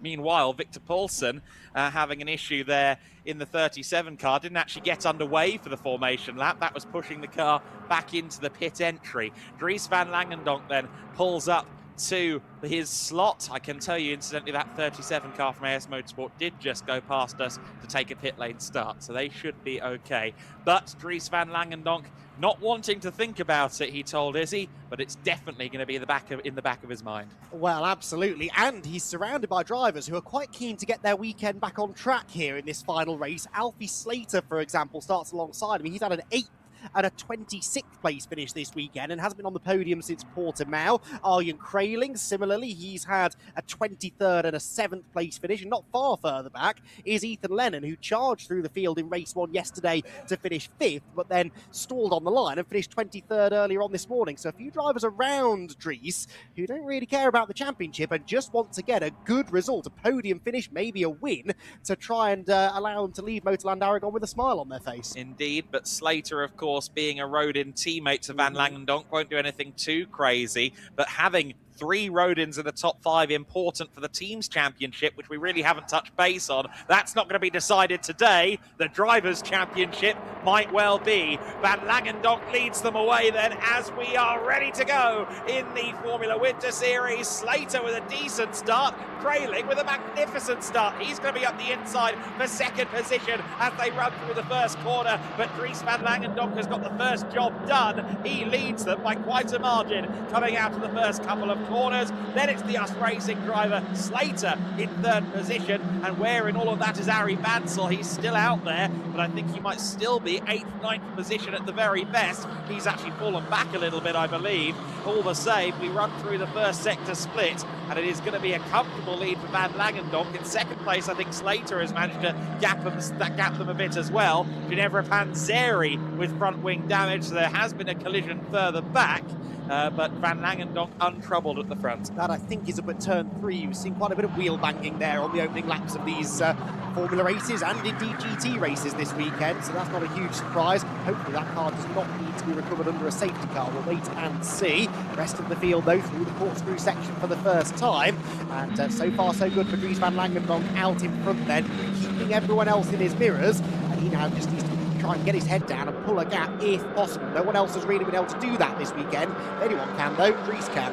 Bansal has made up some headway, actually. I think he might be going around the outside of Lima here for 6th place. There is the 47 car. Is it 6th? Yes, it is. Well, he's 7th at the moment, but he's trying for P6, so he has made headway, has Ari Bansal. He needs to be, outscored by 3 by Dries Van Langendonk. In other words, if Van Langendonk wins, it's over no matter what. So he's got a lot of work to do as Slater goes side by side there with Behrman, and further back, I think that's Noah Killian trying to make it 4 wide with one of the Jensers and several others, but the safety car is out just as they go almost 5 wide, but the safety car is out. Hopefully everyone gets that bulletin. Not yet, and the boards are flashing. We are going to safety car, but goodness me, that was a touch dramatic through the opening corners there. Well, there's no way any of those drivers knew the safety car had been called in that exact moment. There's also no way of knowing exactly what order they were in, quite frankly, when the safety car was scrambled. So, yeah, good luck figuring that one out in race control. I think they might just have to say, OK, settle in single file and we'll go from there. But, yeah, Dries Van Langendonk then, you won't mind this safety car too much. It's prolongs or it shortens the amount of green flag running we're going to get. Someone to the pit lane at the back, that was Alexander Chartier. So 2 AS Motorsport cars in trouble on the opening lap. There is another of them, the Ginevra Panzeri car being recovered. And the third one, of course, didn't get off the line on the formation. Victor Poulsen, who had to start from the pit lane, has actually made it around the first lap, incidentally, but certainly not the start that AS Motorsport would have wanted here. So movers and shakers, Ian Kraling, of course, up into second place, while Dries van Langendonk got a great start in his road in. The other 2 cars from the team, Slater and Lennon, both fell back to 4th and 8th place respectively. It's van Langendonk from Kraling, from Behrman, from Slater and Savinkov, your top 5 coming out of that first lap, and then critically just behind Lima in 6th is Ari Bansel in P7 on this standings right now. Some other movers around the field. Well, it's worth noting that Chiara Vertigue has taken the female trophy lead from 17th overall at the moment, so she's got herself ahead of Matilda Patz for the female trophy, and only a couple of places back behind them is Alicia Palmowski in 21st, so she'll be looking to get in amongst that battle as well for female trophy honours on what will be the last, I suppose, F1 Academy flavoured trip to the female trophy before we have Chiara, I know, will be back next time. I think Panzeri will be back as well, so there still will be a female trophy next time out. But of course, with the F1 Academy beginning in Shanghai, some slightly repeated numbers for the finale. Yes, although I'm sure we won't be short on drama throughout the field anyway. A couple of noteworthy drivers then. Alexander Savinkov, we both said we were excited to see how he went. Well, he's up into 5th position. What have you spotted, Adam? I was trying to tell you the safety car's in this lap. Oh, yes, sorry, I was not really expecting that to be such a quick recovery. There we go. So we're going to go racing this time. It will probably change anyway within the first few corners. But yes, Savinkov up to 5th already. Remember how quick he was in that race earlier on today. He could be another spoiler in the pack who could get in amongst the championship contenders. Has Van Langendonk gone already? I think he has, yes. So Dries is back underway. Where is the safety car? Good, it's well clear. No problems there then. Dries van Langendonk powers off into the race lead. Of course, he knows how quick Ian Kraling can be at the sharp end of a field. We all know after the race win at Valencia last time, Noah Killian has a front wing missing all of a sudden. Well, not missing, but badly damaged. Now, did that happen under the safety car or did that happen before the safety car? He was part of that very contentious zone at turn 16 as the safety car was thrown, but he now has damage. I don't know if that came before or after, but either way, he's possibly going to fall through the order with a lack of front error. You can see him struggling with understeer there and losing out to his teammate Ludovico Busso for 13th position. It's Van Langendonk from Kraling, from Behrman at the sharp end of the order. 3 teams in the top 3, as we've seen quite often. Those 3 protagonists at the front of the team standings, that being Rodin Motorsport, Us Racing, and Van Amersfoort Racing, who are separated by 11 points in the team championship coming into this weekend. Rodin, I think, have suffered actually a little bit in the team standings, given that both Lennon and Slater have had some tricky races, although Van Langendonk has been doing his all to make up for it. Either way, while that is nowhere near going to be decided on this day in this race, we will keep an eye on that, of course, in Barcelona, because that arms race is going to continue right until the final flag of the season.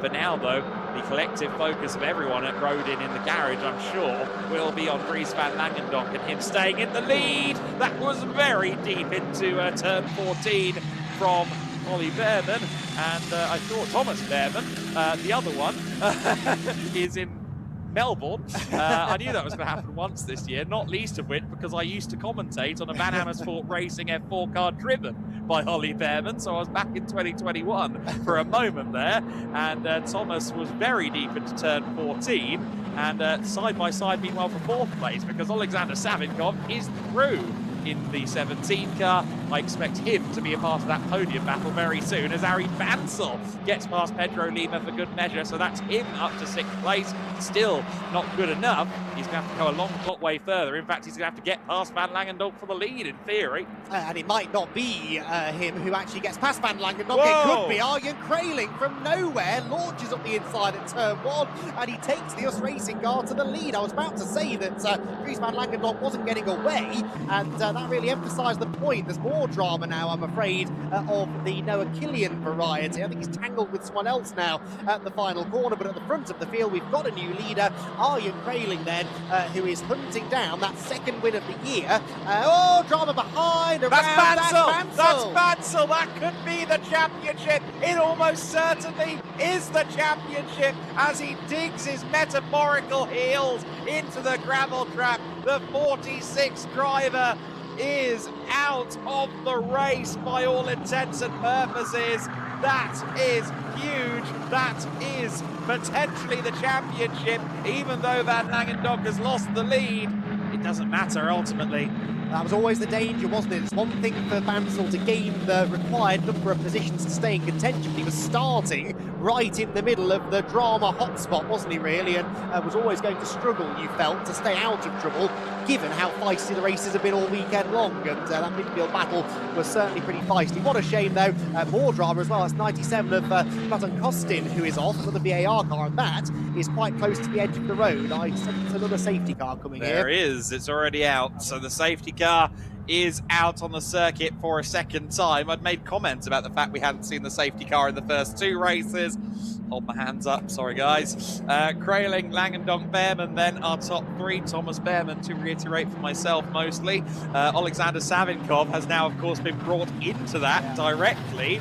And in the bigger picture of this race, rather than the championship, I dare suggest that that is very consequential to those ahead of him, because again, we saw the race car underneath Savinkov when he went from 20th to a podium. Indeed so, yeah, he was absolutely flying in that race earlier on today, and he got past Alfie Slater just in the nick of time, just half a lap before this safety car was scrambled. So that means that he now bridges the gap to the leading three, who themselves, I suspect, are set to resume that battle that they were enjoying earlier on. And he will insert himself fully into that fight for the win, I am sure.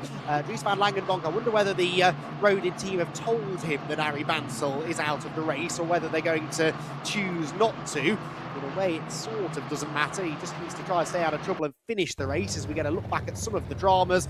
This was up at turn 16. This will be Noah Killian's second incident, I suspect. Oh, yes, got tapped into a spin by the 66 car, so that wasn't his fault of the secondary contact as they both go around. That was a little on the clumsy side. Max Kammerlander, whose name I seem to remember mentioning in race 2, being involved in a skirmish somewhere. He is the one who, I'm afraid, might get the blame for that. Got airborne and then he camel-landed, and unfortunately that car will probably not be A1 after that, so we'll see if he can carry on in this race. I don't think he's visited the pits, and he is in the safety car queue, so with any luck Max's car isn't too badly damaged. There it is at the very back of the safety car queue, the number 66 machine. So then 19 minutes and 20 seconds plus one lap of this race, and it's a bit of a return to what happened last week, of course, or 3 weeks ago, as I should say. Arjen Krailing at the front of the field in race number 3. It's been a rather topsy-turvy race of, or topsy-turvy even. A topsy-turvy season for Arjen Krailing, because his race win was only his second time scoring points all year long, and there he is now, once again at the sharp end of the order. He was 10th coming into this weekend in the standings. He's now 11th. He has, of course, also had a third point-scoring race 2 earlier on in the day. But a highly unusual campaign that he's having. He's currently on course for a second win, all being well, and it will only be his 4th time in the points at all. Yeah, absolutely so. And in fact, only a couple of finishes inside the top 15 outside of those points finishes. It's been a bit of a topsy-turvy season, though, for a lot of drivers with the variable weather and such a competitive grid. You know, I think it's easy to blame the weather for the mixed results, but I do think the fact that there's so much strength in depth in the grid this year, if you have an off day, you're not going to lose 4 or 5 positions. You're going to drop well outside the top 15 or so, and we've seen that for drivers already this season. If you slip down the order, there are 5 or 6 very quick drivers who, if you give them track position, have what it takes to go and get the results. Yes, indeed. We're going to have another lap behind the safety car, so it's not another one-lap dash for the safety car on this occasion. I should say once again. Big thanks to the combined forces of PTT Racing, the team from the GT Winter Series, Michelin and Pirelli, who all had a hand on making sure that we had our nice shiny BMW M3 Touring safety car. Michelin kindly ordered a tyre of the specification we needed for it to a local tyre shop so that we could get it running. Pirelli had a hand actually in helping us fit it to the rim, and then PTT got the car on the tyre on the car as well. So thank you to all three of them for that, and thanks to Stefan Lerner for finding a pothole on the way to MotorLand Aragón. But it was a real team effort. So thanks as always to the partners we have here in the Winter Series paddock. There are very few series, I think, that can claim to have proactive partners universally, but everyone who appears on our adverts or on our website does have an active role to play. Of course, Race Streaming, who you see adverts for during these broadcasts, they had 2 cars in the Sports Prototype Winter Series earlier on this season. It is great to see. Car 66 has a 5-second time penalty for causing the collision with Noah Killian, so Max Kammerlander has received a penalty to really add some more grief to his day there. But Kraling, Langendonk, Behrman, your top 3 going into what I think should be the last lap under safety car. It depends how things are progressing. Yes, the safety car is going to be in this lap. We did see that bulletin, didn't we? But it briefly left my mind. It will be Kraling, Langendonk, Behrman. Savinkov, though, strikes me as the danger man. Yes, I don't think you're the only one who has noted his presence now in this leading group of cars, and Alexander Savinkov already has the fastest lap of the race. He had the drive of the weekend, really, in that second race earlier on, where in fact I think he gave him 21st on the really memory serves to finish very high on the order, well, second on the podium.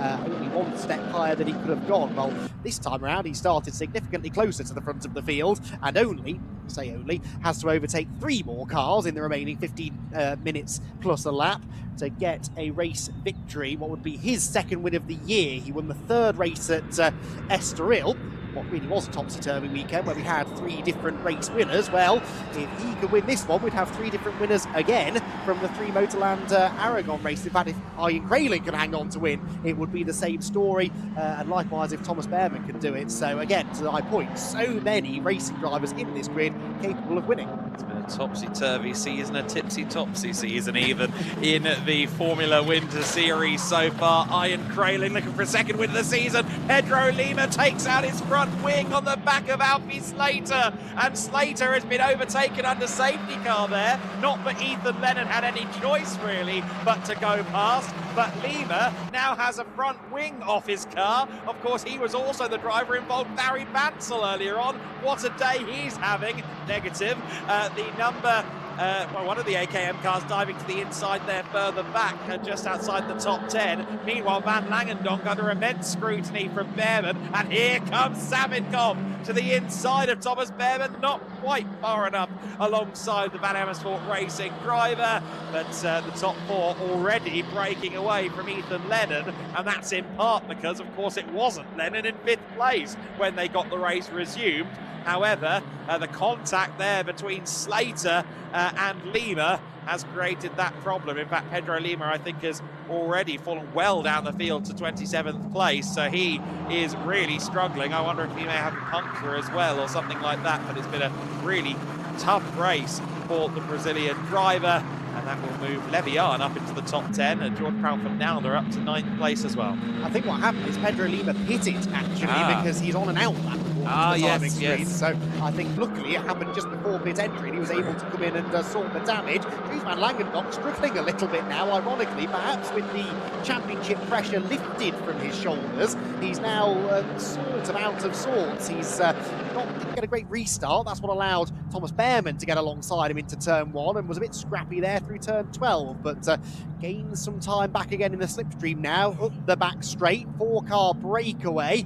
5 seconds added on, meanwhile, to the time of car number 53. That was Pedro Lima for causing a collision with 26. So that is the incident we mentioned earlier on, as Dries van Langendonk had to go very defensive. I don't know if you're going defensive or offensive there, but he certainly dove to the inside at turn 16 one way or another. He remains in second place either way. I was rather surprised that it looked like he was lining up a move.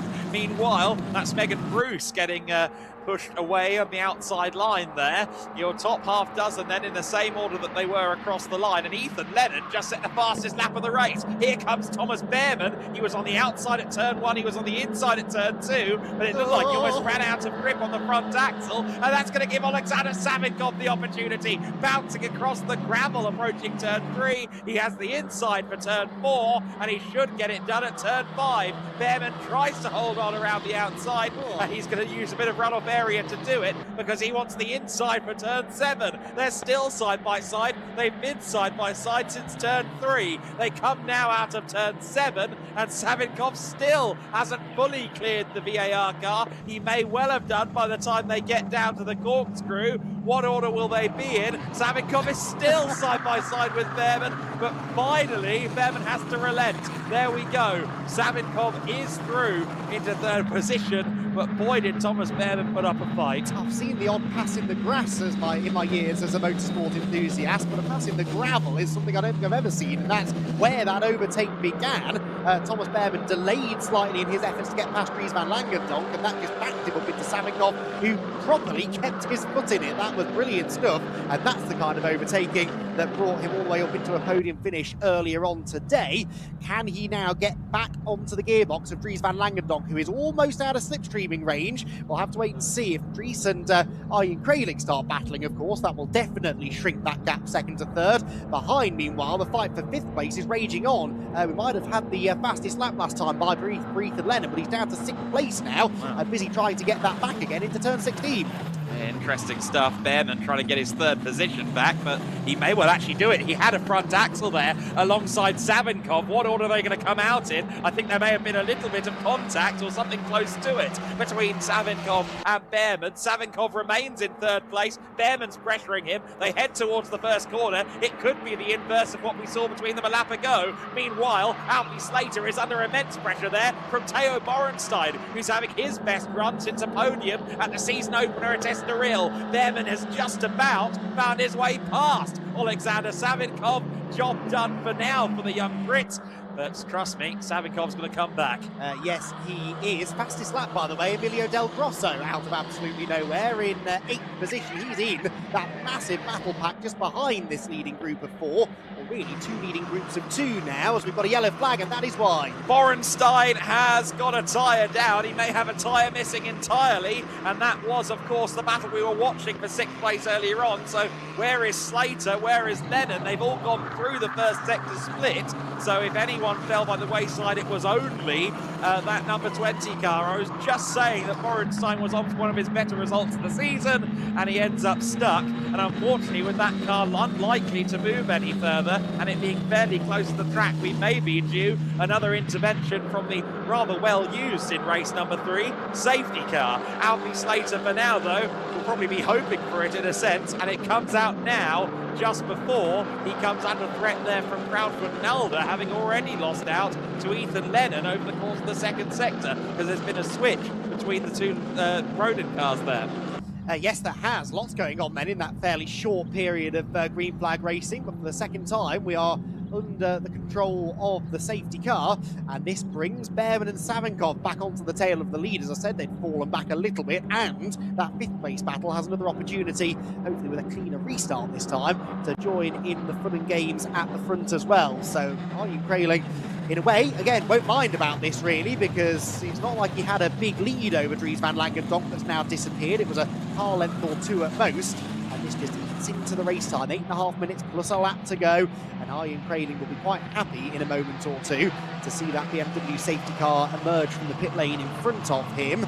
Of walking wounded back in the pack still, I noticed. What about female trophy? That is Chiara Batigue still, with Alicia Palmovsky second now. So Alicia Palmovsky has got ahead of Matilda Pax, and there is another Matilda racing car actually between Chiara and Alicia, that being Raheem Alibi. So that's a little subplot to keep an eye on as and when we go racing again. But Chiara Batigue at the moment on course potentially for her second win in the female trophy this weekend. In the pit lane is Emilio Del Grosso. Oh, that's a shame. I was about to mention Emilio Del Grosso was on for his first top 10 finish, his first points finish of the season. He, though, is missing a front wing, putting 2 and 2 together here slightly, but he was battling in that same pack. I wonder if he had something to do with the demise of Theo Borenstein. I see where you're going, and while we don't have the smoking gun, I do see your case as a valid one. Maybe we'll just take it to civil instead of criminal. Kraling, Langendonk and Behrman, your top 3 then. And that has been a consistent feature, at least at the front. Langendonk and Behrman. Krailing's a bit more of an outlier. Again, when he does well, Iron does really well. And we saw that in Quali 2 this morning, where he jumped himself up to the second row of the grid. He's converted that in to a race lead once again. And he's got one more safety car period to regroup. Hopefully only one more safety car period to regroup before we go racing once again. Keeping an eye, of course, on the timing screen as well. I don't know how close we are to getting that car recovered down at turn number 5, but there is potential for us to go green again this lap. Maybe, although that car may well need a crane, and that could take a little bit longer. But we'll keep our eyes peeled to that end as Kraling continues to lead them around. Of course, Russ Racing having another win will be critical for them in the Teams Championship, and particularly with having Alexander Savinkov there in 4th place, a 1st and a 4th. That would be very good for them. In the Teams Championship, only your first 2 cars on the order count 4 points, so they will be very keen indeed to see them perhaps both be on the podium if Savinkov can continue to trouble Thomas Behrman as he has done for a majority of the race so far. So no sign of the safety car coming in. Too late now, I think, really, to make that call. So we are going to do one more lap behind safety car. That will bring us probably to about 3 minutes to go. And in theory, that would be, well, in fact, it would be more than that, actually. It would be 2 minutes to go, potentially 2.5. So it would most likely be 3 more laps of racing, just about, if we go green next time by. Yes, but of course that's assuming Arjen Kraling accelerates quite quickly and gets the race underway swiftly. If he hangs back, that could just take it underneath that 2 minute to go mark, couldn't it? And leave us with just 2 more laps to go. I hope we get 3 though, because every time we have been racing in Formula Winter Series this weekend, it has been mightily impressive stuff. And up until now, really, generally clean. That is the 12 car going slowly of Alexandra Lauser. The Cram car, mechanical issue, question mark. It's at the final corner, so should be able to get it into the pit lane, although this is uphill and I'm not convinced there's any real power going to the rear axle of that car. Can it get there? It's going to creep painfully close to the pit lane entry, and hopefully the marshals can get to it and push it the remaining way without wasting too much time, because another lap behind safety car, and we really will be pushing it then to get much more racing. Well, with the full field neutralised behind the safety car, Race Control does have carte blanche to get the marshals out there. It's not as if there's any active risk of cars going by, so hopefully they can get that done fairly quickly. I think there's probably a good 15 to 20 metres, maybe a bit more though, between the car and the pit entryway, so they are going to have to get some of the more burly marshals to push the car along fairly quickly. Let's hope then that it is just one more lap behind the safety car. Of course, what we don't know again is the situation at turn 5, whether or not the car is actually clear or not up there, but you'd think we're probably going to be about ready to go up there now with the car of Theo Borenstein. They cleared up Harry Bansell fairly quickly, of course, up there. Probably the same marshals will be thinking, man, we really drew the short straw on this corner, didn't we? Yes, right at the end of the day as well, when they're probably a little bit tired and worn out. But hey, we saved an entertaining race to last for you at least. So the BMW safety car lights still on. Might need 4 new tyres after the end of this race. The mileage that it's put in this afternoon, it's made a couple of appearances. And the Winter Series field saving all of their safety cars for race 3. The lights are now out. And So we are going to go racing this time. 3 minutes left on the clock. So I think regardless really of how slowly Arjen Kraling restarts this race, we should have time for those 3 more laps that Adam mentioned, because remember it's the time plus an extra lap at the end. So once the time ticks to 0, there's another lap still to go. So 3 laps potentially then for Arjen Kraling to have to defend the lead. 3 laps for Dries van Langendonk to try and get through and claim what would be his 6th overall win of the year. And Arjen Kraling has gone early again, and once more that has slightly caught out Dries van Langendonk, with Thomas Behrman latching right onto his gearbox. So Arjen Kraling then pulling the pin early, not for the first time, and is that going to benefit him or the cars behind? Let's see then, we're going to go back to green flag with 2 minutes 15 seconds plus 1 lap, 3 to go. And look at that, on the offensive already is George Proudfoot-Nalder, who's been something of a revelation for AKM this weekend, trying to get past Slater. Can't do it there for the time being. Van Langendonk looking very racy now on the back of Arjen Kraling. He knows he doesn't need to lead this race or win this race, but why not, I say, as he's now on the back of the German racer. It is Germany from Belgium from Britain in the top 3 at the moment. And look at Lennon for 4th place there up the inside of Alexander Savinkov. They're side by side still as they approach turn 7. Thomas Behrman looks to the inside of Van Langendonk. It's all getting a little bit intense here at the front of the field. Not unexpected. Here comes Behrman. He's got the inside going into the corkscrew for 2nd place. Who will be in P2? It'll be Thomas Behrman. Good move from Behrman.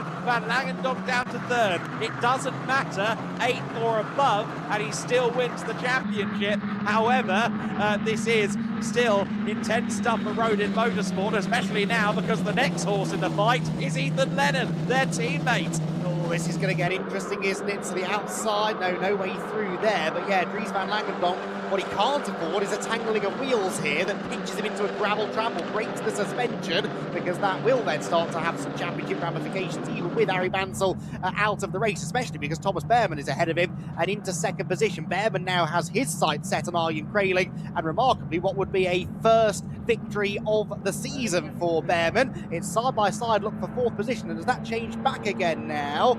Yes, it has. Lennon back ahead of Savinkov. So Savinkov, I think, was briefly in front. He's now back at the inside again. Sorry, that's Lennon back to the inside of Savinkov, excuse me, getting my black and white cars mixed up, and Savinkov reclaims 4th position.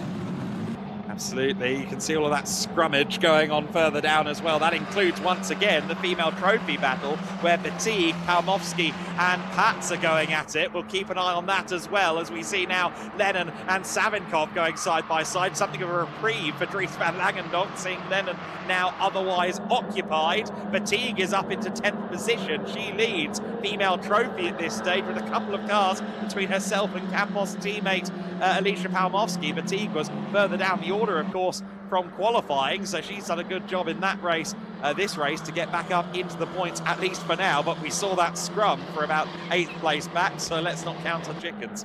Yes, we've had a few people drop out of contention from that particular part of the order, and you can see why in the background. They were side by side again, I think, up through turn 6. The leading quintet, though, head towards the corkscrew section for what should be the penultimate time of asking, and Arjen Kraling has not got this win in the bag just yet. Thomas Behrman was only 0.4 of a second behind him at the beginning of the lap. He is still about 0.4 of a second behind him halfway round the lap, and if he can be 0.4 behind going onto the back straight, that is well within slipstreaming range. Van Langendonk, for what it's worth, is also starting to close back in as well. So as these two, Lennon and Savinkov, battle for 4th, it's allowing those top 3 to get away. That's road in motorsport. They're fairly idly chatting for the time being. You can see their team manager Dick in the middle of the situation, and it could be elation in just a couple of laps' time. We watched there Matilda Racing's number 36 car in amongst the battles. That was Raheem Alibai, who actually running 12th place. He's having his best run of the day so far.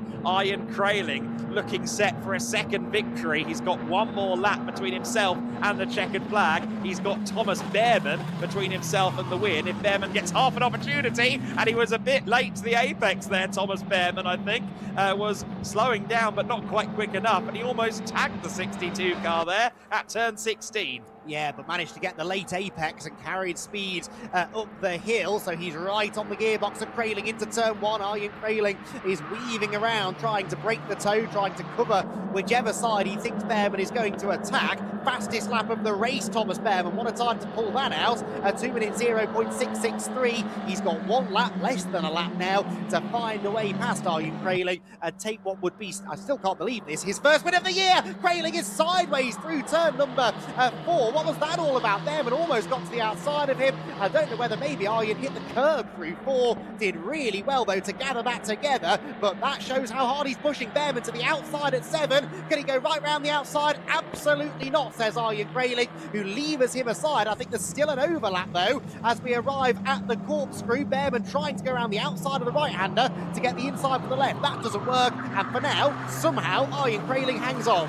By the skin of his teeth, and with a big moment there, a lot of opposite lock, I'm sure, at turn 4. Thomas Behrman in the wheel tracks by Arjen Crailing as they approach turn 12. Dries van Langendonk watching with interest, as are we. Behrman swaps to the inside. There may have been a little bit of a jostle between the two of them there. Van Langendonk still in on this as well. Surely not 3 wide, Dries. No, he backs out of it. Wise stuff. Crailing pushes Behrman to the far extremes, but Behrman holds on, and it's 3 cars side by side. There goes Dries van Langendonk, the number 15 from Rodin Motorsport. He's due to be champion in 3 quarters time, but will he win the race? Rodin Motorsport watching on the edge of their seats. It is Van Langendonk in the lead. Behrman having a look to the inside of Crailing, who squeezes him out. Van Langendonk goes defensive, 3 wide into the hairpin. Van Langendonk holds on to the lead. He will be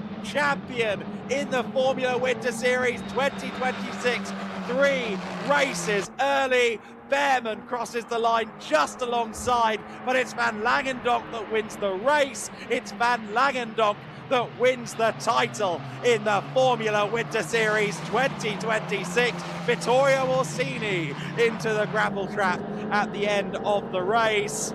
Dries van Langendonk, your provisional Formula Winter Series champion of 2026. It has been an incredible season, and with that, he's also got the most wins of any driver in one season of the Formula Winter Series. Win number 6 of the year for Dries van Langendonk. I'm sure not in the circumstances that he would have wanted, given Arie Bansel's DNF. But all the same, what a finish, what a race in the Formula Winter Series. Pedro Lima has had a drive-through converted into a penalty, so he'll fall back through the order. Let's touch base on that order. Dries van Langendonk wins overall, as we saw. Also the rookie trophy winner, of course, ahead of Behrman, Lennon, Crailing and Savinkov. Meanwhile, further back in female trophy, winning and indeed getting overall points from 10th overall, Chiara Batig did hold on to that 10th place, just ahead of Raheem Alavai, who actually just got to 11th place at the end there. And the remainder of that female trophy podium will be Alicia Palmovsky second and Matilda Patz in 3rd position. So Matilda unfortunately falling back there towards the end in amongst that scrum. She commented on how crazy it was in race 2, and well, she was in amongst it again in race number 3. Certainly had a treacherous weekend, I would suggest. Arjen Crailing ultimately finishing 4th position in that race. Ethan Lennon got through for 3rd position, so Arjen Crailing went from leading 3 corners from home and fighting for that lead with Thomas Behrman to coming 4th position. He'll be very disappointed to have lost out on that race victory, but it was a great battle between Behrman and Crailing at the front, and you just got the feeling, watching Dries van Langendonk hanging back a couple of car lengths away, that he might get the opportunity, and sure enough it struck, coming out of turn 15 in what was a delightful racing sequence, and one that certainly tested the limits of my vocal cords. Apologies if it got a bit scratchy there, but it's been a long day, and what a moment this is. The Rodin Motorsport team welcome their man in orange to the top step of the podium and to championship glory for the first time in car racing. I'm going to suggest perhaps not the last time in car racing.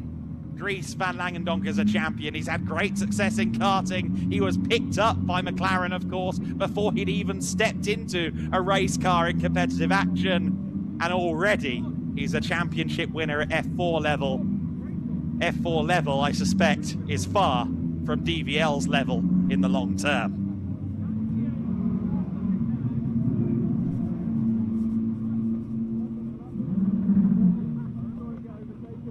There's the picture. Dries, drivers champion, rookie champion. In 2 races in 1 day, he has secured both titles. And with a 6th win of the season, he has broken Kasper Stuka's record for most wins in a Formula Winter Series season. And with no disrespect at all to Kasper Stuka, that was the 2023, the inaugural season of the Formula Winter Series, where entries were nowhere near as constant or as sizable. So it is a level above to have won 6 races in the current Formula Winter Series. There are also 5 rounds now, of course, in the Formula Winter Series. All previous seasons there were 4. But just to make the point, Dries van Langendonk has got that done before the 5th round of the season. What a race. What a drama at the end there. And it's worth noting, of course, that with Van Langendonk and Lennon running 1st and 3rd, that is very useful for them in the Teams Championship. We'll talk more about the Teams Championship in Barcelona, where it can be decided. It will still be awfully close between the big 3 in this year's championship, that being, of course, Rodin, Van Amersfoort and Us Racing. But a word must be said as well to some of the drivers from the likes of Jense, from the likes of AKM, Campos and Matilda Racing, and Cram as well, who, of course, we saw with Samuel Ifrid earlier on, running right at the sharp end of the field. We have seen a lot of teams showing that they can also get a driver up there into the top half dozen, top 10 at the very least. It's certainly not a lock that Rodin, VAR and Us are a country mile ahead in the points. Yes, they are for this season, but I think we're seeing incremental improvements from some of the teams as well as their drivers further down the order. And that's, again, is one of the beauties of the Formula Winter Series. There is no practice like racing, and that applies to everybody in the team, not just the drivers.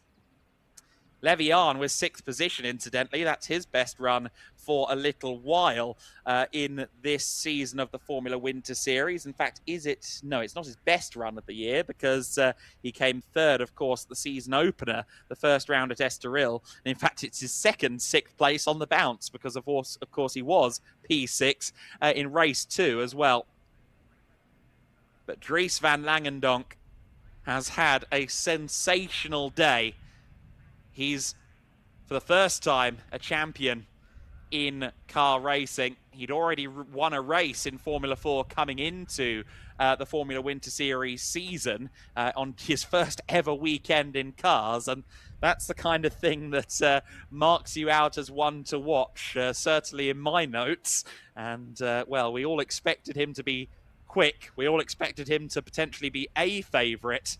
But he very quickly marked himself as the favourite, leaving Portugal with 3 race victories, certainly solidified that one. He remains the only driver, other than Arie Bansel, to have multiple race victories. Bansel has 2, Van Langendonk has 6. Everyone else has only claimed 1 race victory. Let's go down to Izzy Browning. I'm sure it's scenes down there with Rodin and Dries.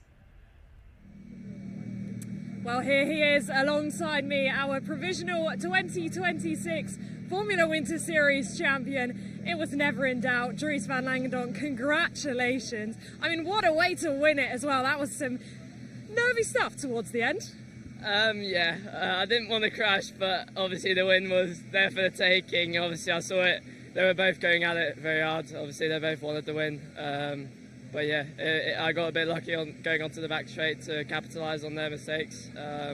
Obviously they were battling, so yeah, I think it was like 4 wide going into the last corner. So yeah, I was speechless. It's honestly, I can't thank the team enough. It's been incredible. You haven't looked emotional all season long, but you do look a little bit emotional now. I mean, that celebration as well when you got out the car with your family. Let's talk about this a little bit, because you won on your debut weekend in British F4. You won on your debut here. You've just won the championship. What do you put this down to, your success so quickly as well? Well, thanks to my dad and his teams and my mum. But also just the people around me. Like, without Ronan, I don't think this would have been possible. Obviously, they've been really supportive for me over winter testing and also over last year, getting me into the car. So yeah, just have to thank everyone around me, also McLaren for the support. I've got Johnny, the driver coach, here with me as well. So yeah, everyone around me, it's honestly. And it's not only been the pace that's been impressive. I mean, I think back to Portimao when you stalled on the line and then there weren't that many racing laps and you still finished P7. It's the overtaking as well. It's not just the pace, you've got the racecraft too. Yeah, I guess it's a bit of a hunger after I stalled. Yeah, I enjoy it and I like to give my all every single time, also for the people around me, because they do the same for me. So yeah. It just goes both ways. Absolutely, and look, what a way to start the year. I mean, you've got your family here, you've got your Ronin team here, the support of McLaren as well. How well does this set you up for the year ahead? Yeah, really good. Obviously, I wouldn't have been expecting to come away with this that early on. But yeah, it's looking promising for my British F4 campaign. But my dogs aren't allowed in the paddocks anymore since karting, so yeah, that's unfortunate. I would like to see my dogs again, but yeah, I'll see them very soon. They're the only ones that are missing. Congratulations. Go and enjoy it up on the podium. A first championship for Dries van Langendonk, and I don't think it will be the last. Firmly agree. The boy born a stone's throw from Zolder has done it in the Formula Winter Series. What a race to wrap up the day at MotorLand Aragón. Highlights then of race 3, which got to a bit of a non-start for Victor Poulsen. He didn't get off the line on the formation lap. It was a bit of a slow start from Alfie Slater, unfortunately, as the race got underway. That allowed Arjen Kraling to jump forward into second place. Kraling, after a good qualifying this morning, with his best opportunity of the weekend to try and go for a second race win in as many rounds of the Formula Winter Series. Some sideways action, some side-by-side action. Ari Bansel getting into it there with Pedro Lima on the first lap. Unfortunately, it wouldn't be the only time that we saw the 53 and the 46 getting into it somewhat. 3-4 wide on the end of the first lap, and the safety car unfortunately was already out at this point to collect a stricken Ginevra Panzeri down at turn 3. That was one of the drivers involved, Alexander Chartier. He had a puncture and Panzeri was missing her front wing. You do the maths. The 75 car, Megan Bruce, Marcus Silkunas were side by side, and Max Kammerlander tagging Noah Killian and sending himself airborne just slightly in the process as well. Killian having a pretty tricky race. He already had that front wing damage before the collision with Kammerlander, so not a great time for the Australian racer who only landed in Spain on Thursday afternoon. That was the moment, though, that the championship was effectively won. Ari Bansel, the only man really who could challenge Dries, tagged by Pedro Lima, who upon the safety car restart also found the back of Alfie Slater and cost himself a front wing. Slater then nearly taking out Ethan Lennon in the process. Lennon, who got past his teammate there as the race burst back into life. Alexander Savinkov, 2 on the gravel.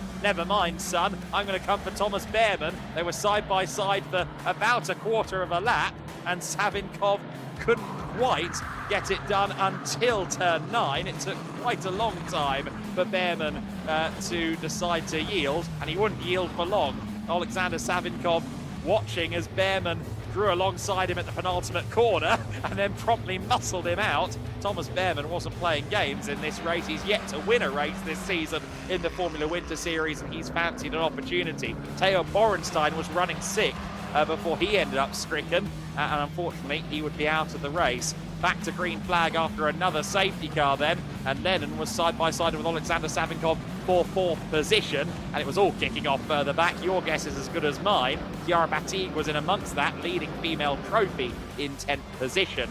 Ian Kraling snapping on the final lap of the race at turn 4, caught himself sideways. That allowed Behrman to go on the offensive. Dries van Langendonk speculating with 3 wide going into turn 14, but the champion-elect thought better of it. Behrman continued to harangue Ian Kraling, and as they held each other up at turn 16, guess what? Dries van Langendonk through into the lead, 3 wide for the lead at the final hairpin, but it would be the man who became champion, Dries van Langendonk, winning by 0.03 of a second at the line over Thomas Behrman. And for good measure, Vittorio Orsini making contact in what was a fairly hectic and dramatic race further back in the field. But the big headline, DVLP1 for the 6th time this season, and for the first time in Formula 4 Championship competition, he is the Formula Winter Series champion provisionally in 2026. Congratulations to he and Rodin Motorsport, who now have their eyes set on the team's championship going to Barcelona.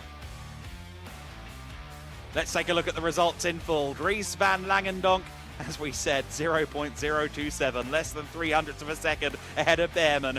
Rodin's Ethan Lennon in 3rd place, Ian Kraling in 4th. Savinkov 5th ahead of Levian, Ludovico Busso in 7th, Alfie Slater, George Proudfoot Nalder, and Chiara Batik, the female trophy winner, taking us down to 10th.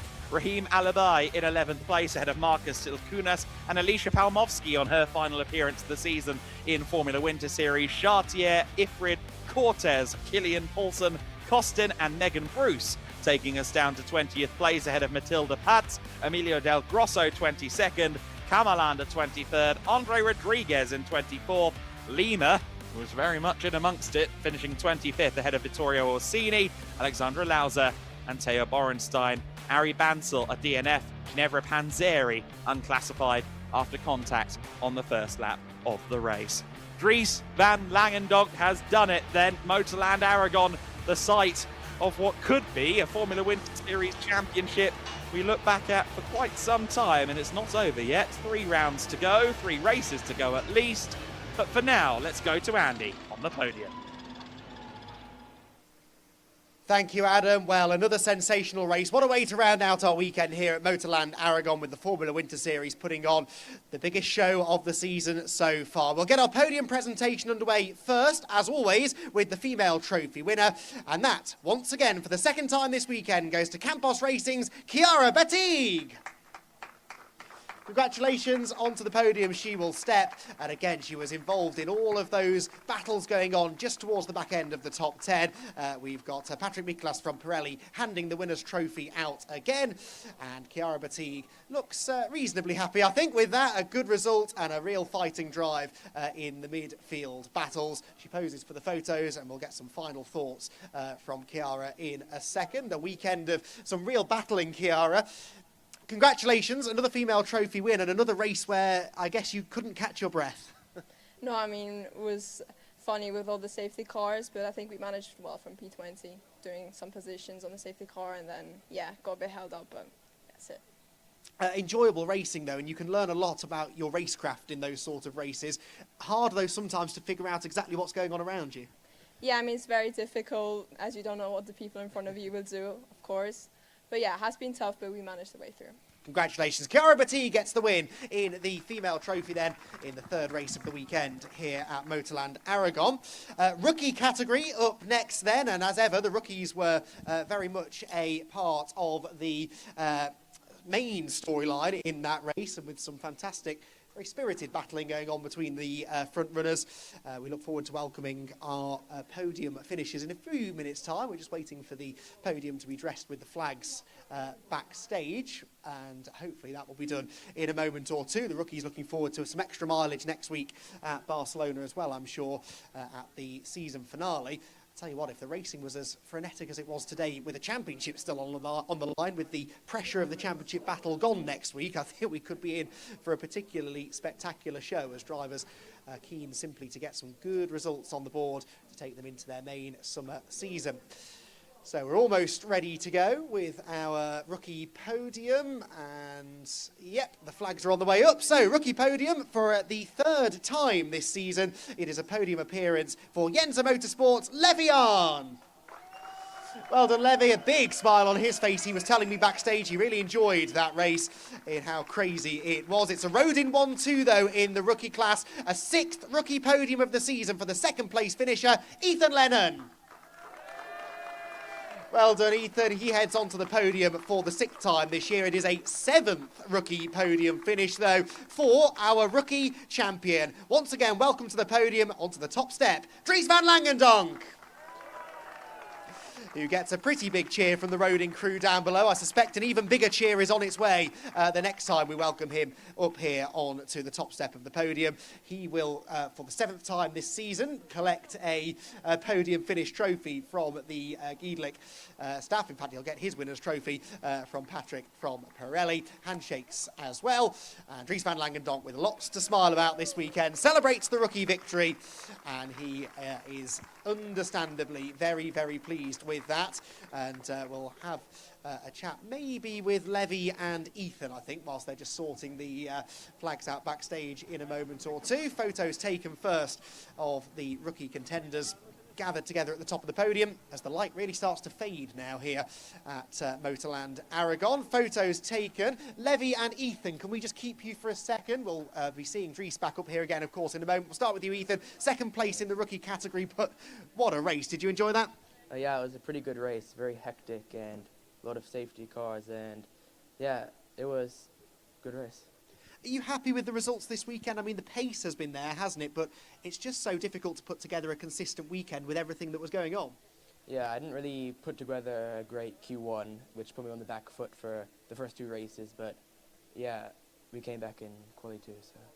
And Levy, qualifying so important when the field is as competitive and evenly matched as it is. And you saw just how difficult it was to just survive that midfield battle. Yeah, I was a bit sleeping in the qualifying, but I managed to go in front now, and I'm really happy about that. Now, you had a big smile on your face when we were chatting backstage a moment ago. You enjoy that kind of racing, don't you? Yeah, I do. I really do. I like this racing. I gained back my pace, so at the moment I'm happy with this pace. And obviously Barcelona still to come next week. Are you confident that maybe some more visits to the podium could be happening? Well, I hope so. I will give everything for it. We look forward to it. Congratulations then to our rookie podium finishers, to Levy Arn, Ethan Lennon, and of course the rookie champion and race winner, Dries van Langendonk. One more podium presentation then to do. And we're ready already. That is excellent news. So our overall top 3 finishes in the final Formula Winter Series race of the weekend. For the 2nd time this evening, we welcome to the podium our 3rd place finisher, Ethan Lennon. Ethan is straight back onto the podium, his 2nd podium finish of the year, having finished 3rd at Portimao earlier in the season. It is a 6th overall podium finish, though, for Thomas Behrman. Thomas still hunting for the first win this season, but he's been a perennial podium finisher, and he heads to the 2nd step once again. The race winner, though, overall, he already had wrapped up the Rookie Championship earlier on today. 6 race wins, more than any driver has ever managed in a season of Formula Winter Series racing, and he claimed that 6th win by 27 thousandths of a second, and with it, claims the championship. Give it up, everyone, for Dries van Langendonk! And as I suspected, the biggest cheer is saved till last as our champion-elect climbs to the top step of the podium, joined by the Rodin team representative, Richard Legg, here to join in the podium celebrations. And again, he gets an even bigger cheer than his winning driver. Now then, time for the national anthem of the winning driver.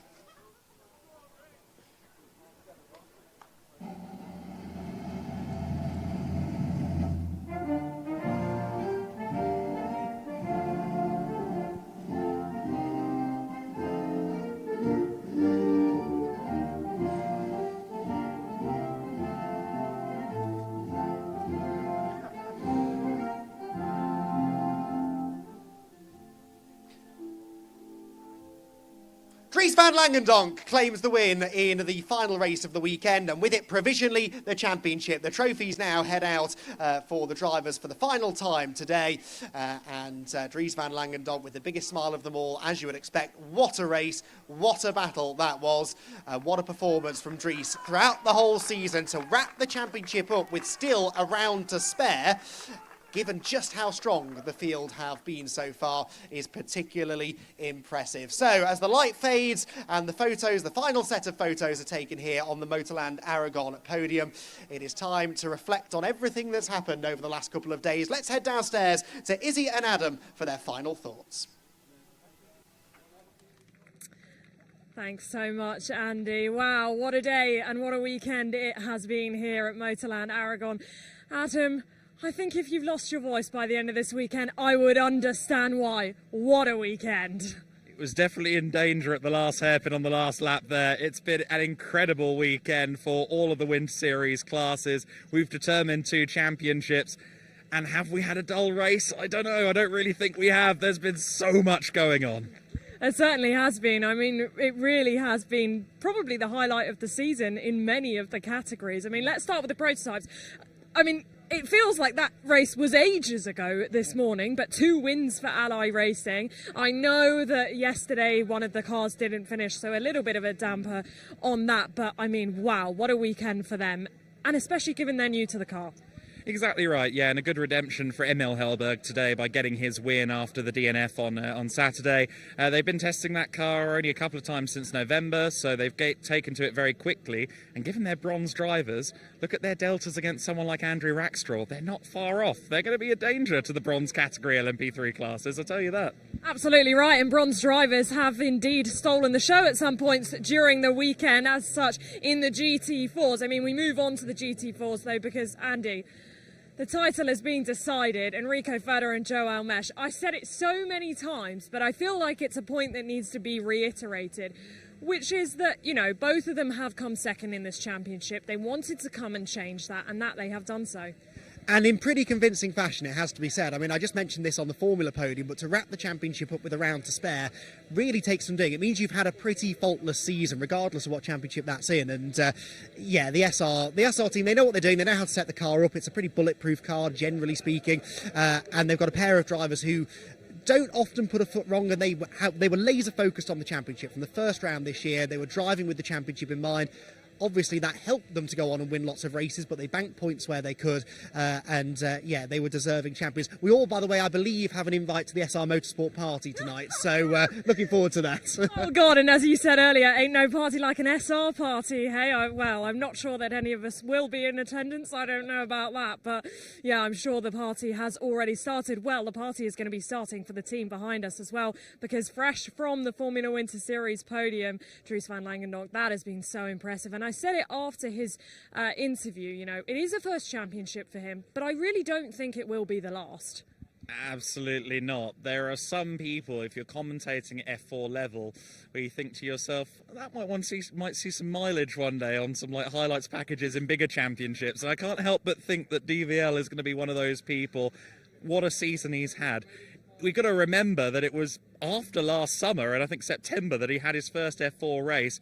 And look at the advantage he's had pretty consistently, at least sometimes each weekend. He's incredible. He really is, and there were some nervy faces as well in the last couple of laps from the Rodin team, as we saw on the broadcast. But my word, he has done it, and he has done it in style, it is fair to say. All right, then, the big one that's still to be decided. We move on to the GT Winter Series, and that is going to be quite the fight in Barcelona. If I had a time machine, I don't think I'd be going back to watch historical motorsport moments right now. I'd be fast-tracking myself to Barcelona next week. I want to know what's going to happen in GT Winter Series. That battle between Orange Racing by JMH, SR Motorsports, that is going to be an absolute classic. Orange have this slender advantage, 4 points. That's next to nothing, really, especially with the big grid that we're expecting next time at Barcelona. More cars means there's more people that could get involved, take points away potentially, get involved in skirmishes. So that is going to be a nail-biting weekend. 3 races to settle it. It's going to go down to that final pit stop race. And in a way, that's fitting, because it means that the whole team has to execute then. Both drivers, pit crew, everything has to go to perfection. I'm reliably informed, you'll be shocked to hear this, there's some rain perhaps forecast for next weekend as well. That throws an extra spanner in the works. Who on earth knows what's going to happen, but I'm really going to enjoy finding out. Oh, it wouldn't be the Winter Series without a little bit of rain, would it? There's a reason we call it the Winter Series, but that is what's coming up next. And would you believe that is going to be our season finale in just a few days' time? You are not going to want to miss that one. We'll see you in Barcelona. We are racing in the Formula Winter Series for the second weekend. 3 seconds it does get a mighty run outside of the final corner.